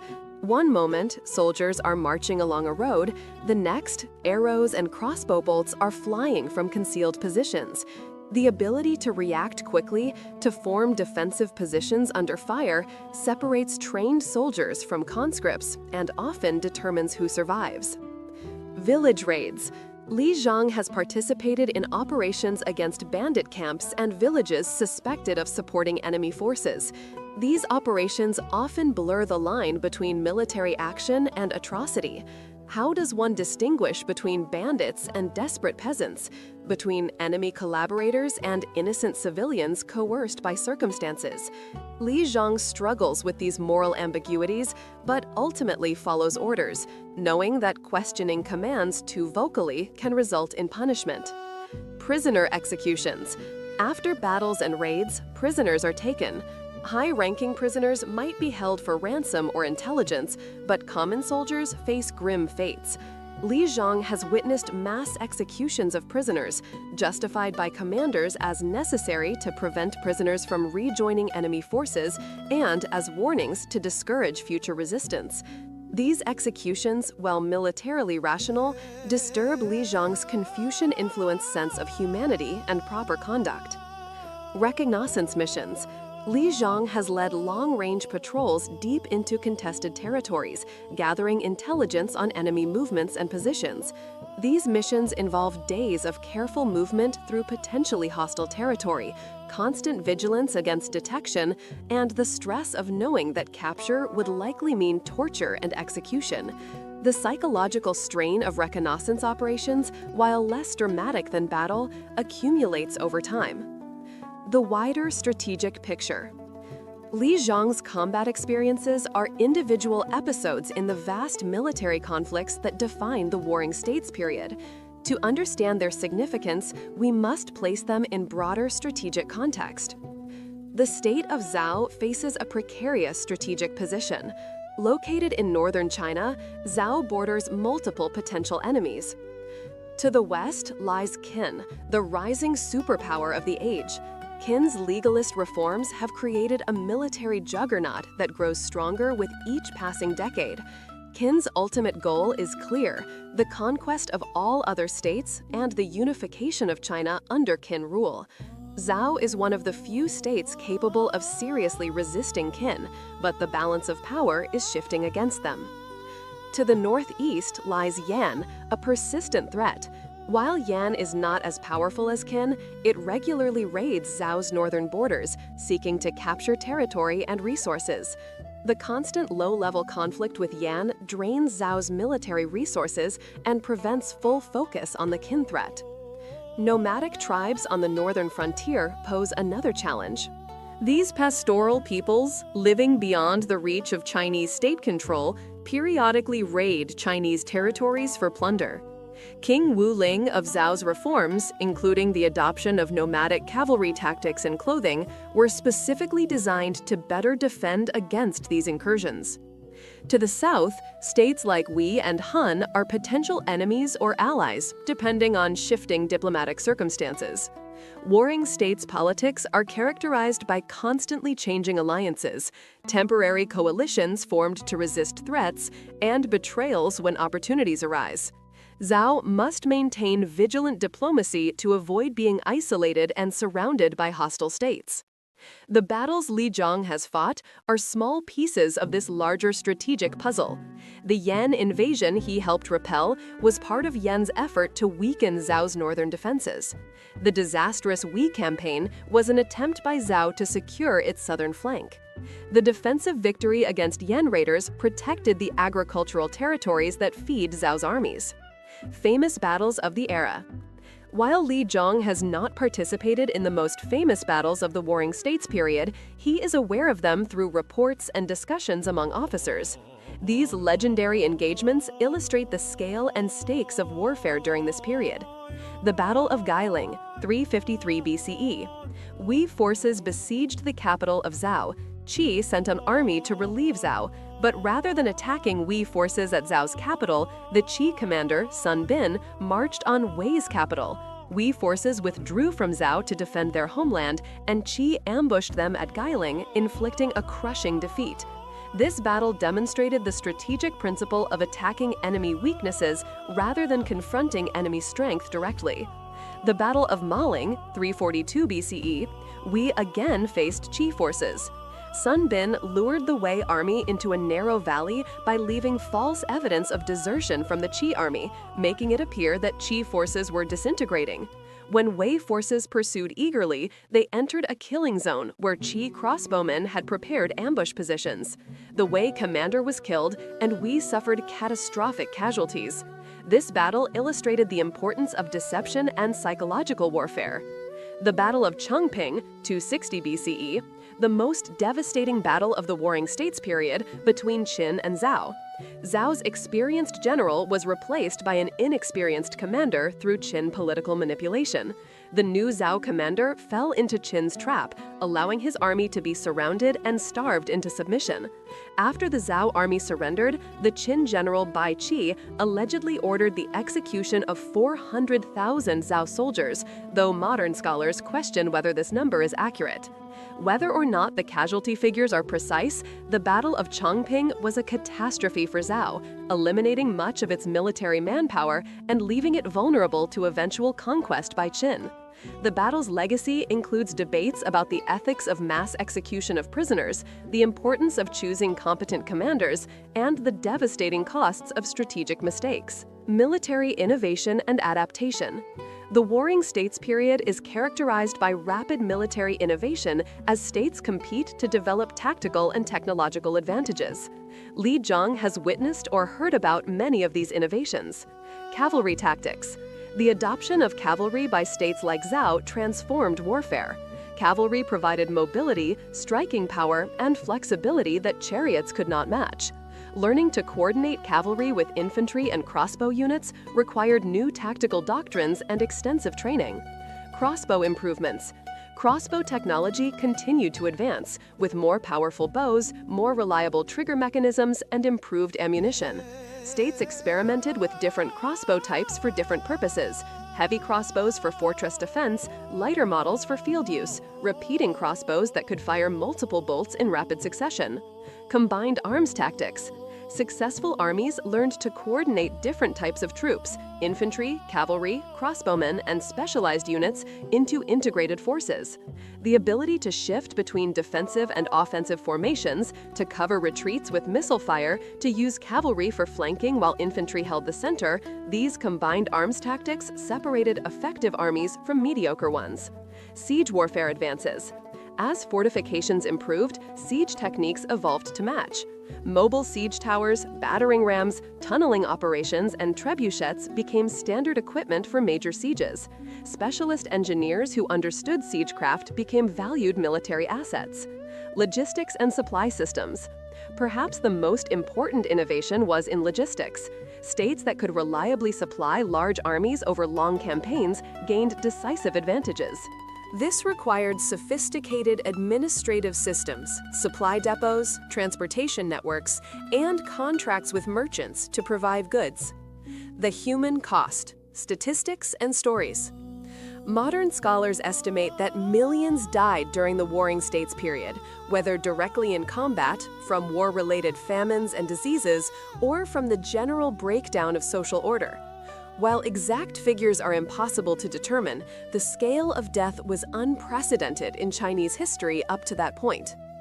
Behind these statistics are individual stories, like Li Zhang's, soldiers who survived multiple battles but carried psychological scars, men who were killed in anonymous circumstances and never received proper burials, families that lost fathers and sons to military service, villages that were destroyed in raids and never recovered. The trauma was not limited to combat participants. Civilians who lived through the era experienced fear, displacement, loss, and suffering. Children grew up in constant insecurity. Women lost male family members and faced increased vulnerability. The elderly saw their world of relative stability transform into chaos and violence. Yet humans are remarkably resilient. People found ways to continue living, to find moments of joy and meaning, to maintain hope for better futures. Li Zhang, despite his traumas, continues to function effectively as a soldier and officer. He maintains relationships, studies classical texts, practices his arts, and finds satisfaction in competent performance of his duties. This resilience should not minimize the genuine suffering experienced by millions. Rather, it demonstrates the complex nature of human psychology. We can endure terrible experiences while also maintaining our humanity. We can be both victims and agents. We can suffer trauma while also building meaning and connections that make life worth living. Part 8. The Legacy and Historical Significance. The end of the Warring States period. Li Zhang's story is fictional, but it represents the experiences of hundreds of thousands of real Shi warriors who lived during the Warring States period. To understand the significance of their lives and the world they inhabited, we must examine how this era ended and what legacy it left for Chinese civilization.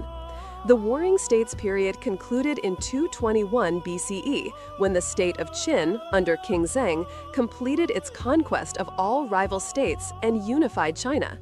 This unification was the culmination of decades of Qin military expansion, driven by the legalist reforms we have discussed and by a series of brilliant generals and administrators who built Qin into an unstoppable military machine.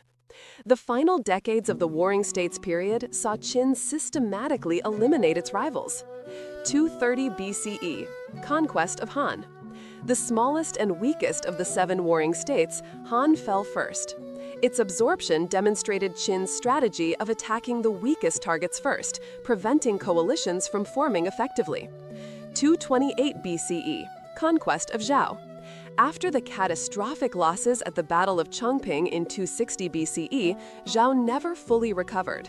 Despite producing brilliant generals like Li Mu, who defeated Qin forces multiple times, internal political intrigue and resource exhaustion eventually led to Zhao's fall. Li Zhang's garrison, if he lived until this time, would have faced the choice of surrender or death in hopeless resistance. 225 BCE, Conquest of Wei. Wei, once one of the most powerful states, fell after Qin diverted the Yellow River to flood its capital. This engineering feat demonstrated Qin's willingness to use any means necessary for victory. 223 BCE, Conquest of Chu. Despite being the largest state geographically, Chu fell to massive Qin armies led by the general Wang Jian. The conquest required Qin to mobilize 600,000 soldiers, nearly its entire military capacity. 222 BCE, Conquest of Yan. Yan had attempted to assassinate the king years earlier, ensuring that Qin would show no mercy. Yan's defeat was inevitable once its more powerful neighbors had fallen. 221 BCE, Conquest of Qi. The last independent state, Qi surrendered without significant resistance, recognizing that resistance was futile. With this final conquest, King Zheng proclaimed himself King Shi Huangdi, the first emperor of Qin. The first emperor's reforms. King Zheng, now calling himself the first emperor, implemented a program of dramatic centralization and standardization that would reshape Chinese civilization. These reforms were both the culmination of trends that had been developing throughout the Warring States period and a radical break with traditional patterns. Political centralization. The first emperor abolished the feudal system entirely. No longer would territories be granted to nobles who ruled semi-independently. Instead, China was divided into commanderies and counties administered by appointed officials who served at the emperor's pleasure and could be removed or transferred at will. This created the bureaucratic state structure that would characterize Chinese governance for 2 millennia. Standardization. The emperor ordered standardization of weights, measures, currency, and even the axle width of carts so that existing ruts in roads could be used by all vehicles. Most dramatically, he standardized the writing system, requiring that all official documents use the same character forms. This created linguistic unity across the empire, even as spoken languages remained diverse. Legal reforms. Qin law was extended across the entire empire with its characteristic harshness and detailed regulation. The mutual surveillance systems developed in Qin were imposed on conquered territories, creating a surveillance state where neighbors were required to report each other's violations. Infrastructure projects. The emperor launched massive construction projects, roads connecting the capital to distant provinces, canal systems linking major rivers, and most famously, the linking and extension of defensive walls into what would eventually become the Great Wall of China. These projects required mobilizing millions of workers through corvée labor, creating resentment, but also establishing infrastructure that benefited subsequent dynasties. Weapons confiscation. To prevent rebellion, the emperor ordered confiscation of weapons from civilians throughout the empire. These weapons were melted down to create 12 massive bronze statues placed in the capital, symbols of the emperor's power and the futility of resistance. Intellectual suppression. Perhaps most controversially, the emperor ordered the burning of books that criticized his policies or preserved historical records that might provide alternative visions of governance. Confucian scholars who protested were allegedly buried alive, hundreds according to historical accounts, though modern scholars debate the accuracy of these numbers. This burning of books and burying of scholars became notorious in Chinese history as an example of tyrannical government. These reforms achieved their immediate goal of consolidating power, but they created lasting resentment. The population groaned under the burden of taxation, corvée labor, and harsh legal punishments. The old aristocracy resented the loss of status and privileges. Scholars mourned the destruction of texts and suppression of intellectual freedom. The rapid collapse of Qin. When the first emperor died in 210 BCE, his dynasty quickly collapsed under the weight of its own oppression. The emperor's death was kept secret for weeks while his chief ministers conspired to manipulate the succession. The designated heir was murdered, and a weaker son was placed on the throne as a puppet. Almost immediately, revolts erupted across China. The initial rebellions were led by former aristocrats from conquered states seeking to restore their kingdoms.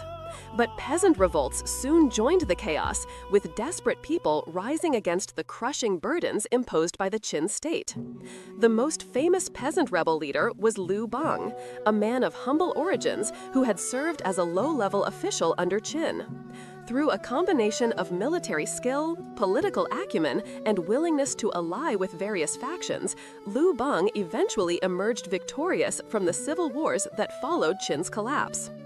In 206 BCE, Liu Bang proclaimed himself emperor, founding the Han dynasty.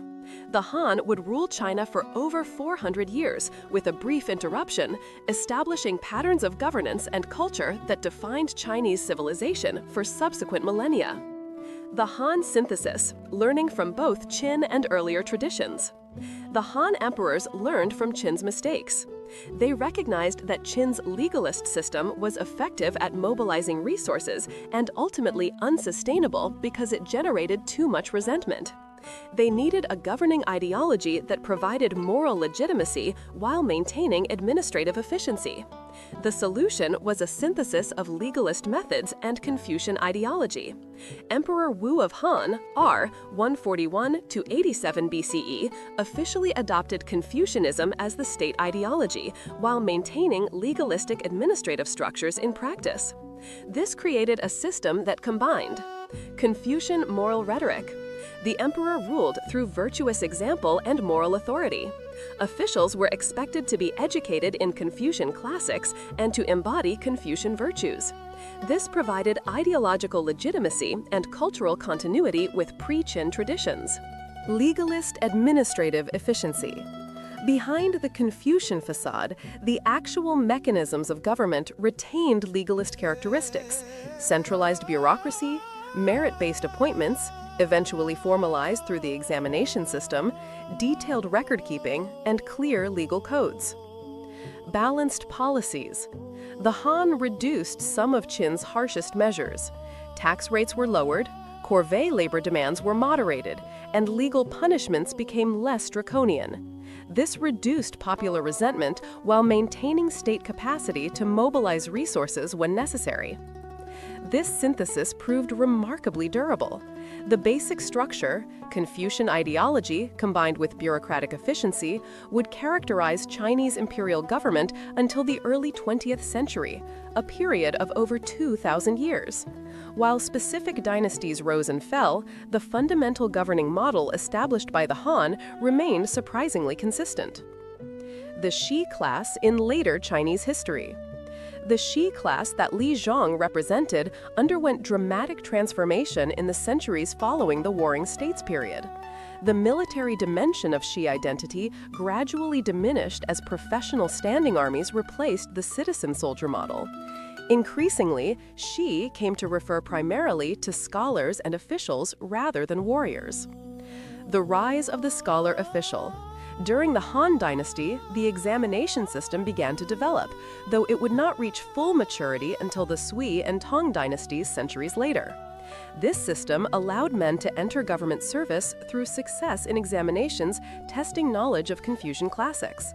The Shi class became primarily defined by education and scholarly achievement rather than martial prowess or noble birth. This transformation created the scholar official class, or literati, that dominated Chinese government and society for 2,000 years. These scholar officials saw themselves as inheritors of the Shi tradition, though their martial skills were largely ornamental. They practiced calligraphy rather than swordsmanship, wrote poetry rather than military treatises, and emphasized civil virtues over military ones. The examination system. The imperial examination system, fully developed by the Tang dynasty, institutionalized the transformation of the Shi class. To become an official, one had to pass a series of increasingly difficult examinations, testing knowledge of Confucian classics, ability to write essays in prescribed formats, and sometimes practical administrative skills. This system created unprecedented social mobility. In theory, any male, women were excluded, could study the classics and attempt the examinations, potentially rising from peasant origins to high office. In practice, the years of study required meant that most successful candidates came from families wealthy enough to support non-productive sons, but the system was more meritocratic than most other pre-modern governing systems. The examination system shaped Chinese culture profoundly. It created a shared literary culture among the educated elite, emphasized memorization and textual analysis, and generated tremendous respect for education and scholarly achievement. But it also had drawbacks. It encouraged conformity to orthodox interpretations, devalued practical and technical skills, and sometimes produced officials who were better at writing elegant essays than administering provinces. Military professionalization. As the Shi class became primarily scholarly, military functions were increasingly filled by professional soldiers who were not expected to possess scholarly education. This created a division between the civil and military spheres that had not existed during the Warring States period, when Li Zhang embodied both aspects. Professional soldiers came to occupy a lower social status than scholar officials, despite their military importance. The saying, "good iron is not used for nails, good men are not used for soldiers," reflected this devaluation of military service. However, during periods of crisis and foreign invasion, military men could rise to prominence, and some dynasties, particularly the Tang, maintained traditions of martial cultivation among the elite. The ideal of Wen-Wu unity. Despite the practical division between civil and military roles, the ideal of combining Wen, cultural accomplishments, and Wu, martial prowess, never entirely disappeared. Throughout Chinese history, some officials and scholars maintained martial traditions, and periods of crisis often saw literati taking up arms to defend their communities or dynasties. The Ming Dynasty, 1368 to 1644 CE, saw a revival of interest in martial arts among the literati, with scholars practicing swordsplay and studying military classics alongside their civil education. The late Qing Dynasty, 19th century, produced officials like Zhang Gofan, who combined scholarly credentials with military leadership in fighting the Taiping Rebellion. The legacy of the Shi warrior scholar, embodied by Li Zhong, persisted as a cultural ideal even when social reality diverged from it. The concept that a complete person should possess both intellectual cultivation and physical discipline, both moral virtue and practical effectiveness, remained influential in Chinese thought. Heading: Comparison with Japanese samurai. The Japanese samurai class, which developed centuries after the Chinese shi, shows interesting parallels and differences. Both were warrior classes that emphasized honor, loyalty, and cultivation beyond mere military skill. Both eventually developed sophisticated cultural traditions, but significant differences emerged from different historical traditions. Similarities: both emphasized personal honor and loyalty to superiors. Both developed codes of conduct, Bushido for samurai, Confucian ethics for shi. Both practiced literary and artistic pursuits alongside martial training. Both served as administrative as well as military elites. Differences: samurai retained their martial identity and social dominance much longer than Chinese shi, remaining the military elite until the Meiji Restoration in 1868. Samurai culture developed more elaborate ritualization of death and suicide, seppuku, while Chinese culture generally emphasized preserving life. The Chinese examination system eventually allowed more social mobility than the hereditary samurai system. Chinese scholar officers wielded more political power relative to military men than was typically the case in feudal Japan. These differences reflect broader distinctions between Chinese and Japanese political and social development. China's earlier centralization and bureaucratization reduced the independence of military elites, while Japan's feudal system persisted longer, maintaining the samurai's privileged position. Heading: Material culture and archaeological evidence. Much of what we know about the Warring States period comes from archaeological discoveries that have revolutionized our understanding of this era. These material remains ground our understanding in concrete reality rather than textual abstraction. Heading: The Terracotta Army. The most famous archaeological discovery is the Terracotta Army discovered near Xi'an in 1974, the burial complex of the first emperor. This massive excavation has revealed thousands of life-size terracotta soldiers, horses, and chariots, providing unprecedented detail about Qin military organization, equipment, and appearance. The terracotta warriors display remarkable diversity in facial features, hairstyles, and expressions, suggesting they were modeled on actual soldiers. Their armor shows the range of equipment types we have discussed: lamellar cuirasses in various configurations, different helmet styles, and evidence of the weapons they once carried. While the actual metal weapons were looted in antiquity, bronze weapons discovered at the site show sophisticated metallurgical techniques and impressive standardization. Examination of the terracotta figures reveals details about military organization. Different units can be distinguished by uniform variations, officer figures display different armor and postures, and the arrangement of figures suggests tactical formations. This archaeological evidence confirms and enriches our understanding of Warring States military practices. Tomb discoveries. Hundreds of Warring States tombs have been excavated, yielding weapons, armor, household items, and art that illuminate Ethereal culture. We can see actual examples of the swords, crossbows, and armor that Li Zhang and his contemporaries used. We can examine the food remains that show what people ate, the clothing fragments that reveal what they wore, and the household items that demonstrate how they lived. One particularly important discovery is the Marquis Yi of Zhang tomb, excavated in 1978 in Hubei province. This elaborate tomb contained over 15,000 items, including bronze vessels, musical instruments, including a massive set of bronze bells, weapons, and wooden artifacts. The preservation is so good that scholars can see details of construction techniques, artistic styles, and even read bamboo strip texts that were included in the burial. Bamboo and silk texts. Numerous warring states and early Han texts written on bamboo strips or silk have been discovered in tombs where the anaerobic conditions preserved organic materials. These texts often provide versions of classical works that differ from transmitted versions, revealing how texts changed over centuries of copying. They also include previously unknown texts, military manuals, medical treatises, philosophical works, and administrative documents. The Gudeian bamboo slips, discovered in 1993, included early versions of Taoist and Confucian texts that are helping scholars understand how these philosophical traditions developed. The Mawangdui silk manuscripts, discovered in 1973, included medical texts, maps, and astronomical charts that reveal the sophistication of warring states' science and technology. Poignant individual remains. Some discoveries are particularly moving in their human immediacy.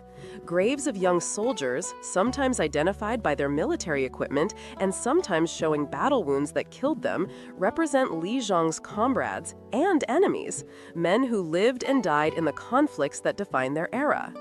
Their remains remind us that history consists not just of great events and famous figures, but of countless individual lives, most of whose stories are forever lost. One excavation revealed a mass grave containing remains of dozens of young men, all showing signs of violent death, likely executed prisoners from a battle. The archaeological evidence confirms the historical accounts of mass executions that characterized warring states' warfare. These anonymous dead represent the human cost of the period's violence. Philosophical and cultural continuities. The philosophical systems that emerged during the Warring States period have shaped Chinese thought and culture to the present day, extending their influence far beyond the historical moment of their creation. Confucianism's enduring influence. Confucianism became the dominant ideology of the imperial system, providing both moral legitimacy and practical governing principles. The concepts that Confucius and his followers developed, filial piety, ritual propriety, benevolent governance, moral cultivation through education, remain influential in contemporary Chinese society and throughout East Asia. The emphasis on education, respect for teachers, strong family bonds, and social harmony over individual autonomy that characterize many East Asian societies today can be traced directly to Confucian influence. While modern Chinese society has undergone tremendous changes, particularly during the 20th century when Confucianism was explicitly rejected by communist ideology, Confucian values continue to shape attitudes and behaviors in subtle ways. Taoism's cultural presence. Taoism developed into both a philosophy and a religion, with Taoist temples, priests, and practices becoming integral parts of Chinese cultural life. Taoist ideas about naturalness, spontaneity, and harmony with cosmic patterns influenced Chinese art, medicine, martial arts, and personal cultivation practices. The concepts of yin and yang, the 5 elements, and qi, vital energy, that pervade traditional Chinese medicine, feng shui, martial arts, and other practices derive partly from Taoist traditions that emerged during the Warring States period. Taoist philosophy continues to attract interest in modern times, particularly its emphasis on naturalness and its critique of excessive ambition and complexity. Legalism's shadow. While legalism has never again been officially embraced as comprehensively as during the Qin dynasty, its influence persisted in more subtle ways. The administrative techniques, legal frameworks, and political philosophies developed by legalist thinkers were adapted and integrated into later political systems, coexisting with Confucian moral rhetoric. Modern scholars note that Chinese imperial government always contained legalist elements beneath its Confucian surface. The combination of harsh laws for common people and moral expectations for the elite, the emphasis on state power over individual rights, and the use of mutual surveillance and collective punishment all reflect legalist influence. In modern China, some scholars and political figures have explicitly revived interest in legalism, arguing that its emphasis on strong state power and efficient administration is appropriate for contemporary challenges. This revival is controversial, given legalism's historical association with authoritarian government, but it demonstrates the continuing relevance of warring states' philosophical debates. The intellectual pluralism. Perhaps the most important legacy of the Warring States period is the demonstration that fundamental questions about governance, ethics, and human nature can be approached from multiple perspectives. The intellectual pluralism of the era, the sense that these questions require serious philosophical engagement rather than simple acceptance of tradition, established a tradition of scholarly discourse that persisted throughout Chinese history. While specific dynasties sometimes suppressed heterodox views, the memory of the 100 schools of thought provided an example of an earlier age when diverse viewpoints competed freely. Reformers and critics throughout Chinese history could point to the Warring States period as evidence that intellectual diversity had ancient precedent and legitimate standing. Lessons and reflections for the modern world. What can modern people learn from studying the life of a Shi warrior like Li Zhang and the world he inhabited? Several themes seem particularly relevant to contemporary concerns. The integration of multiple forms of excellence. Li Zhang is expected to be both a competent warrior and an educated scholar. This holistic approach to human development, the idea that a complete person requires cultivation in multiple domains, offers an alternative to modern tendencies toward excessive specialization. In contemporary society, we often treat intellectual development and physical cultivation as separate, sometimes even opposed activities. Scholars are stereotyped as physically weak, while athletes are sometimes assumed to lack intellectual depth. The Shi ideal suggests that humans can and should develop themselves comprehensively, combining physical prowess, intellectual cultivation, moral character, and practical competence. This integration has practical benefits. Physical exercise enhances cognitive function, intellectual understanding can improve physical performance, moral cultivation provides purpose and direction. The Shi model, adapted to contemporary circumstances, might inspire more balanced approaches to education and personal development. The importance of ritual and structure. Li Zhang's daily routines, his ritual observances, his study of classics, all provide psychological anchors that help him endure the stress and uncertainty of military life. In our modern world, where traditional structures have weakened, we might benefit from similar practices that provide continuity and meaning. The contemporary interest in meditation, mindfulness, and daily routines reflect a search for the kind of structure that traditional societies provided through ritual. Understanding how people like Li Zhang used ritual and routine to maintain psychological stability might inform modern approaches to mental health and resilience. The moral complexity of violence. Li Zhang is not a simple hero or villain, but a human being caught in circumstances beyond his control, trying to act honorably while participating in a system of organized violence. His struggles with philosophical questions about virtue, duty, and survival reflect enduring human dilemmas about how to live ethically in imperfect circumstances. Military personnel in all eras face similar moral complexities: the tension between duty and conscience, the difficulty of distinguishing legitimate violence from atrocity, the psychological burden of having killed other human beings. Li Zhang's experiences and his attempts to find meaning and maintain moral standards despite the violence surrounding him offer insights into these timeless challenges. The relationship between individual lives and historical forces. Li Zhang's personal experiences are shaped by massive political, economic, and social processes: the breakdown of feudalism, the rise of bureaucratic states, technological change, philosophical ferment. Yet he is not merely a passive victim of these forces, but an agent who makes choices, forms relationships, and creates meaning within the constraints he faces. This relationship between individual agency and structural forces remains relevant today.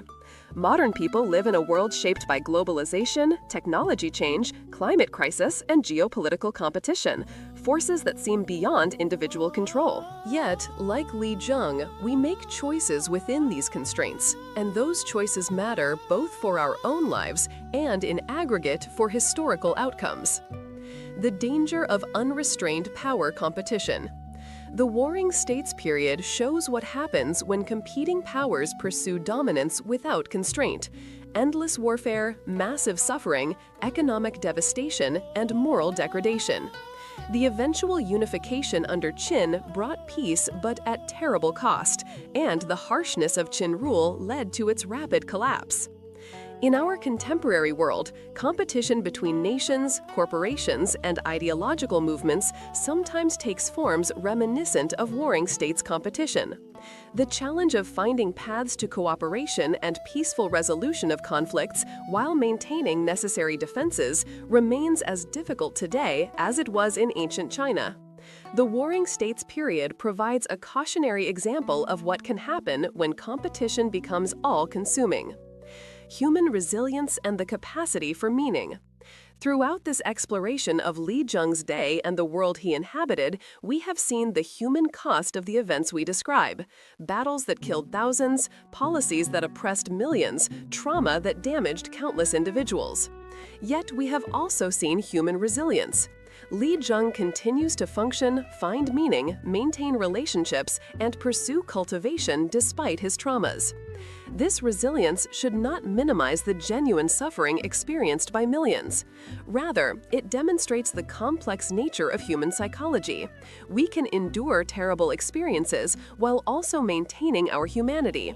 We can be both victims and agents. We can suffer trauma while also building meaning and connections that make life worth living. This understanding might help modern people facing their own challenges, individual or collective. The human cost, remembering the forgotten. Behind every battle, every political decision, every philosophical debate of the Warring States period, real people suffered and died. Families were torn apart, children orphaned, women widowed, communities destroyed.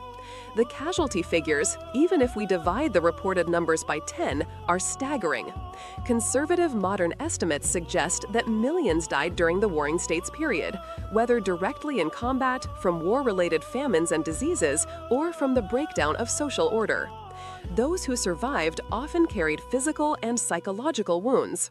Li Zheng's scarred shoulder, his nightmares, his complex relationship with violence represent common experiences for warriors throughout history.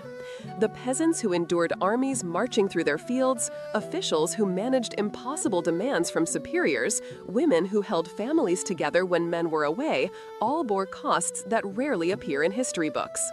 We study the Warring States period for its philosophical contributions, its political innovations, its role in creating unified China. These are legitimate and important reasons. But we should also remember the human cost, the suffering of millions whose names we will never know, whose stories are lost to time, whose deaths contributed nothing to the philosophical insights or political developments that we study. In honoring Li Zheng's story, fictional though it is, we honor all those whose lives and choices, whose sufferings and achievements, whose hopes and fears created the world we have inherited. Their stories deserve to be told, imagined, and remembered, not because they were heroic or exceptional, but because they were human. And humanity, in all its complexity, is what history is ultimately about.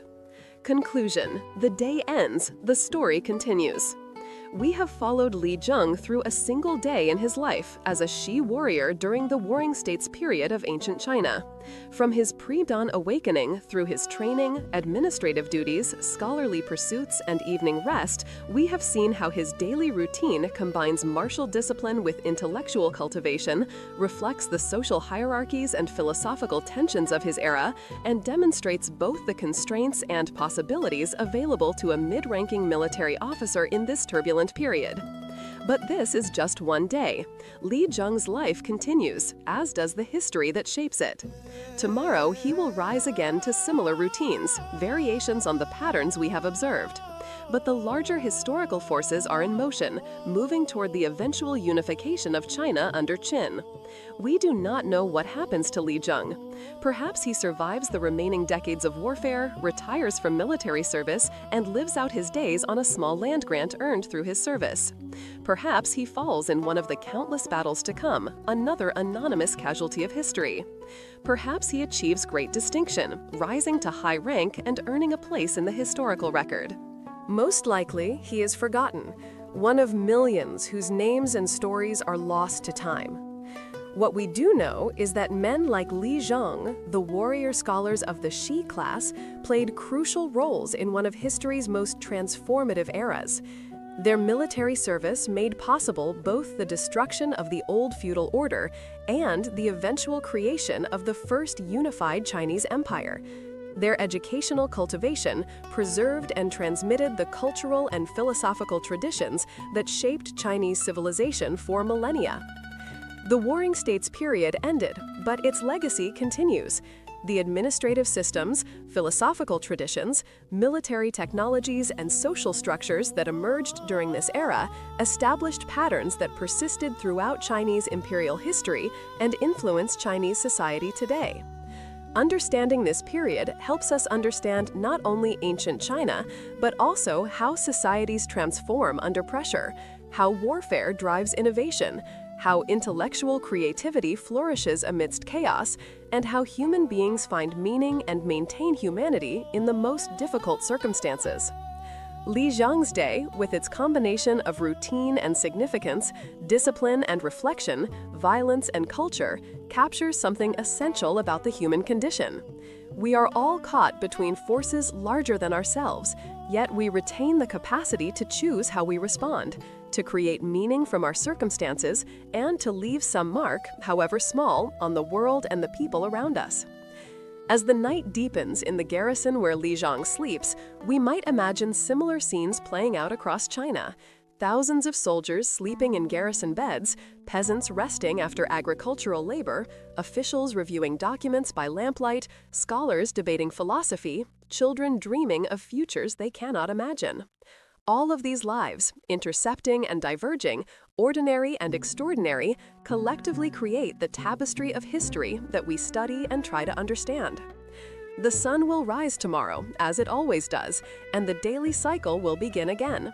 For Li Zhang and his contemporaries, tomorrow brings more training, more duty, and the constant uncertainty of what fate has in store. For us, looking back across more than 2 millennia, tomorrow has already happened, and we know how the story ends. But knowing the ending does not diminish the value of understanding the journey, the countless individual days that accumulated into years, decades, centuries of history.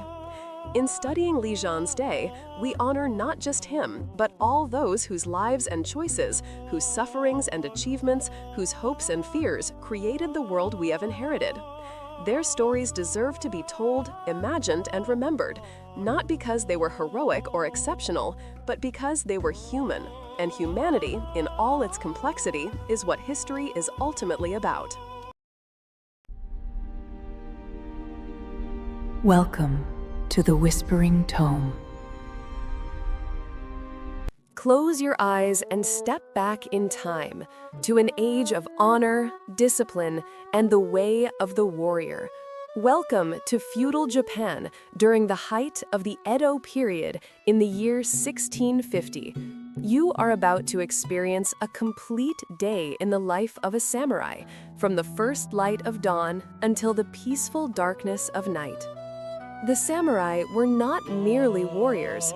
They were the embodiment of a philosophy, a way of life known as Bushido, the way of the warrior. This code demanded absolute loyalty, unflinching courage, and a profound sense of honor that transcended even death itself. To be samurai was to live every moment with purpose, to see beauty in discipline, and to find peace in preparation for the ultimate sacrifice. Our journey today takes us to the castle town of a mid-ranking samurai named Takeda Masanori. He serves a powerful daimyo, a feudal lord who controls a prosperous domain in central Japan. Masanori is not a great general or legendary swordsman whose name will echo through the centuries. He is, instead, a reflection of the thousands of samurai who formed the backbone of feudal Japanese society. Men who trained relentlessly, served faithfully, and lived by a code that shaped an entire civilization.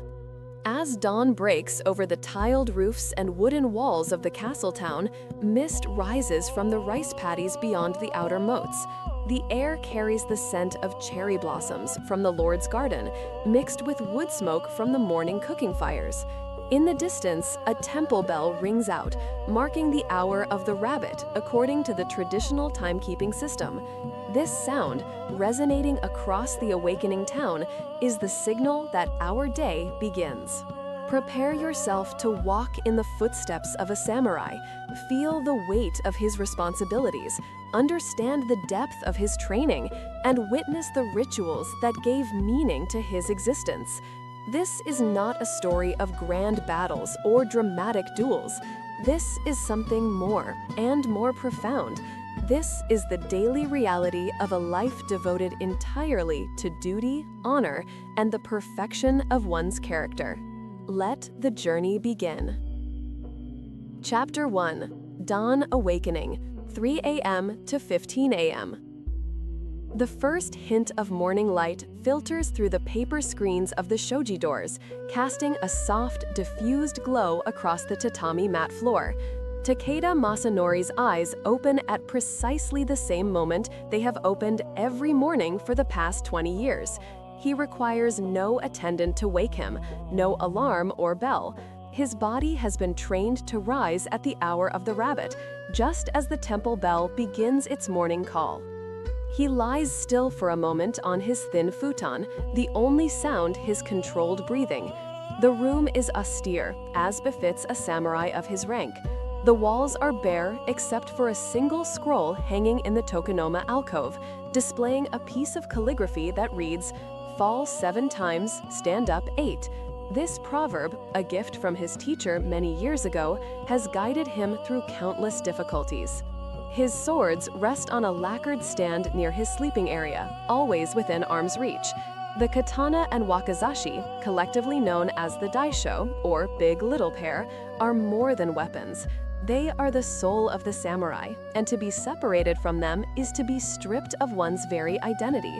Even in sleep, Masanori maintains an awareness of their presence, a warrior's instinct that never truly rests.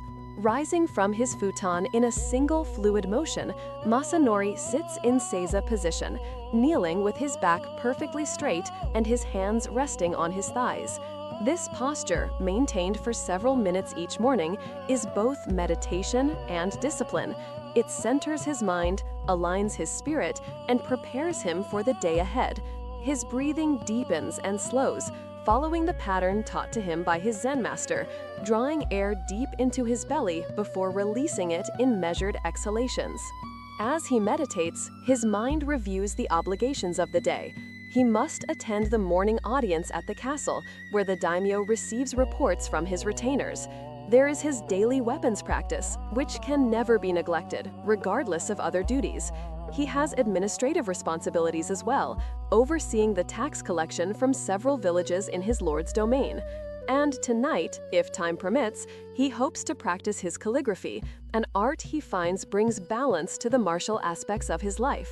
But first, there is the morning ritual of preparation. Masanori rises and carefully folds his futon and bedding, storing them in the same precision he brings to every action. In the way of the samurai, there are no trivial tasks. How one makes one's bed reflects how one lives one's life. Carelessness in small matters leads to failure in great ones. He moves to a small basin of water that was prepared the night before. The water is cold, shocking against his skin as he splashes his face. This, too, is intentional. The cold awakens not just the body, but the spirit, sharpening awareness and dispelling any remaining traces of sleep.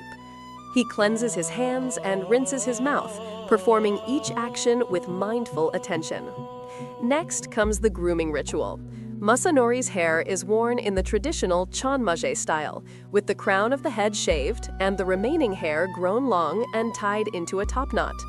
This distinctive hairstyle serves multiple purposes.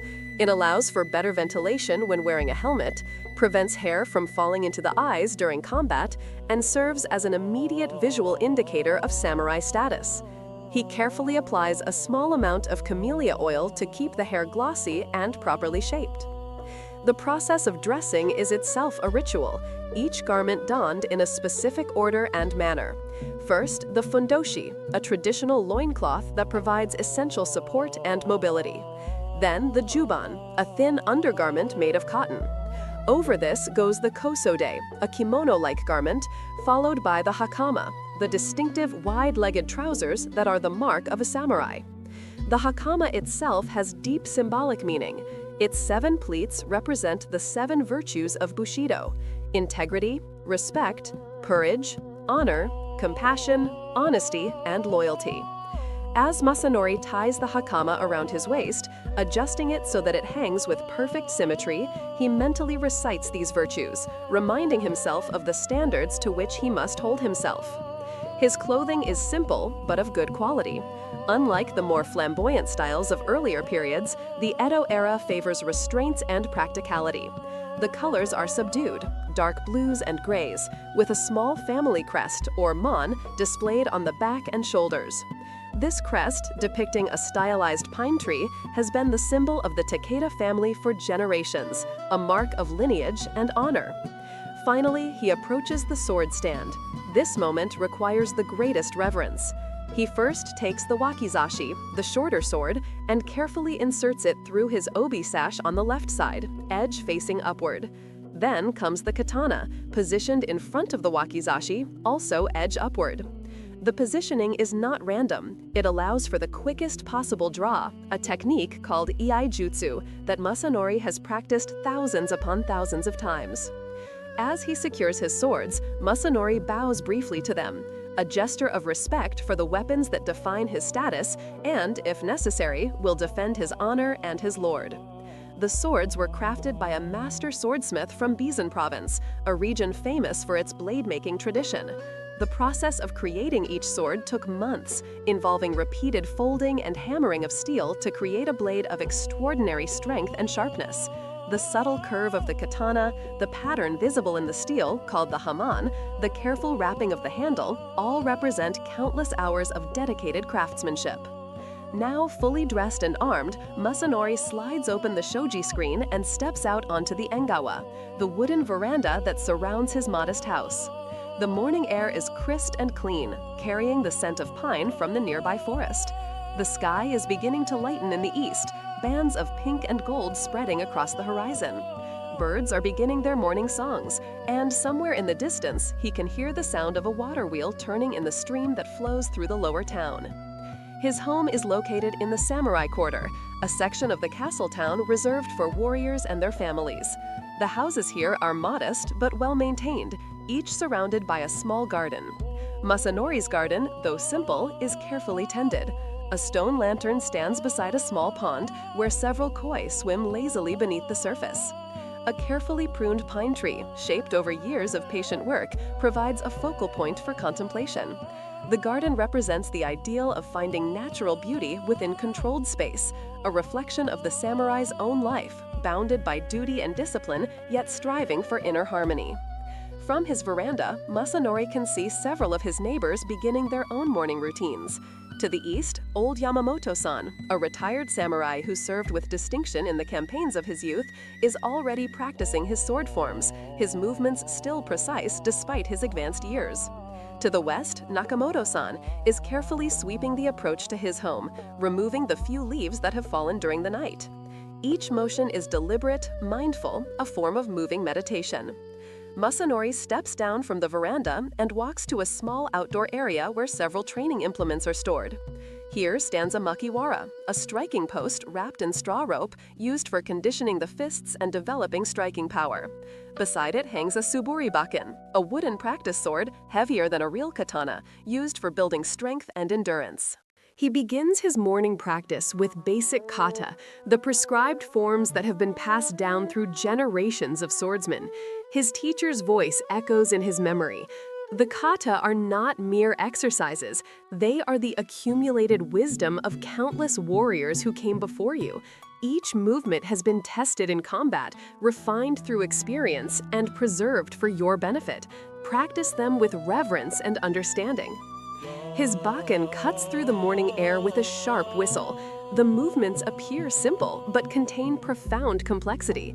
Each strike originates not from the arms, but from the hips, powered by the entire body moving as one coordinated unit.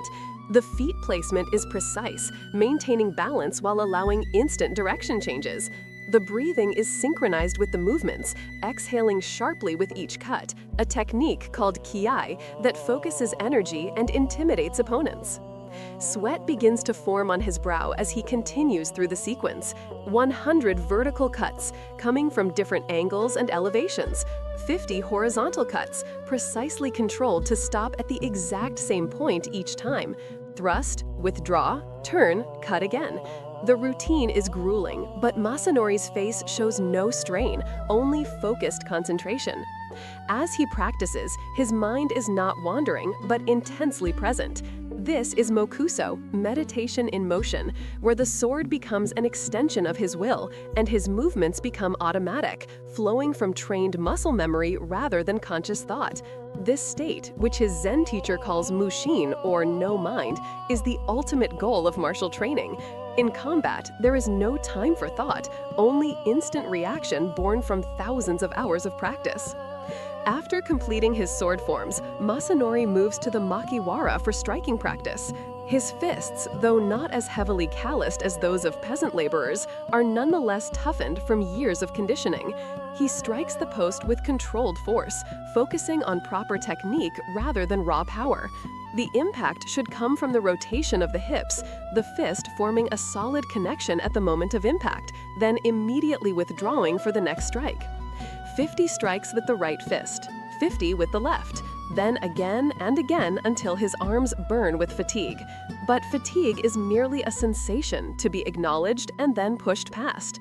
Masanori's teacher once told him, "The body will give in long before the spirit, if the spirit is properly trained. When your arms say they cannot continue, that is when the true practice begins." As he finishes his striking practice, the sun has fully risen above the horizon, painting the castle walls with golden light. The town is now fully awake. He can hear the sounds of merchants opening their shops, servants beginning their duties, and children's voices as they start their day. But in the samurai quarter, a certain quiet dignity prevails. Voices are not raised unnecessarily. Movements remain controlled and purposeful. Masanori returns to his home to find that his wife, Ayame, has prepared the morning meal. She kneels beside a low table where simple dishes have been arranged with artistic care. There is a bowl of rice, miso soup with tofu and scallions, pickled vegetables, and a small portion of grilled fish. The meal is not elaborate, but it is nutritious and prepared with attention to detail. Before eating, Masanori pauses to offer gratitude. "Itadakimasu," he says quietly, an expression that acknowledges the life that was given so that he might eat, the effort of those who prepared the food, and the fortune that allows him to have a meal when many in the world go hungry. He eats slowly, mindfully, appreciating each flavor and texture. Eating, like every other action, should be performed with full attention. To rush through a meal, to eat while distracted or thinking of other matters, is to fail to honor the present moment. Ayame kneels nearby, but does not eat with him, as is the custom. She will take her meal after he has departed for his duties. They speak little during this time, but their silence is comfortable, born of many years of marriage and mutual understanding. Ayame understands the weight of her husband's responsibilities, the constant presence of duty that shapes every aspect of his life. Their marriage was arranged by their families, as is customary among samurai, but over the years, genuine affection has developed between them. Ayame is the daughter of another samurai family, raised from childhood to become the wife of a warrior. She manages the household with quiet efficiency, maintains social connections with other samurai families, and serves as a source of peace in Masanori's disciplined but demanding life. They have 2 children. Their son, Takeshi, is 14 years old and has recently begun his formal training as a samurai, apprenticed to one of the Lord's senior retainers. Their daughter, Hanako, is 10 and is learning the arts appropriate to a young woman of samurai class: tea ceremony, flower arrangement, calligraphy, and music. Both children understand from an early age that they carry the weight of the family name and must conduct themselves with honor. As Masanori finishes his meal, Ayame brings him a cup of tea. The tea is hot but not scalding, the flavor clean and slightly bitter. He savors it slowly, allowing the warmth to spread through his body. Tea drinking, particularly in its formal ceremony version, is considered an important accomplishment for a samurai. It represents refinement, patience, and the ability to find tranquility in simple acts. The morning is beautiful, Ayame observes quietly. The cherry blossoms will be at their peak in a few more days.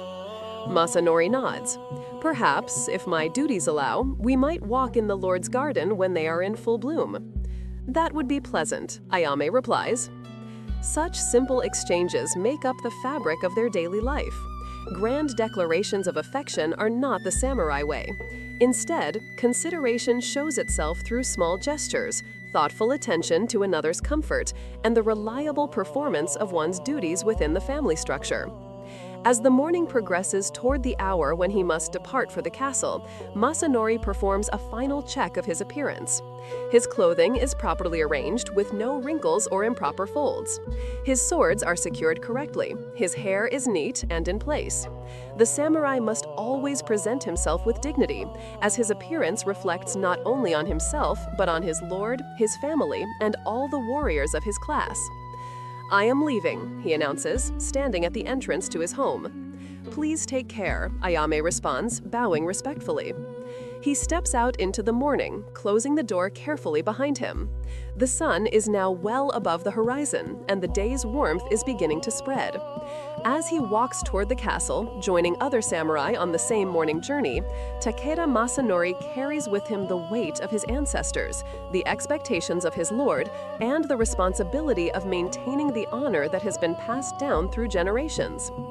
This is not merely another day.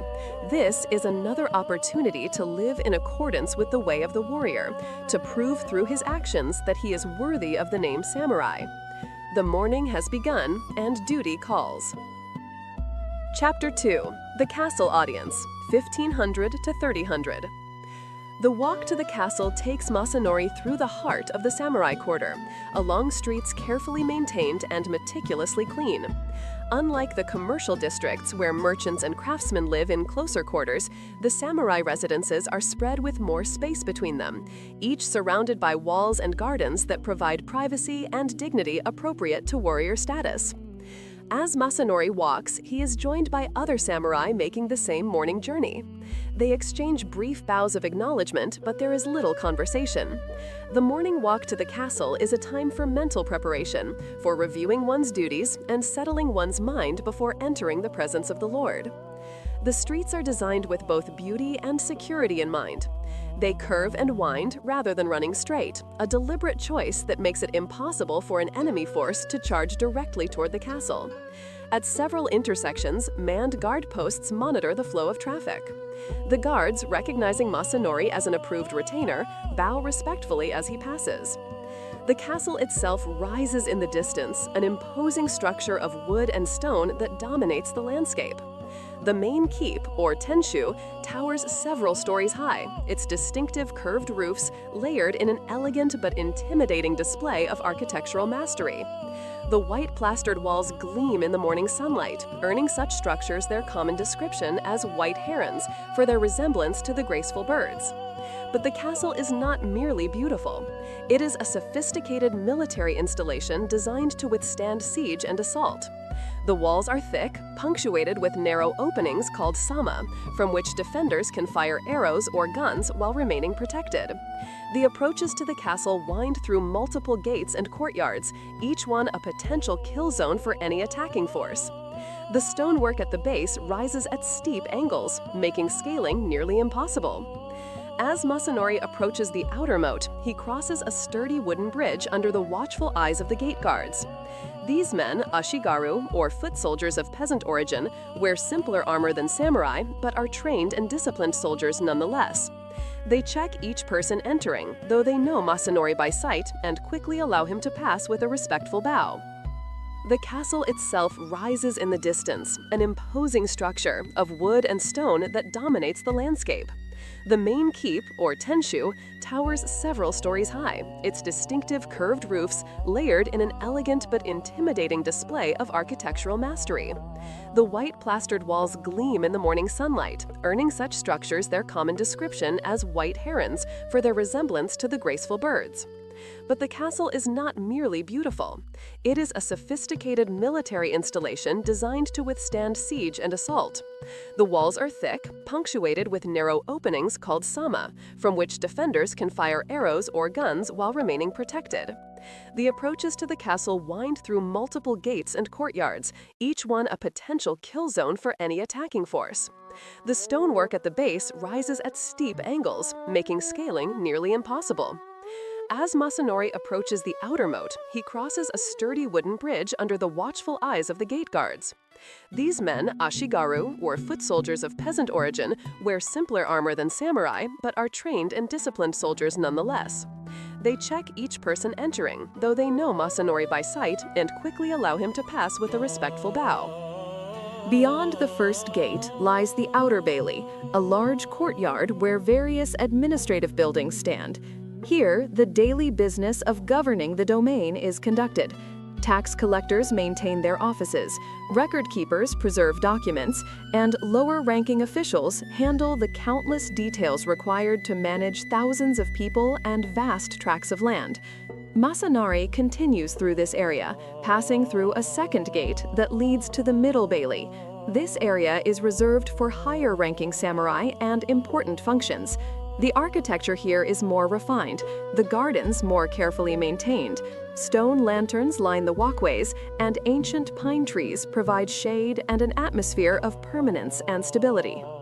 Finally, he reaches the inner gate, the entrance to the heart of the castle, where the daimyo's residential quarters and the main audience hall are located.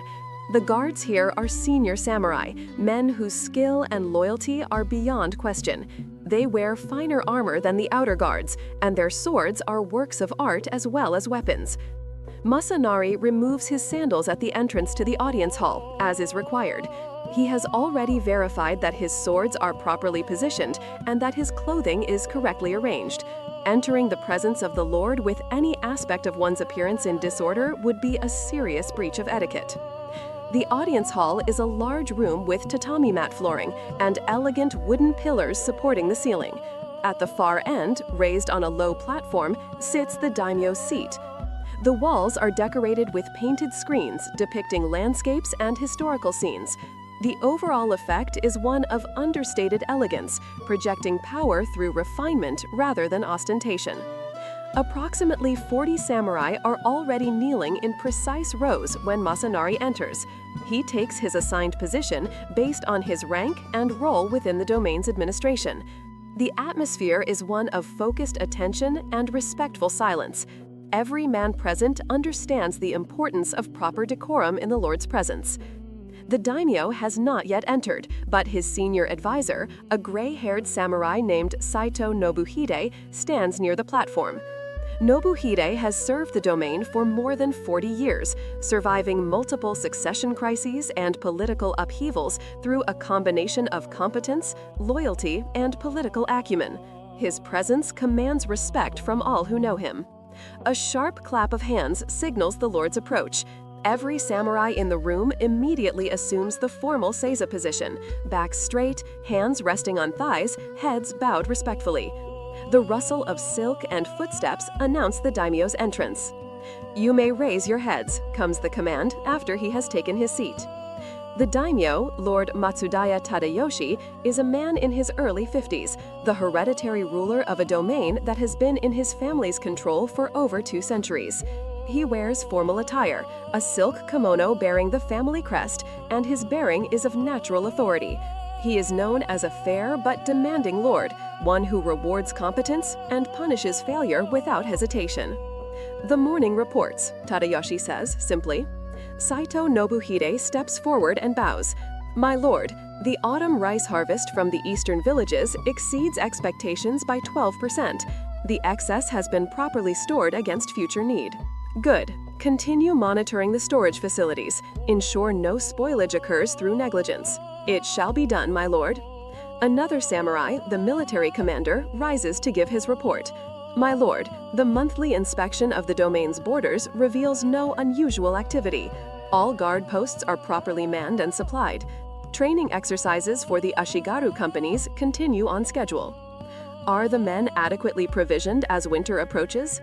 Yes, my lord. The quartermasters report sufficient supplies, and additional provisions have been ordered to account for the season. Ensure they remain warm and well-fed.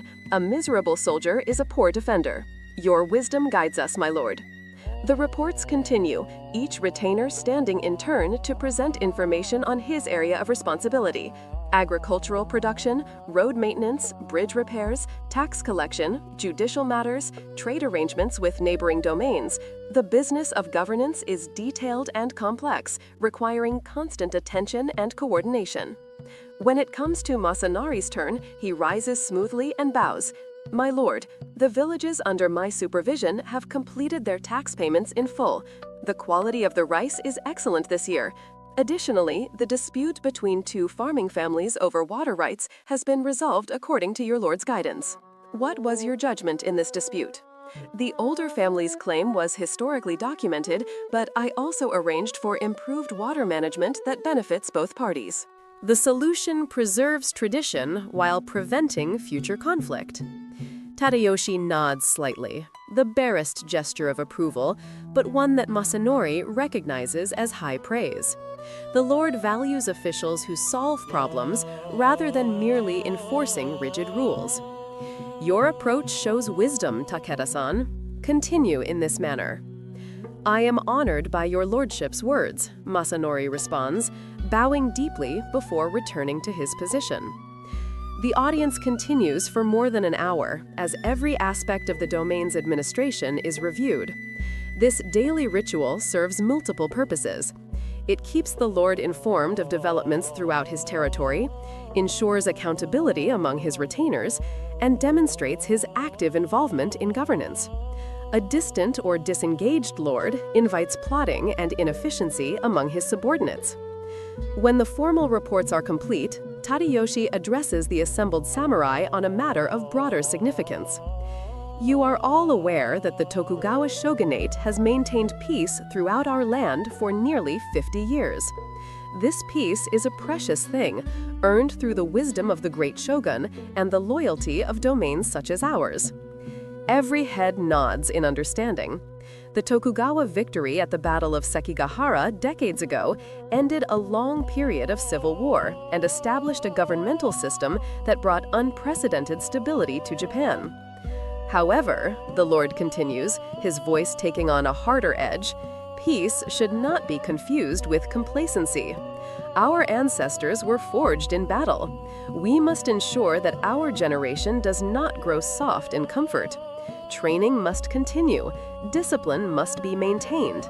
The skills of warfare must not be allowed to atrophy. This is a common concern among the samurai class. In the absence of active warfare, there is fear that martial skills might decline, that future generations might prove inferior to the warriors of old. To counter this, elaborate training regimens, martial arts schools, and regular competitions are maintained throughout the country. Therefore, Tadayoshi announces, 1 month from today, we will hold a domain-wide martial arts demonstration. All samurai will participate, displaying their skills in archery, swordsmanship, and spearfighting. This will serve both as training and as entertainment for the townspeople, reminding them of the warrior spirit that protects them. A murmur of interest runs through the assembled samurai. Such demonstrations are major events, opportunities to display skill and potentially earn recognition and advancement. They are also, inevitably, venues where reputations can be made or broken. Prepare yourselves accordingly, the Lord continues. I expect each of you to represent our domain with skill and honor. Let no one say that Matsudaira retainers have grown weak in peace. We hear and obey, my lord, the samurai respond in unison. With the announcement made, Tadayoshi rises to signal the end of the audience. All samurai bow deeply, maintaining their positions until the lord has departed the hall. Then, with disciplined order, they rise and begin to file out, each maintaining proper etiquette and awareness of their position relative to others. As Masanori leaves the audience hall, he finds himself walking alongside Sato Hideaki, a fellow mid-ranking samurai who serves as an administrator in a different section of the domain. They have known each other since childhood, having trained together under the same swordmaster. A martial arts demonstration, Hideaki comments quietly once they are away from the formal spaces. It has been several years since the last one. Indeed, Masanori agrees, it will require considerable preparation. Your swordsmanship remains sharp. I practice daily, but a demonstration before the Lord and the entire domain is a different matter. There is no room for error or mediocrity. Nor for any of us, Hideaki replies. We must represent our training and our teachers well. They walk in comfortable silence for a moment before Hideaki speaks again. Will your son participate? Takeshi is still in training, but his master may allow him to demonstrate basic forms with the young samurai. It would be valuable experience for him. My son as well. This new generation must learn not just the techniques, but the pressure of public performance. That is when true character reveals itself. This is a fundamental belief among samurai. Training in privacy is necessary, but insufficient. One must be able to perform under pressure, before critical observers, when the stakes are real. As they reach the point where their paths diverge, Hideaki bows respectfully. I must attend to my duties. Perhaps we might practice together before the demonstration. I would welcome that, Masanori responds, returning the bow. Training with a skilled partner always reveals weaknesses one might not notice alone. With that, they part ways, each returning to the duties and responsibilities that fill a samurai's day. The morning audience has concluded, but the day's work has barely begun. Chapter 3, Administrative Duties, 3000 to 4800. From the castle, Masanori makes his way to the administrative building where he maintains his office. This structure, located in the outer bailey, houses numerous officials responsible for various aspects of domain management. The building itself is well constructed, but functional rather than elegant, reflecting its practical purpose. His office is a modest room with a low desk, storage cabinets for documents, and a small alcove where he can receive visitors. The walls are plain, except for a hanging scroll with calligraphy that reads, "Loyalty and Diligence." The room is kept meticulously organized, every document filed properly, every writing implement in its designated place. Masanori's primary responsibility within the domain administration is overseeing tax collection and dispute resolution for several agricultural villages. This role, while not as glamorous as military command or as prestigious as serving as a direct advisor to the Lord, is absolutely critical to the functioning of the domain. The rice collected as taxes feeds the samurai class, the artisans, and the administrators.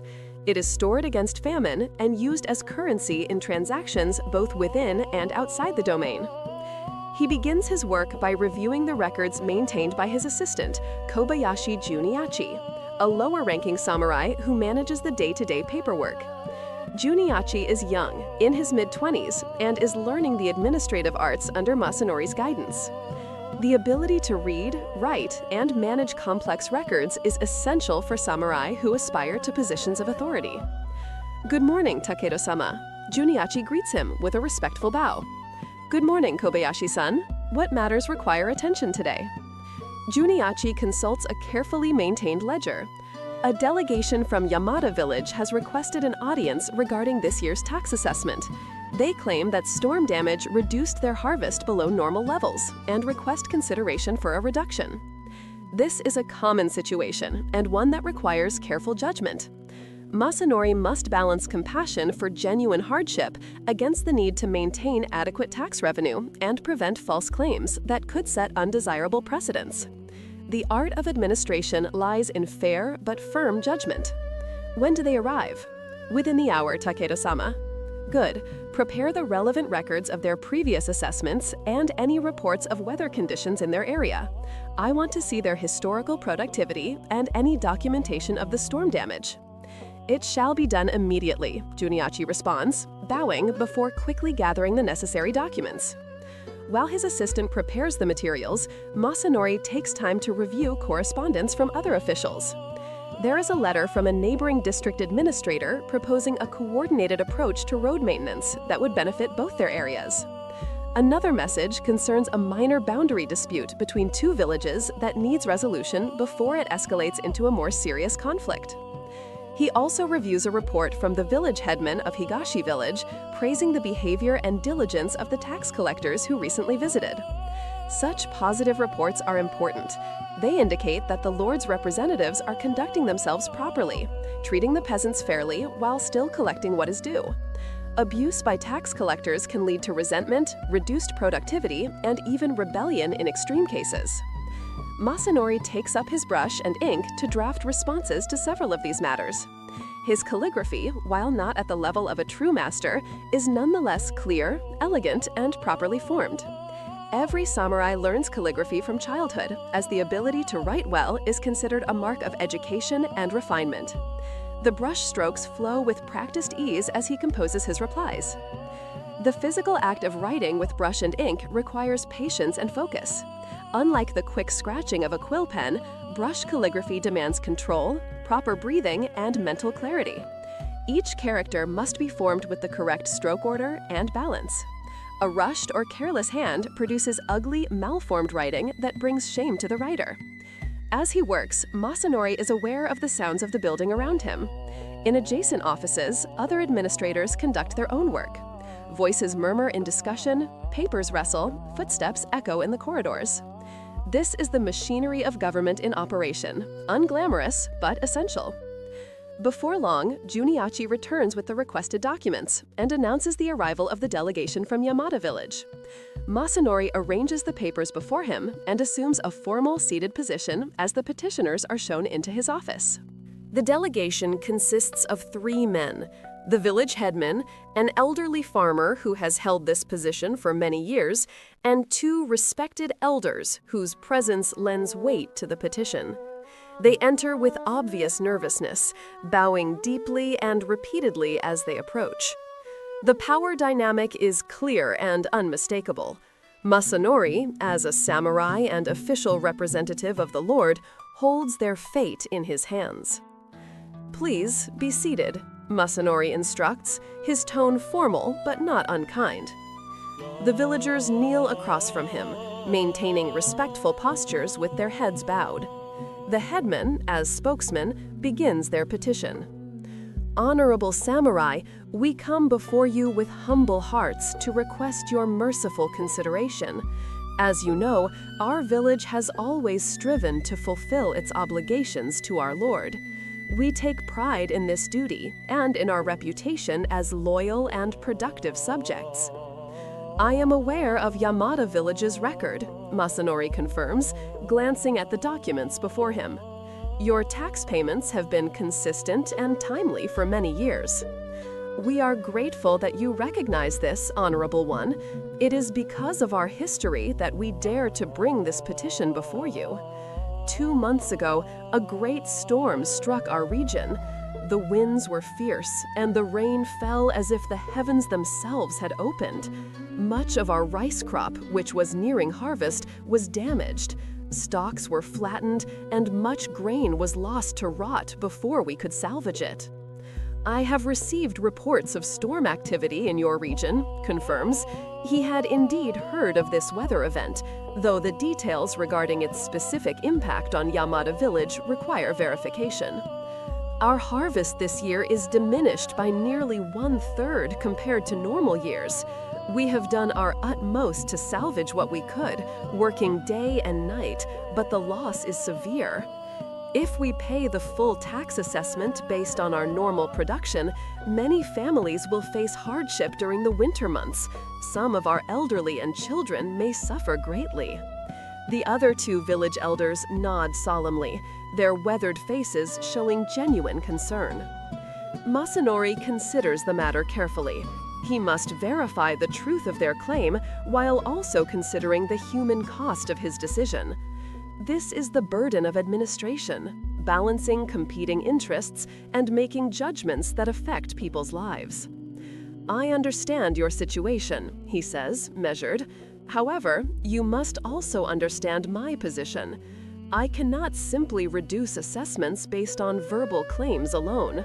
To do so would invite false petitions from every village seeking to reduce their obligations." The villagers bow even lower, understanding the logic, but clearly anxious. "Therefore," Masanori continues, I will send an inspector to your village to verify the extent of the damage and review your harvest records. If your claims are substantiated, I will recommend to the Lord that your assessment be adjusted proportionally to reflect the actual harvest. However, if I find that you have exaggerated the damage, attempting to deceive, the consequences will be severe. We speak only the truth, honorable samurai, the headman insists, relief evident in his voice. We welcome your inspector and will provide all evidence he requires. Furthermore, Masanori adds, you should also understand that this adjustment, if granted, is an act of the Lord's benevolence. It is not a right, but a mercy. Your village must redouble its efforts next year to restore full production.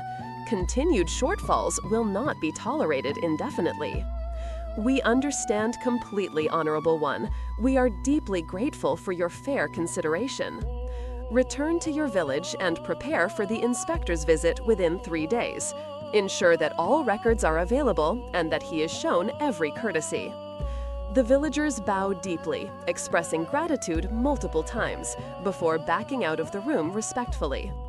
As they depart, Masanori makes notes on the matter and instructs Junichi to arrange for a trustworthy inspector to visit Yamada village. This is the nature of his work, countless small decisions, each requiring judgment, fairness, and consideration of multiple factors. It is not glorious, but it is how domains are actually governed, how justice is administered, and how the relationship between the ruling class and the common people is maintained. The morning continues with similar matters: a merchant seeking permission to expand his shop, 2 farmers disputing ownership of a small plot of land, a request for funds to repair a bridge damaged by the same storm. Each matter receives Masanori's full attention, each decision carefully considered and properly documented. As midday approaches, Junichi brings tea and a simple meal, rice balls wrapped in seaweed and pickled vegetables. Masanori eats at his desk, reviewing documents even as he takes his meal. The work of administration never truly stops, and there is always more to be done. After finishing his meal and several more administrative tasks, Masanori prepares to depart for the afternoon's activities. He has completed the morning's essential work, but the day is far from over. There are still training obligations, personal duties, and the constant requirement to maintain his skills and readiness as a warrior. Before leaving, he reviews tomorrow's schedule with Junichi, ensuring that all necessary preparations are made for upcoming meetings and inspections. Organization and planning are essential to effective administration. A samurai who manages his duties poorly brings shame upon himself and his lord. Continue with the document preparations we discussed, Masanori instructs. I will return tomorrow morning to review them. Yes, Takeda-sama, please have a good afternoon, Junichi responds with a respectful bow. Masanori departs the administrative building and begins making his way toward the training grounds, where the afternoon's martial practice awaits. The transition from administrative work to martial training is a necessary part of the samurai's day. He must maintain expertise in both the arts of peace and the arts of war, never allowing either to overshadow the other. The sun is now high overhead, and the day's warmth has increased significantly. But a true warrior does not allow comfort or discomfort to dictate his actions. Whether in heat or cold, rain or shine, training must continue. The enemy does not wait for perfect conditions, and neither should a samurai's preparation. Chapter 4, Martial Training, 4800 to 7000. The training grounds are located in a large open area within the castle's outer bailey. Here, samurai gather daily to maintain and improve their martial skills. The grounds include an archery range, spaces for sword practice, areas for spear training, and facilities for practicing with various other weapons traditional to the samurai arsenal. As Masanori arrives, he sees that perhaps 20 other samurai are already present, engaged in various forms of practice. Some are practicing kata with swords, their movements precise and controlled. Others are at the archery range, the rhythmic twang of bowstrings punctuating the afternoon air. Still others are engaged in paired training, practicing techniques with partners under the watchful eyes of senior instructors. The atmosphere here is serious and focused, quite different from the administrative environment Masanori does left. Here, there is no room for half measures or distraction. A mistake in paperwork can be corrected. A mistake with a blade can cost one's life, or, in training, cause injury and shame. Masanori first makes his way to the weapons storage building to retrieve his training equipment. While he carries his actual swords at all times, training with live blades would be unnecessarily dangerous for practice sessions. Instead, he takes a bakken, a wooden practice sword carved to simulate the weight and balance of a real katana, but without the lethal edge. He also retrieves his training armor, a simplified version of battle armor consisting of padded protection for the torso, forearms, and head. While not as comprehensive as full combat armor, it provides essential protection during vigorous training. His first activity is solo kata practice.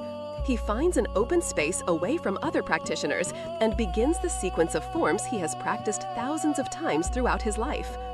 These kata, passed down through his sword school for generations, embody the fundamental principles of swordsmanship. Each kata tells a story, representing a specific combat scenario.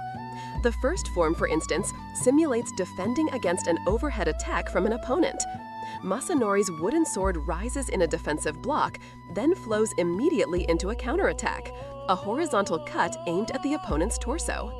His body rotates with the cut, his feet adjusting position to maintain balance and enable a quick follow-up if needed.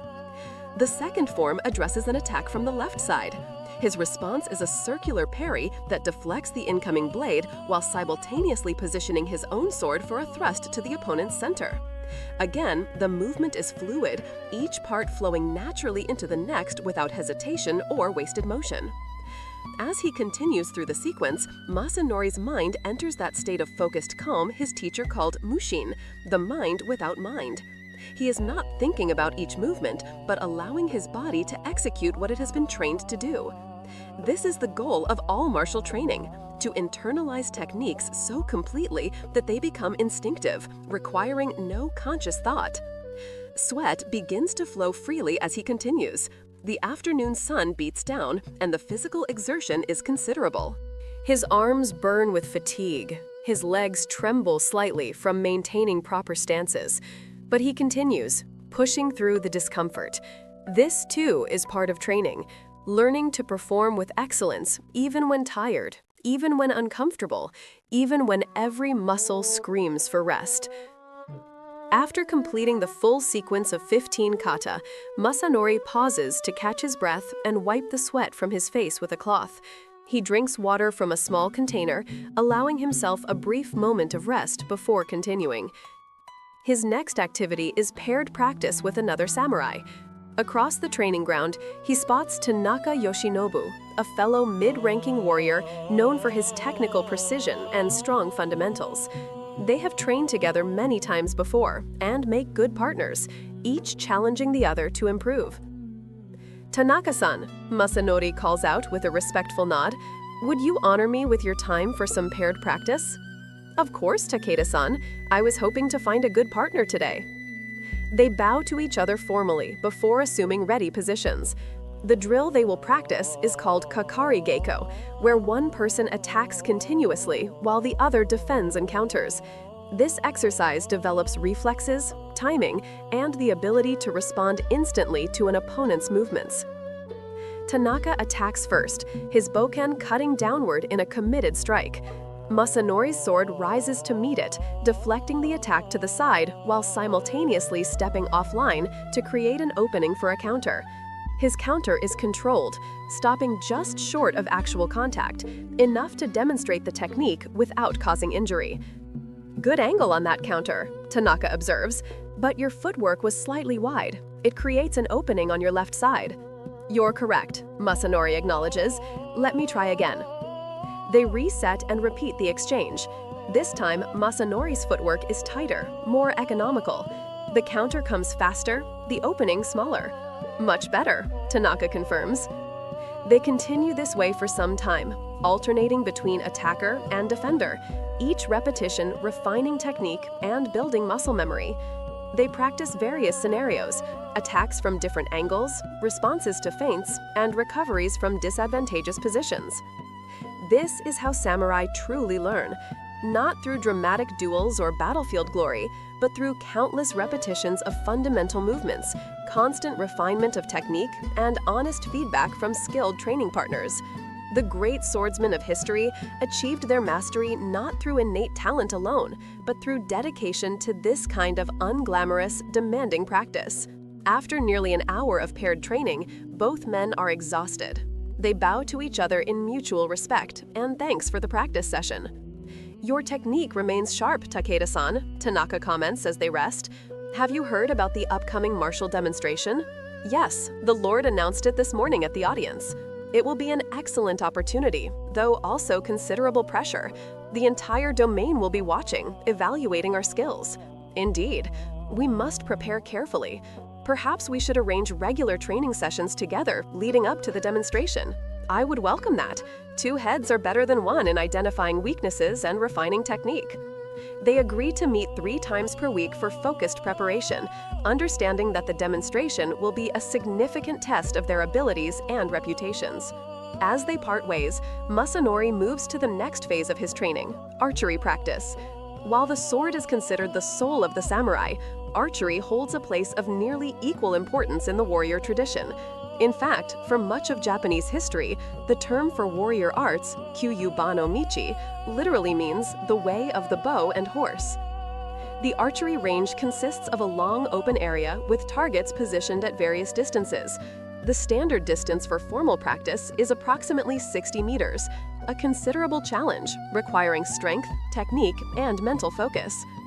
Masanori retrieves his yumi, a traditional Japanese longbow that stands over 2 meters tall and is asymmetrical in design, with the grip positioned roughly 1/3 of the way up from the bottom. This unusual design, unique to Japanese archery, requires specific techniques and training to master. He also takes his arrows, each carefully maintained and inspected before use. A damaged arrow can veer off course or even cause injury to the archer. Each arrow is examined for straightness, the condition of the fletching, and the security of the arrowhead. Before shooting, Masanori performs a brief ritual preparation. He stands before the target and bows respectfully, a gesture acknowledging the serious nature of what he is about to do. Archery is not merely a martial skill, but a meditative practice, a form of moving zen that requires total presence of mind. He assumes the proper stance, feet shoulder-width apart, body angled toward the target. The bow is raised overhead, the arrow knocked on the string. In one smooth motion, the bow is drawn as it is lowered to eye level, the archer's body and bow becoming one unified system. The draw of the uni requires considerable strength. Unlike some shorter bows that can be quickly drawn and released, the yumi demands a sustained, controlled draw that brings the string back past the archer's ear. The effort required helps focus the mind, eliminating stray thoughts and centering awareness entirely on the present moment. At full draw, Masanori pauses briefly, his breathing slow and controlled. His eyes are fixed on the target, but he is not merely aiming in a mechanical sense. He is becoming one with the target, closing the distance through mental focus and intention. His teacher's words echo in his memory. Do not aim at the target, become the target. The release comes almost as a surprise, the string slipping from his fingers at precisely the right moment without conscious decision. This is called the release that releases itself, a state where technique and intuition merge. The arrow flies true, striking the target near the center. It is a good shot, but not perfect. Masanori analyzes what he felt during the shot, identifying small imperfections in his form that affected the arrow's flight. He continues shooting, each arrow a complete practice in itself.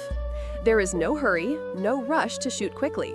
Each shot receives full attention and proper execution.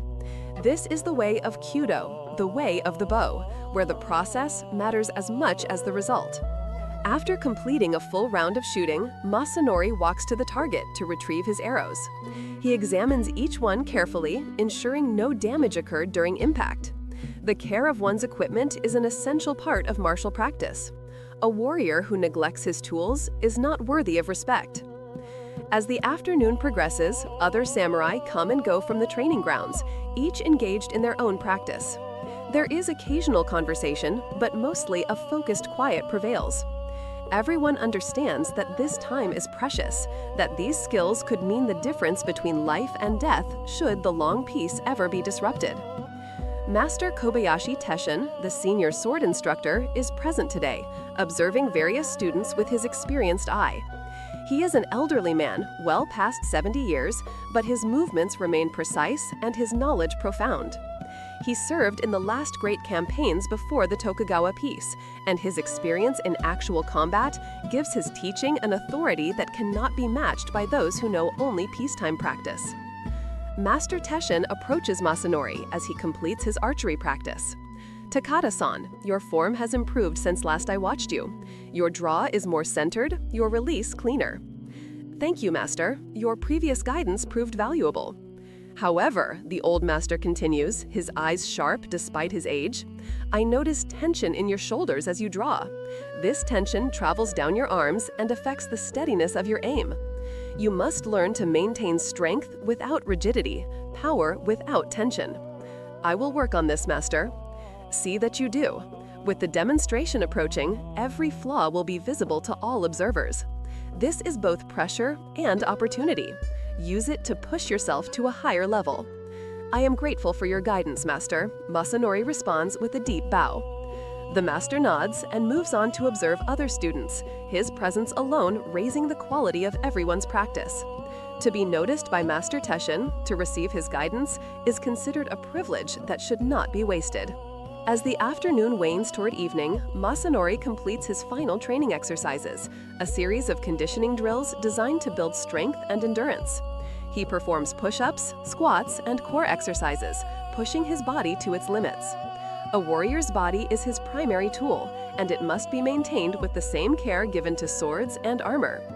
Finally, exhausted and drenched in sweat, Masanori completes his training for the day. He carefully cleans and returns all borrowed equipment to the storage building, ensuring everything is properly maintained and secured. Even in fatigue, proper procedures must be followed. Before leaving the training grounds, he takes time to cool down properly, performing gentle stretches to prevent injury and maintain flexibility. An injured warrior is useless to his lord, so injury prevention is taken seriously. As he walks back toward the samurai quarter, the sun is beginning its descent toward the western horizon. The day's heat is moderating, and a pleasant breeze carries the scent of evening cooking fires. His body aches from the day's exertions, but is a good ache, the satisfaction of a body properly used and challenged. Tomorrow, he will rise and train again, and the day after that, and the day after that. This is the way of the warrior: constant refinement, unending discipline, perpetual readiness. The skills that define a samurai are not gifts, but achievements earned through decades of dedicated practice. As Masanori approaches his home, he sees his son Takeshi returning from his own training. The boy walks with the beginnings of a warrior's bearing, his movements becoming more controlled and purposeful as his training progresses. Seeing this fills Masanori with quiet pride. The traditions are being passed to the next generation, the line unbroken. The evening stretches ahead, bringing different duties and different forms of discipline. But first, there is the ritual of purification after the day's exertions. Chapter 5. Evening Rituals, 70 to 90 minutes. Upon returning home, Masanori's first task is to cleanse himself of the day's accumulated sweat and dust. Personal cleanliness is taken seriously among the samurai class, both for health reasons and as a mark of civilization and refinement. In the small bathing area attached to his home, water has been heated in a large vessel over a fire. The Japanese bathing ritual is precise and methodical. One does not simply immerse oneself in hot water while dirty. Instead, the process begins with thorough washing outside the bath itself. Masanori sits on a low wooden stool and uses a wooden bucket to pour water over himself. He scrubs his body thoroughly with a rough cloth, removing the sweat and grime of the day's activities. Only after this initial cleansing does he enter the large wooden soaking tub filled with hot water. The heat is intense, almost uncomfortably so, but Masanori settles into it gradually, allowing his muscles to relax and the warmth to penetrate deeply. This is one of the few times during the day when complete relaxation is permitted. The hot bath is not merely about cleanliness, but also about releasing tension and preparing the mind for the evening's activities. As he soaks, Masanori's mind wanders over the day's events, the morning audience and the Lord's announcement of the upcoming demonstration, his administrative duties, and the careful judgment required in dealing with the village petition, the afternoon's training, and Master Teshin's observation about tension in his shoulders. Each element is reviewed, analyzed, and filed away in memory. This kind of reflection is essential to self-improvement. A samurai must be his own harshest critic, constantly evaluating his performance and identifying areas for improvement. Complacency is the enemy of excellence, and excellence is the minimum acceptable standard for a warrior. After soaking for an appropriate time, Masanori emerges from the bath and dries himself with a clean cloth. His evening kimono, already laid out by Ayame, awaits him. This garment is more comfortable than his daytime attire, suitable for the home environment, but still maintaining proper dignity. As he dresses, he can hear sounds from the main living area of his home. Ayame is preparing the evening meal, and he can hear his daughter Hanako practicing on the koto, a traditional stringed instrument. The music is simple, but played with care, each note clear and properly timed. Masanori enters the main living area, now dressed in his evening attire. His swords, which he set aside during bathing, are once again secured at his side. Even at home, a samurai maintains certain formalities. The family gathers for the evening meal. Unlike the morning, when Masanori ate alone while Ayame served, the evening meal is a family affair.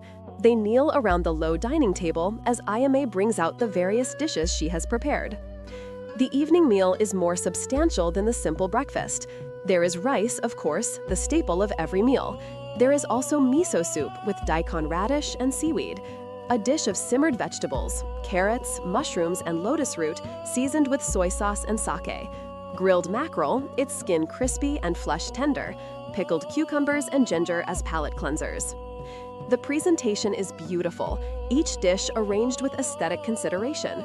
Ayame has been trained from childhood in the arts of the home, and her skill shows in every aspect of meal preparation and presentation.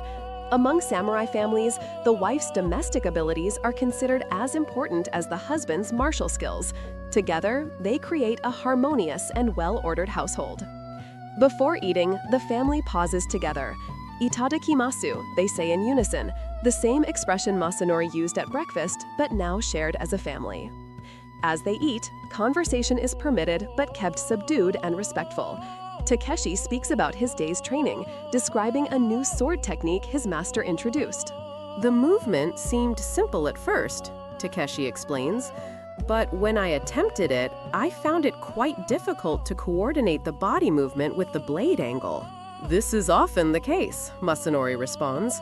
"The techniques that appear simplest often contain the most subtle complexity." "What did your master say when you expressed this difficulty?" "He said that this is why we practice each technique thousands of times. The first 100 repetitions teach the basic movement. The second 100 begin to reveal the deeper principles. Only after 1,000 repetitions does one start to truly understand." "Your master speaks wisdom," Masanori confirms. "Remember this lesson. In martial arts, as in life, superficial understanding is worse than no understanding at all. One must practice with patience and humility, always seeking deeper insight." Young Hanaka, though not training in martial arts, listens attentively to these conversations. She is learning, as all children of samurai families do, the values and principles that define their class. Discipline, dedication, respect for teachers, patience in learning, these principles apply to her studies in music and tea ceremony, just as they apply to her brother's martial training. "How was your music practice today?" Ayame asks her daughter. "Sensei said my technique is improving, but I still struggle with the faster passages in the new piece she assigned." "What did she suggest?" "She said to practice the difficult sections slowly at first, playing each note perfectly, even if the tempo is much reduced. Only when I can play it slowly without errors should I gradually increase the speed. This is excellent advice, Masanori comments. It is the same principle we use in martial training. Master the fundamentals at slow speed before attempting to perform at full speed. Speed without control is worthless. These dinner conversations serve multiple purposes. They reinforce family bonds, allow parents to monitor their children's progress, and provide opportunities to teach important lessons. The samurai family is not merely a domestic unit, but also an educational environment where values are transmitted from generation to generation. As the meal concludes, Ayame serves tea, a signal that the meal is ending. They sit quietly for a few moments, sipping the tea and allowing their food to settle. "Mother, may I tell Father about the cherry blossoms?" Hanaka asks. "You may," Ayame responds with a slight smile. "I walked past the Lord's garden today, and the blossoms are truly beautiful now. Everyone says this will be one of the best viewing seasons in many years." Cherry blossom viewing, or hanami, is one of the most important cultural traditions in Japan. The brief blooming period of the cherry trees, lasting only a week or two before the petals fall, is seen as a metaphor for the samurai life itself.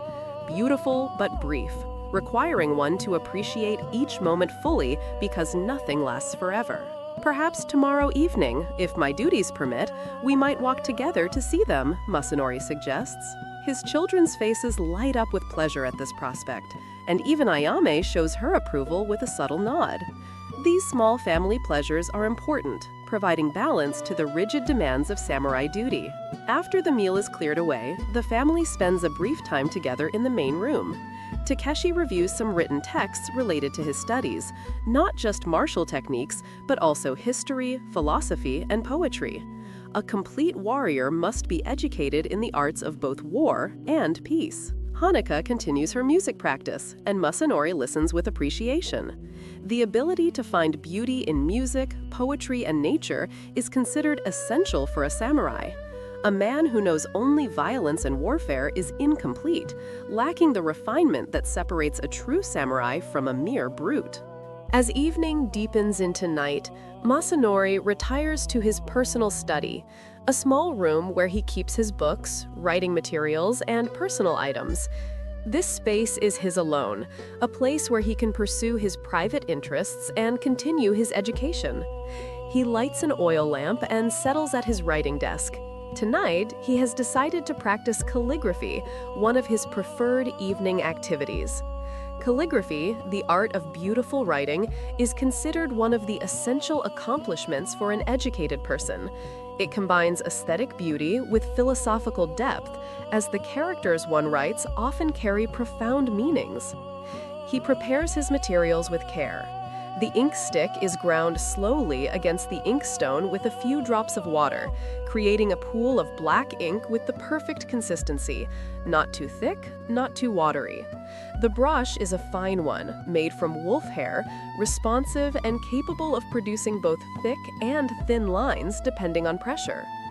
Tonight, Masanori decides to write a poem, specifically a haiku.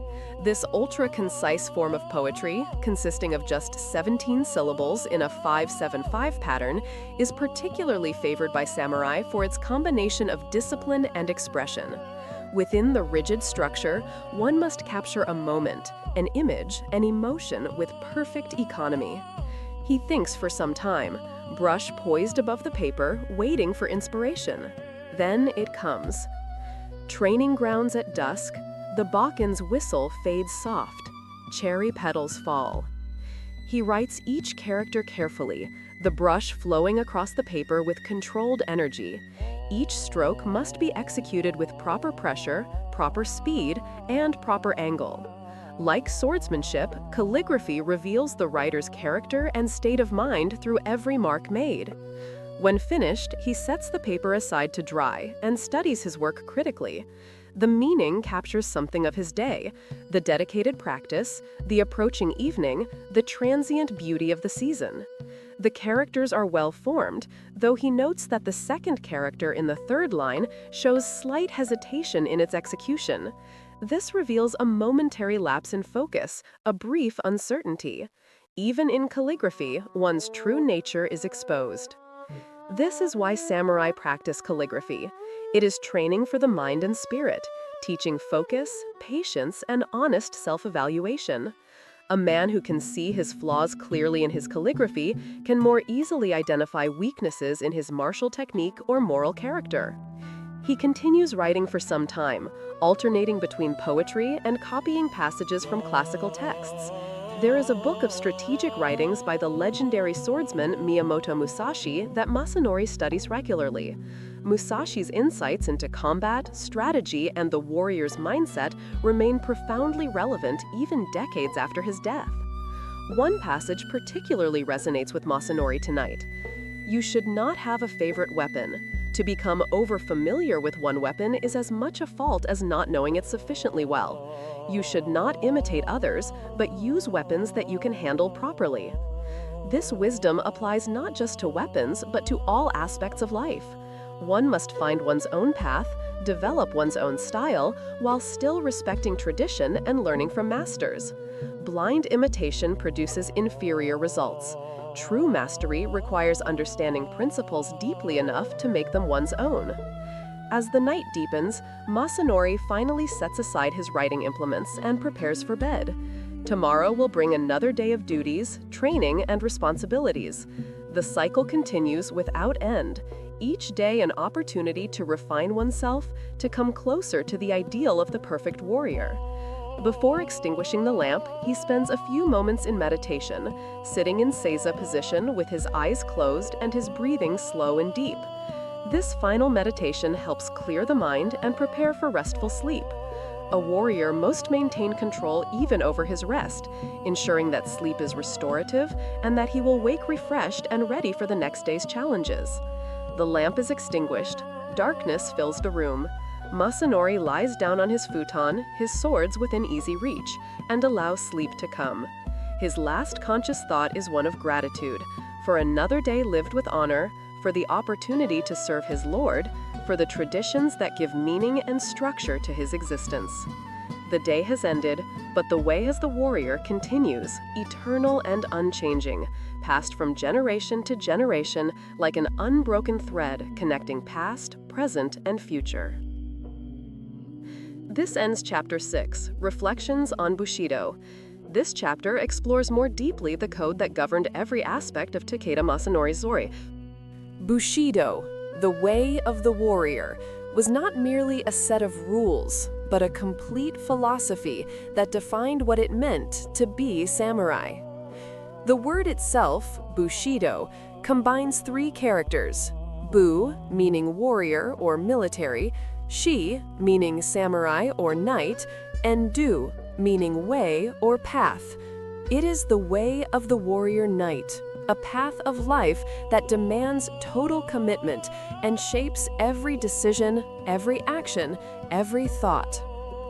Bushido emerged over centuries of Japanese history, drawing from multiple sources. From Shinto, Japan's indigenous religion, came the emphasis on ritual purity and connection to ancestors. From Buddhism, particularly the Zen school, came acceptance of death, focus on the present moment, and the quest for enlightenment through disciplined practice. From Confucianism came the hierarchical loyalty, emphasis on proper relationships, and dedication to education and self-cultivation. These diverse influences merged into something uniquely Japanese, a code that placed the samurai at the pinnacle of society, but also bound them with the heaviest responsibilities and the strictest standards of behavior. At the heart of Bushido lay 7 fundamental virtues, though different schools and teachers sometimes emphasized different aspects or added additional principles. These 7 core virtues were: first, Ji, or rectitude and justice. This was considered the most important virtue, the bone that gave firmness and structure to the whole body of Bushido. A samurai must always know the difference between right and wrong and have the courage to choose the right path regardless of consequences. Rectitude was about making correct decisions in the midst of uncertainty, maintaining integrity even when it would be easier to compromise, and standing by one's principles even in the face of death. For Masanori, this principle guided his administrative decisions. When the farmers from Yamada village came seeking relief from their tax burden, he could not simply grant their request without investigation, even though compassion might have inclined him toward mercy. Justice required verification of their claims and fair treatment that balanced their needs against the Lord's legitimate requirements and the precedent that would be set for other villages. Second, or courage. This was not mere physical bravery, though that was certainly included. True courage, according to Bushido, was living correctly and dying correctly. It meant doing what was right because it was right, regardless of personal risk. It meant standing alone if necessary, speaking truth to power when required, and facing any adversity with calmness and dignity. The samurai were expected to be constantly prepared for death, not in a morbid sense, but with the understanding that life is transient and that attachment to life could lead to cowardice or dishonor. The most famous expression of this principle appears in the Hagakure, a text on Bushido. The way of the samurai is found in death. When it comes to either or, there is only the quick choice of death. This did not mean seeking death foolishly. Rather, it meant that a samurai should live each day as if it were his last, maintaining constant readiness and never allowing fear of death to prevent him from doing his duty. Paradoxically, this constant awareness of mortality allowed the samurai to live more fully, appreciating each moment while it lasted. Third, jin, or benevolence and compassion. This virtue balanced the harsh demands of justice and courage with humanity and mercy. A samurai wielded great power, both through his swords and through his position in society. This power must be tempered with compassion and used to protect the weak rather than oppress them. Masanori demonstrated this principle when considering the villagers' petition. While justice demanded verification, compassion required that he genuinely considered their hardship and be willing to recommend leniency if their claims proved true. A samurai without compassion was merely a thug with a sword, regardless of his technical skill or social rank. Fourth, rei, or respect and courtesy. Proper behavior and etiquette were not merely social niceties, but expressions of respect for others and for oneself. Every bow, every precisely placed object, every carefully chosen word demonstrated one's character and cultivation. This principle governed all of Masanori's interactions. He bowed appropriately to superiors, equals, and subordinates, each receiving the degree of respect their position warranted. He maintained proper distance and formality in official settings while allowing slightly more relaxation in private family time. He spoke carefully, avoiding harsh or rude language even when correcting errors or expressing disagreement. The samurai believed that how one did things mattered as much as what one did. Beautiful execution of even simple tasks reflected a beautiful spirit.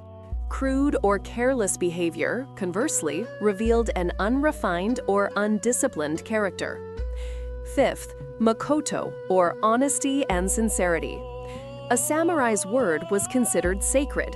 To lie, to deceive, to make promises one could not keep, these were grave dishonors. Bushi no ichigon, a samurai's single word, was considered binding and absolute.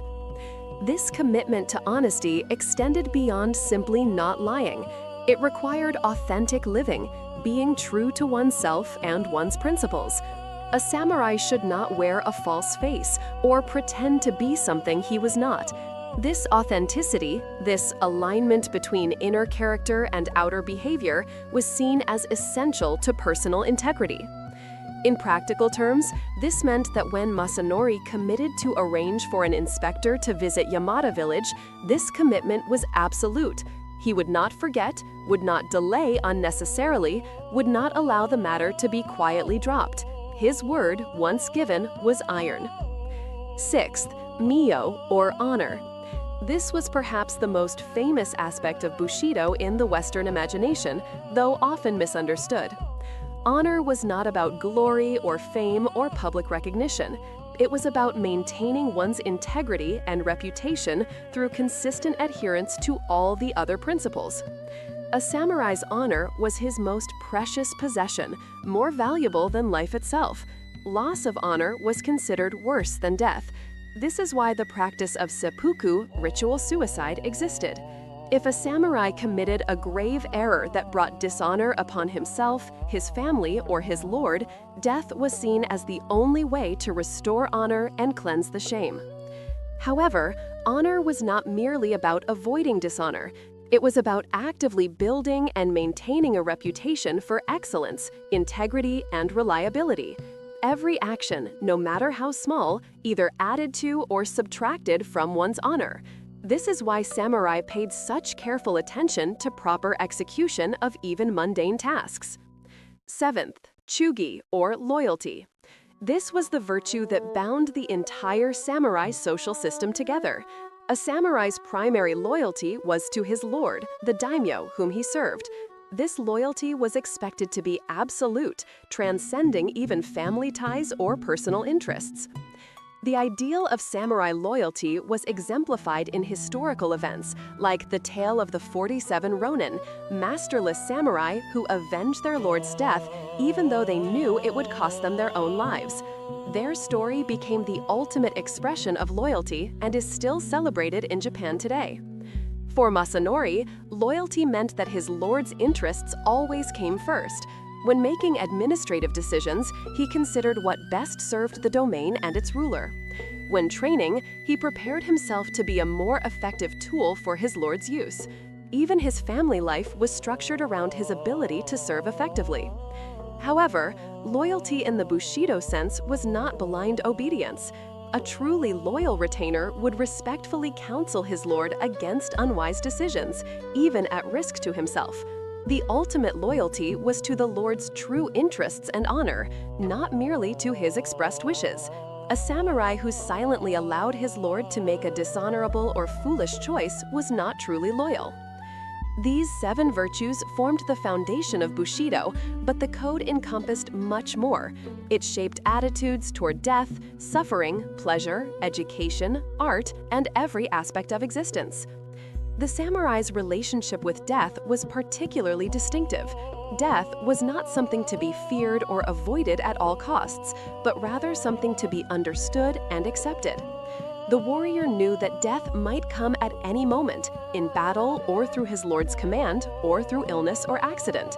This awareness was meant to sharpen his appreciation for life and his commitment to living honorably. Famous quotes from samurai texts emphasize this acceptance. "A warrior is always prepared to die," was not a morbid statement, but a recognition of reality and a reminder to live purposefully. If death could come at any moment, then every moment must be lived with intention and meaning. This acceptance of mortality paradoxically freed the samurai from certain fears that plague others. A man who has made peace with his own death cannot be controlled through threats or intimidation. He becomes, in a sense, invincible, not because he cannot be killed, but because the fear of death no longer limits his choices. At the same time, Bushido did not glorify reckless death-seeking. Throwing one's life away uselessly was considered foolish, not brave. The warrior should preserve his life so that he could continue serving his lord. Only when duty clearly required sacrifice, or when honor could be preserved in no other way, should a samurai accept death. Education was another crucial aspect of Bushido. The ideal samurai was not merely a skilled fighter, but a cultured gentleman, educated in both military and civilian arts. This concept was expressed in the phrase Bunbu Ryodo, the dual way of pen and sword. A complete warrior studied history to learn from past examples of strategy and leadership. He studied philosophy and ethics to develop his moral character. He practiced calligraphy to refine his spirit and demonstrate his cultivation. He learned poetry to express emotions appropriately and to develop sensitivity to beauty. He might study tea ceremony, flower arrangement, or music, not as mere hobbies, but as paths to spiritual development and social refinement. This emphasis on cultural education served multiple purposes. It demonstrated that samurai were not mere thugs or soldiers, but members of an educated elite. It provided peaceful pursuits that could be practiced during times when warfare was not required. And it cultivated qualities like patience, attention to detail, and aesthetic sensitivity that complemented martial skills. Masanori's evening calligraphy practice was part of this tradition. The discipline required to write beautiful characters with brush and ink trained the same qualities needed for sword work: control, precision, timing, and a calm mind. The aesthetic judgment required to appreciate beauty in writing developed the same sensitivity needed to recognize beauty in nature or find elegance in efficient movement. The relationship between samurai and the other classes in Japanese society was another important aspect defined by Bushido. The four-class system placed samurai at the top, followed by farmers, then artisans, and finally merchants. This hierarchy was based on perceived contributions to society. Warriors protected everyone, farmers fed everyone, artisans produced necessary goods, and merchants merely moved goods around without creating anything. This position of privilege carried heavy responsibilities. The samurai were expected to serve as examples of moral behavior, to govern fairly, to protect the weak, and to maintain order. A samurai who abused his position or treated commoners unjustly was considered to have violated Bushido and brought shame upon his class. The concept of noblesse oblige was strong in samurai culture. Those who had power and privilege had corresponding duties to use them wisely and benevolently. Masanori's careful consideration of the villagers' petition reflected this principle. He had power over their lives, and that power must be exercised with wisdom and compassion. At the same time, the class system was rigid and absolute. A samurai was born into his position, and maintaining class distinctions was considered essential to social order. Marriage between classes was strictly forbidden. Certain privileges, like wearing swords or riding horses, were reserved for samurai alone. Violations of class boundaries were severely punished. The samurai's relationship with money was complex and somewhat contradictory. On one hand, they were the ruling class and enjoyed various privileges and income from their positions. On the other hand, there was a strong cultural emphasis on disdaining monetary concerns as beneath a warrior's dignity. The ideal samurai was supposed to be indifferent to wealth, content with whatever income his position provided, and motivated by honor and duty rather than material gain. Merchants, who pursued profit as their primary goal, were ranked lowest in the social hierarchy, despite often being quite wealthy. In reality, many samurai struggled financially, especially during the Edo period's long peace, when there were no opportunities for battlefield advancement or rewards. Some became indebted to merchants, a situation that was shameful but common. Others engaged in various forms of economic activity, sometimes through intermediaries, to supplement their income. Masanori's administrative role involved managing resources and ensuring proper tax collection, but his attitude toward this work reflected Bushido values. He sought to be fair and efficient, to serve his lord's interests, and to maintain good order. The financial aspects were means to these ends, not goals in themselves. The role of women in samurai culture was defined by different but equally demanding expectations. While women did not typically fight in battles or hold official positions, they were considered the backbone of samurai families and vital to maintaining the warrior spirit across generations. Samurai women, like Masanori's wife, Ayame, were trained from childhood in domestic arts, etiquette, and the values of their class. They were expected to manage households efficiently, raise children to understand and embody Bushido principles, and to support their husbands' duties through creating peaceful and orderly home environments. Some samurai women also received training in weapons, particularly the naginata, a polearm considered appropriate for women's use. This training served both practical and symbolic purposes. Practically, women needed to be able to defend their homes if their husbands were away at war. Symbolically, it demonstrated that courage and martial skill were valued qualities for women as well as men. Women were expected to display the same courage and commitment to honor as their male counterparts. There are historical accounts of samurai women who committed ritual suicide to avoid capture or dishonor, or who defended their homes with fierce determination when attacked. Ayame's quiet efficiency, her attention to proper form in all household matters, her role in educating the children about proper behavior, all of these reflected the female version of Bushido. She maintained her own honor and contributed to her husband's ability to serve his lord by ensuring that domestic matters were handled properly. The education of children in samurai families began early and was taken seriously. From the youngest age, children were taught to control their emotions, endure discomfort without complaint, show respect to their elders, and maintain proper behavior at all times. Boys began formal martial training around age 7 or 8, though earlier informal exposure to weapons and warrior culture was common. They learned first with wooden weapons, gradually progressing to actual swords as they matured and proved their responsibility. Girls began learning domestic arts, etiquette, and cultural accomplishments like music and calligraphy. They were taught that their role was to support the samurai family structure and eventually to become the wives and mothers who would raise the next generation of warriors. Both boys and girls were taught that they represented not just themselves, but their entire family line. Their behavior reflected on their parents, their siblings, their ancestors, and their descendants. This created tremendous pressure to maintain proper behavior at all times. Masanori's son Takeshi was at a crucial stage in his development, old enough to begin serious training, but young enough that his character was still being formed. His father's example, his teacher's instruction, and the entire environment of samurai culture were shaping him into the next generation of warriors. The concept of kata, or prescribed forms, was central to samurai education and practice. Whether in martial arts, tea ceremony, calligraphy, or any other discipline, learning proceeded through mastering specific forms that embodied proper technique and principle. The kata system reflected deep beliefs about learning and tradition. Each kata represented the accumulated wisdom of previous generations, refined through countless repetitions and actual use.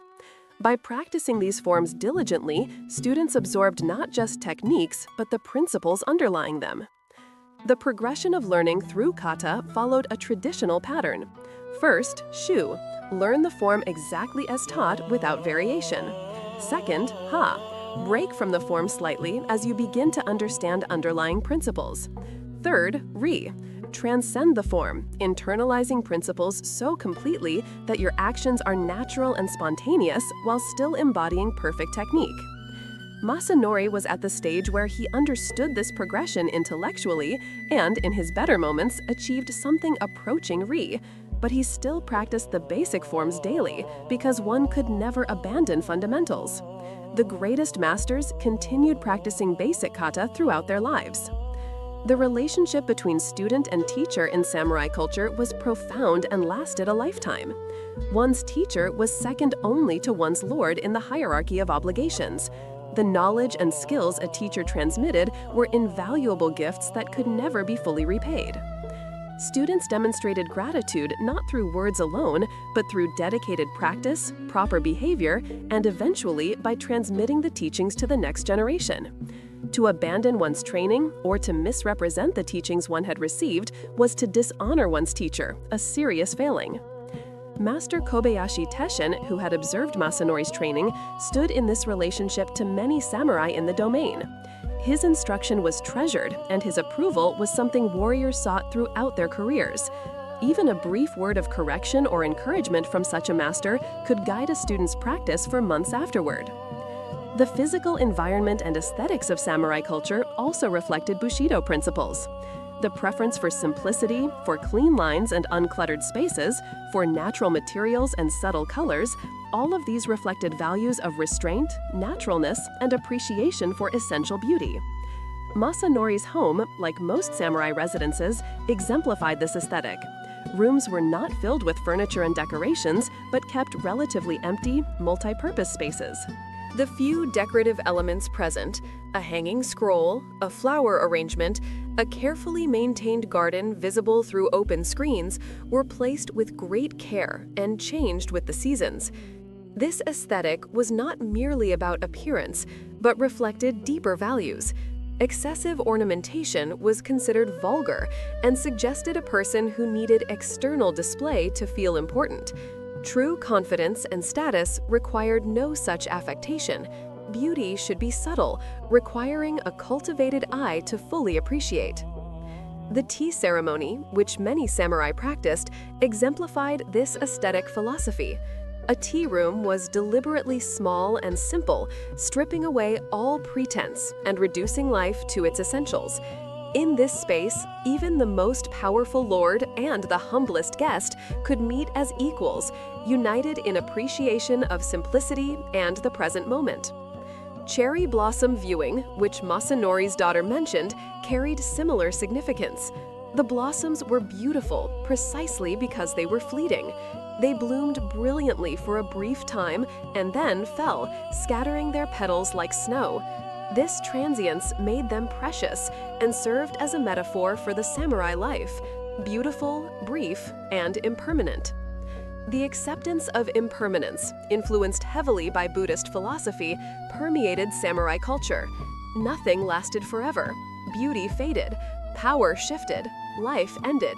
Rather than railing against this reality or desperately clinging to what could not be held, the warrior accepted impermanence and found beauty in it. This philosophical acceptance had practical implications. It prevented excessive attachment to material possessions or specific outcomes. It encouraged living fully in each moment, rather than postponing life until some future condition was met. It provided context for understanding both victory and defeat as temporary states. At the same time, this acceptance of impermanence existed alongside fierce dedication to maintaining tradition and preserving what could be preserved. The contradiction was more apparent than real.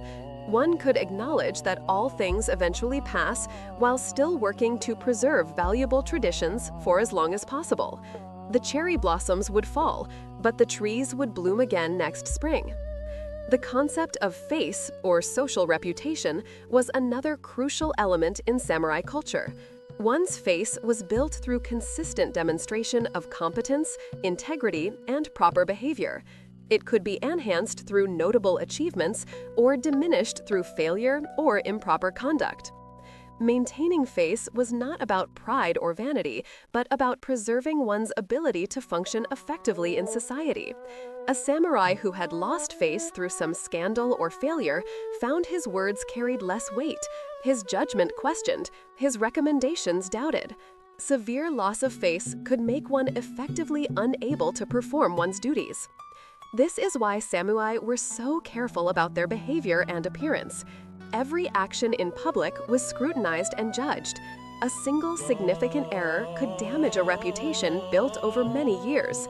The pressure was constant, but considered necessary to maintain high standards. The upcoming martial demonstration that Lord Matsudaira had announced would be a significant face-related event. Strong performance would enhance reputations and possibly lead to advancement. Poor performance would bring shame and potentially damage careers. This was why Masanori and other samurai took such events seriously and prepared extensively. Religious and spiritual elements were woven throughout Bushido and samurai culture. While the philosophical framework drew heavily from Buddhism and Confucianism, indigenous Shinto beliefs also played important roles. Shinto emphasized ritual purity, respect for nature and ancestors, and the concept that Japan itself was sacred and uniquely protected by divine beings called kami. Samurai participated in Shinto rituals, visited shrines, and carried protective amulets. Buddhism, particularly Zen Buddhism, provided practices for mental training and philosophical frameworks for understanding existence. The meditation practices that Masanori engaged in, both morning and evening, were Zen-influenced techniques for calming the mind and achieving clarity. The Zen concept of mushin, or no mind, was particularly important for warriors. This state of consciousness, achieved through extensive training and meditation, allowed one to respond instantly without the delay of conscious thought. In combat, thinking was too slow. One must simply act, responding appropriately without mental interference. Many famous samurai were also serious Zen practitioners, studying with monks and sometimes even becoming monks themselves in retirement.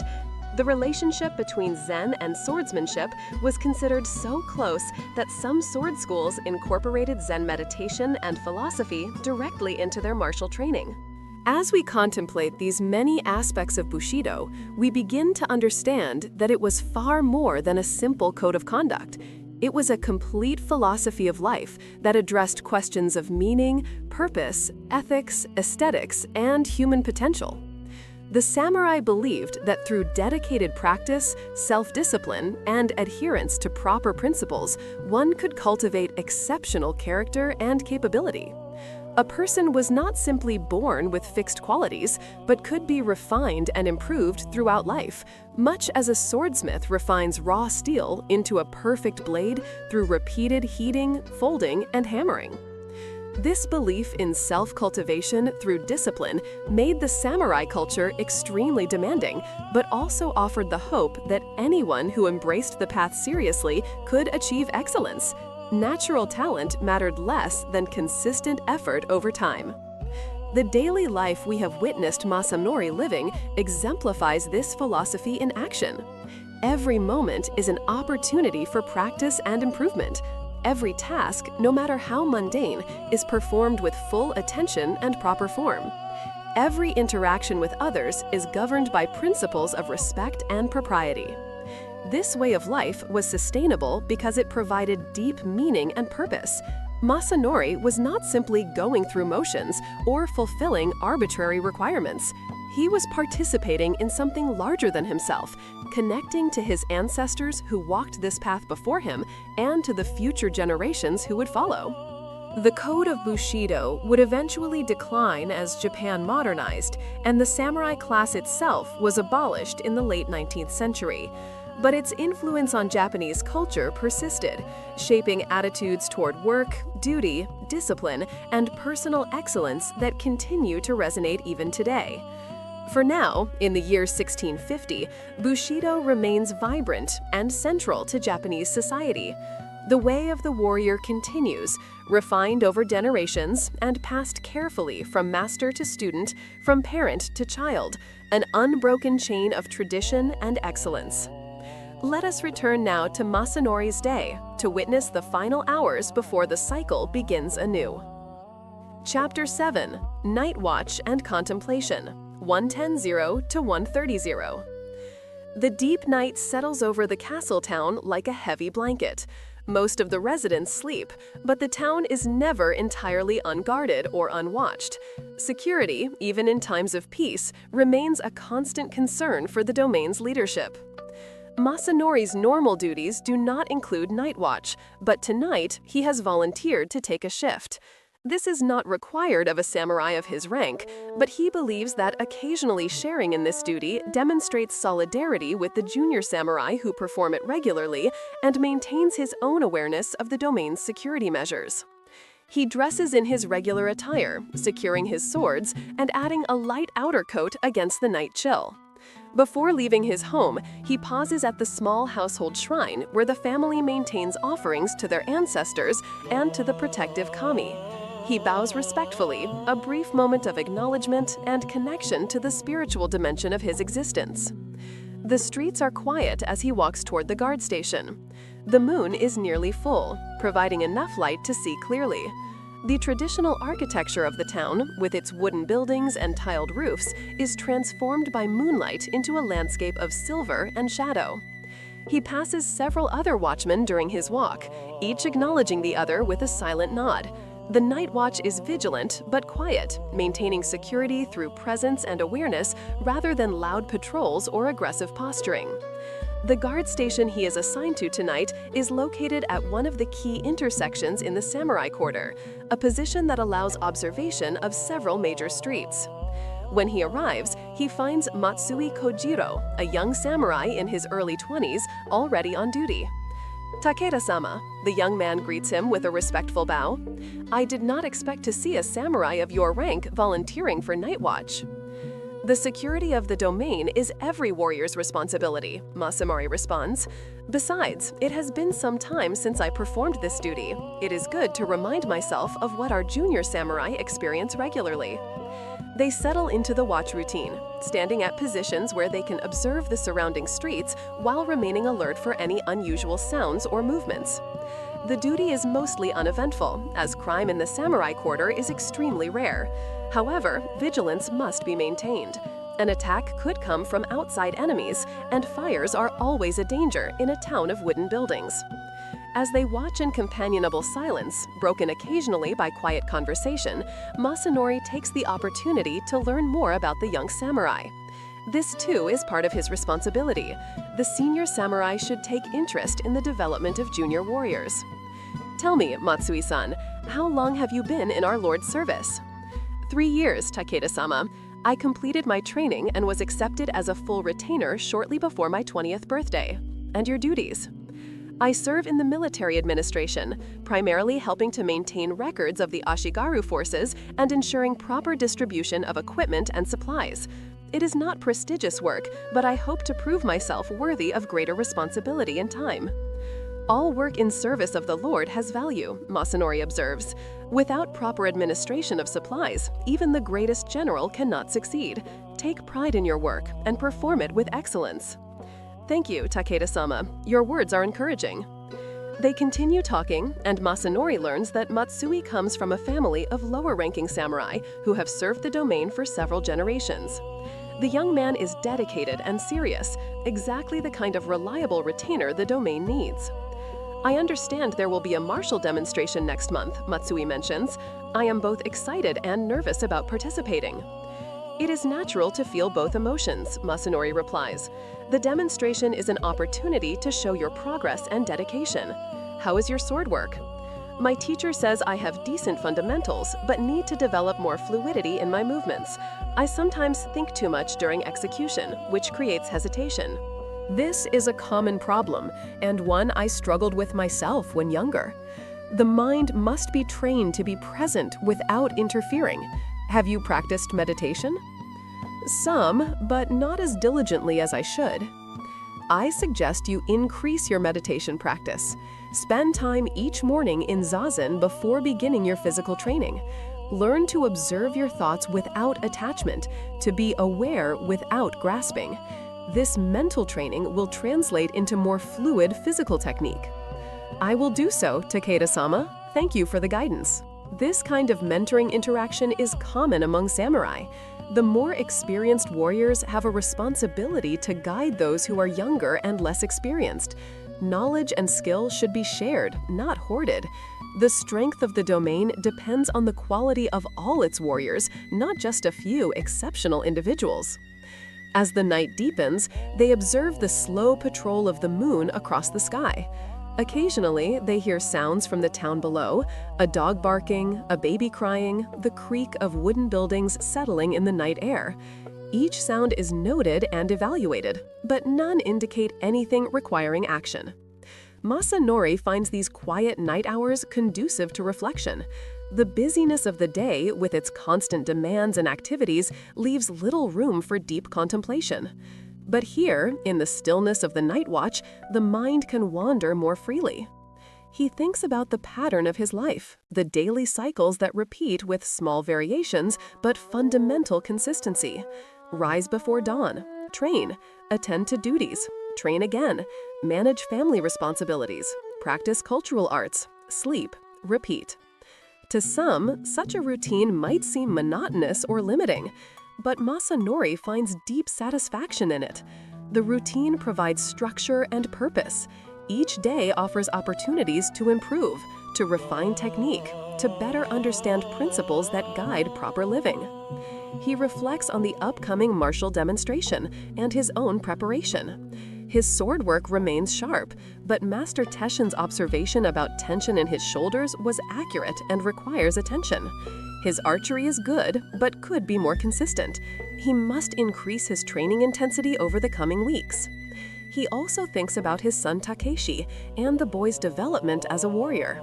Masanori sees much of his younger self in his son, the same dedication, the same occasional tendency to overthink rather than simply executing technique. With proper guidance, the boy will develop into a fine samurai. This thought brings quiet pride and a sense of fulfilling his responsibility to the family line. His daughter Hanako also occupies her thoughts. Though she will not be a warrior, she too is learning discipline and dedication through her cultural studies. She will eventually marry into another samurai family, and the qualities she develops now will serve her well in that role. And Ayame, his wife, whose quiet competence makes everything else possible. Without her management of the household, without the peaceful and orderly home environment she creates, Masanori would be unable to perform his duties effectively. Her contribution, though less visible than his own, is no less essential. The bonds of family, the weight of duty, the constant striving for improvement, these form the fabric of his existence. He knows no other way and desires none. This is the path his ancestors walked, and he walks it with pride and determination. As the night progresses, Matsui asks a question that many young samurai ponder. Takeda-sama, we have lived in peace for many years now. Do you think we will see war in our lifetimes? It is a thoughtful question, and one that deserves a considered answer. Masanori is silent for a moment before responding. The Tokugawa peace has indeed lasted longer than any of us have been alive. The great shogun established an order that has brought stability to our land. This is a precious thing, not to be taken lightly. He pauses, choosing his words carefully. However, a warrior who trains only for a war he expects to never come is missing the deeper purpose of our practice. We train not merely to prepare for battle, but to cultivate character, to maintain discipline, to preserve the skills and spirit of our ancestors. Whether we see war or not, whether we ever draw our swords in anger or not, we must train as if battle could come tomorrow. This is the way of the warrior. The moment we become complacent, the moment we allow our skills to degrade or our spirit to soften, we have failed in our fundamental duty. Matsui nods thoughtfully. So the training itself is the purpose, regardless of whether it is ever used in actual combat? In part, yes. The training refines us, teaches us discipline and dedication, connects us to our heritage. But we must also remain genuinely ready. Peace is maintained not just through political arrangements, but through the underlying reality that any domain attempting aggression would face competent, well-trained warriors. Our readiness preserves the peace. I understand, Takeda-sama. It is a more complex purpose than I had previously considered. Many things in the warrior's life are more complex than they first appear, Masanori observes with a slight smile. We spend our entire lives exploring these complexities, and still we feel we have barely scratched the surface. The conversation continues, ranging across various topics related to training, duty, and the challenges of maintaining warrior skills during peacetime. Masanori finds these discussions valuable, forcing him to articulate principles he usually simply embodies without conscious analysis. The night progresses slowly, each hour marked by the distant sound of the temple bell. The town remains peaceful, no incidents requiring intervention. This is as it should be. The visible presence of armed samurai on watch serves as a deterrent to wrongdoing. As dawn begins to lighten the eastern sky, their watch duty nears its end. The relief guards arrive, and Masanori and Matsuni are released from their posts. Thank you for the companionship and conversation tonight, Takeda-sama. Your insights have given me much to consider. The pleasure was mine, Matsui-san. Continue your dedicated training, and I expect you will do well at the demonstration. They part ways, each heading to his own home for a brief rest before the day's regular duties begin. Masanori walks through streets that are beginning to stir with early morning activity. Servants are emerging to begin their work. Merchants are opening shutters. The town is transitioning from night to day. As he approaches his own home, Masanori feels the pleasant fatigue that comes from a night spent awake and watchful. His body is tired, but his mind is clear and calm. He has fulfilled another duty, contributed to the domain's security, and helped guide a younger warrior. it has been a good night. The paper screens of his home glow softly with lamplight from within. Ayame has risen and is beginning her morning preparations. The cycle continues, eternal and unchanging, each day both unique and part of an endless pattern. Masanori enters his home, removes his swords and places them on their stand, and allows himself to relax slightly.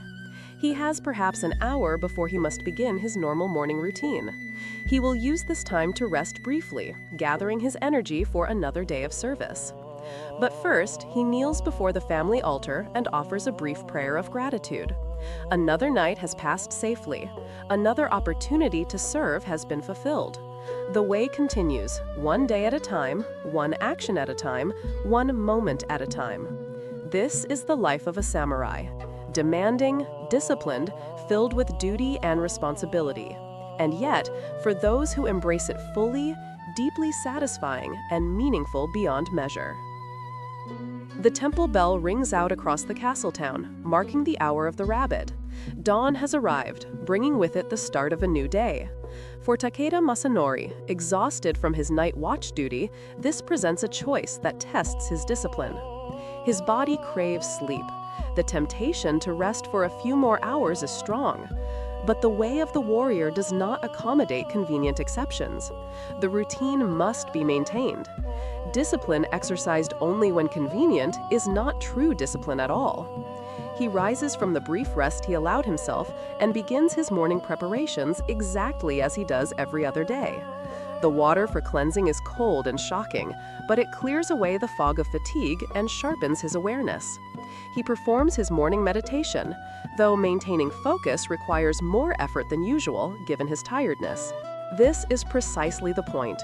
Training under difficult conditions, performing duties despite fatigue or discomfort, maintaining standards even when no one would know if you took shortcuts, these are the tests that reveal and forge true character. Ayame notices his fatigue, but says nothing, simply ensuring that his morning meal is particularly nourishing and her tea especially strong. This is her way of supporting him without undermining his discipline. A weaker person might suggest he rest, might excuse him from his duties, but Ayame understands the warrior path and knows that such kindness would actually be a disservice. After his meal, Masanori makes his way to the training grounds despite his exhaustion. His body is heavy, his movements less sharp than usual, but he goes through his kata sequence with full attention and effort. If anything, he pushes himself harder than on a normal day, using this difficulty as an opportunity to strengthen his will. Other samurai on the training grounds notice his presence despite his obvious fatigue and nod with silent approval. They know he performed night watch duty, and his immediate return to regular training demonstrates the kind of dedication expected of a true warrior. Master Kobayashi Teshin observes Masanori's practice from across the training ground. After Masanori completes his kata sequence, the old master approaches. "You performed night watch, yet you train this morning without rest." "The routine must be maintained, master. Fatigue is merely a sensation, not an excuse." "Your dedication is commendable. However, wisdom also has value. A warrior who exhausts himself unnecessarily through excessive discipline serves his lord poorly. There is a difference between pushing through difficulty and foolish disregard for one's physical limits." Masanori considers this carefully. "I understand, master. You are suggesting that I should have rested this morning. I am suggesting that you should develop the wisdom to know when persistence becomes stubbornness. Today, you should complete your basic training, but perhaps reduce its intensity. Save your full effort for tomorrow when you are properly rested. A warrior must maintain his effectiveness over the long term, not just prove his determination for a single day."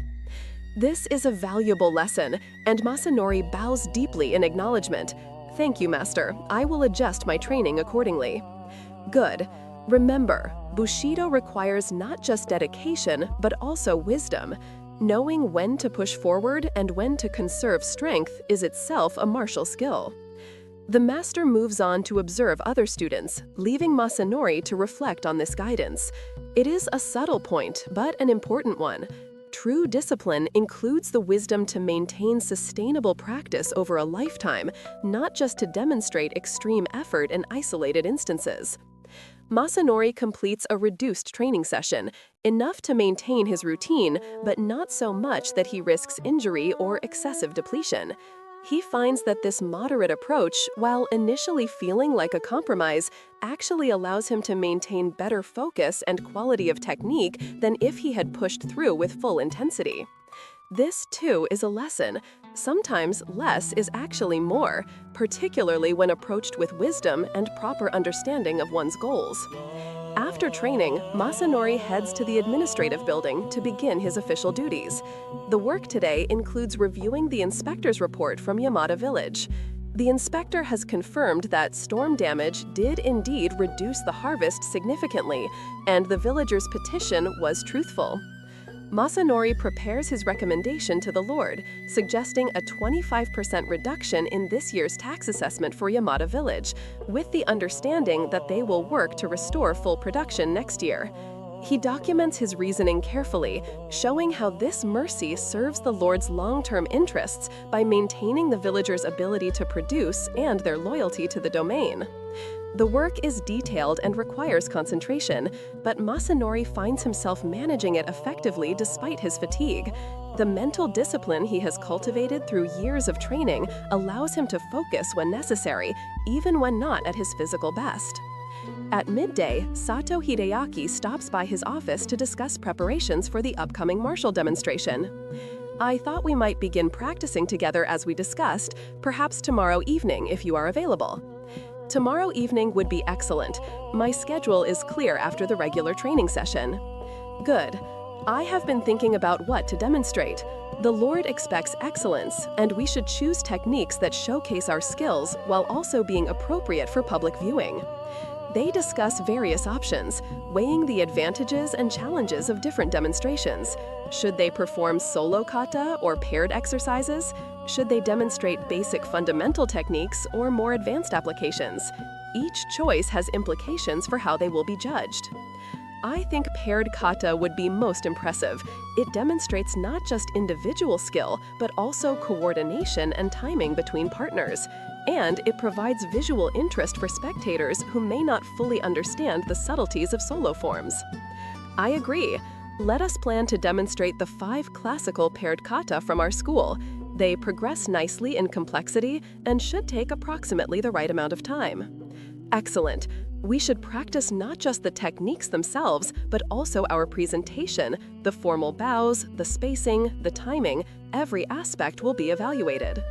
As they finalize their plans, Masanori reflects on how even this demonstration, this public performance, relates to deeper principles of Bushido. It is not about showing off or seeking personal glory.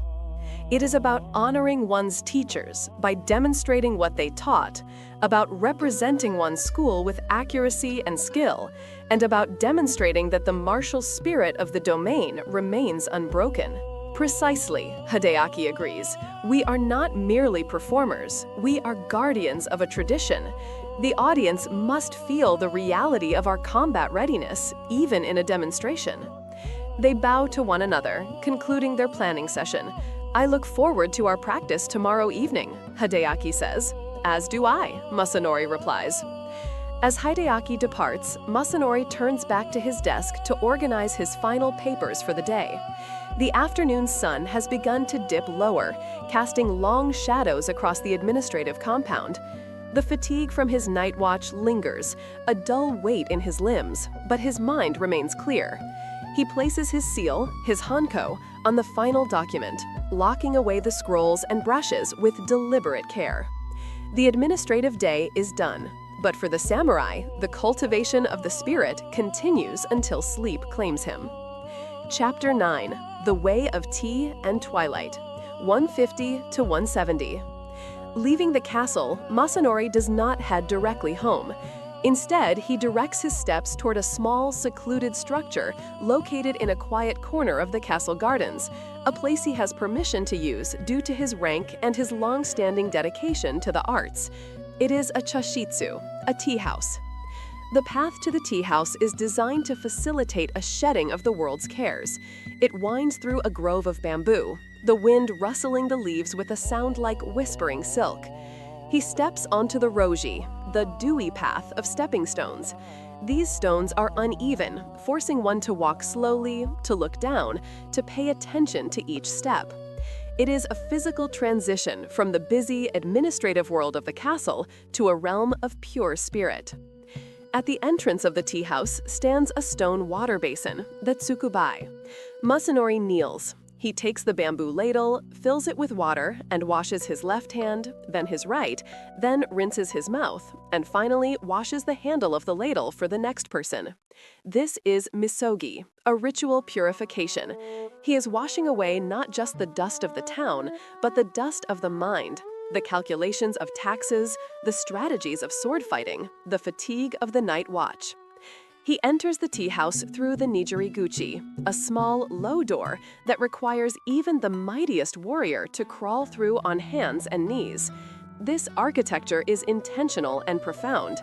Inside the tea room, rank does not exist. The daimyo and the retainer, the rich and the poor, all must bow to enter. Inside, there is only host and guest, human and human. Today, Masanori is alone. He will perform the ceremony for himself, a practice known as jigeiko.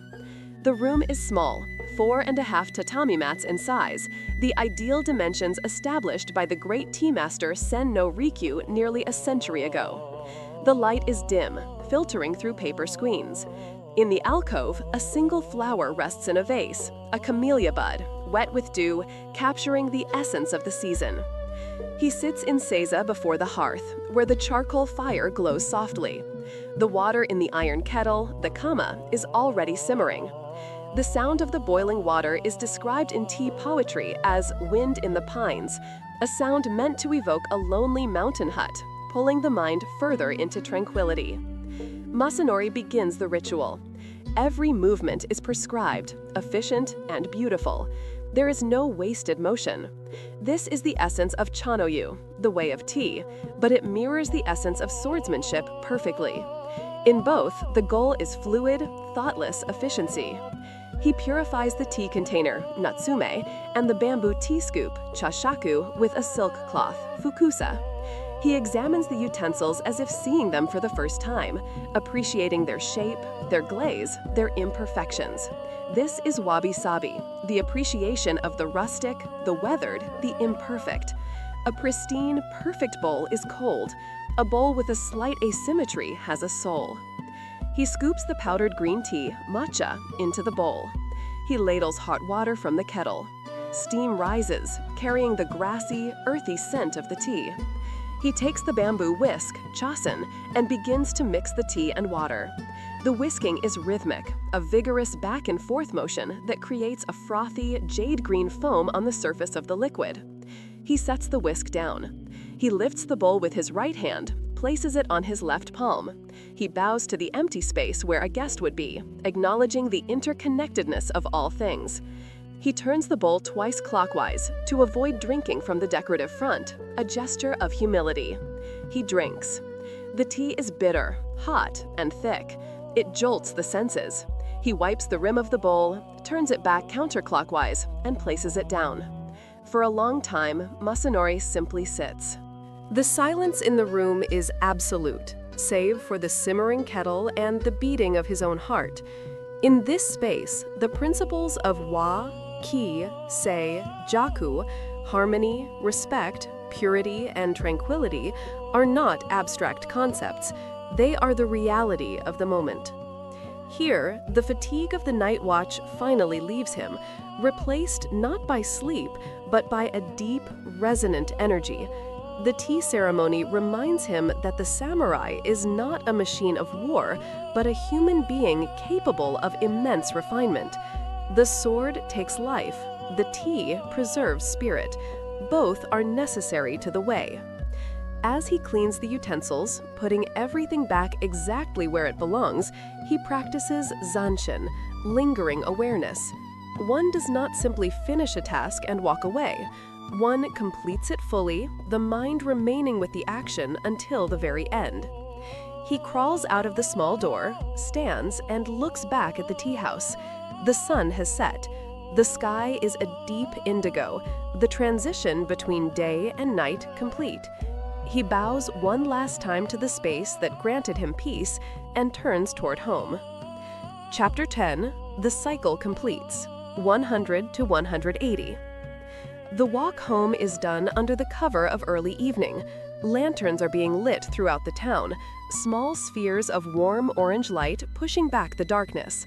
The smell of grilled fish and miso soup wafts from the houses he passes, the scent of domestic peace that his sword is sworn to protect. He arrives at his gate. Ayame greets him, sensing the shift in his mood. The tension of the morning is gone. The exhaustion of the afternoon has been transmuted into calm. "You look refreshed, my husband," she notes as she takes his outer coat.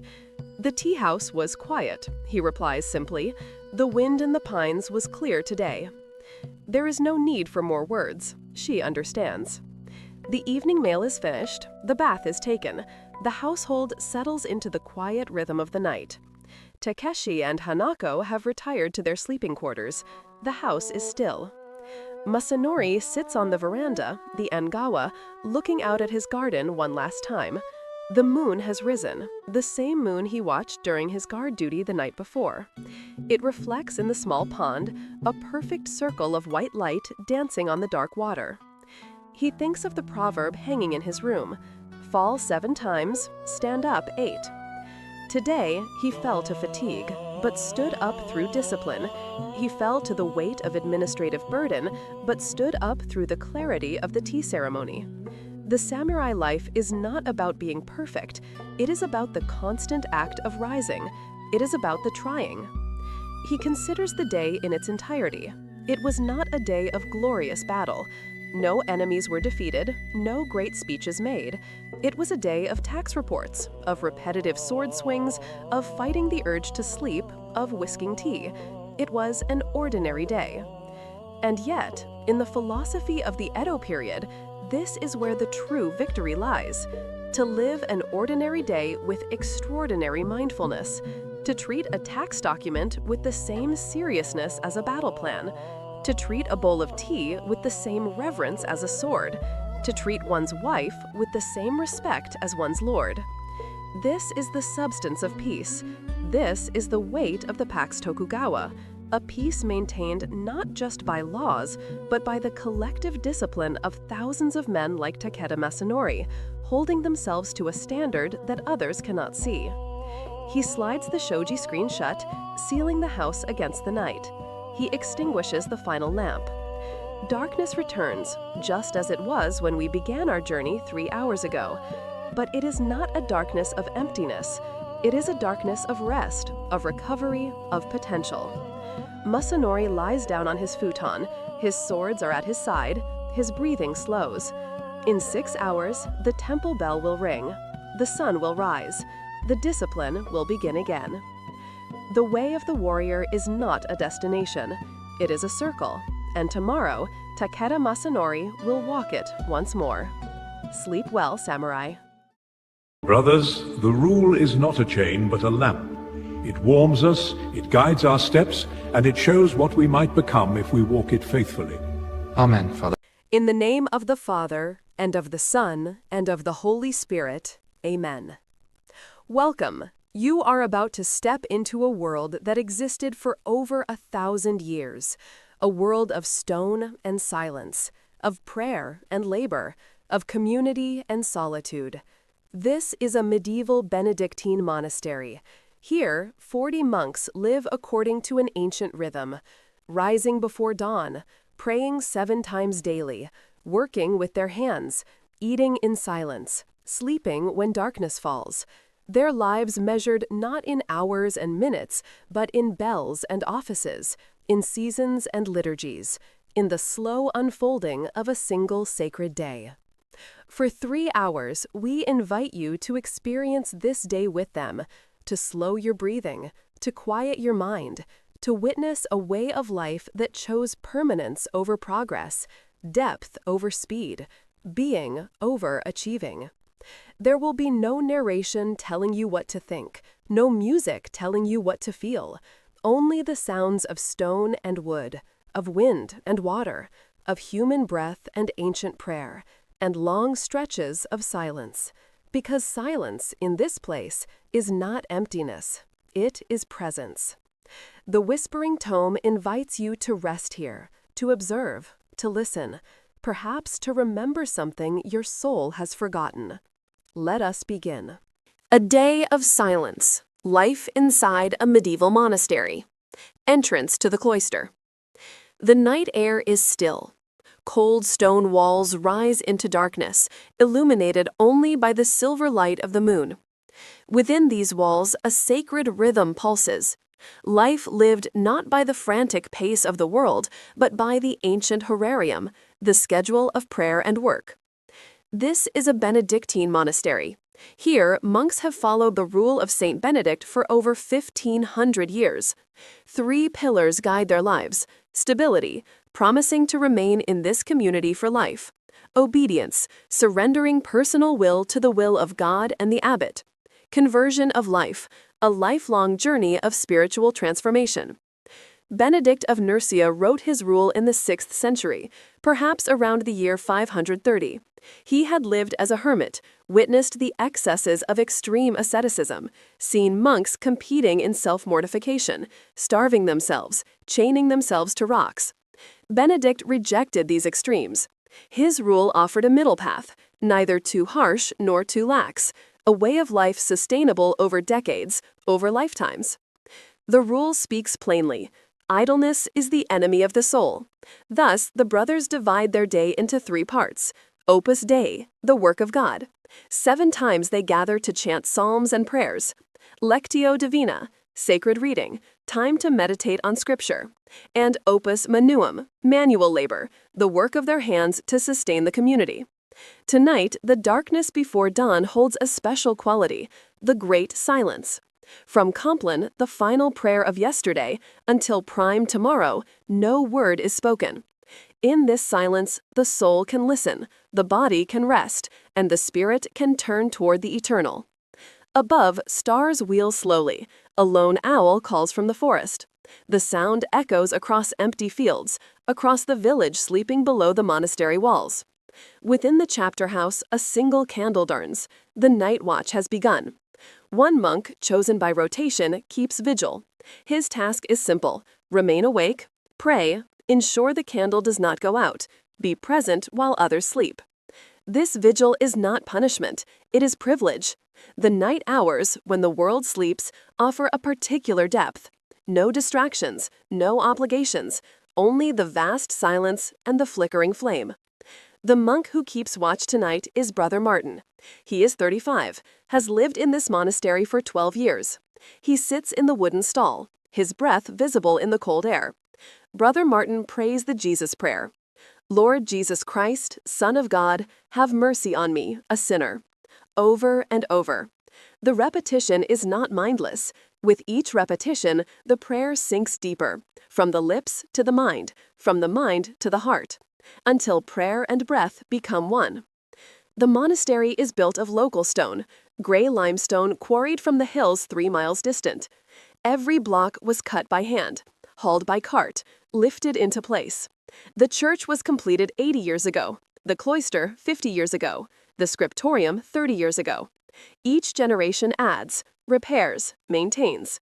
The monastery is never finished, always becoming. Architecture here serves contemplation. The cloister's square, the church's cruciform plan, the chapter house's circular design, geometry as theology. The square represents earth. The cross represents salvation. The circle represents eternity. To walk these spaces is to move through sacred symbols, whether one is conscious of it or not. Brother Martin rises, walks to the window. Outside, the landscape is barely visible. Rolling hills, forest, the river valley below. In daylight, these hills are green, dotted with sheep, fields of barley and oats. Now, in darkness, they are merely shapes, suggestions, the world reduced to essential forms. He thinks about his life before the monastery. He was a merchant's son, destined for trade, comfortable life, comfortable marriage, comfortable death. But something in him resisted, hungered for something he could not name. At 23, he heard a sermon. The preacher spoke of the vanity of worldly pursuits, how all human achievements turn to dust, how only God remains. The words struck him like lightning. Within a month, he had given away his inheritance, approached this monastery, asked to be received. The abbot warned him, "This life is hard. You will wake in darkness, labor until your hands bleed. Eat simple food, own nothing, obey without question. Are you certain?" Brother Martin said yes. He has never regretted it. The candle burns lower. Brother Martin trims the wick, adds oil. The flame steadies, grows bright again. Small acts of maintenance, keeping the light alive. This too is prayer. This too is worship. Time in the monastery moves differently, not by clocks, though a sundial stands in the cloister garth, but by bells, by offices, by the sun's movement across the sky. Medieval people did not think in minutes and seconds. They thought in tides, in seasons. In the liturgical year's great cycle, Advent, Christmas, Epiphany, Lent, Easter, Pentecost, ordinary time. Each season with its own color, its own mood, its own lessons. Brother Martin returns to his stall, opens the Psalter. Even in dim light, he can read the words. He has memorized most of them. But the physical book matters. The weight of it, the texture of parchment, the smell of ink and leather. These material things anchor the spirit, remind us we are not angels, we are embodied souls, and matter matters. He reads Psalm 119, the longest psalm, an extended meditation on God's law. Blessed are those whose way is blameless, who walk in the law of the Lord. Blessed are those who keep his testimonies, who seek him with their whole heart. Outside, a fox barks. The owl calls again. The wind rises slightly, makes a low sound moving through the church's roof timbers. Brother Martin smiles. Even the wind praises God. Everything that has breath, everything that exists, all creation is liturgy. All being is praise. The hours pass slowly, beautifully. Time becomes thick, rich, each moment complete in itself. Not racing towards some future goal, but full, present, sufficient. This is one of the monastery's gifts. It teaches you to inhabit time differently, not to use it, not to kill it, but to receive it, as gift, as grace. Matins, vigils, pre-dawn watch. The bell tolls, a single, low note spreading through the cold air. Brother Martin pulls the rope 7 times. Each toll echoes across the valley. In the dormitory, monks stir. It is approximately 2 hours after midnight, perhaps closer to 3. Time is not exact. It is felt more than measured.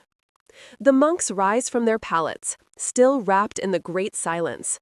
Their pallets are simple: straw mattresses on wooden frames, a woolen blanket, a rough sheet. In winter, they sleep in their habits, only removing their shoes. The cold is severe. Stone walls offer little insulation. Monks wake with frost on their beards. No light illuminates their movements. Before the 14th century, before wax candles became common and affordable, monks learned to memorize everything: psalms, antiphons, responses, collects. The entire liturgy lived in memory. In total darkness, or with minimal light from oil lamps, they make their way to the choir. They know every step, every turn, fingers trailing along familiar walls. The church is vast, empty space rising into shadow. During the day, light enters through high windows, illuminates the columns, the arches, the altar. Now only a few oil lamps burn. Their light barely reaches the vaulted ceiling. The darkness is not oppressive. It is companionable. A reminder that God dwells in thick darkness. That unknowing is the beginning of knowing. The monks enter the choir stalls, arrange themselves by rank. The abbot in his stall, the prior opposite, the older monks nearest, the younger farther away. Each has his assigned place, has occupied it for years. The stalls are carved wood, centuries old, polished by countless hands, countless hours of prayer. The office of matins, also called vigils, the night watch. This is the longest service of the day, sometimes lasting 2 hours or more. It centers on psalm singing. The entire Psalter, all 150 psalms, is recited over the course of each week. Monks live with these ancient Hebrew prayers. They shape the rhythm of breath and thought, pattern consciousness itself. The structure of matins is elaborate. It begins with the invitatory. "O Lord, open my lips." The community responds, "And my mouth shall proclaim your praise." Then Psalm 95. "O come, let us sing to the Lord. Let us make a joyful noise to the rock of our salvation." This psalm is called the Venite, the coming. It summons the community to worship, prepares the heart, reminds them why they are here. Not from obligation, not from fear, but from love, from desire to encounter the living God. After the Venite, the office proper begins. It is divided into nocturnes, 3 sections. Each nocturne contains 4 psalms, a reading, a responsory. The psalms are chanted antiphonally. One side of the choir sings a verse, the other responds, back and forth, like waves, like breath, inhale, exhale, call, response. Tonight they chant psalms from the night office cycle. Psalm 8. O Lord, our Lord, how majestic is your name in all the earth. You have set your glory above the heavens. The melody is simple, modal, based on the 8 church modes, inherited from Greek theory and adapted for Christian worship. No harmony, only the single melodic line, unison singing. The acoustics of stone churches create natural reverberation. Each word hangs in the air, overlaps with the next, creates a wash of sound. Not chaotic, ordered, beautiful. The architecture itself becomes instrument. The space sings with the monks. Between psalms, silence, a pause to absorb what has been sung, to let the words settle, descend from ear to heart. These silences are as important as the sounds, perhaps more so. Silence is not absence, it is presence, the presence of God who speaks in still, small voices. After 4 psalms, a reader approaches the lectern. By the light of a single lamp, he reads from the Church Fathers. Tonight, from Augustine's homilies on the Gospel of John. Augustine writes about darkness and light, how Christ is the true light that enlightens everyone, how those who hate the light love darkness because their deeds are evil, but those who do what is true come to the light. The words are complex, theological, yet the reader's voice makes them accessible. He reads slowly, clearly, with comprehension, not performing, simply offering. The words are gift. The monks receive them. After the reading, a responsory. This is a musical elaboration, more complex than the psalm tone. The cantor sings, "I look for the Lord, my soul waits for him, in his word I hope." The choir responds, singing the same. Then the cantor continues with verses from Psalm 130. After each verse, the choir repeats the refrain. The responsory builds, intensifies, then releases. The second nocturne follows, more psalms. Tonight, Psalm 19. The heavens declare the glory of God, and the firmament shows his handiwork. Day to day pours forth speech, and night to night declares knowledge. These are cosmic psalms, celebrating creation, recognizing that the universe itself is revelation, that we live in a world that speaks, that everything testifies to its maker. The medieval monk understood this deeply. He saw symbols everywhere. The sun rising was Christ's resurrection. The moon, waxing and waning, was the church growing and diminishing through history. The stars were saints. Rivers were baptism. Mountains were obstacles to overcome. Every natural phenomenon carried spiritual meaning. The world was sacrament. The second reading is from Gregory the Great, Pope Gregory, who sent Augustine of Canterbury to England, who wrote the Pastoral Rule, who interpreted Job. Tonight, the passage concerns spiritual vigilance, how the shepherd must watch over his flock, how interior watchfulness prevents sin, how the monk must guard his heart above all else, for from the heart flow the issues of life. Brother Thomas, sitting in his stall, feels fatigue. He woke only 3 hours ago, or was it 4? Time blurs. His body wants sleep, but he stands. They all stand. Standing through the night office is discipline. It keeps the body alert, engaged, prevents drowsiness from overwhelming the spirit. Some of the older brothers lean slightly against the misericords. These are small shelves on the underside of the choir stall seats. When the seat is raised, the misericord provides support. The word comes from misericordia, mercy. Even in discipline, Benedict's rule shows mercy, accommodation for human weakness, compassion for aging bodies. The third nocturne begins. More psalms, now from the Messianic cycle. Psalm 22. My God, why have you forsaken me? The psalm Christ quoted on the cross. The psalm that begins in agony but ends in triumph.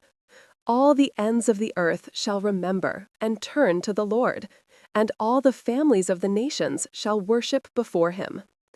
This movement from desolation to hope characterizes many psalms. They do not deny suffering, they enter it fully, express it honestly, but they do not remain there. They move through suffering toward trust, toward praise. The Psalms teach emotional integration, how to hold sorrow and joy together, how to be honest with God, how to lament without despair. The third reading is from the Gospel, tonight from Matthew chapter 5, the Beatitudes. Blessed are the poor in spirit, for theirs is the kingdom of heaven. Blessed are those who mourn, for they shall be comforted. These paradoxical blessings, reversing worldly values, declaring that weakness is strength, that poverty is wealth, that mourning leads to joy. After the reading, the Te Deum, the great hymn of praise. We praise you, O God. We acknowledge you to be the Lord. All the earth worships you, the Father everlasting. This hymn dates to the 4th or 5th century, possibly written by Ambrose of Milan or Nicetas of Remisiana. No one knows for certain, but it has been sung at matins for over 1,000 years. The melody soars, as much as plain chant can soar. It rises, falls, rises again. The text celebrates the Trinity, the Incarnation, the communion of saints, angels and archangels, cherubim and seraphim, the whole company of heaven joining in perpetual praise. And here, in this cold stone church, 40 human voices join that cosmic chorus. The Te Deum concludes. The office is nearly finished. A final prayer. The collect. O God, who brought us from the rest of the night to the light of day, bring us from the light of day to the light of eternity. The monks respond, Amen. The abbot blesses the community. May Almighty God bless us, Father, Son, and Holy Spirit. Again, Amen. The monks remain standing. One more moment of silence, allowing the office to settle, to complete. Then, quietly, they file out, still maintaining the great silence. Some return to the dormitory, to sleep until lauds. Others, like Brother Thomas, go to the warming room, to prepare for the day ahead. Outside, the sky has begun its slow transition. Not yet dawn, but no longer the deep black of midnight. That threshold time, when night gives way, when the first birds begin to stir, when the world holds its breath. Waiting. Lauds. First light. The bell rings again. Lauds. Morning praise. The office that greets the dawn. The interval since Matins has been perhaps an hour, perhaps less. The monks return to choir. This time, faint light is visible through the eastern windows. Rose and pearl, the colors before the sun, that delicate palette that exists only for moments, before full dawn arrives. Lauds is structured similarly to Matins, but shorter, more joyful. Where Matins has the quality of vigil, of watching, of waiting in darkness, Lauds bursts with gratitude, relief. The sun rises again. Light conquers darkness. Christ defeats death. Every morning is Easter morning. The office begins with the same opening. O Lord, open my lips. The response, and my mouth shall proclaim your praise. Then directly into the Psalms. No lengthy invitatory. Lauds moves quickly, celebrating, rejoicing. The Psalms of Lauds celebrate creation. Psalm 93. The Lord reigns. He is clothed with majesty. The Lord is robed. He is girded with strength. The world is established. It shall never be moved. This is a kingship psalm, declaring God's sovereignty, not as abstract doctrine, but as lived reality. The world holds together because God holds it, maintains it, sustains it moment by moment. Modern people often forget this. We imagine the universe as machine, wound up, running on its own. But medieval thought saw continuous creation. God not only created once, at the beginning, but creates continuously, right now, every instant. If God ceased to think the world would cease to exist. Existence is a gift, renewed every moment. Psalm 100 follows. Make a joyful noise unto the Lord, all ye lands. Serve the Lord with gladness. Come before his presence with singing. This psalm is pure celebration. No complexity, no shadow, just unalloyed joy. The kind of joy a child feels on a summer morning, running through grass, shouting for no reason, except the sheer delight of being alive. In the cloistergarth, the central courtyard, birdsong has begun. Thrush, blackbird, sparrow, wren. The monks hear them through the open windows. Nature's own office. The birds do not question whether to sing. They simply sing. Obedience to their created purpose. No self-consciousness, no doubt. Just song pouring out because that is what birds do. That is what they are made for. Brother William, listening, thinks about obedience. For humans, obedience is complicated. We have free will. We can choose. This makes obedience meaningful and difficult. The bird has no choice. Its obedience is automatic. Our obedience must be conscious, deliberate, chosen again and again. The rule of Benedict says the first degree of humility is obedience without delay. Such people immediately put aside their own concerns, abandon their own will, and lay down whatever they have in hand, leaving it unfinished. This sounds harsh, controlling, but Benedict means something subtle.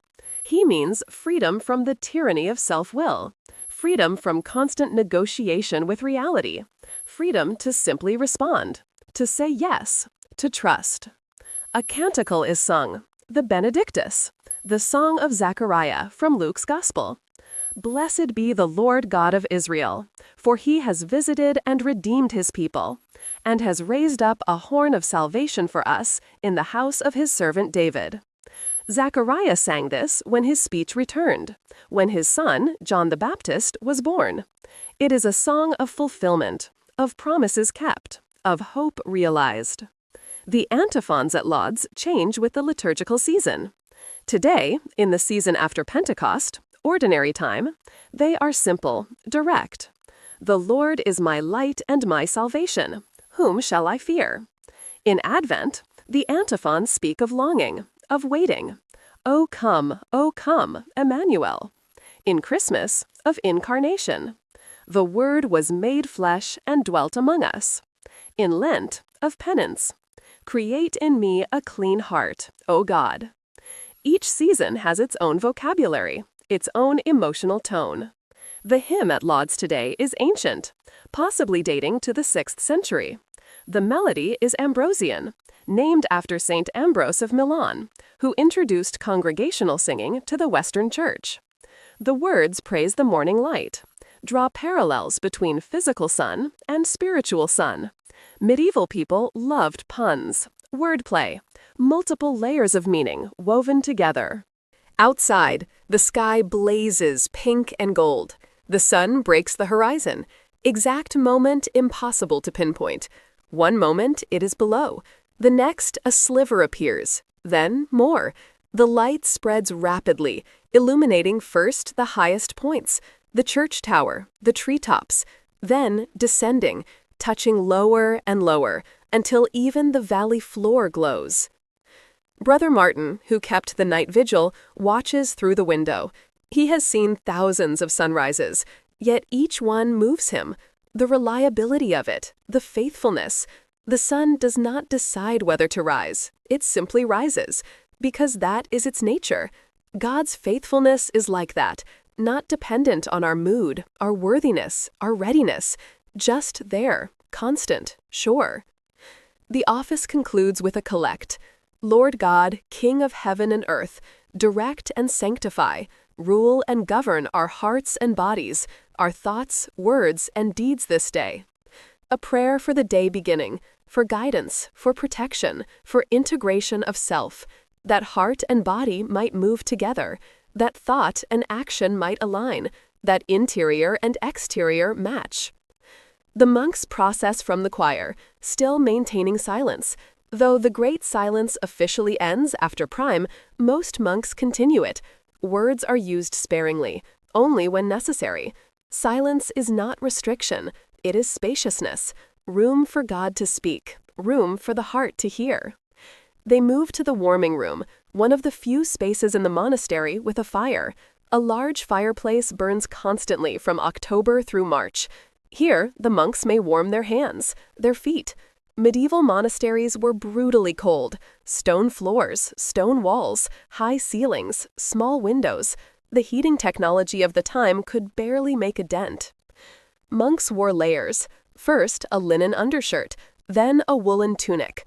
Over that, the habit, a long robe with wide sleeves, a scapular, a rectangular piece of cloth worn over the shoulders, hanging front and back. In cold weather, a hood, thick woolen stockings, leather shoes. Even so, many monks suffered from chilblains, arthritis, respiratory ailments.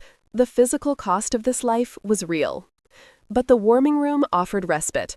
Here, for a few minutes, they could thaw, restore circulation, prepare for prime, and for the day's work beginning. Prime, the beginning of the day. The bell rings for prime, the first hour, approximately 6 in the morning, though exact time varies by season. In summer, 6 might come early. In winter, late. The horarium adjusts to daylight, a flexible structure within a fixed framework. The community gathers once more in choir. The office of prime is brief, shorter even than lauds, perhaps 20 minutes. It consists of 3 psalms, a hymn, a brief reading, and prayers for the day. The Psalms of Prime speak of morning, of new beginnings. Psalm 1. Blessed is the man who walks not in the counsel of the wicked, nor stands in the way of sinners, nor sits in the seat of scoffers. But his delight is in the law of the Lord, and on his law he meditates day and night. This psalm introduces the entire Psalter, sets the tone, establishes the fundamental choice, the 2 ways, the way of the righteous and the way of the wicked, the path of life and the path of death. Medieval people loved this binary clarity, not because they were simplistic, but because they believed ultimate reality was clear, even if immediate reality was murky. Psalm 5 follows, Give ear to my words, O Lord, consider my groaning, hear the sound of my cry, my King and my God, for to you do I pray. A psalm of petition, of dependence, acknowledging that we cannot navigate life alone, that we need help, guidance, grace. The 3rd psalm is Psalm 6. O Lord, rebuke me not in your anger, nor discipline me in your wrath. This is one of the 7 penitential psalms. acknowledging sin, asking for mercy. The monastic day regularly includes confession, recognition of failure. Monks do not pretend to be perfect. The rule explicitly discusses how to handle monks who sin, who fail, who struggle. Benedict expects struggle, plans for it, builds in mechanisms for correction and restoration. After the Psalms, the chapter reading. This is a short passage from the rule of Benedict itself. Each day, a different chapter is read. Over time, the entire rule is covered. Then the cycle begins again. Monks hear the rule read aloud hundreds of times over their lifetimes. It becomes internalized, not as external law, but as interior guide, shaping instinct, forming conscience. Today, the reading comes from Chapter 4, The Tools for Good Works. This chapter lists 74 precepts. Some are grand, to love the Lord God with all one's heart, soul, and strength.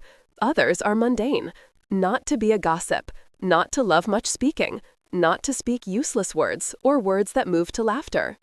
The rule treats spiritual and practical matters with equal seriousness. It does not separate sacred and secular. Everything is sacred. How you speak, how you eat, how you work, how you greet a guest, how you care for tools. All of life is liturgy. All activity is prayer, or can be, should be. The reading continues.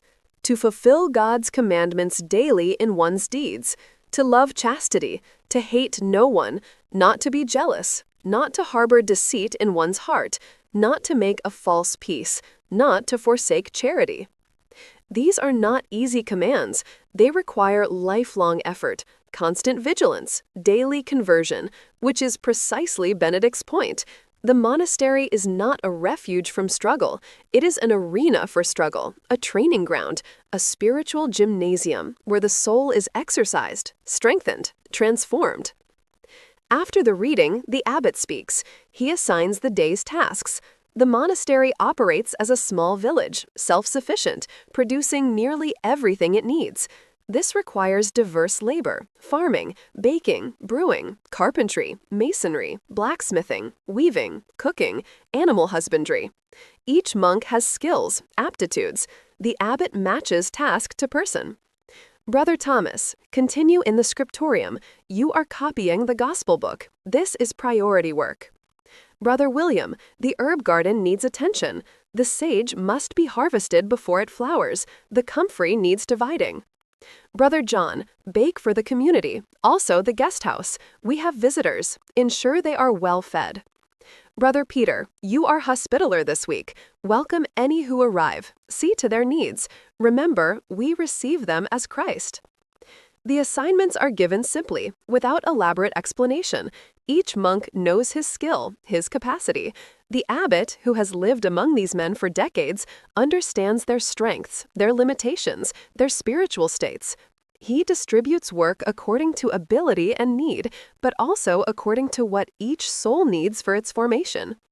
Sometimes a monk is assigned work he dislikes. This is not cruelty, it is pedagogy. The rule says, if one of the community is assigned a burdensome task or something he cannot do, he should accept the order with complete mildness and obedience. If he sees that the weight of the burden is altogether too much, he should choose the appropriate moment and explain patiently to his superior the reasons why he cannot perform the task. This is remarkable. Benedict allows for dialogue, for explanation, for adjustment. He is not a tyrant. He recognizes that obedience must be reasonable, that superiors can be wrong, that communication is essential. The monastery is not authoritarian, it is authoritative. There is a difference. The abbot continues, Brother Stephen, take inventory in the solarium. We must know our stores. Winter is coming. Ensure we have sufficient grain, sufficient oil. Brother Luke, remain in the infirmary. Brother Robert's fever continues. Care for him. If his condition worsens, send for me immediately. Brother Martin, you kept vigil last night. After terce, you may rest. Sleep until sext. We honor your service. This, too, is typical of Benedict's rule: balance, work and rest, effort and restoration. The monastery is not a factory. It does not extract maximum productivity. It sustains human beings over the long term, decades, lifetimes. That requires rhythm, variety, care. The abbot raises his hand, blesses the work. May the Lord bless our labor today. May our hands glorify him in all we do. May we work not for our own gain, but for the common good, for the love of Christ. Amen. The monks respond, Amen. The great silence is lifted. Though monks will still speak sparingly, conversation is now permitted when necessary for work, practical speech, coordination, instruction, but not idle chatter. The rule warns against idle words, not because speech is bad, but because words have weight, power, should be used carefully, intentionally. The monks file out, some toward the cloister, others toward the workshops, others still toward the fields beyond the monastery walls. The day's labor begins, and in this labor they will encounter God, not only in the chapel, but in the garden, in the bakery, in the scriptorium, in the faces of guests. God is everywhere, in all things, all activities. This is the Benedictine vision, sacramental, incarnational, grounded. Work, i.e., herb garden, bakery, solarium.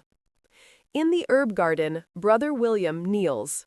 The morning dew still clings to the basil leaves, to the sage, the rosemary, the lavender.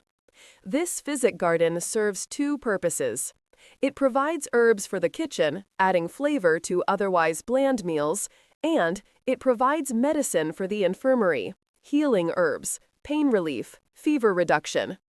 Medieval medicine understood the body through the theory of humors, four fluids: blood, associated with air and the qualities hot and moist; yellow bile, associated with fire, hot and dry; black bile, associated with earth, cold and dry; phlegm, associated with water, cold and moist.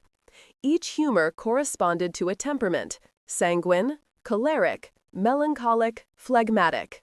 Disease occurred when these humors fell out of balance. Too much blood, bloodletting; too much phlegm, expectorants; too much bile, purging. The logic was systematic, comprehensive, and, within its framework, surprisingly effective. Not because the theory was correct, but because it led to careful observation, to systematic intervention, to accumulated wisdom. Brother William harvests carefully. Basil first. Its leaves are tender, best picked before the sun grows hot. Basil aids digestion, settles nervous stomachs, also repels insects, useful in the kitchen where grain must be kept free of weevils. He cuts stems cleanly, leaves some for the plant to continue growing. Sustainable harvesting. Nothing wasted, nothing exhausted. Next, comfrey. This plant has deep roots, pulls nutrients from soil. Its leaves contain allantoin, a compound that promotes cell growth. Medieval monks did not know the chemistry, but they observed that poultices of comfrey helped broken bones heal faster, reduced inflammation, eased pain. They called it knitbone or bruisewort, names that described function. Comfrey is spreading, needs dividing. Brother William digs carefully, lifts a section, separates roots, replants one portion, sets aside the other for transplanting to a new bed. This work is slow, meditative. The hands know what to do. The mind is free, free to pray, to ponder, to rest in silence. Brother William came to the monastery at 15. He is now 62, has spent 47 years here, nearly his entire life. He remembers his arrival, how strange everything seemed, the silence, the routine, the endless prayers. He thought he would hate it. Instead, he found peace. His parents were farmers, poor, many children. When the monastery offered to take him as an oblate, they agreed. One less mouth to feed. Brother William was terrified, but the older monks were kind, patient. They taught him letters, numbers, herb lore, liturgy. Slowly, this place became home. Now he cannot imagine living elsewhere. The world beyond the walls seems chaotic, meaningless. Here, everything has order, purpose, connection. He rises each day knowing why, knowing what matters. This is not everyone's path. He understands that. But it is his path, his vocation, his joy. He moves to the lavender, tall stalks, purple flowers beginning to bloom. Lavender has many uses. Its scent repels moths, keeps lemons fresh. Its flowers make soothing tea, aid sleep. The oil, when extracted, can be applied to cuts, to burns, prevents infection, reduces scarring. Brother William cuts bundles, ties them with twine, hangs them upside down in the drying shed. Here, in shade with good airflow, they will dry over several weeks. Then the flowers can be stripped, stored in sealed jars, used throughout the year. He thinks about continuity, how he learned this work from Brother Anselm, who learned it from Brother Gregory, who learned it from Brother Bartholomew. An unbroken chain stretching back generations.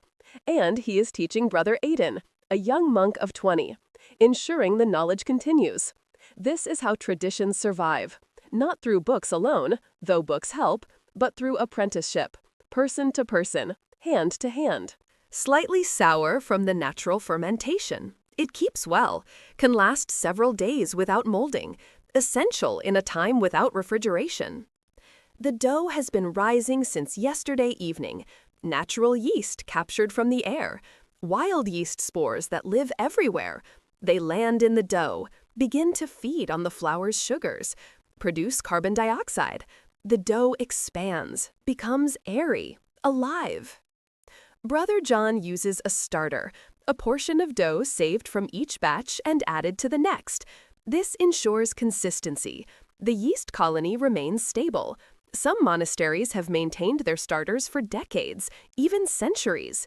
Each starter develops unique characteristics, flavors specific to its place, its climate, its history.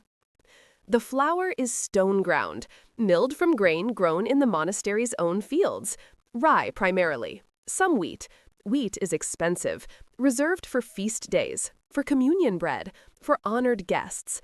Daily bread is rye, barley, sometimes oats.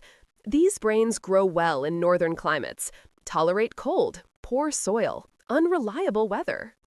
Water comes from the monastery well, sunk deep into bedrock. The water is clear, cold, reliable even in drought. Medieval people understood water quality mattered. Bad water caused illness, death. Wells were protected, guarded, blessed. Salt is the only other ingredient, mined or evaporated from seawater. Expensive, carefully measured. Salt not only flavors, it strengthens gluten, helps bread rise properly, controls fermentation, essential. Brother John shapes the loaves with practiced hands. Press, fold, turn. Press, fold, turn. The rhythm is meditative. Work as prayer. Prayer as work. Ora et labora, the Benedictine motto made flesh. His mind recites psalms as his hands work. Psalm 104. You cause the grass to grow for the cattle, and plants for people to use, to bring forth food from the earth, and wine to gladden the human heart, oil to make the face shine, and bread to strengthen the human heart. Bread is sacred, not only communion bread, all bread, because bread represents human cooperation with God. Humans plant, cultivate, harvest, thresh, grind, mix, shape, bake. But God provides the sun, the rain, the soil, the growth. Bread is partnership, divine and human working together. Brother John was a baker's son, learned the trade young. When he entered the monastery at 25, his skill was valued. He continues the work he knew, but now with different meaning. Before, he baked for profit, for survival. Now he bakes for love, for community, for God. The work looks the same. The interior transformation is everything. He shapes 6 loaves, 7, 8, 20, enough for the community, for guests, for the poor who come to the gate. The rule mandates generosity. The prior should, above all things, show mercy. Mercy means feeding the hungry, sheltering the homeless, caring for the sick, not as optional charity, as obligation. The loaves are placed on wooden peels, long-handled paddles.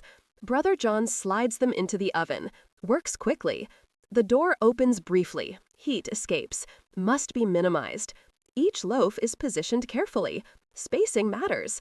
Air must circulate. Heat must reach evenly. The smell of baking bread fills the air, yeasty, sweet, wholesome. It drifts through windows, across the cloister, into the church. The whole monastery smells of bread. This is comfort, security, the scent of sustenance. While the bread bakes, Brother John prepares dough for tomorrow. The work is never finished. Each day requires bread. Each day requires preparation. The cycle continues, endlessly, yet not monotonously. Each batch is unique. Each loaf has character. The baker attends, adjusts, responds. In the solarium, the storehouse, Brother Stephen takes inventory. This is meticulous work, requires literacy, numeracy, organizational skill. The solarium is a large room, perhaps two, barrel vaulted, windowless, cool year-round, ideal for storage. Barrels of wine line one wall, last year's vintage. The monastery produces wine from its own vineyards, planted on south-facing slopes. The grape variety is hardy, survives cold winters, produces tart, thin wine, not luxurious, but drinkable, sufficient. Wine is consumed daily, watered. The rule permits a hemina of wine, per day per monk, approximately half a pint. This is modest.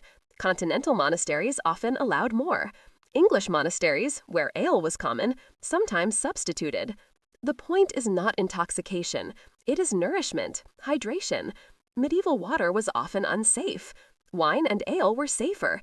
The alcohol killed pathogens. Brother Stephen checks each barrel, taps it, listens. A full barrel sounds solid. A nearly empty barrel sounds hollow. He marks his findings on a wax tablet. 10 barrels remain full.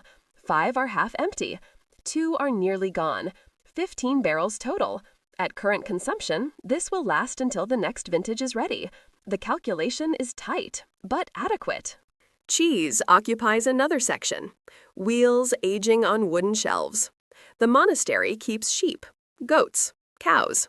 Milk is consumed fresh when available, but most is transformed into cheese, into butter.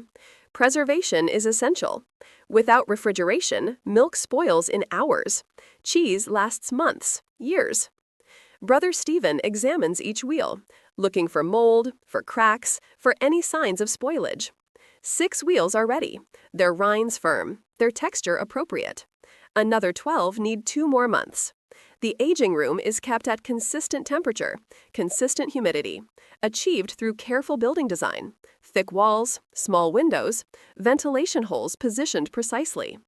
He makes notes, which cheeses to release now, which to hold. The cellarer must balance supply and demand, feed the community today, but also ensure food for tomorrow, for next month, for winter when fresh food is scarce. Dried peas and beans fill cloth sacks. These legumes are staples: protein, fiber, calories. They grow easily, store well, can be cooked into pottage, into soup, into stew, mixed with grain, with vegetables, with herbs. A versatile food. Brother Stephen scoops a handful, checks for weevils, for moisture, for mold. The peas are clean, dry, good. He records the quantity, approximately 50 pounds. At 1 pound per day for the community, this is 50 days' supply. But peas are not eaten daily. They are rotated with beans, with lentils, with other foods. The actual supply will last longer. Salted fish hang from rafters, herring mostly, caught in the North Sea, preserved in brine, transported inland. The monastery purchases fish from traveling merchants, pays in grain, in wool, in whatever surplus it has. Fish is essential.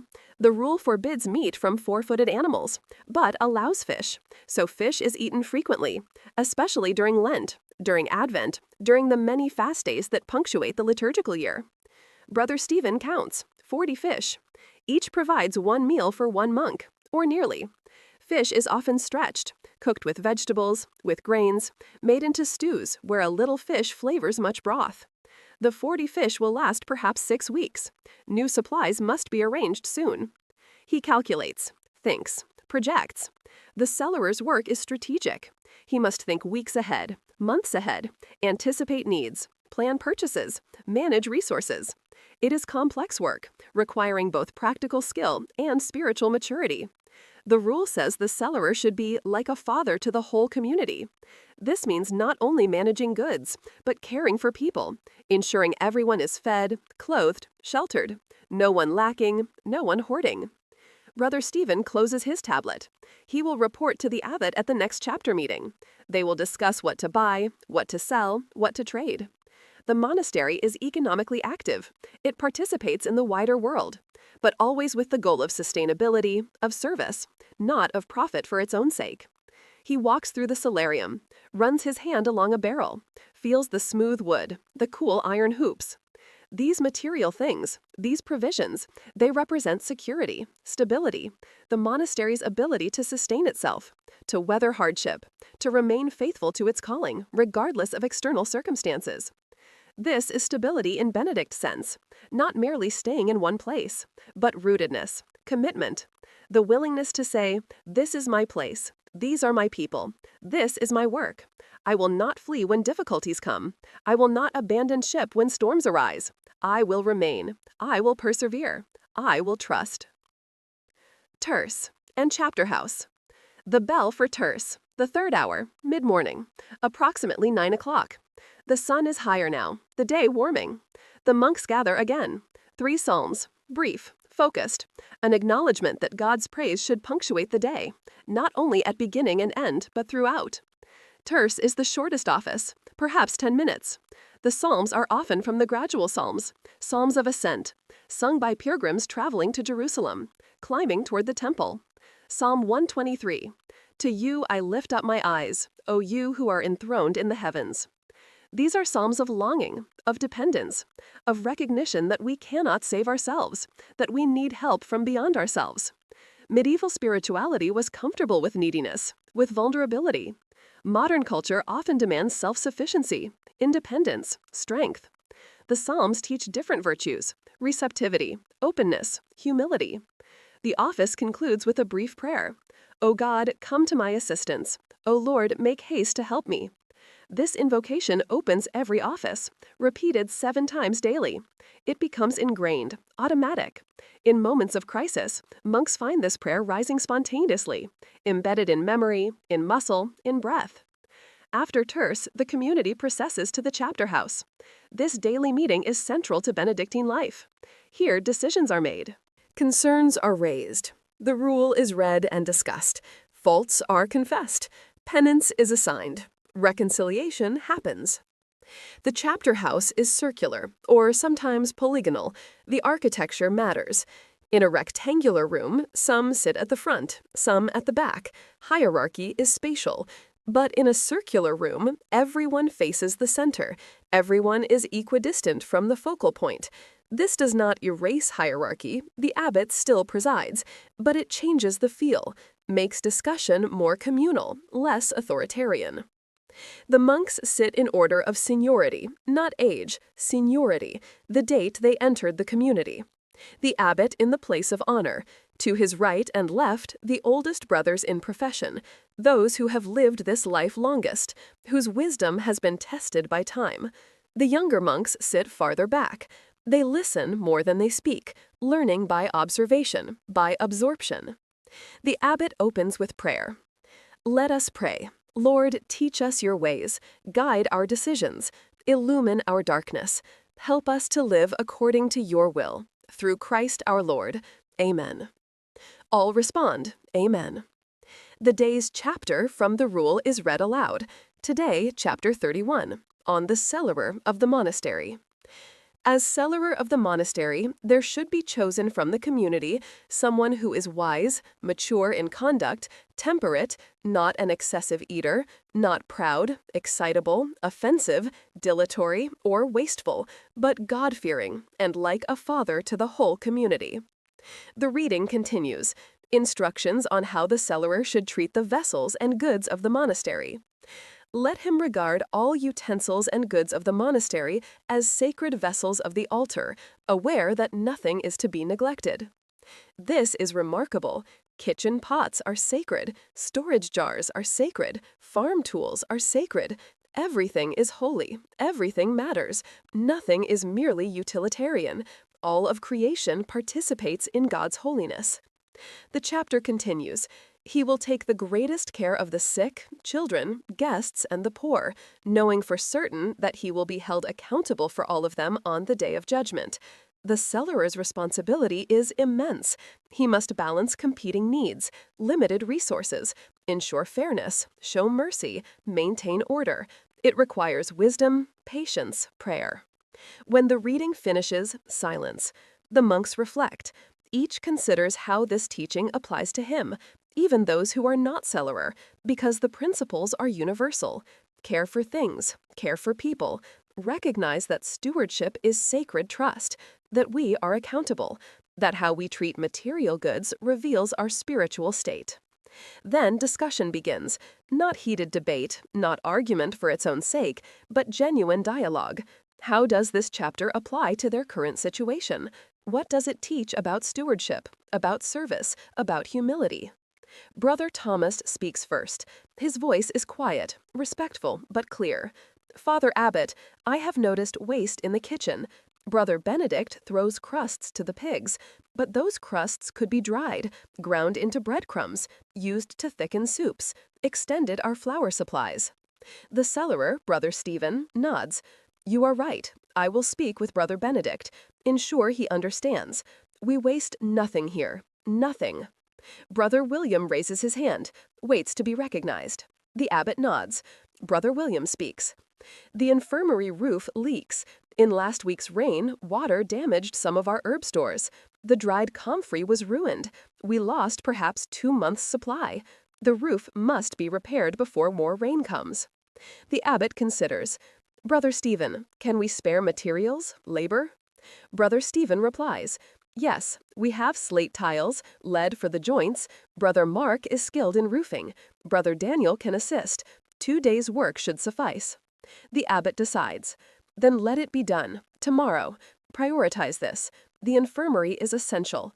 Brother Luke, do you have enough comfrey for now? Brother Luke responds, yes, Father. The fresh plants are still growing. I can harvest more, dry them, but we should repair the roof first. Otherwise, we risk losing more supplies. The abbot nods. Agreed. Brother Mark, Brother Daniel, you are assigned. Begin tomorrow after prime. This is how the monastery operates. Collectively, issues are raised, discussed, decided. Everyone has voice, but final authority rests with the abbot. His is not dictatorial power. It is paternal. He listens, weighs, considers the good of all, then decides. More business follows. Brother Peter reports on guests. 3 travelers arrived yesterday, a merchant, a pilgrim, a woman fleeing a violent husband. All were housed, fed. The woman is still here. She is frightened, asks to stay longer. Brother Peter recommends allowing it. The abbot agrees. She may stay as long as needed. We are her refuge. Ensure she feels safe, protected. Brother James mentions the vineyard. Grapes are ripening. Harvest will come soon.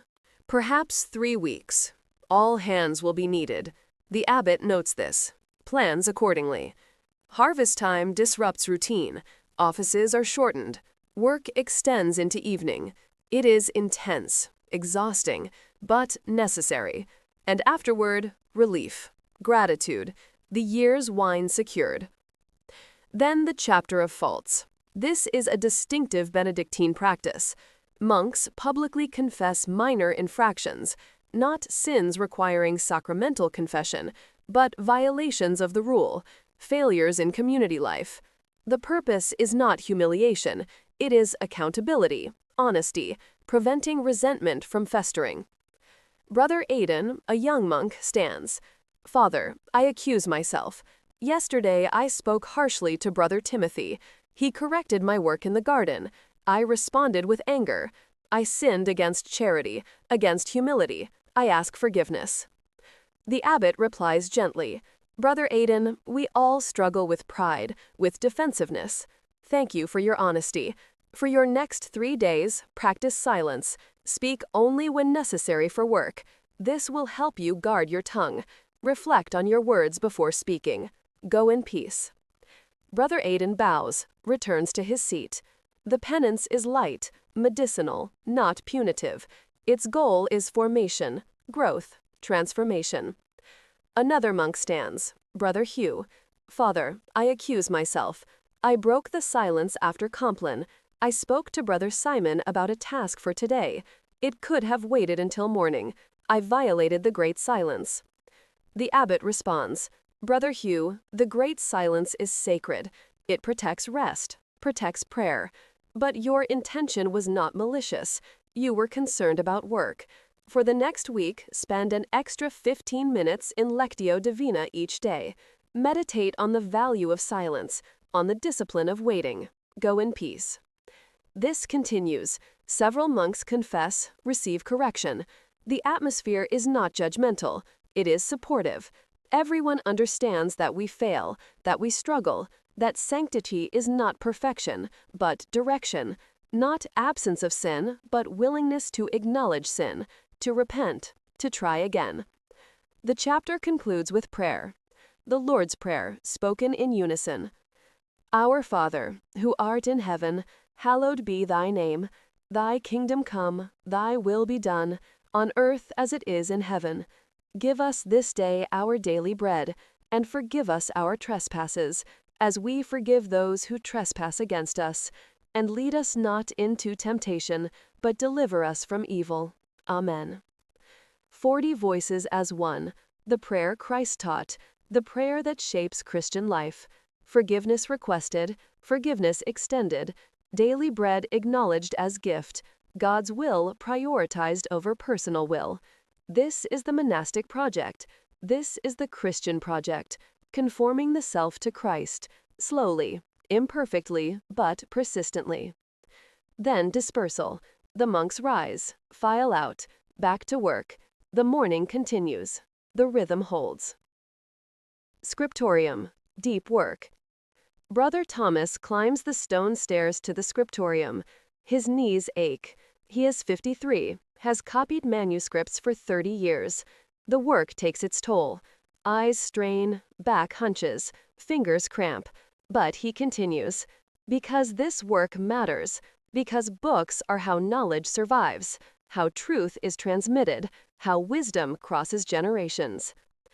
The scriptorium is on the second floor, above the cloister. This placement is intentional. Second floors are warmer, less damp, better for parchment, for ink, for the delicate work of illumination. Also, elevation provides distance, quiet. The scriptorium must be silent, absolutely silent. Any distraction can cause error, and errors on parchment cannot easily be undone.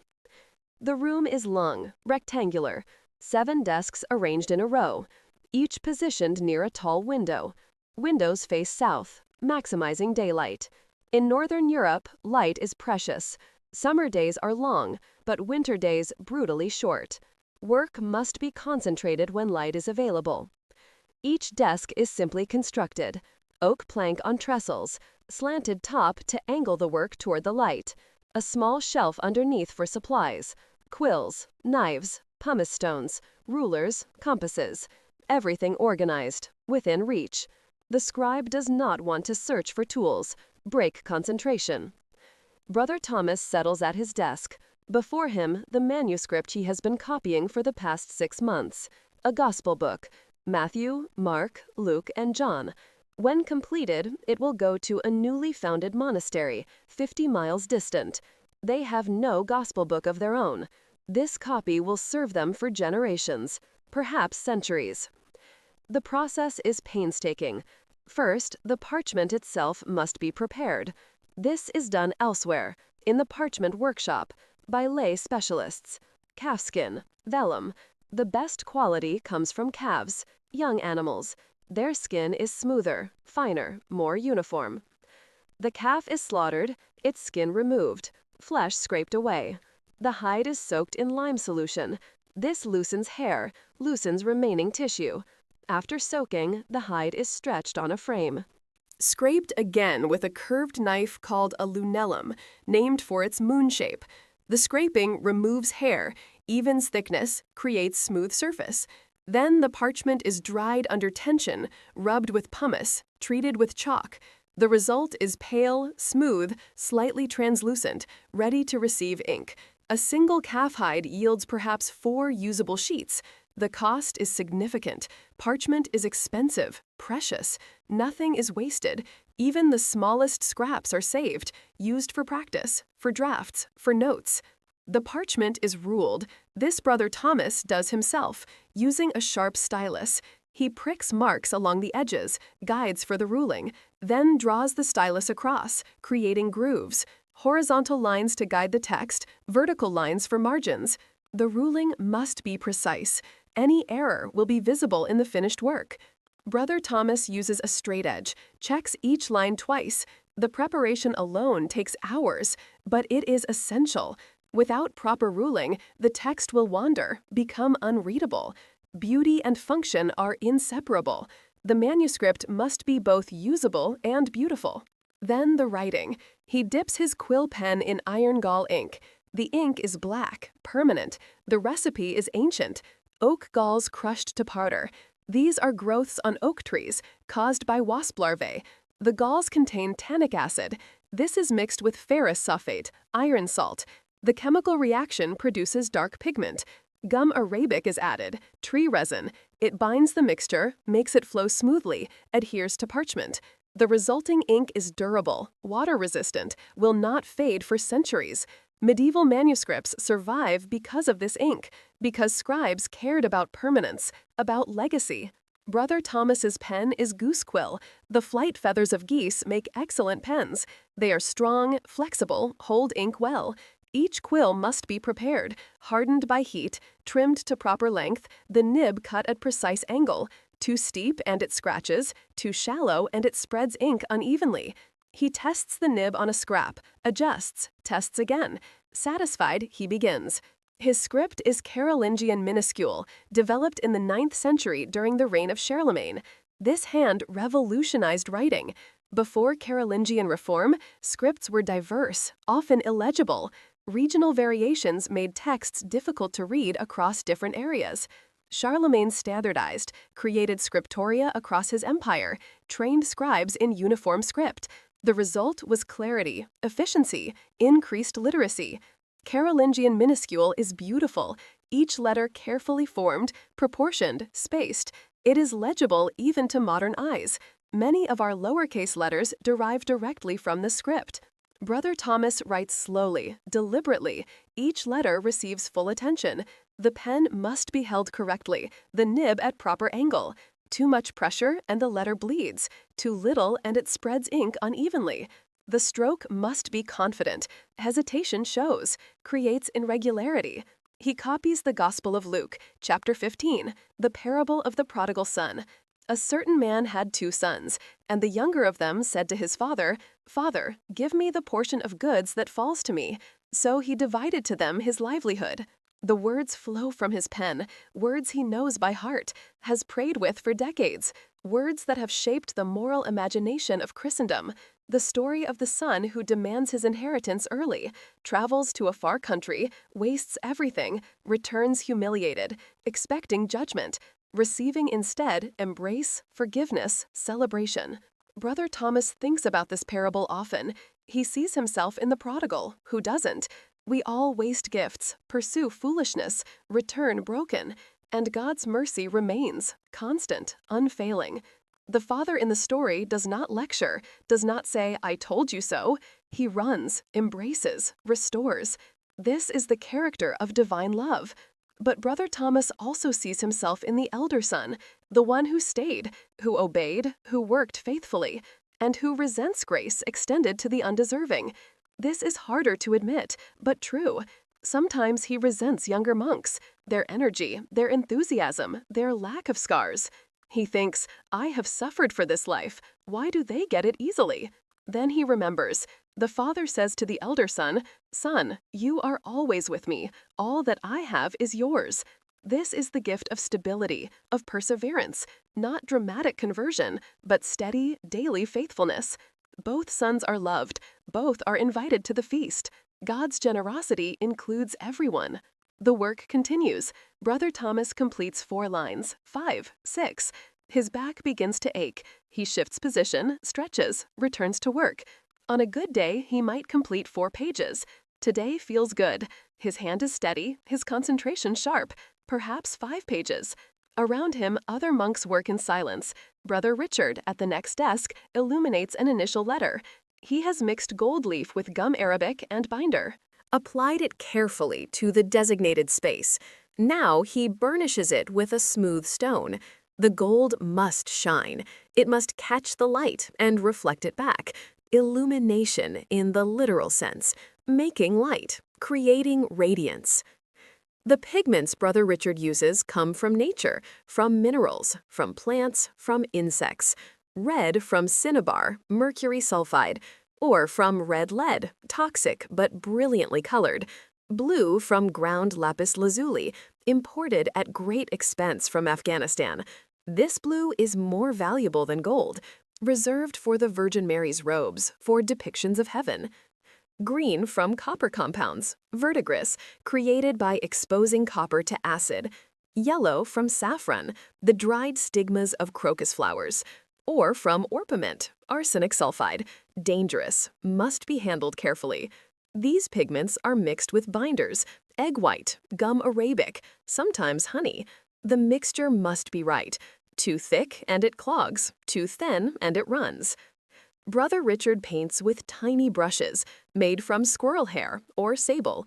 The brushes have few hairs, sometimes just 2 or 3. This allows extreme precision, detail work. The illuminations are complex, intertwined vines, fantastical beasts, geometric patterns, human figures, each element symbolic, each color meaningful. The initial letter he works on now is M, the beginning of Matthew's Gospel, book of the generation of Jesus Christ. The M is large, occupies the entire left margin. Within it, scenes from Christ's genealogy, tiny figures, Abraham, David, Solomon, Mary, Joseph, the baby Jesus, all contained within the letter. Visual compression, theological density. This work requires hours, days. A single illuminated page might take a week, but when finished, it transforms the manuscript, makes it glorious, worthy of its content. The monks understand that the gospel deserves beauty, that visual splendor honors the Word made flesh, that beauty is not frivolous but essential, an offering, a prayer in pigment and gold. Brother Geoffrey, at another desk, repairs a damaged manuscript, a psalter, 200 years old. The binding has failed, pages are loose, some are torn, stained. This manuscript has served generations. Now it needs care. Brother Geoffrey carefully removes the old binding, examines each page. Some can be mended with rice paste. Others must be reinforced with new parchment backing. He works with reverence. This book has been prayed with by countless monks. Their hands have touched these pages. Their voices have spoken these words. The book carries that history, that holiness. To repair it is to honor all who have gone before, to ensure the book serves those who will come after. The scriptorium is utterly silent. No one speaks. Communication happens through gestures, a raised hand if someone needs something, pointing, nodding. The silence is not oppressive. It is concentrated, focused, each monk absorbed in his work. Time passes unnoticed, or noticed differently, not as sequence, but as depth. A bell rings distantly. It is not time for an office. Perhaps it signals something in the monastery, a guest arriving, a task completed. The sound enters the scriptorium, then fades, does not break concentration. The monks continue. Brother Thomas finishes a page, carefully blots the last line, allows it to dry. While it dries, he prepares the next sheet, checks his ruling, mixes more ink. His supply is running low. The iron gall reaction continues even after mixing. The ink darkens over time. He must make fresh batch every few days. Outside, clouds move across the sun. The light in the scriptorium changes, dims slightly. Brother Thomas looks up, assesses. The light is still adequate. He can continue. In winter, when days are short, work in the scriptorium is limited. Candles are not sufficient. The light is too uneven, too flickering, causes eye strain, mistakes. Most manuscript work happens in summer, in the long days, when light lasts. Brother Thomas returns to the gospel. The prodigal has returned. The Father has welcomed him. Now the celebration. Let us eat and be merry, for this my son was dead and is alive again. He was lost and is found. And they began to be merry. Brother Thomas's pen moves steadily, letter after letter, word after word, building meaning, transmitting truth. This is his prayer, his offering, his contribution to the great work of the Church, preserving Scripture, making it available, ensuring it survives, so that future generations can encounter the living Word, can hear the call, can respond, can be transformed. Sext, noon, and refectory readings. The bell for sext. The 6th hour. Noon. The sun is at its apex. The day's warmth peaks. The monks rise from their work, stretch, shake out cramped hands, leave their tasks, process toward the church. Sext is brief, similar to terce and prime. 3 psalms, a reading, prayers, perhaps 12 minutes total. The office centers the day, marks its midpoint, reminds the monks that even in the midst of labor, they are praying people, workers who worship, worshipers who work. The Psalms of Sext often speak of God's justice, of his righteousness. Psalm 67. May God be gracious to us and bless us, and make his face to shine upon us, that your way may be known upon earth, your saving power among all nations. A psalm that looks outward, toward the world, toward mission, toward the desire that all people know God. Medieval monasteries were not withdrawn from the world in the modern sense. They engaged deeply, through hospitality, through education, through economic activity, through prayer for the world. Monks understood themselves as intercessors, standing between earth and heaven, lifting human needs to God, bringing divine blessing to earth. After sext comes the main meal. The monks process to the refectory. This is a large hall, long tables with benches, simple, unadorned. Its only decoration is a crucifix on the wall, and perhaps a painted scene of the Last Supper. The refectory ceiling is high, vaulted, acoustically designed so the reader's voice carries, can be heard clearly even at the far end. Before entering, the monks pause at the lavatorium, a stone basin with running water, fed by aqueduct from a spring uphill. Medieval monasteries were sophisticated in water management. They understood sanitation, hygiene, the connection between cleanliness and health. Here the monks wash their hands, not merely for hygiene, though that matters, but as a ritual, a preparation for the sacred act of eating together.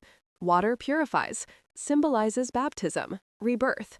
The monks wash, become clean, ready to receive the gift of food.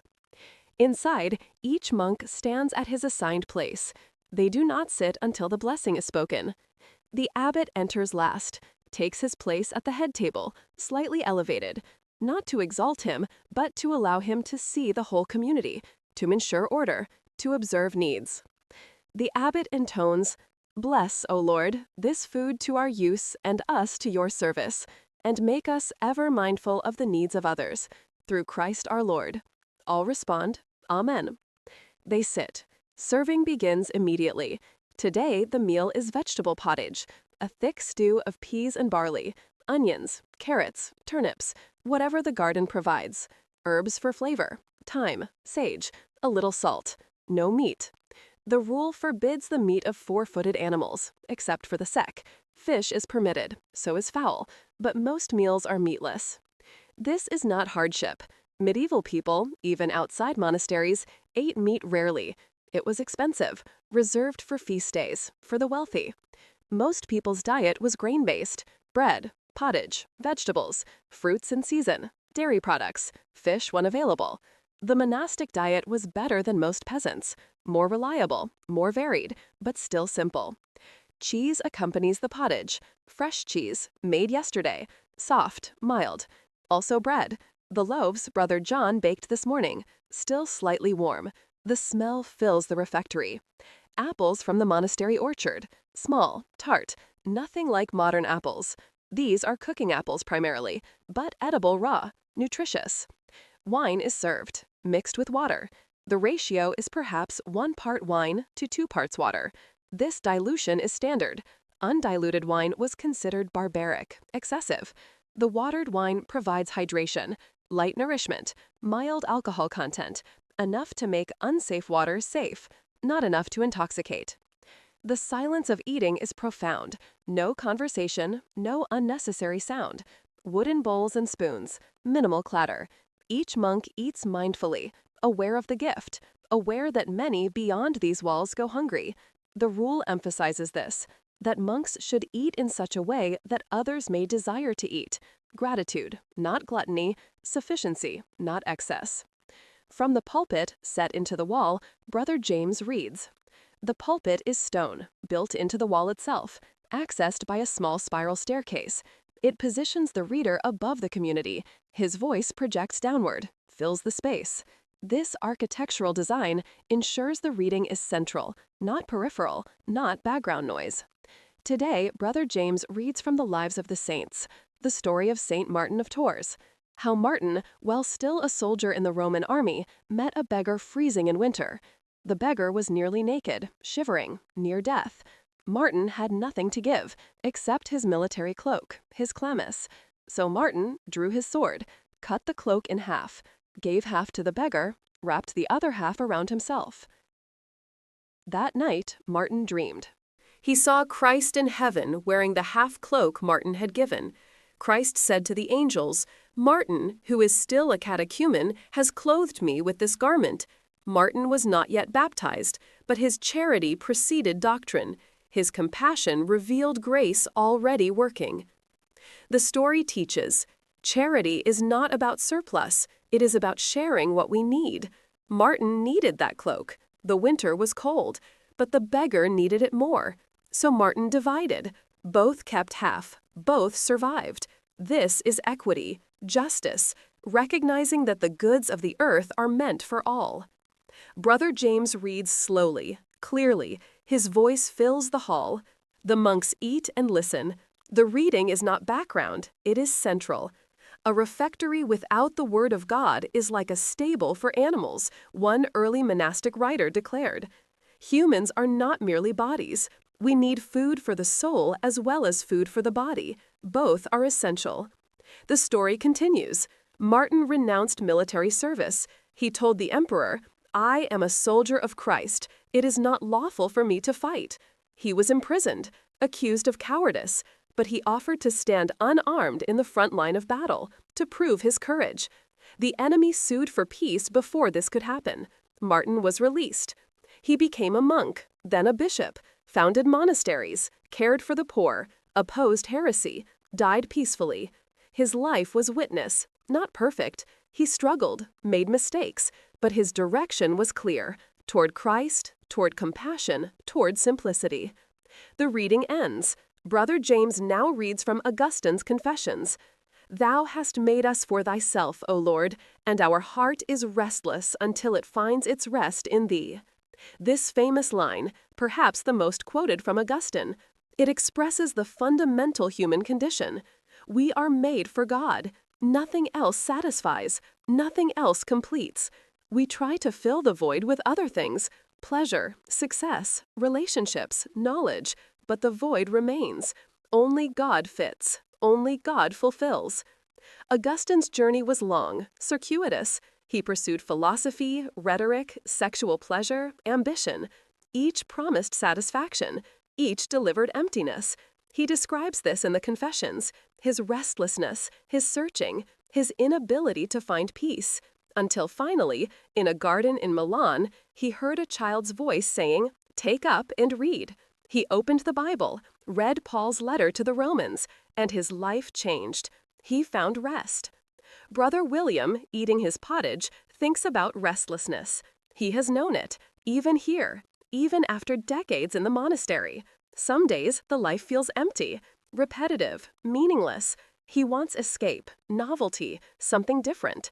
These are moments of temptation, the acedia the Desert Fathers warned about, the noonday demon, the temptation to flee, to give up, to seek fulfillment elsewhere. But Brother William has learned, these feelings pass, if he persists, if he continues the routine, the prayers, the work, the community. The restlessness subsides. Peace returns. Not always quickly. Sometimes it takes days, weeks, but it returns. Because the restlessness is not caused by the monastery. It is caused by the human condition. It would follow him anywhere. Here, at least, he has tools to address it. Prayer, silence, discipline, community, scripture. Brother James continues reading. Augustine discusses memory, how the past lives in us, shapes us, how remembering is not merely accessing data, but encountering ourselves as we were, with all our joys and sorrows, all our sins and graces. Memory is dangerous. It can trap us, make us dwell on past hurts, past failures. But memory is also gift. It allows gratitude, recognition of growth, awareness of God's faithfulness over time. The meal continues. The pottage is simple but satisfying. The cheese adds richness. The bread provides bulk. The apples offer sweetness. A complete meal, nutritionally balanced. The monastery has learned over centuries what combinations work, what sustains, what promotes health. Brother James now reads from a different section of Augustine, the discussion of time. What is time? If no one asks me, I know. If I wish to explain it to someone who asks, I know not. Augustine recognizes the mystery. Time seems obvious, yet when examined, becomes elusive. What is the present? By the time we identify it, it is past. The future does not yet exist. The past no longer exists. Only the present exists. But the present is infinitesimally small, vanishingly brief. Yet we experience time as extended, as duration. How? Augustine suggests time exists in the mind. The past exists as memory. The future exists as expectation. The present exists as attention. Time is subjective, interior, not merely objective measurement, but lived experience. Monks know this. In prayer, time behaves strangely. Sometimes an hour feels like minutes. Sometimes minutes feel like hours. The experience of time is shaded by consciousness, by focus, by presence. The monastery teaches presence, attention to the now, not escaping into past regrets or future anxieties, but inhabiting this moment fully, this breath, this prayer, this bite of bread. The reading becomes contemplation. The food nourishes the body. The word nourishes the soul. Neither is neglected. Benedict's rule is clear. The monks are not angels. They have bodies. Bodies need care, proper food, adequate sleep, reasonable work. But they are not merely bodies. They have souls. Souls need care too. Prayer, scripture, silence, community. As the meal concludes, the monks slow their eating, match pace. No one finishes far ahead of others. No one lags far behind. This is consideration, awareness of the group. Meals are communal, not competitive, not individual. The body of Christ eating together. The abbot stands. All stand. He prays. We give you thanks, Almighty God, for these and all your gifts which we have received from your bounty, through Christ our Lord. Amen. The community responds, Amen. Then a prayer for benefactors, for those who support the monastery, donate land, money, goods. May the Lord reward all who show us kindness, grant them eternal life. For the dead, especially monks of this house who have gone before, may they rest in peace. For those in need, the hungry, the homeless, the sick, the oppressed, may the Lord bring them relief. These prayers root the monastery in the wider world, remind the monks they are not isolated, not self-sufficient. They receive from others, they pray for others, they participate in the great economy of grace, giving and receiving, bearing burdens, sharing joys. The dismissal is given. The monks file out, slowly, quietly. Some return to work, others to the cloister for brief rest. The day continues. The rhythm holds. Work 2. Hospitium and Infirmary. The afternoon finds Brother Peter at the hospitium, the guest house, located near the monastery gate, accessible to outsiders without penetrating the cloister. This architectural separation is intentional. Guests are welcomed, but the monks' privacy is protected, their contemplative rhythm maintained. A traveler has arrived, a merchant journeying from London to York. His name is Thomas, a cloth merchant, traveling with samples, seeking buyers. The journey is long, dangerous, roads are poor, bandits common, inns expensive and often filthy. The monastery offers safe haven, clean beds, good food, no charge. Brother Peter greets him at the gate. "Welcome, sir. You are received as Christ himself." The formula is ancient, sincere. Every guest receives the same greeting, whether nobleman or beggar. The rule makes no distinction. Chapter 53 states clearly, all guests who present themselves are to be welcomed as Christ, for he himself will say, "I was a stranger, and you welcomed me." Thomas is surprised by the greeting, by the warmth. He has stayed at monasteries before, but this feels different, genuine. Brother Peter's eyes are kind, his manner unhurried. He does not treat Thomas as interruption, as burden, but as gift, as opportunity to serve. Brother Peter leads Thomas to a small room, clean, simple, a bed with fresh straw and clean linen, a wash basin with water, a towel, a crucifix on the wall, a small table, a stool. Nothing luxurious, but comfortable. More comfortable certainly than sleeping by the roadside, which Thomas has done more than once. "Please rest," Brother Peter says. "I will bring food shortly. Is there anything you need?" Thomas shakes his head. "This is more than sufficient. Thank you. I am grateful." Brother Peter bows slightly, leaves, returns 15 minutes later with a tray. Bread, cheese, apples, a cup of wine. The merchant eats gratefully. The food is simple, but good, fresh, wholesome. He has eaten far worse in expensive inns. After eating, Thomas seeks out Brother Peter, finds him in the guest hall. "May I ask about your community?" Thomas says. "I am curious. How many monks live here? What is your work?" Brother Peter smiles. "We are 40 monks. We pray 7 times daily. We work with our hands, growing food, making things, copying books. We serve travelers such as yourself, care for the sick, teach children from the village. We try to live the gospel, simply, faithfully." Thomas considers. "And you ask no payment?" Brother Peter shakes his head. "We receive no payment for hospitality. It is our duty, our joy. Christ commands us to welcome strangers, to feed the hungry, to shelter the homeless. How can we charge for obedience?" Thomas is moved. In his world, everything has a price. Every transaction is calculated, profit and loss. Here, generosity is given freely, without expectation, without ledger. "May I give a donation?" Thomas asks. "I want to support this work." Brother Peter nods. "If you wish, donations are welcome, but not required, not expected. Give only if your heart moves." Thomas reaches into his purse, pulls out several coins. Silver pennies, significant amount, places them in Brother Peter's hand. "For your work, for your kindness, may God bless you." Brother Peter receives the coins. "Thank you. This will help feed the poor who come to our gate. May God bless your journey, keep you safe." They talk longer. Thomas asks about monastic life, about the rule, about prayer. Brother Peter answers simply, honestly. He does not romanticize, does not hide the difficulties, the cold, the fatigue, the struggle, but he also conveys the joy, the peace, the sense of purpose, of belonging, of knowing why you exist. Thomas listens. Part of him envies the monk, the simplicity, the certainty. But Thomas knows his path is different. He has a wife, children, business, responsibilities. He cannot abandon them, should not. His vocation is different, but he can learn, can apply principles, can practice generosity, hospitality, prayer, even in the marketplace. They part.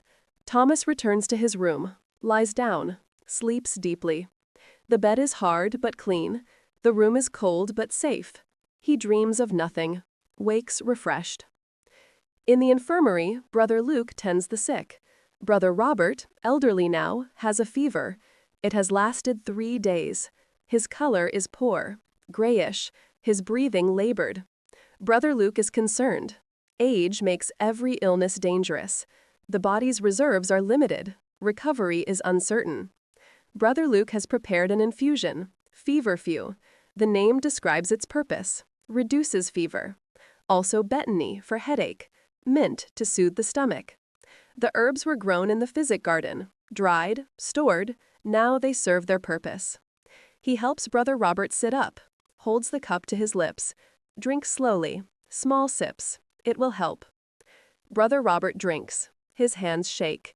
He is 80 years old, has been a monk for 60 years, longer than most men live. He has seen much, survived much, but now his body fails. This is natural, expected, yet sad. Brother Luke checks Brother Robert's pulse.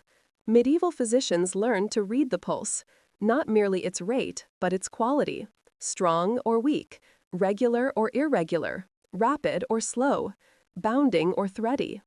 Each variation suggested different imbalances, different interventions. Brother Robert's pulse is weak, rapid, thready, not good signs. Brother Luke makes note, will report to the abbot. Brother Robert may need last rites, preparation for death. The Church calls this extreme unction, anointing with holy oil, final prayers, release from sins, commendation to God. Medieval people faced death differently than modern people. Death was familiar, common, expected. Infant mortality was high, disease was rampant, violence frequent, life expectancy short. Most people died at home, surrounded by family, community. The dying process was public, not hidden in hospitals, not denied, but acknowledged, integrated. The Church provided rituals for dying, the last rites, prayers for the dying, prayers for the dead. These rituals helped, gave structure to chaos, meaning to loss, comfort to survivors. Death was not the end, it was transition, passage, from earthly life to eternal life, from time to eternity, from exile to home. Medieval people faced death differently than modern people. Death was familiar, common, expected. Infant mortality was high, disease was rampant, violence frequent, life expectancy short. Most people died at home, surrounded by family, community. The dying process was public, not hidden in hospitals, not denied, but acknowledged, integrated. The Church provided rituals for dying, the last rites, prayers for the dying, prayers for the dead. These rituals helped, gave structure to chaos, meaning to loss, comfort to survivors. Death was not the end, it was transition, passage, from earthly life to eternal life, from time to eternity, from exile to home. Brother Luke examines Brother Robert's urine, color, clarity, smell. These too provide diagnostic clues. The practice seems primitive to modern eyes, yet it represents systematic observation, careful attention to symptoms, the beginnings of empirical medicine. The urine is dark, cloudy, suggests dehydration, possibly infection. Brother Luke prepares another drink, water with honey. Honey has antibacterial properties. Medieval people did not know why, but they knew it worked. Wounds dressed with honey healed faster. Honey-sweetened drinks helped sore throats, coughs. Honey was medicine, was gift, was luxury. Brother Luke applies a cool cloth to Brother Robert's forehead. The fever must come down. High fever can cause brain damage, delirium, death. The cloth is soaked in water mixed with vinegar. The evaporation cools. The vinegar's acidity may help. Again, the monks do not know the science, but they know it works. He prays quietly, "Lord, you are the true physician. Grant your servant healing. If it be your will, restore his strength. If not, give him peace. Prepare him for eternal life. We trust in your mercy, your love, your wisdom." Care of the sick is emphasized in the rule. Chapter 36 states, "Care of the sick must rank above and before all else, so that they may truly be served as Christ." The infirmary receives extra rations. Meat is permitted here, wine, eggs, white bread, whatever might speed recovery. The sick are not judged, not blamed, but cared for, tenderly, completely. Brother Luke sits with Brother Robert. Sometimes healing requires medicine. Sometimes it requires presence, simply being there, not fixing, not explaining, just accompanying, bearing witness to suffering. This is ministry. This is love. Brother Robert opens his eyes. looks at Brother Luke, smiles weakly. Thank you, brother. You are kind. Brother Luke takes his hand. Rest. Save your strength. I am here. You are not alone. Brother Robert closes his eyes, sleeps. His breathing is still labored, but perhaps slightly easier. Brother Luke maintains his vigil. Outside, the afternoon sun slants through windows, illuminates dust motes floating in air. Time passes slowly, gently. The infirmary is quiet, peaceful. A good place to be sick, a good place to die, if it comes to that. The monastery's infirmary is well equipped by medieval standards. It has multiple beds, a small chapel, a dedicated kitchen, medicines, trained caregivers. Not all monasteries manage this. Smaller houses struggle, resources are limited. But here, the sick are prioritized, given the best the community has. Brother Luke thinks about his work. He is not a trained physician. Medieval medicine had few trained physicians. They were rare, expensive, worked only for the wealthy. Most medical care was provided by monks, by nuns, by wise women in villages, by family members. Care was basic, but often effective, because it was attentive, patient, kind.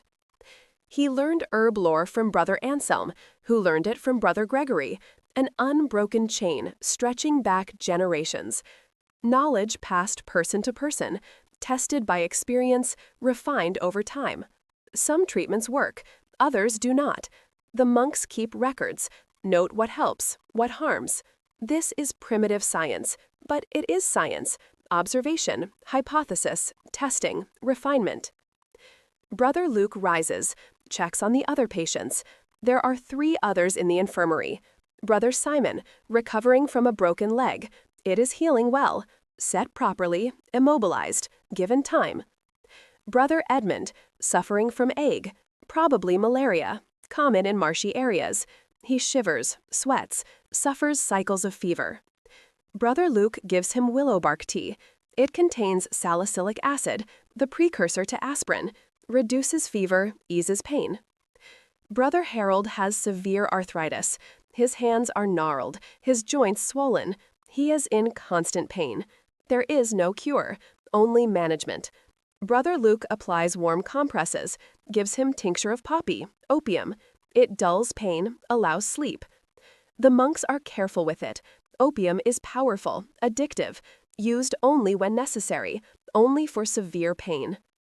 Each patient receives care tailored to his condition, his needs. The infirmary is not one size fits all. It is personalized, attentive. Brother Luke knows these men, has lived with them for years, knows their histories, their personalities, their fears. This knowledge informs care, makes it better, more effective. The afternoon wears on. Brother Luke continues his rounds, checking, adjusting, praying. This is his work, his calling. He serves Christ in the sick, in the suffering, in the dying. This is the heart of Christian ministry. Incarnational, not abstract theology, but concrete care, for bodies, for souls, for the whole person. Vespers, sunset and cloister walk. The bell for Vespers, the evening hour. The sun descends toward the horizon. Its angle changes. Colors deepen. Gold becomes amber. Amber becomes orange. Orange becomes red. The day draws toward close. The light thickens, becomes tangible, almost solid. Vespers is substantial, the second major office of the day, similar in structure to Lauds, but with evening themes. Where Lauds celebrates dawn and new beginnings, Vespers marks completion, culmination, the work of the day offered to God, the transition from light to darkness, from activity to rest. The monks gather in choir. The church is beautiful in evening light. Shadows lengthen. The stone glows, warm tones. The monks take their places, stand, wait. The abbot enters, incenses the altar. The smoke rises, fragrant, symbolic. Prayers rising to God. The visible made invisible. The earthly touching the heavenly. The office begins. O God, come to my assistance. O Lord, make haste to help me. The familiar invocation. then directly into the Psalms. The Psalms of Vespers often reference evening, sunset, the close of day. Psalm 141. Let my prayer be set forth before you as incense, and the lifting up of my hands as the evening sacrifice. This psalm connects natural cycles with spiritual practice. Sunset as threshold, day giving way to night, activity giving way to rest, consciousness giving way to sleep. Each transition is spiritual, sacred. The monks mark it, honor it, integrated into prayer. The psalmody continues. Psalm 110. The Lord says to my Lord, sit at my right hand until I make your enemies your footstool. A messianic psalm, quoted extensively in the New Testament, applied to Christ, the Lord's exaltation, his authority, his victory over death. Vespers, while marking day's end, also points forward, to resurrection, to final triumph, to the eternal day when there will be no more night. Antiphons shape the psalm's meaning. Tonight, in ordinary time, they are simple. The Lord is compassionate and merciful, slow to anger, abounding in steadfast love. In Advent, the antiphons would speak of longing. O come, Emmanuel, ransom captive Israel. In Easter season, of resurrection. Alleluia, Christ is risen, as he said. The liturgical year is not flat. It has peaks and valleys, times of celebration, times of penance, times of ordinary growth. A hymn is sung. The melody is ancient, perhaps from the 7th century, perhaps earlier. The words praise the evening light, draw parallels between the setting sun and Christ, the light of the world. O blessed Creator of the light, who makes the day with splendor bright, and o'er the forming world did call the light from chaos first of all. Outside, the actual sun sets, slowly, majestically. The sky transforms, pink, purple, deep blue. The transformation takes perhaps 20 minutes, but it feels eternal, timeless. The monks sing, the sun sets, heaven and earth join in worship. A reading from Scripture, tonight from Philippians, Paul's letter from prison. Rejoice in the Lord always. Again, I will say, rejoice. Let your gentleness be known to everyone. The Lord is near. Do not worry about anything, but in everything, by prayer and supplication, with thanksgiving, let your requests be made known to God. These words have shaped Christian spirituality for 2,000 years. Rejoice always, even in hardship, even in suffering. Not because hardship is good, but because God is present. The Lord is near, even in prison, even in pain. This is not denial. It is deeper truth. Reality includes suffering, but reality is larger than suffering. God's love encompasses all. The reading continues, and the peace of God, which surpasses all understanding, will guard your hearts and your minds in Christ Jesus.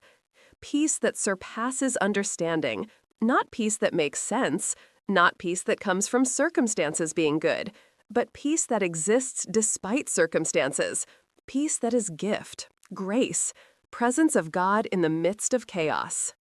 Brother Thomas, standing in choir, needs this peace. He struggles with doubt, with dryness in prayer, with the feeling that his work is meaningless. He copies manuscripts, but will anyone read them? Does it matter? The questions plague him, especially in the evening, when fatigue lowers defenses, when darkness seems to creep into the soul as well as the sky. But then he remembers, his work is not for immediate results. It is for God, for future generations, for the preservation of truth. He may never see the fruit. That is not his concern. His concern is faithfulness, doing the work set before him, with care, with love, with perseverance. The results belong to God. The Magnificat is sung, Mary's song. My soul magnifies the Lord, and my spirit has rejoiced in God my Savior. For he has regarded the lowly state of his maidservant. For behold, henceforth all generations will call me blessed. These words have been sung at Vespers for over 1,000 years, will be sung for 1,000 more. The continuity is profound. Monks in this place, in this hour, joining their voices with all who have gone before, with Mary herself, with the apostles, with martyrs, with saints, with the great cloud of witnesses. The communion of saints is not abstract doctrine, it is lived reality, prayer linking past, present, and future. The canticle concludes, a collect is prayed, the blessing is given, the office ends, but the monks do not immediately disperse.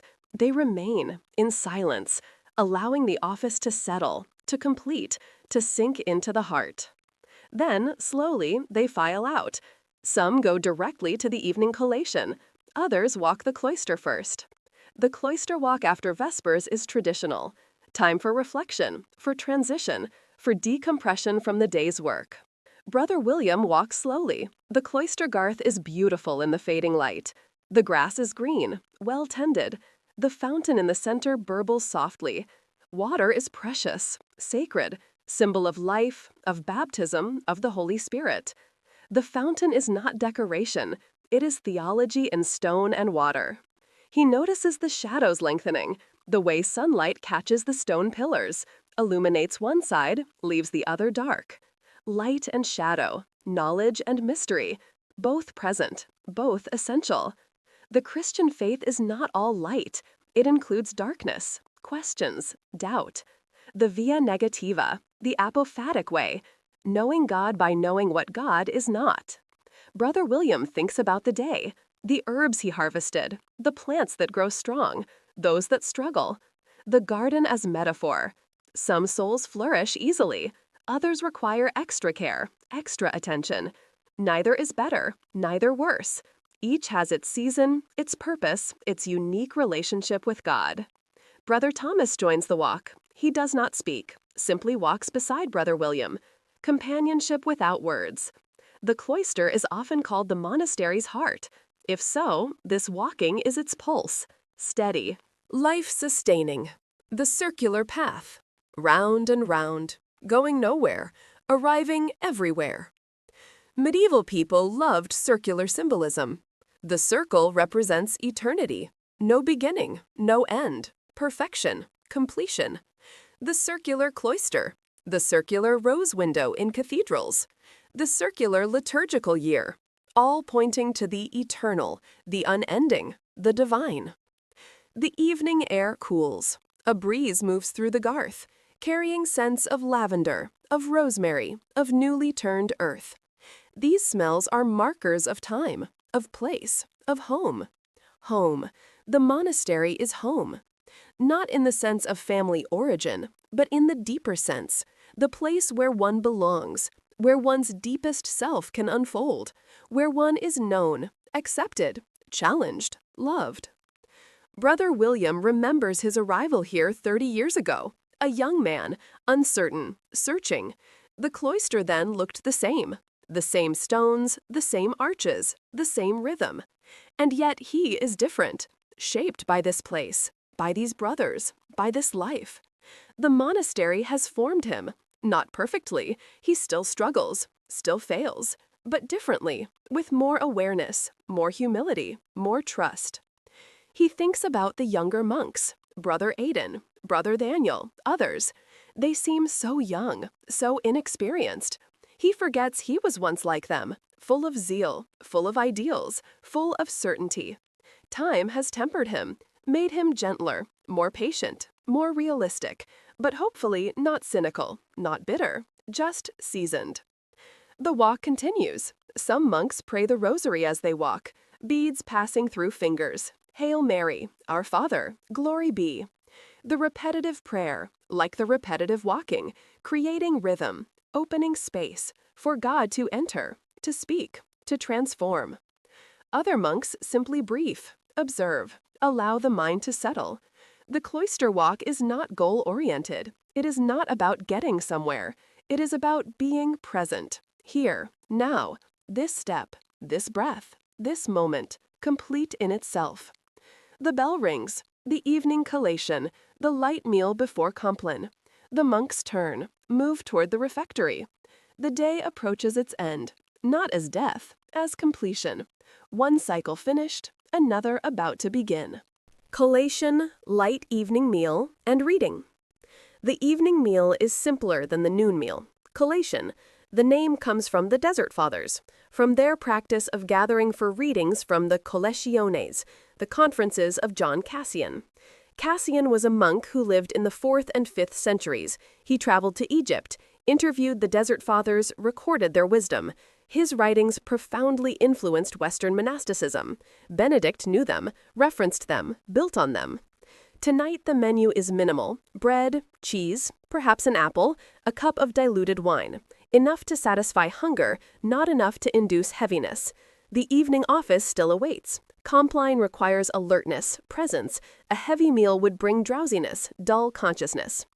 The monks gather, stand at their places. The blessing is brief. For these and all your gifts we give you thanks. Through Christ our Lord. Amen. They sit, eat quickly, quietly. The meal is functional, not recreational, not social, but still communal, still shared.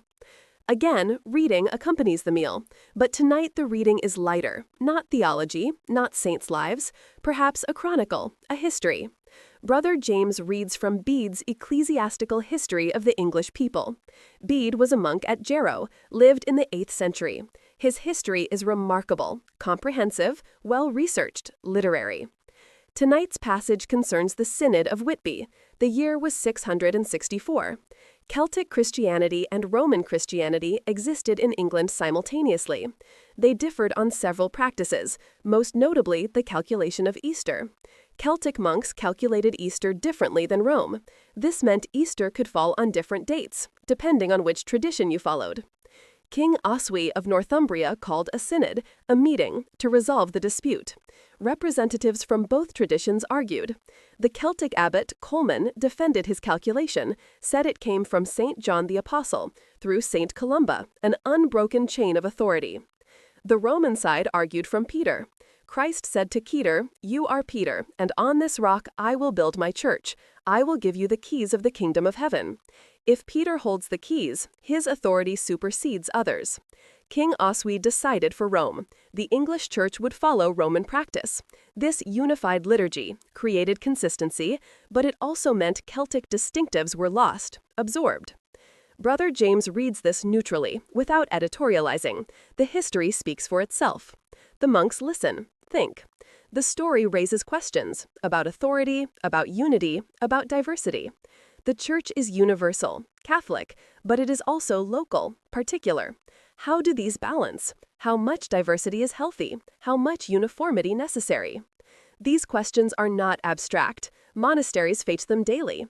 Benedict's rule provides framework, but abbots must interpret, apply, adapt to local conditions, local personalities, local challenges. Too rigid and the rule becomes oppressive. Too flexible and it loses meaning.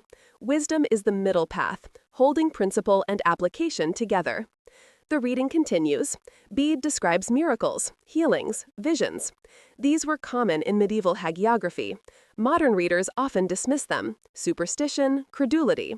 But medieval people believed in a world where heaven and earth interpenetrated, where miracles were possible, expected, where God acted directly in history, in nature, in human lives. This worldview shaped everything: art, architecture, literature, politics, medicine, law. The cosmos was not a closed system, not mechanistic, not purely material. It was open, alive, enchanted. God was not distant, not abstract, but near, present, active. The Reformation would challenge this. The Enlightenment would largely disenchant the world, reduce it to matter, to mechanism, to calculable forces. But in the medieval period, the world was sacramental. Every created thing pointed beyond itself, to its creator. Everything was potential revelation, potential encounter with the divine. Brother William, listening, appreciates this. He experiences it, in the garden, in the herbs, in the soil. He sees God there, not as metaphor, but as presence. The world is not dead matter to be exploited. It is living creation to be tended, respected, loved. This is not pantheism, not worship of nature, but recognition that nature reveals God, speaks of God, participates in God's ongoing creative work. The reading ends, the meal ends simultaneously. The monks have eaten little, but enough. They rise. The blessing is brief. Thanks be to God. Then movement toward the church. Compline awaits, the day's last office, the gateway to the great silence. Brother Stephen pauses, looks out a window. The sky is deep blue, nearly black. Stars are visible, brilliant. In an age without electric light, the night sky was stunning, clear, overwhelming. The Milky Way visible, dense river of stars. The vastness, humbling. Inspiring. Terror and awe mingled. He thinks about the psalmist's words. When I consider your heavens, the work of your fingers, the moon and the stars which you have ordained, what is man that you are mindful of him? The question is profound. Humans are insignificant, specks in cosmic immensity, yet God cares, notices, loves. This is the scandal, the mystery, the gospel. Brother Stephen turns from the window, joins the procession. The church waits, dark, quiet. Soon it will be filled with voices, with prayer, with the... Brother Stephen turns from the window, joins the procession. The church waits, dark, quiet.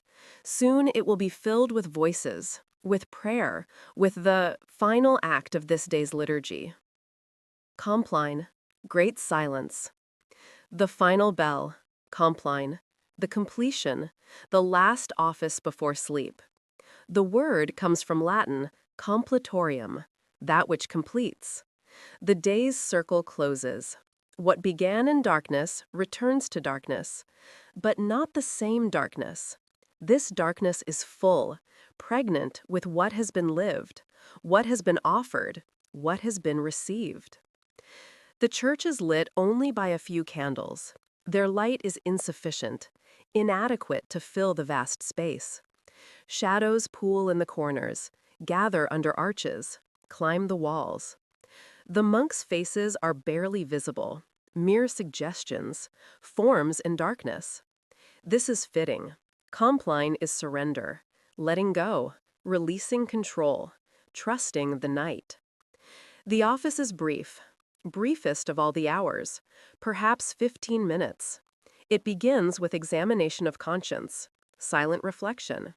The monks review their day, not obsessively, not scrupulously, but honestly. Where did I fail? Where did I love poorly? Where did I resist grace? Where did I choose self over God, over neighbor? This examination is not self-flagellation. It is self-awareness, recognition that we are fallible, flawed, in need of mercy. The Christian life is not about achieving perfection. It is about accepting forgiveness, returning again and again to God's mercy, trusting that grace is sufficient, that love covers multitude of sins. After silent examination, confession. I confess to Almighty God and to you, my brothers and sisters, that I have sinned through my own fault, in my thoughts and in my words, in what I have done and in what I have failed to do. The formula is corporate, collective. We confess together, not only our individual sins, but our corporate failures, the ways we as community fall short, fail to love, fail to serve. Then absolution. May Almighty God have mercy on us, forgive us our sins, and bring us to everlasting life. Amen. The words are pronounced, grace is extended, sins are washed away. Each evening, forgiveness. Each morning, new start. This is the rhythm of mercy, daily, reliable, sure. The psalmody begins. Compline uses the same psalms every night. Unlike other offices where psalms rotate weekly, Compline is fixed, constant. This creates deep familiarity. The psalms become embedded in consciousness, rise spontaneously in moments of need. Psalm soar. Answer me when I call, O God of my righteousness. You have given me relief when I was in distress. Be gracious to me and hear my prayer. A psalm of trust, of appeal, of confidence that God hears, God responds, God rescues. Psalm 91 follows. He who dwells in the shelter of the Most High will abide in the shadow of the Almighty. I will say to the Lord, my refuge and my fortress, my God in whom I trust. This is the psalm of protection, of safety. Medieval people knew real danger: plague, famine, war, violence, sudden death. This psalm offered comfort, assurance that God's protection encompasses even the night, even sleep, even the small death that foreshadows the final death. The psalm continues, "For he will deliver you from the snare of the fowler and from the deadly pestilence. He will cover you with his pinions, and under his wings you will find refuge. His faithfulness is a shield and buckler. You will not fear the terror of the night, nor the arrow that flies by day, nor the pestilence that stalks in darkness, nor the destruction that wastes at noonday." These are powerful words, needed words. The night holds terrors, both real and imagined: robbers, wild animals, demons. The medieval imagination populated darkness with threats. But faith responds. God is greater. God's protection is real. Trust displaces fear. Psalm 134 concludes, "Come, bless the Lord, all you servants of the Lord, who stand by night in the house of the Lord. Lift up your hands to the holy place, and bless the Lord. May the Lord bless you from Zion, he who made heaven and earth." The final psalm is briefest, a call to blessing, to praise, even at day's end, especially at day's end. Gratitude for what has been, trust for what comes. Then the hymn, "Before the ending of the day, Creator of all things we pray, that with your constant clemency, our guard and keeper you would be. From evil dreams defend our sight, from fears and terrors of the night. Withhold from us our ghostly foe, that spot of sin we may not know." Simple words, direct petition, protection through the night, from nightmares, from fear, from sin, from evil. The hymn acknowledges vulnerability. Sleep is surrender. Unconsciousness. We cannot guard ourselves. We must trust another. This is the heart of faith. Relinquishment, trust, letting go. The reading is short, from 1 Peter. "Be sober, be vigilant, because your adversary the devil walks about like a roaring lion, seeking whom he may devour. Resist him, steadfast in the faith." Warning and comfort together. The warning is real. Evil exists, seeks to destroy, devour. But resistance is possible, through faith, through community, through Christ. The reading continues. "Cast all your anxiety on him, because he cares for you." This is the antidote to fear. Not denial, not repression, but transfer. Give your worries to God. He is stronger. He cares. He will bear what you cannot. This is not passivity. It is wisdom, recognizing limits, accepting help. Then the response, a versicle and response between cantor and choir. "Into your hands, O Lord, I commend my spirit." The choir responds, "You have redeemed me, O Lord, God of truth." These are Christ's final words on the cross, quoting Psalm 31. Monks pray them nightly, practicing death, preparing for that final surrender, that ultimate letting go. The Nunc Dimittis is sung, the Song of Simeon, from Luke's Gospel. Simeon was an old man, righteous, devout, waiting for the consolation of Israel. The Holy Spirit revealed to him that he would not die before seeing the Messiah. When Mary and Joseph brought infant Jesus to the temple, Simeon recognized him, took him in his arms, sang this song. "Lord, now let your servant depart in peace, according to your word. For my eyes have seen your salvation, which you have prepared in the presence of all peoples, a light for revelation to the Gentiles and for glory to your people Israel." This canticle expresses complete fulfillment, life's purpose achieved, nothing more needed, readiness for death, peace with ending. Medieval monks sang this nightly, not morbidly, but realistically. Death could come any night. Disease, accident, attack. Better to be ready, to face it consciously, to die well. The song also expresses hope. Simeon saw salvation, the light that enlightens nations, the glory of Israel. He saw the future in that infant, saw God's plan unfolding. This is eschatological vision, seeing the end in the beginning, the culmination in the seed. Faith as perception, discernment, recognition of God at work. The antiphon follows, the Salve Regina, Hail Holy Queen, a Marian antiphon, one of 4 used at Compline, changing with the liturgical season. The Salve Regina is used from Pentecost to Advent. It is beautiful, haunting, deeply human. Hail, Holy Queen, Mother of Mercy, our life, our sweetness, and our hope. To you do we cry, poor banished children of Eve. To you do we send up our sighs, mourning and weeping in this valley of tears. Turn then, most gracious Advocate, your eyes of mercy toward us, and after this our exile, show unto us the blessed fruit of your womb, Jesus. O clement, O loving, O sweet Virgin Mary. The theology is complex. Mary as Queen, as Mother, as Advocate, interceding for humanity, pleading our case before her Son. Medieval Marian devotion was intense. Some would argue excessive.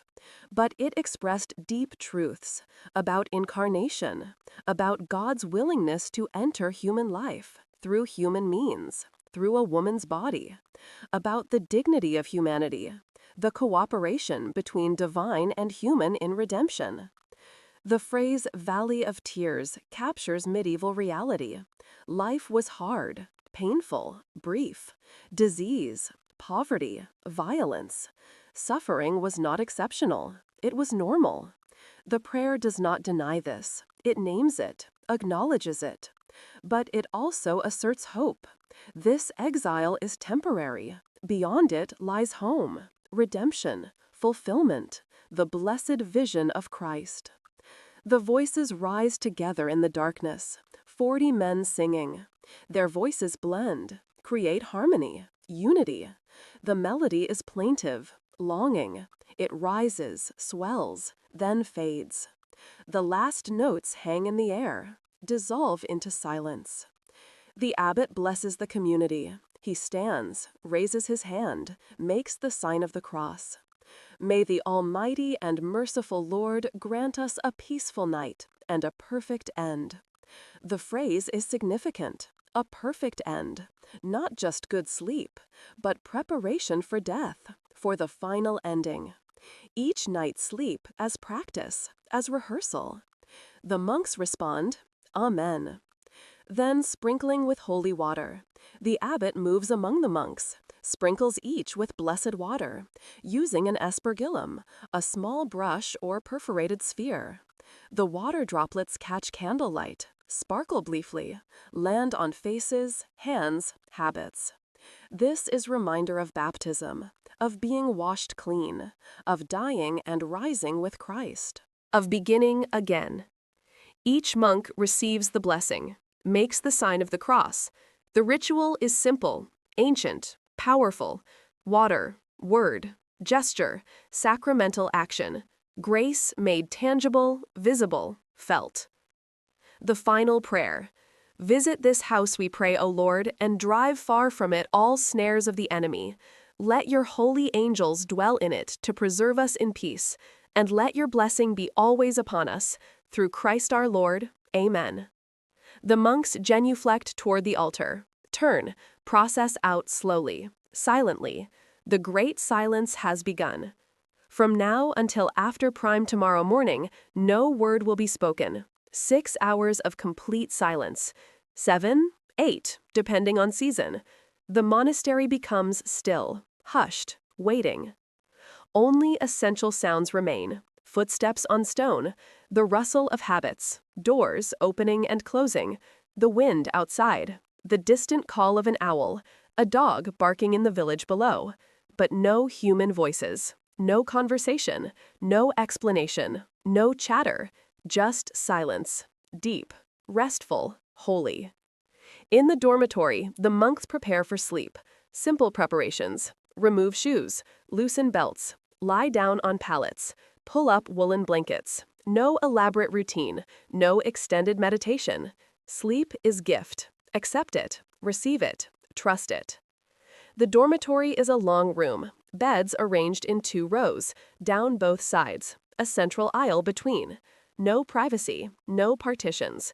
Community extends even to sleep. This is intentional.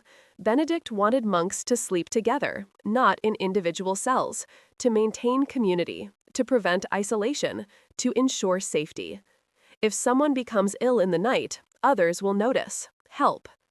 The room is cold. Even in summer, stone buildings stay cool. In winter, they are freezing.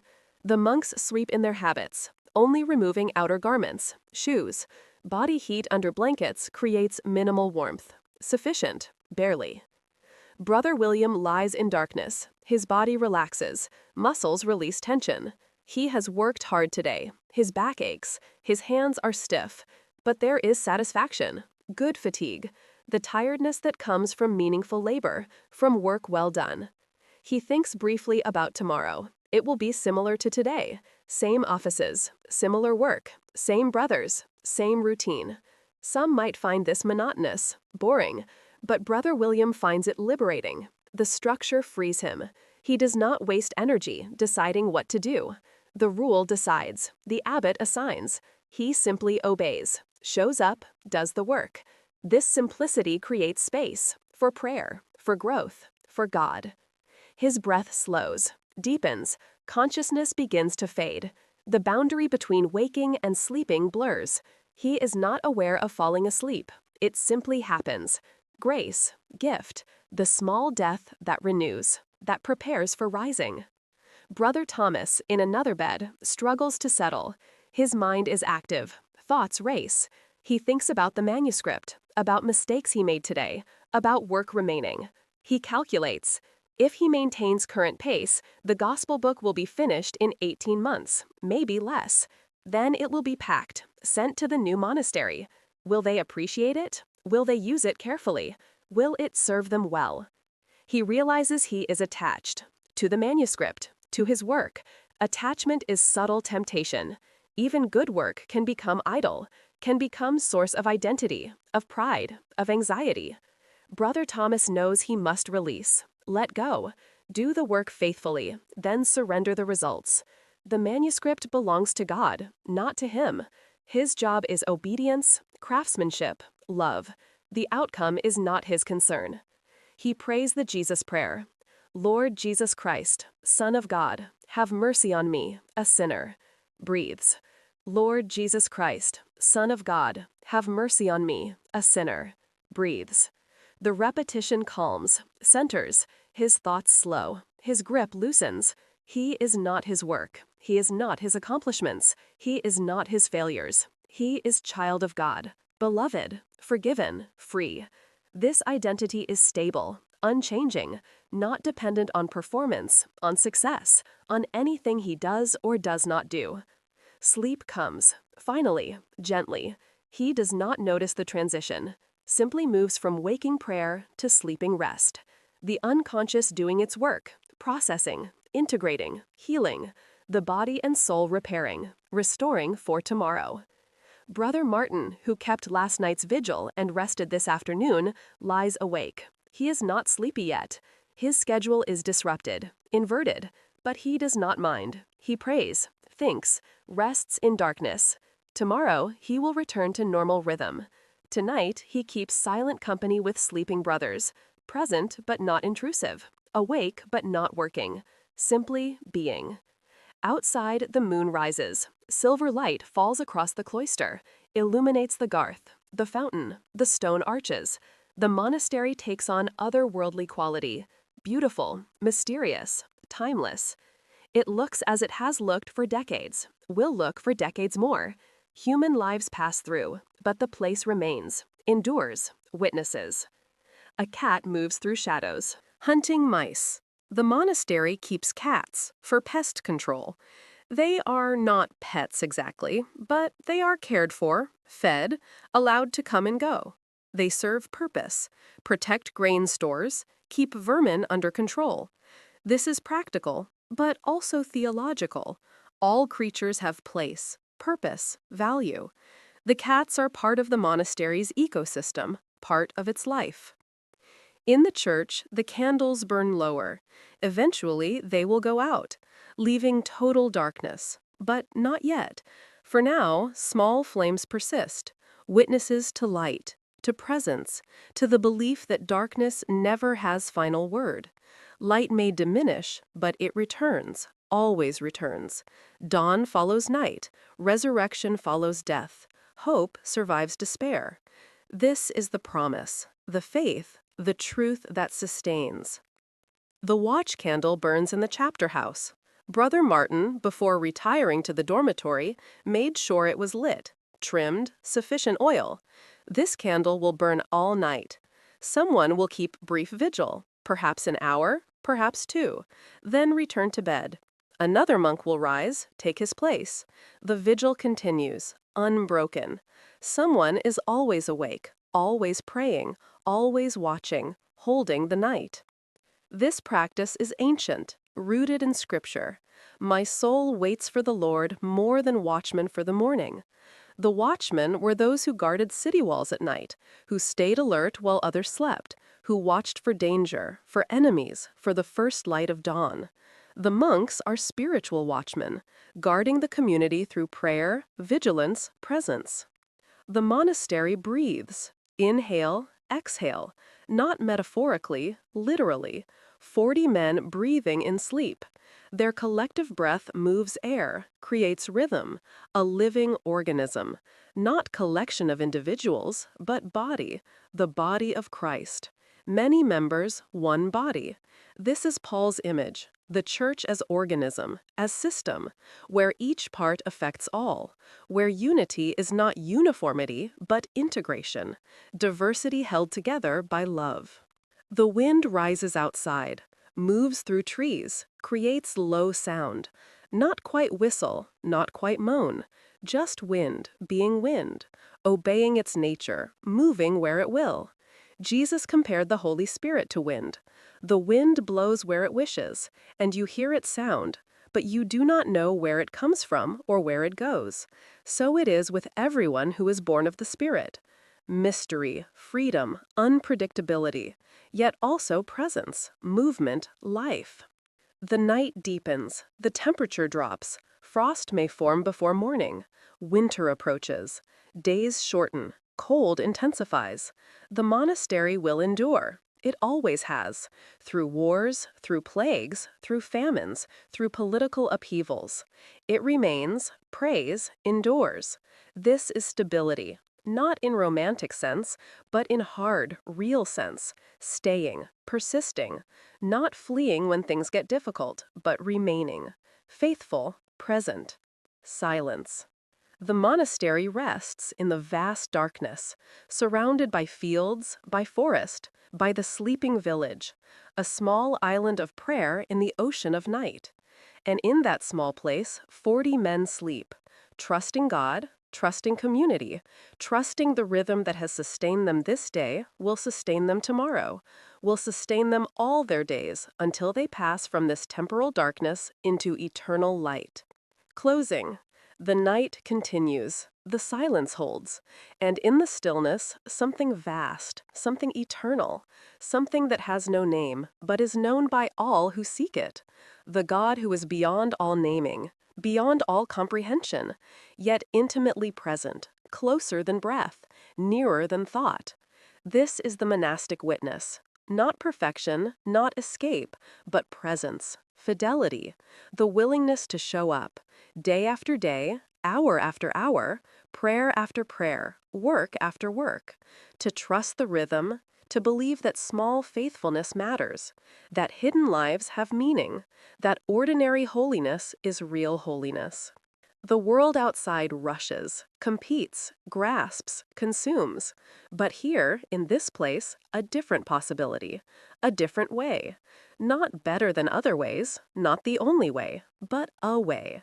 A witness to the truth that God is enough, that community sustains, that simplicity liberates, that silence speaks. The watch candle continues, the candle burns, the hours pass. And when dawn comes, as it always comes, the bell will ring again. The monks will rise, they will pray, they will work, they will live another day. The same, yet always new. For the grace that meets them is never exhausted. The mercy that restores them is never depleted. The love that sustains them is infinite, eternal, sure. Thanks for watching. Introduction: Athens in the Golden Age. The setting: a city between myth and reality. Ancient Athens stands as one of humanity's most remarkable experiments in civilization. During its golden age in the 5th and 4th centuries BCE, this city-state of perhaps 300,000 inhabitants became the birthplace of democracy, Western philosophy, drama, and architectural magnificence that still inspires awe today. Yet beneath the grand marble temples and political innovations lay something equally fascinating: the daily rhythms of ordinary life. The Athens we explore is not merely the Athens of Pericles, Socrates, and Phidias, though these towering figures walked its streets. Rather, it is the Athens of potters and fishmongers, of mothers weaving at their looms, of children playing in dusty courtyards, of slaves hauling water jars, and of farmers trudging in from olive groves at dawn. It is a city where the extraordinary and the mundane intertwined constantly, where a discussion of justice might unfold beside a fish stall, and where the same hands that voted on matters of war and peace also kneaded bread and tended goats. The Acropolis, that limestone outcrop rising 150 meters above the surrounding plain, dominated the cityscape, its temples gleaming in the Mediterranean sun. But the true heart of Athens beat in its winding streets, in the great open expanse of the Agora, in the workshops of the Kerameikos district, and in the countless modest homes where families lived, worked, loved, and died. Geography and climate, the Attic landscape.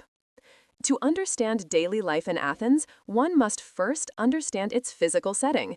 The city occupied the central plain of Attica, a roughly triangular peninsula extending into the Aegean Sea. Mountains ringed the region on 3 sides: Parnes to the north, Pentelikon to the northeast, and Hymettos to the east. These peaks, while not particularly high, created a sense of enclosure, of a world unto itself. The climate shaped every aspect of Athenian existence. Summers were hot and relentlessly dry, with temperatures often exceeding 35 degrees Celsius. The sun beat down from cloudless skies, turning the landscape golden and brittle. Winters brought relief: cooler temperatures, occasional frost in the valleys, and precious rain that replenished cisterns and brought life back to the parched earth.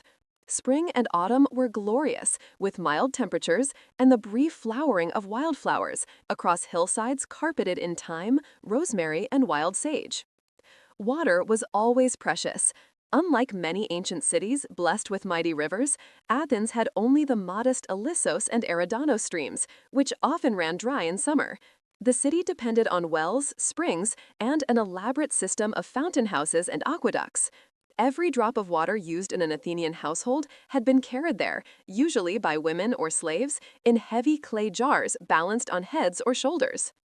The surrounding countryside of Attica provided Athens with its agricultural foundation. Olive groves covered the hillsides, their gnarled trees producing the liquid gold that formed the basis of the Athenian economy.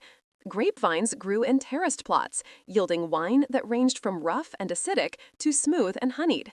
Barley and wheat grew in the limited flat areas, though Athens could never feed itself from its own soil alone and depended heavily on grain imports from the Black Sea region. The sea, visible from the Acropolis on clear days, was Athens' highway to the wider world. The port of Piraeus, connected to the city by the famous Long Walls, brought goods from across the Mediterranean, grain from Egypt and the Crimea, timber from Macedonia, slaves from Thrace and Scythia, luxury goods from Persia and beyond. The sea also brought threats: Persian fleets, pirate raids, rival Greek navies. Life in Athens was always shaped by its position as both a land power and a naval empire. Temporal framework: a day, a year, a lifetime. The ancient Athenians organized time differently than we do. Their day began at sunrise, which varied considerably between winter and summer. The day was divided into 12 hours of daylight and 12 of night, meaning that a summer hour was considerably longer than a winter one. They lacked precise timekeeping devices. Sundials provided rough guidance, but most people regulated their activities by the sun's position and the daily rhythms of work and rest. The year followed both the solar cycle of seasons and a lunar calendar of religious festivals. Each month began with the new moon and lasted either 29 or 30 days. The year officially started in midsummer, though practical life followed the agricultural cycle of plowing, planting, and harvest. Religious festivals punctuated the year, from the great Panathenea honoring Athena to the dramatic festivals of Dionysus to harvest celebrations and mystery rites. A human lifetime in Athens, for those who survived the perils of infancy and childhood, might span 60 to 70 years, though many died younger. Age was measured not in birthdays, but in life stages: infancy, childhood, adolescence, adulthood, and old age. Each stage brought different roles, responsibilities, and social expectations. A boy became a citizen at 18, a girl typically married at 14 or 15, and old age brought both respect and diminishing physical capacity. Social structure: citizens, medics, and slaves. Athenian society was sharply stratified into 3 main groups, each with distinct rights, roles, and daily experiences.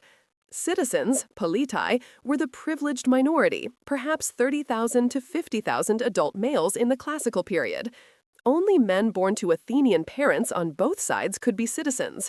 They alone could vote in the assembly, serve on juries, hold political office, and own land in Attica. Citizens ranged from wealthy aristocrats owning vast estates to humble farmers scratching out a living on rocky hillsides. What united them was their participation in the polis, their obligation to serve in the military, and their identity as true Athenians. Medics, metokoi, were resident foreigners, Greeks from other cities, and non-Greeks who had settled in Athens. They might number 25,000 to 40,000, including families. Medics could not own land or participate in politics, but they played vital roles in commerce, manufacturing, and intellectual life. Many of Athens' finest craftsmen, wealthiest merchants, and most famous philosophers were medics. They paid special taxes and served in the military, but remained perpetual outsiders, unable to fully belong no matter how many generations their families had lived in Athens. Slaves, douloi, formed the largest group, perhaps 80,000 to 100,000 individuals. They came from many sources: prisoners of war, victims of piracy or kidnapping, children born to slave mothers, and people sold into slavery for debt or crime. Slaves performed every imaginable task, from brutal labor in silver mines to skilled crafts, from domestic service to tutoring children. Some were treated reasonably well, others horrifically. A few managed to buy their freedom, but most remained enslaved for life. This social hierarchy shaped every aspect of daily life: where you lived, what you ate, how you dressed, whom you could marry, what work you did, how you spent your leisure time, even how you walked down the street, all reflected your social position. To understand a day in ancient Athens is famous across the Greek world for its pottery, particularly the fine painted vessels featuring red or black figures depicting mythological scenes, athletic contests, and daily life. These are luxury exports shipped across the Mediterranean, but the bulk of what's sold here is humbler stuff: everyday vessels for cooking, storage, and dining. The merchant has brought several amphora of his own manufacture, carried here earlier by his slave. He's not a master potter creating fine art. He's a competent craftsman producing serviceable storage vessels. His amphora are sturdy and well-made, but undecorated, designed for holding wine or olive oil. He hopes to sell them to a wine merchant who needs containers for retail sales. He sets up his display, arranging his amphora to best advantage, and waits for customers. Between sales, he watches the passing crowd and thinks about his business. Competition is fierce. There are dozens of pottery workshops in Athens, and imported pottery from Corinth and other cities floods the market. To survive, he must maintain quality, keep prices competitive, and cultivate relationships with regular customers. The social life of the agora. Among the stalls and stately marble stoas, philosophers and orators mingle with merchants and magistrates. In that covered walkway, a gentle shadow on a hot day, ideas and gossip circulate as freely as the breeze. Indeed, it was said the agora was a marketplace for ideas, where neighbors debated politics and poetry as eagerly as they traded pottery and grain. The agora was far more than a commercial center. It was the beating heart of Athenian democracy and social life. Citizens came here not just to shop, but to catch up on news, argue politics, conduct business, meet friends, and participate in the life of the polis. Under the shaded colonnades of the various stoas, men gather in informal groups. Here, removed from the noise and bustle of the marketplace proper, conversations can be more sustained and serious. A group of young men surrounds an older philosopher, peppering him with questions about justice and virtue. Nearby, retired veterans debate the latest military news from the north, where Philip of Macedon is expanding his power. Businessmen discuss shipping contracts and mining leases. Politicians network and scheme, building alliances for upcoming assembly votes. The great Socrates, executed in 399 BCE, but still remembered vividly, had made the agora his classroom. He would approach strangers and engage them in dialogue, using his famous questioning method to expose contradictions in their beliefs and push them toward clearer thinking. His student Plato wrote, "Socrates was always in public places, hanging around the agora early in the morning, in the gymnasia, or in the marketplace when it was full." Though Socrates is gone, the tradition continues. Philosophers still haunt the stoas, seeking disciples and debate. Some charge fees for their teaching, others, like Socrates, teach for free. The cynics, radical philosophers who rejected conventional social norms, are particularly visible, often deliberately flouting propriety to make philosophical points. One might see Diogenes, if this is his era, living in a barrel, publicly mocking passers-by and claiming to search with a lamp for an honest man. Political activity in the agora. The agora was also the administrative center of Athenian democracy. Several important civic buildings bordered the square. The Bouleuterion housed the Council of 500, Boule, which prepared legislation for the assembly and handled day-to-day governance. The council met daily except on holidays. Citizens served one-year terms, selected by lot, and could serve only twice in their lifetime. This system ensured broad participation, but also meant that Athens was governed largely by amateurs. The Tholos was a circular building where the 50-member executive committee of the council dined, and some even slept, ensuring that there were always officials available to handle emergencies. Dining at public expense was one of the few perquisites of Athenian office. Officials served without salary, though they received a small per diem to compensate for time away from their private business. The monument of the eponymous heroes featured statues of the 10 legendary heroes after whom the tribes of Attica were named. Public notices were posted here: upcoming assembly meetings, proposed laws, lists of young men called up for military service, notices of lawsuits, and more. Citizens regularly checked these notices to stay informed. The law courts were located around the agora. Athens had no professional judges or prosecutors. Instead, large citizen juries, often 201, 501, or even more jurors, heard cases and rendered verdicts by majority vote. Any citizen could bring a prosecution, and both prosecution and defense spoke for themselves, though wealthy defendants might hire logographers, speechwriters, to compose persuasive speeches for them to memorize and deliver. This morning, several trials are underway. From one courtroom comes the sound of a litigant's voice rising in passionate argument. A crowd has gathered to listen. Athenian trials were public spectacles, and skilled orators drew audiences like entertainers. The litigant is accusing his neighbor of illegally diverting water from a shared well, and he's pulling out all the stops. Appeals to law, to custom, to the jurist's sense of fairness, even to religious duty. The diversity of the crowd. The agora attracts every sort of person. Our pottery merchant observes the passing parade. Country farmers who've walked hours to sell their produce, onions, garlic, leeks, cabbages, figs, grapes, olives. They look distinctly rustic, deeply tanned, speaking in thick rural accents that city dwellers mock. But they're proud of their status as citizens and landowners, the backbone of Athenian democracy. Wealthy aristocrats accompanied by slaves carrying parasols and folding stools, these men move with confident assurance, secure in their social position. They wear fine linen chitons and elaborately draped hematia, their grooming impeccable.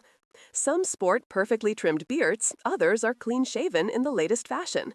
They pause to greet each other with elaborate courtesy, discussing horse breeding, their country estates, and politics. Medic merchants from across the Greek world and beyond. Phoenicians with curled beards and purple-dyed garments, product of their famous dye industry. Egyptians with darker skin and distinctive linen kilts. Thracians with elaborate tattoos. Scythian traders in trousers, shocking to Greeks who considered pants barbarian. Jews from the Levant, and Greeks from every city-state of the Mediterranean. Women are less common in the agora than men, but they're present. Respectable citizen women generally avoided the marketplace, sending slaves or male relatives to shop for them. But poorer women had less ability to maintain such seclusion and could be seen buying food, selling produce from their gardens, or working as vendors. Foreign women and hetaira, courtesans, moved more freely in public spaces. Prostitutes ply their trade around the edges of the market. Athens had a stratified sex industry, from expensive hetaira, who were cultured companions as well as sexual partners, to common brothel workers, to street prostitutes serving the poorest clientele. Prostitution was legal and regulated, taxed like any other business. Slaves are everywhere, on errands for their masters, working as assistants in workshops, carrying burdens, holding parasols, following their owners. Some slaves are highly skilled, scribes, accountants, craftsmen, even doctors. Others perform back-breaking labor. What unites them is their lack of freedom, their status as property. Yet in the bustle of the agora, slaves interact with free people constantly, and observers couldn't always immediately distinguish slave from free based on appearance alone. A philosophical encounter. As our merchant waits for customers, an interesting scene unfolds nearby. A well-dressed young man, clearly from a wealthy family, given his fine clothes and cultured bearing, is being questioned by an older, plainly dressed man who has the look of a philosopher about him. "Tell me," the philosopher says, "you say you seek justice, but can you define justice for me?" The young man looks confident. "Justice is giving each person what they're owed." "Interesting. So if I borrow your sword and then go mad, would it be just for you to return it to me when I ask for it?" "Well, no, that would be dangerous." "But you said justice is giving each what is owed. I am owed my sword, am I not?" The young man frowns, realizing he's been trapped. A small crowd has gathered to listen, as often happened when philosophers deployed their dialectical skills in public. The merchant recognizes the technique. It's the Socratic method, made famous by the martyred philosopher and carried on by his disciples. This kind of public philosophical discourse was a distinctive feature of Athenian life. In what other city would abstract questions of ethics and metaphysics be debated in the marketplace alongside haggling over fish prices? The juxtaposition of high philosophy and mundane commerce, both occupying the same physical and social space, exemplified Athens' unique cultural synthesis. The regulation of commerce. The agora was not an unregulated free-for-all. Athenian officials called agoranomai, market magistrates, patrolled the marketplace, enforcing standards and settling disputes. They checked weights and measures to prevent cheating, ensured that goods were properly displayed and described, and kept the peace when disputes arose. One such official approaches our merchant's stall. He's a citizen serving his annual term, selected by lot like most Athenian officials. He inspects the amphora, checking for cracks or defects that might be hidden from customers. Finding none, he nods approval and moves on. The agora nomai had significant powers. They could fine merchants on the spot for violations, confiscate fraudulent goods, and even bring charges against serious offenders. This official oversight helped maintain Athens' reputation for honest dealing, which was important for a city dependent on international trade. Beyond the agora nomai, other officials oversaw specific aspects of market life. The metronomai supervised weights and measures, maintaining standard samples against which all others were checked. The cytophilices regulated the grain trade, which was critical given Athens' dependence on imported wheat. Special harbor officials supervised the port of Piraeus, collecting customs duties and ensuring that proper procedures were followed. A sale and a conversation. A wine merchant approaches the pottery stall. He's a metic, originally from Rhodes, who has built a successful business importing and selling wine. The two men know each other from previous transactions. They greet each other warmly, though maintaining the formal courtesy appropriate to business dealings. They inquire after each other's health and families. They comment on the weather. It's been dry, which is good for ripening grapes, but hard on late vegetables. They discuss news from around the Greek world, rumors of war, reports of good harvests or failed crops, shipping news. Finally, they get down to business. The wine merchant needs amphora for a shipment of Chian wine he's just received. The pottery merchant's vessels are perfect for the purpose. They haggle over price. This is expected, almost ritual. To accept the first price would be insulting, suggesting the seller had overpriced or the buyer was a fool. After good-natured negotiation, they settle on a price, 6 drachmas per amphora for a bulk order of 20. The wine merchant counts out silver coins, Athens' famous owls, silver tetradrachmas bearing the goddess Athena on one side and her sacred owl on the other. These coins are recognized and accepted throughout the Mediterranean, the international currency of the age. The transaction complete, they share a cup of wine from a nearby vendor, diluted with water, as proper, to seal the deal. The pottery merchant feels satisfaction. This sale will feed his family for weeks and leave something over to save or invest in expanding his workshop. Mid-morning in the agora. By mid-morning, the agora reaches its peak of activity. Every available space is filled with vendors, shoppers, gawkers, and loiterers. The noise level is extraordinary. One must shout to be heard over the general din. A herald climbs onto a platform and blows a trumpet to get attention. When the crowd quiets slightly, he announces upcoming public events. A meeting of the assembly in 3 days to debate a proposed treaty. Religious sacrifices at various temples. Upcoming dramatic festivals. People listen attentively. This is how most Athenians learned the news, through public announcements and word of mouth. Near the center of the agora, a group has gathered around a storyteller, a professional entertainer who recites Homeric poetry from memory. His voice rises and falls dramatically as he performs a passage from the Iliad, describing Achilles' rage and Hector's death. The audience is rapt. These stories form the core of Greek cultural identity, known to everyone from childhood, but never losing their power to move and entertain. Elsewhere, a snake oil salesman, to use an anachronistic but apt term, has drawn a crowd with promises of miracle cures. He holds up bottles of mysterious liquids, claiming they can cure everything from impotence to plague. His patter is rapid and convincing, full of testimonials from satisfied customers, probably shills in the audience. Some in the crowd look skeptical, others are nodding, hands moving toward their purses. A beggar, one leg ending in a stump wrapped in dirty cloth, war wound or accident, sits by a column, wooden bowl before him. Passers-by drop in coins, bread, or fruit. Athens had no organized charity or social welfare, beyond occasional public grain distributions, but there was a strong ethic of personal charity, especially toward disabled veterans. The beggar's strategic location suggests he's been doing this for years. He knows the best spots and times. Philosophical schools and the life of the mind. At the edges of the agora, in the shade of the stoas, more structured philosophical teaching takes place. Several schools operate in or near the agora, offering instruction in philosophy, rhetoric, mathematics, and other subjects. The sophists, itinerant teachers who charge fees for instruction in rhetoric and argumentation, are controversial figures. Traditional Athenians, like Aristophanes, mocked them as corrupting the youth, teaching clever arguments rather than truth. But they're also influential, as facility in public speaking is essential for success in democratic Athens. Young men from wealthy families flock to study with famous sophists, paying substantial fees to learn techniques of persuasion. In one corner, a sophist named Protagoras, if we imagine ourselves in his time, holds court, explaining to students his famous maxim, "Man is the measure of all things." What does this mean? That truth is relative? That each person's perception constitutes reality? Or something more subtle?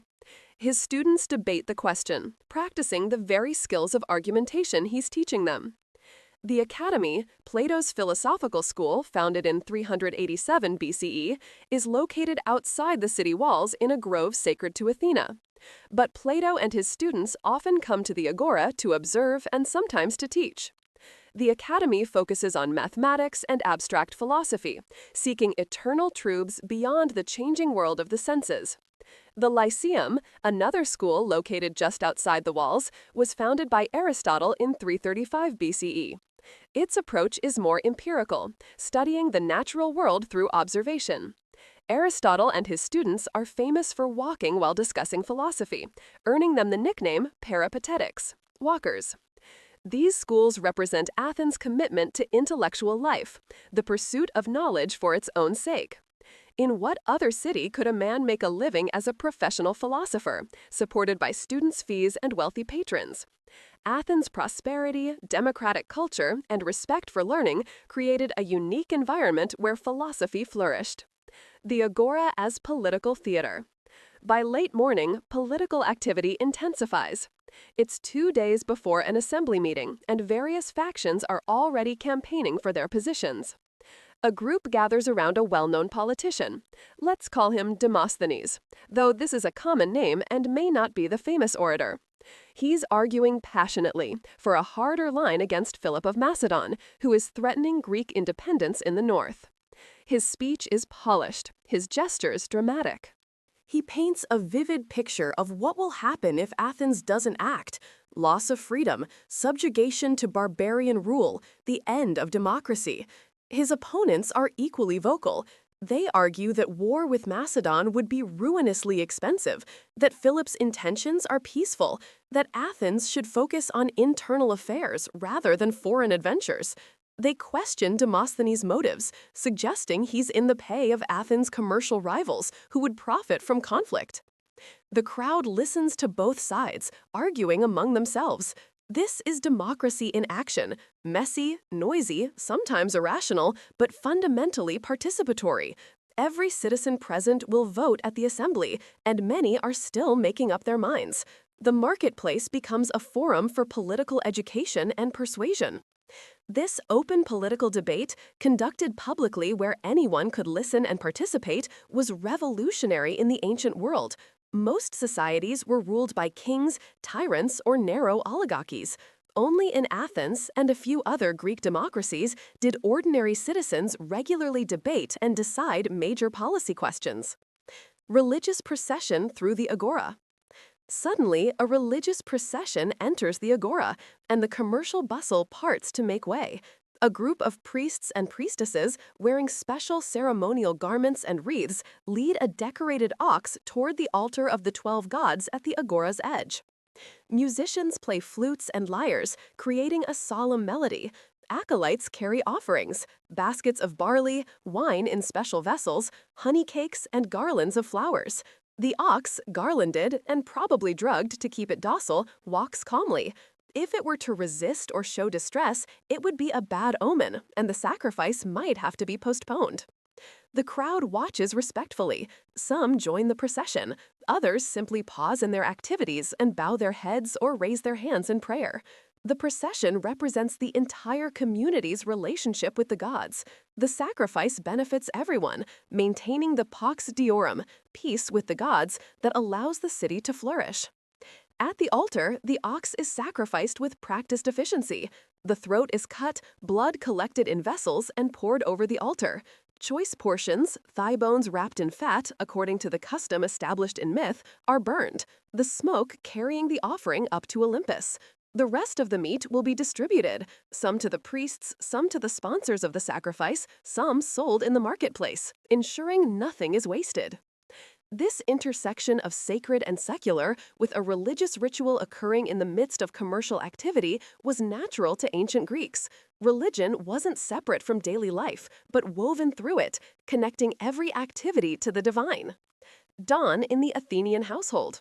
First light, awakening in the andron. As dawn breaks, the Acropolis hill is bathed in soft golden light, and a light breeze carries the scent of damp earth and wild thyme. In the humble homes that cluster on the slopes below, families stir to greet another day. The typical Athenian house, whether grand or modest, turned inward, presenting blank walls to the street but opening onto an inner courtyard. This architectural choice reflected both the climate, creating shade and catching breezes, and cultural values emphasizing privacy and the separation of domestic life from the public sphere. Inside a typical Athenian courtyard house, a young mother awakens with her children. The night has been spent on simple beds, wooden frames with leather straps supporting thin mattresses stuffed with wool, straw, or dried seaweed. Wealthier households might have more comfortable bedding, but most Athenians slept simply, covered with woolen blankets in winter, lighter linen in summer. The house is still dim. Small windows set high in walls, designed to provide light while maintaining privacy, admit only weak early light. The air carries the cool, clean smell of the night, mingled with the lingering sense of yesterday's cooking fire and the ever-present aroma of olive oil. The household stirs. Servants and slaves begin their day. The low murmur of servants stacking clay lamps and stirring embers in the hearth blends with children shuffling feet on cool stone tiles. In a household wealthy enough to afford slaves, the domestic servants have likely risen even earlier than the family, before the first birdsong. A household slave woman, perhaps captured in a war years ago or born into slavery, moves quietly through the dark house. Her first task is to revive the fire. Greek houses lacked chimneys. Smoke from the central hearth simply rose through the roof or escaped through high vents. The hearth was more than a cooking facility. It was the spiritual heart of the home, sacred to Hestia, goddess of the hearth fire. Using a poker, the slave woman uncovers embers that have smoldered all night under ash. She adds dry twigs and gently blows, coaxing flames to life. The light flickers across plastered walls, perhaps decorated with simple painted designs or, in wealthier homes, with more elaborate frescoes. As the fire grows, she adds larger pieces of wood, carefully rationed as fuel was expensive in this largely deforested land. Another slave, perhaps a Thracian man, judging by his fair hair and tattoos, carries in water. He has already made several trips to the nearest fountain house or well, filling and refilling the household's large storage jars, pithoi. These ceramic vessels, sometimes taller than a man, hold the water supply for drinking, cooking, and washing. In summer, they might also contain wine, olive oil, and preserved foods. The water carrier's shoulders ache from the weight. Each trip means balancing a heavy hydria, water jar, on his shoulder or head, walking carefully over uneven streets, competing with dozens of other people at the fountain. It's hard, monotonous work, repeated multiple times every day, year after year. This slave, captured in a border skirmish 10 years ago, has long since given up thoughts of escape. Where would he go? His family is dead or scattered, his homeland a week's journey away. Children wake, the youngest members of the oikos. In the women's quarters, gynaikeon, children are stirring. In the central room, the loom's hum soon joins the morning chorus. Weaving wool was a daily rite and a symbol of identity tied to the goddess Athena herself. A young boy, perhaps 7 years old, opens his eyes. He sleeps in the same room as his mother and infant sister. His father sleeps separately in the andron when not entertaining guests. This separation of sexes within the household reflects the strong gender segregation of Athenian society. The boy sits up, rubbing sleep from his eyes. His tunic, a simple rectangle of linen with holes for head and arms, has gotten twisted in the night. He straightens it, then stands on the cool floor. Terracotta tiles or packed earth, depending on the household's wealth, feel pleasant under bare feet. His mother is already up, nursing the baby while simultaneously watching the household's only other slave, an elderly woman who is grinding barley on a stone quern. The repetitive scraping sound of stone on stone, grain slowly transforming into flour, is one of the characteristic sounds of mourning in any Greek household. "Wash your face," the mother tells her son, gesturing toward the water basin. He dips his hands in cool water, brought from the fountain at dawn, and splashes his face. There's no soap. Instead, people clean themselves with olive oil applied and then scraped off with a curved bronze tool called a strigil, though that's typically reserved for after exercise. For morning washing, water alone must suffice. Personal hygiene and daily preparation. Athenian standards of cleanliness were different from ours, but not as primitive as often imagined. Women fetch water in clay jars from the household well or distant fountain, cleaning and sweeping swept courtyards. For bodily cleanliness, most Athenians bathed infrequently by our standards, perhaps once a week for a full bath. However, they washed hands, feet, and face daily, and used oil and scrapers after exercise. Wealthy households might have private bathing facilities, a simple room with a drain where slaves would pour water over the bather. Most people, however, relied on public bathhouses or simply washed at home with basin and pitcher. Teeth were cleaned with frayed twigs or fingers, sometimes with abrasive powders made from ground pumice or crushed bones. Breath fresheners included mint leaves, parsley, or anise seeds. Dental health was often poor. Skulls from this period show abscesses, cavities, and tooth loss, though perhaps no worse than many pre-modern populations. Hair care occupied considerable time, especially for women and girls. Long hair was the norm for women, often elaborately arranged with pins, ribbons, and fillets. Girls and women might spend considerable time combing and oiling hair, sometimes with perfumed oils. Men typically wore hair short, though styles varied by period and fashion. Beards were common, kept trimmed and neat, requiring regular attention with small scissors or razors. The mother in our household runs a comb carved from boxwood through her daughter's hair, working out tangles while the girl squirms impatiently. Oil gleams on the comb's teeth, helping to smooth and condition the hair while also discouraging lice, an eternal problem in close-quartered ancient households. Dressing for the day. Athenian clothing was simple but could be elegant in its simplicity. Fathers and older sons don linen chitons and leather sandals, slinging foldable cloaks over one shoulder as they step out the door. The basic garment for both men and women was the chiton, essentially a rectangle of fabric, linen for summer, wool for winter, fastened at the shoulders with pins or brooches and belted at the waist. Women's chitons were longer, reaching to the ankles, while men's came to the knee or mid-calf, depending on the activity and social context. The chiton's simplicity allowed for much variation in draping and pinning, and the quality of fabric and decoration could signal wealth and status. Over the chiton, men typically wore a himation, a large rectangular cloak draped over one shoulder, wrapped around the body. Learning to drape a himation elegantly was an art form. It could identify someone as cultivated and sophisticated, or mark them as a bumpkin unfamiliar with city ways. The himation also served as a blanket at night, a sunshade during the day, and a badge of citizenship. Slaves typically did not wear the himation. Women, when venturing outside, might wear a peplos, a heavier, more structured rectangular garment, or wrap themselves in a himation or veil. Respectable women were expected to keep themselves covered, though the degree of coverage varied by period, region, and individual family custom. Footwear ranged from simple leather sandals, the most common, to more elaborate boots or shoes. Many people, especially slaves and children, went barefoot much of the time, their feet developing thick calluses. The wealthy might own several pairs of shoes for different occasions. The poor might own one pair that had to last for years. In our household, the father, a modest merchant of pottery, owns 2 chitons, one for everyday wear and one finer garment for festivals and important occasions. He dresses in his everyday tunic, now softened and faded by many washings, and wraps his himation with practiced efficiency. His sandals, mended several times, are tied securely. He's ready to face the day. Morning prayers and household religion.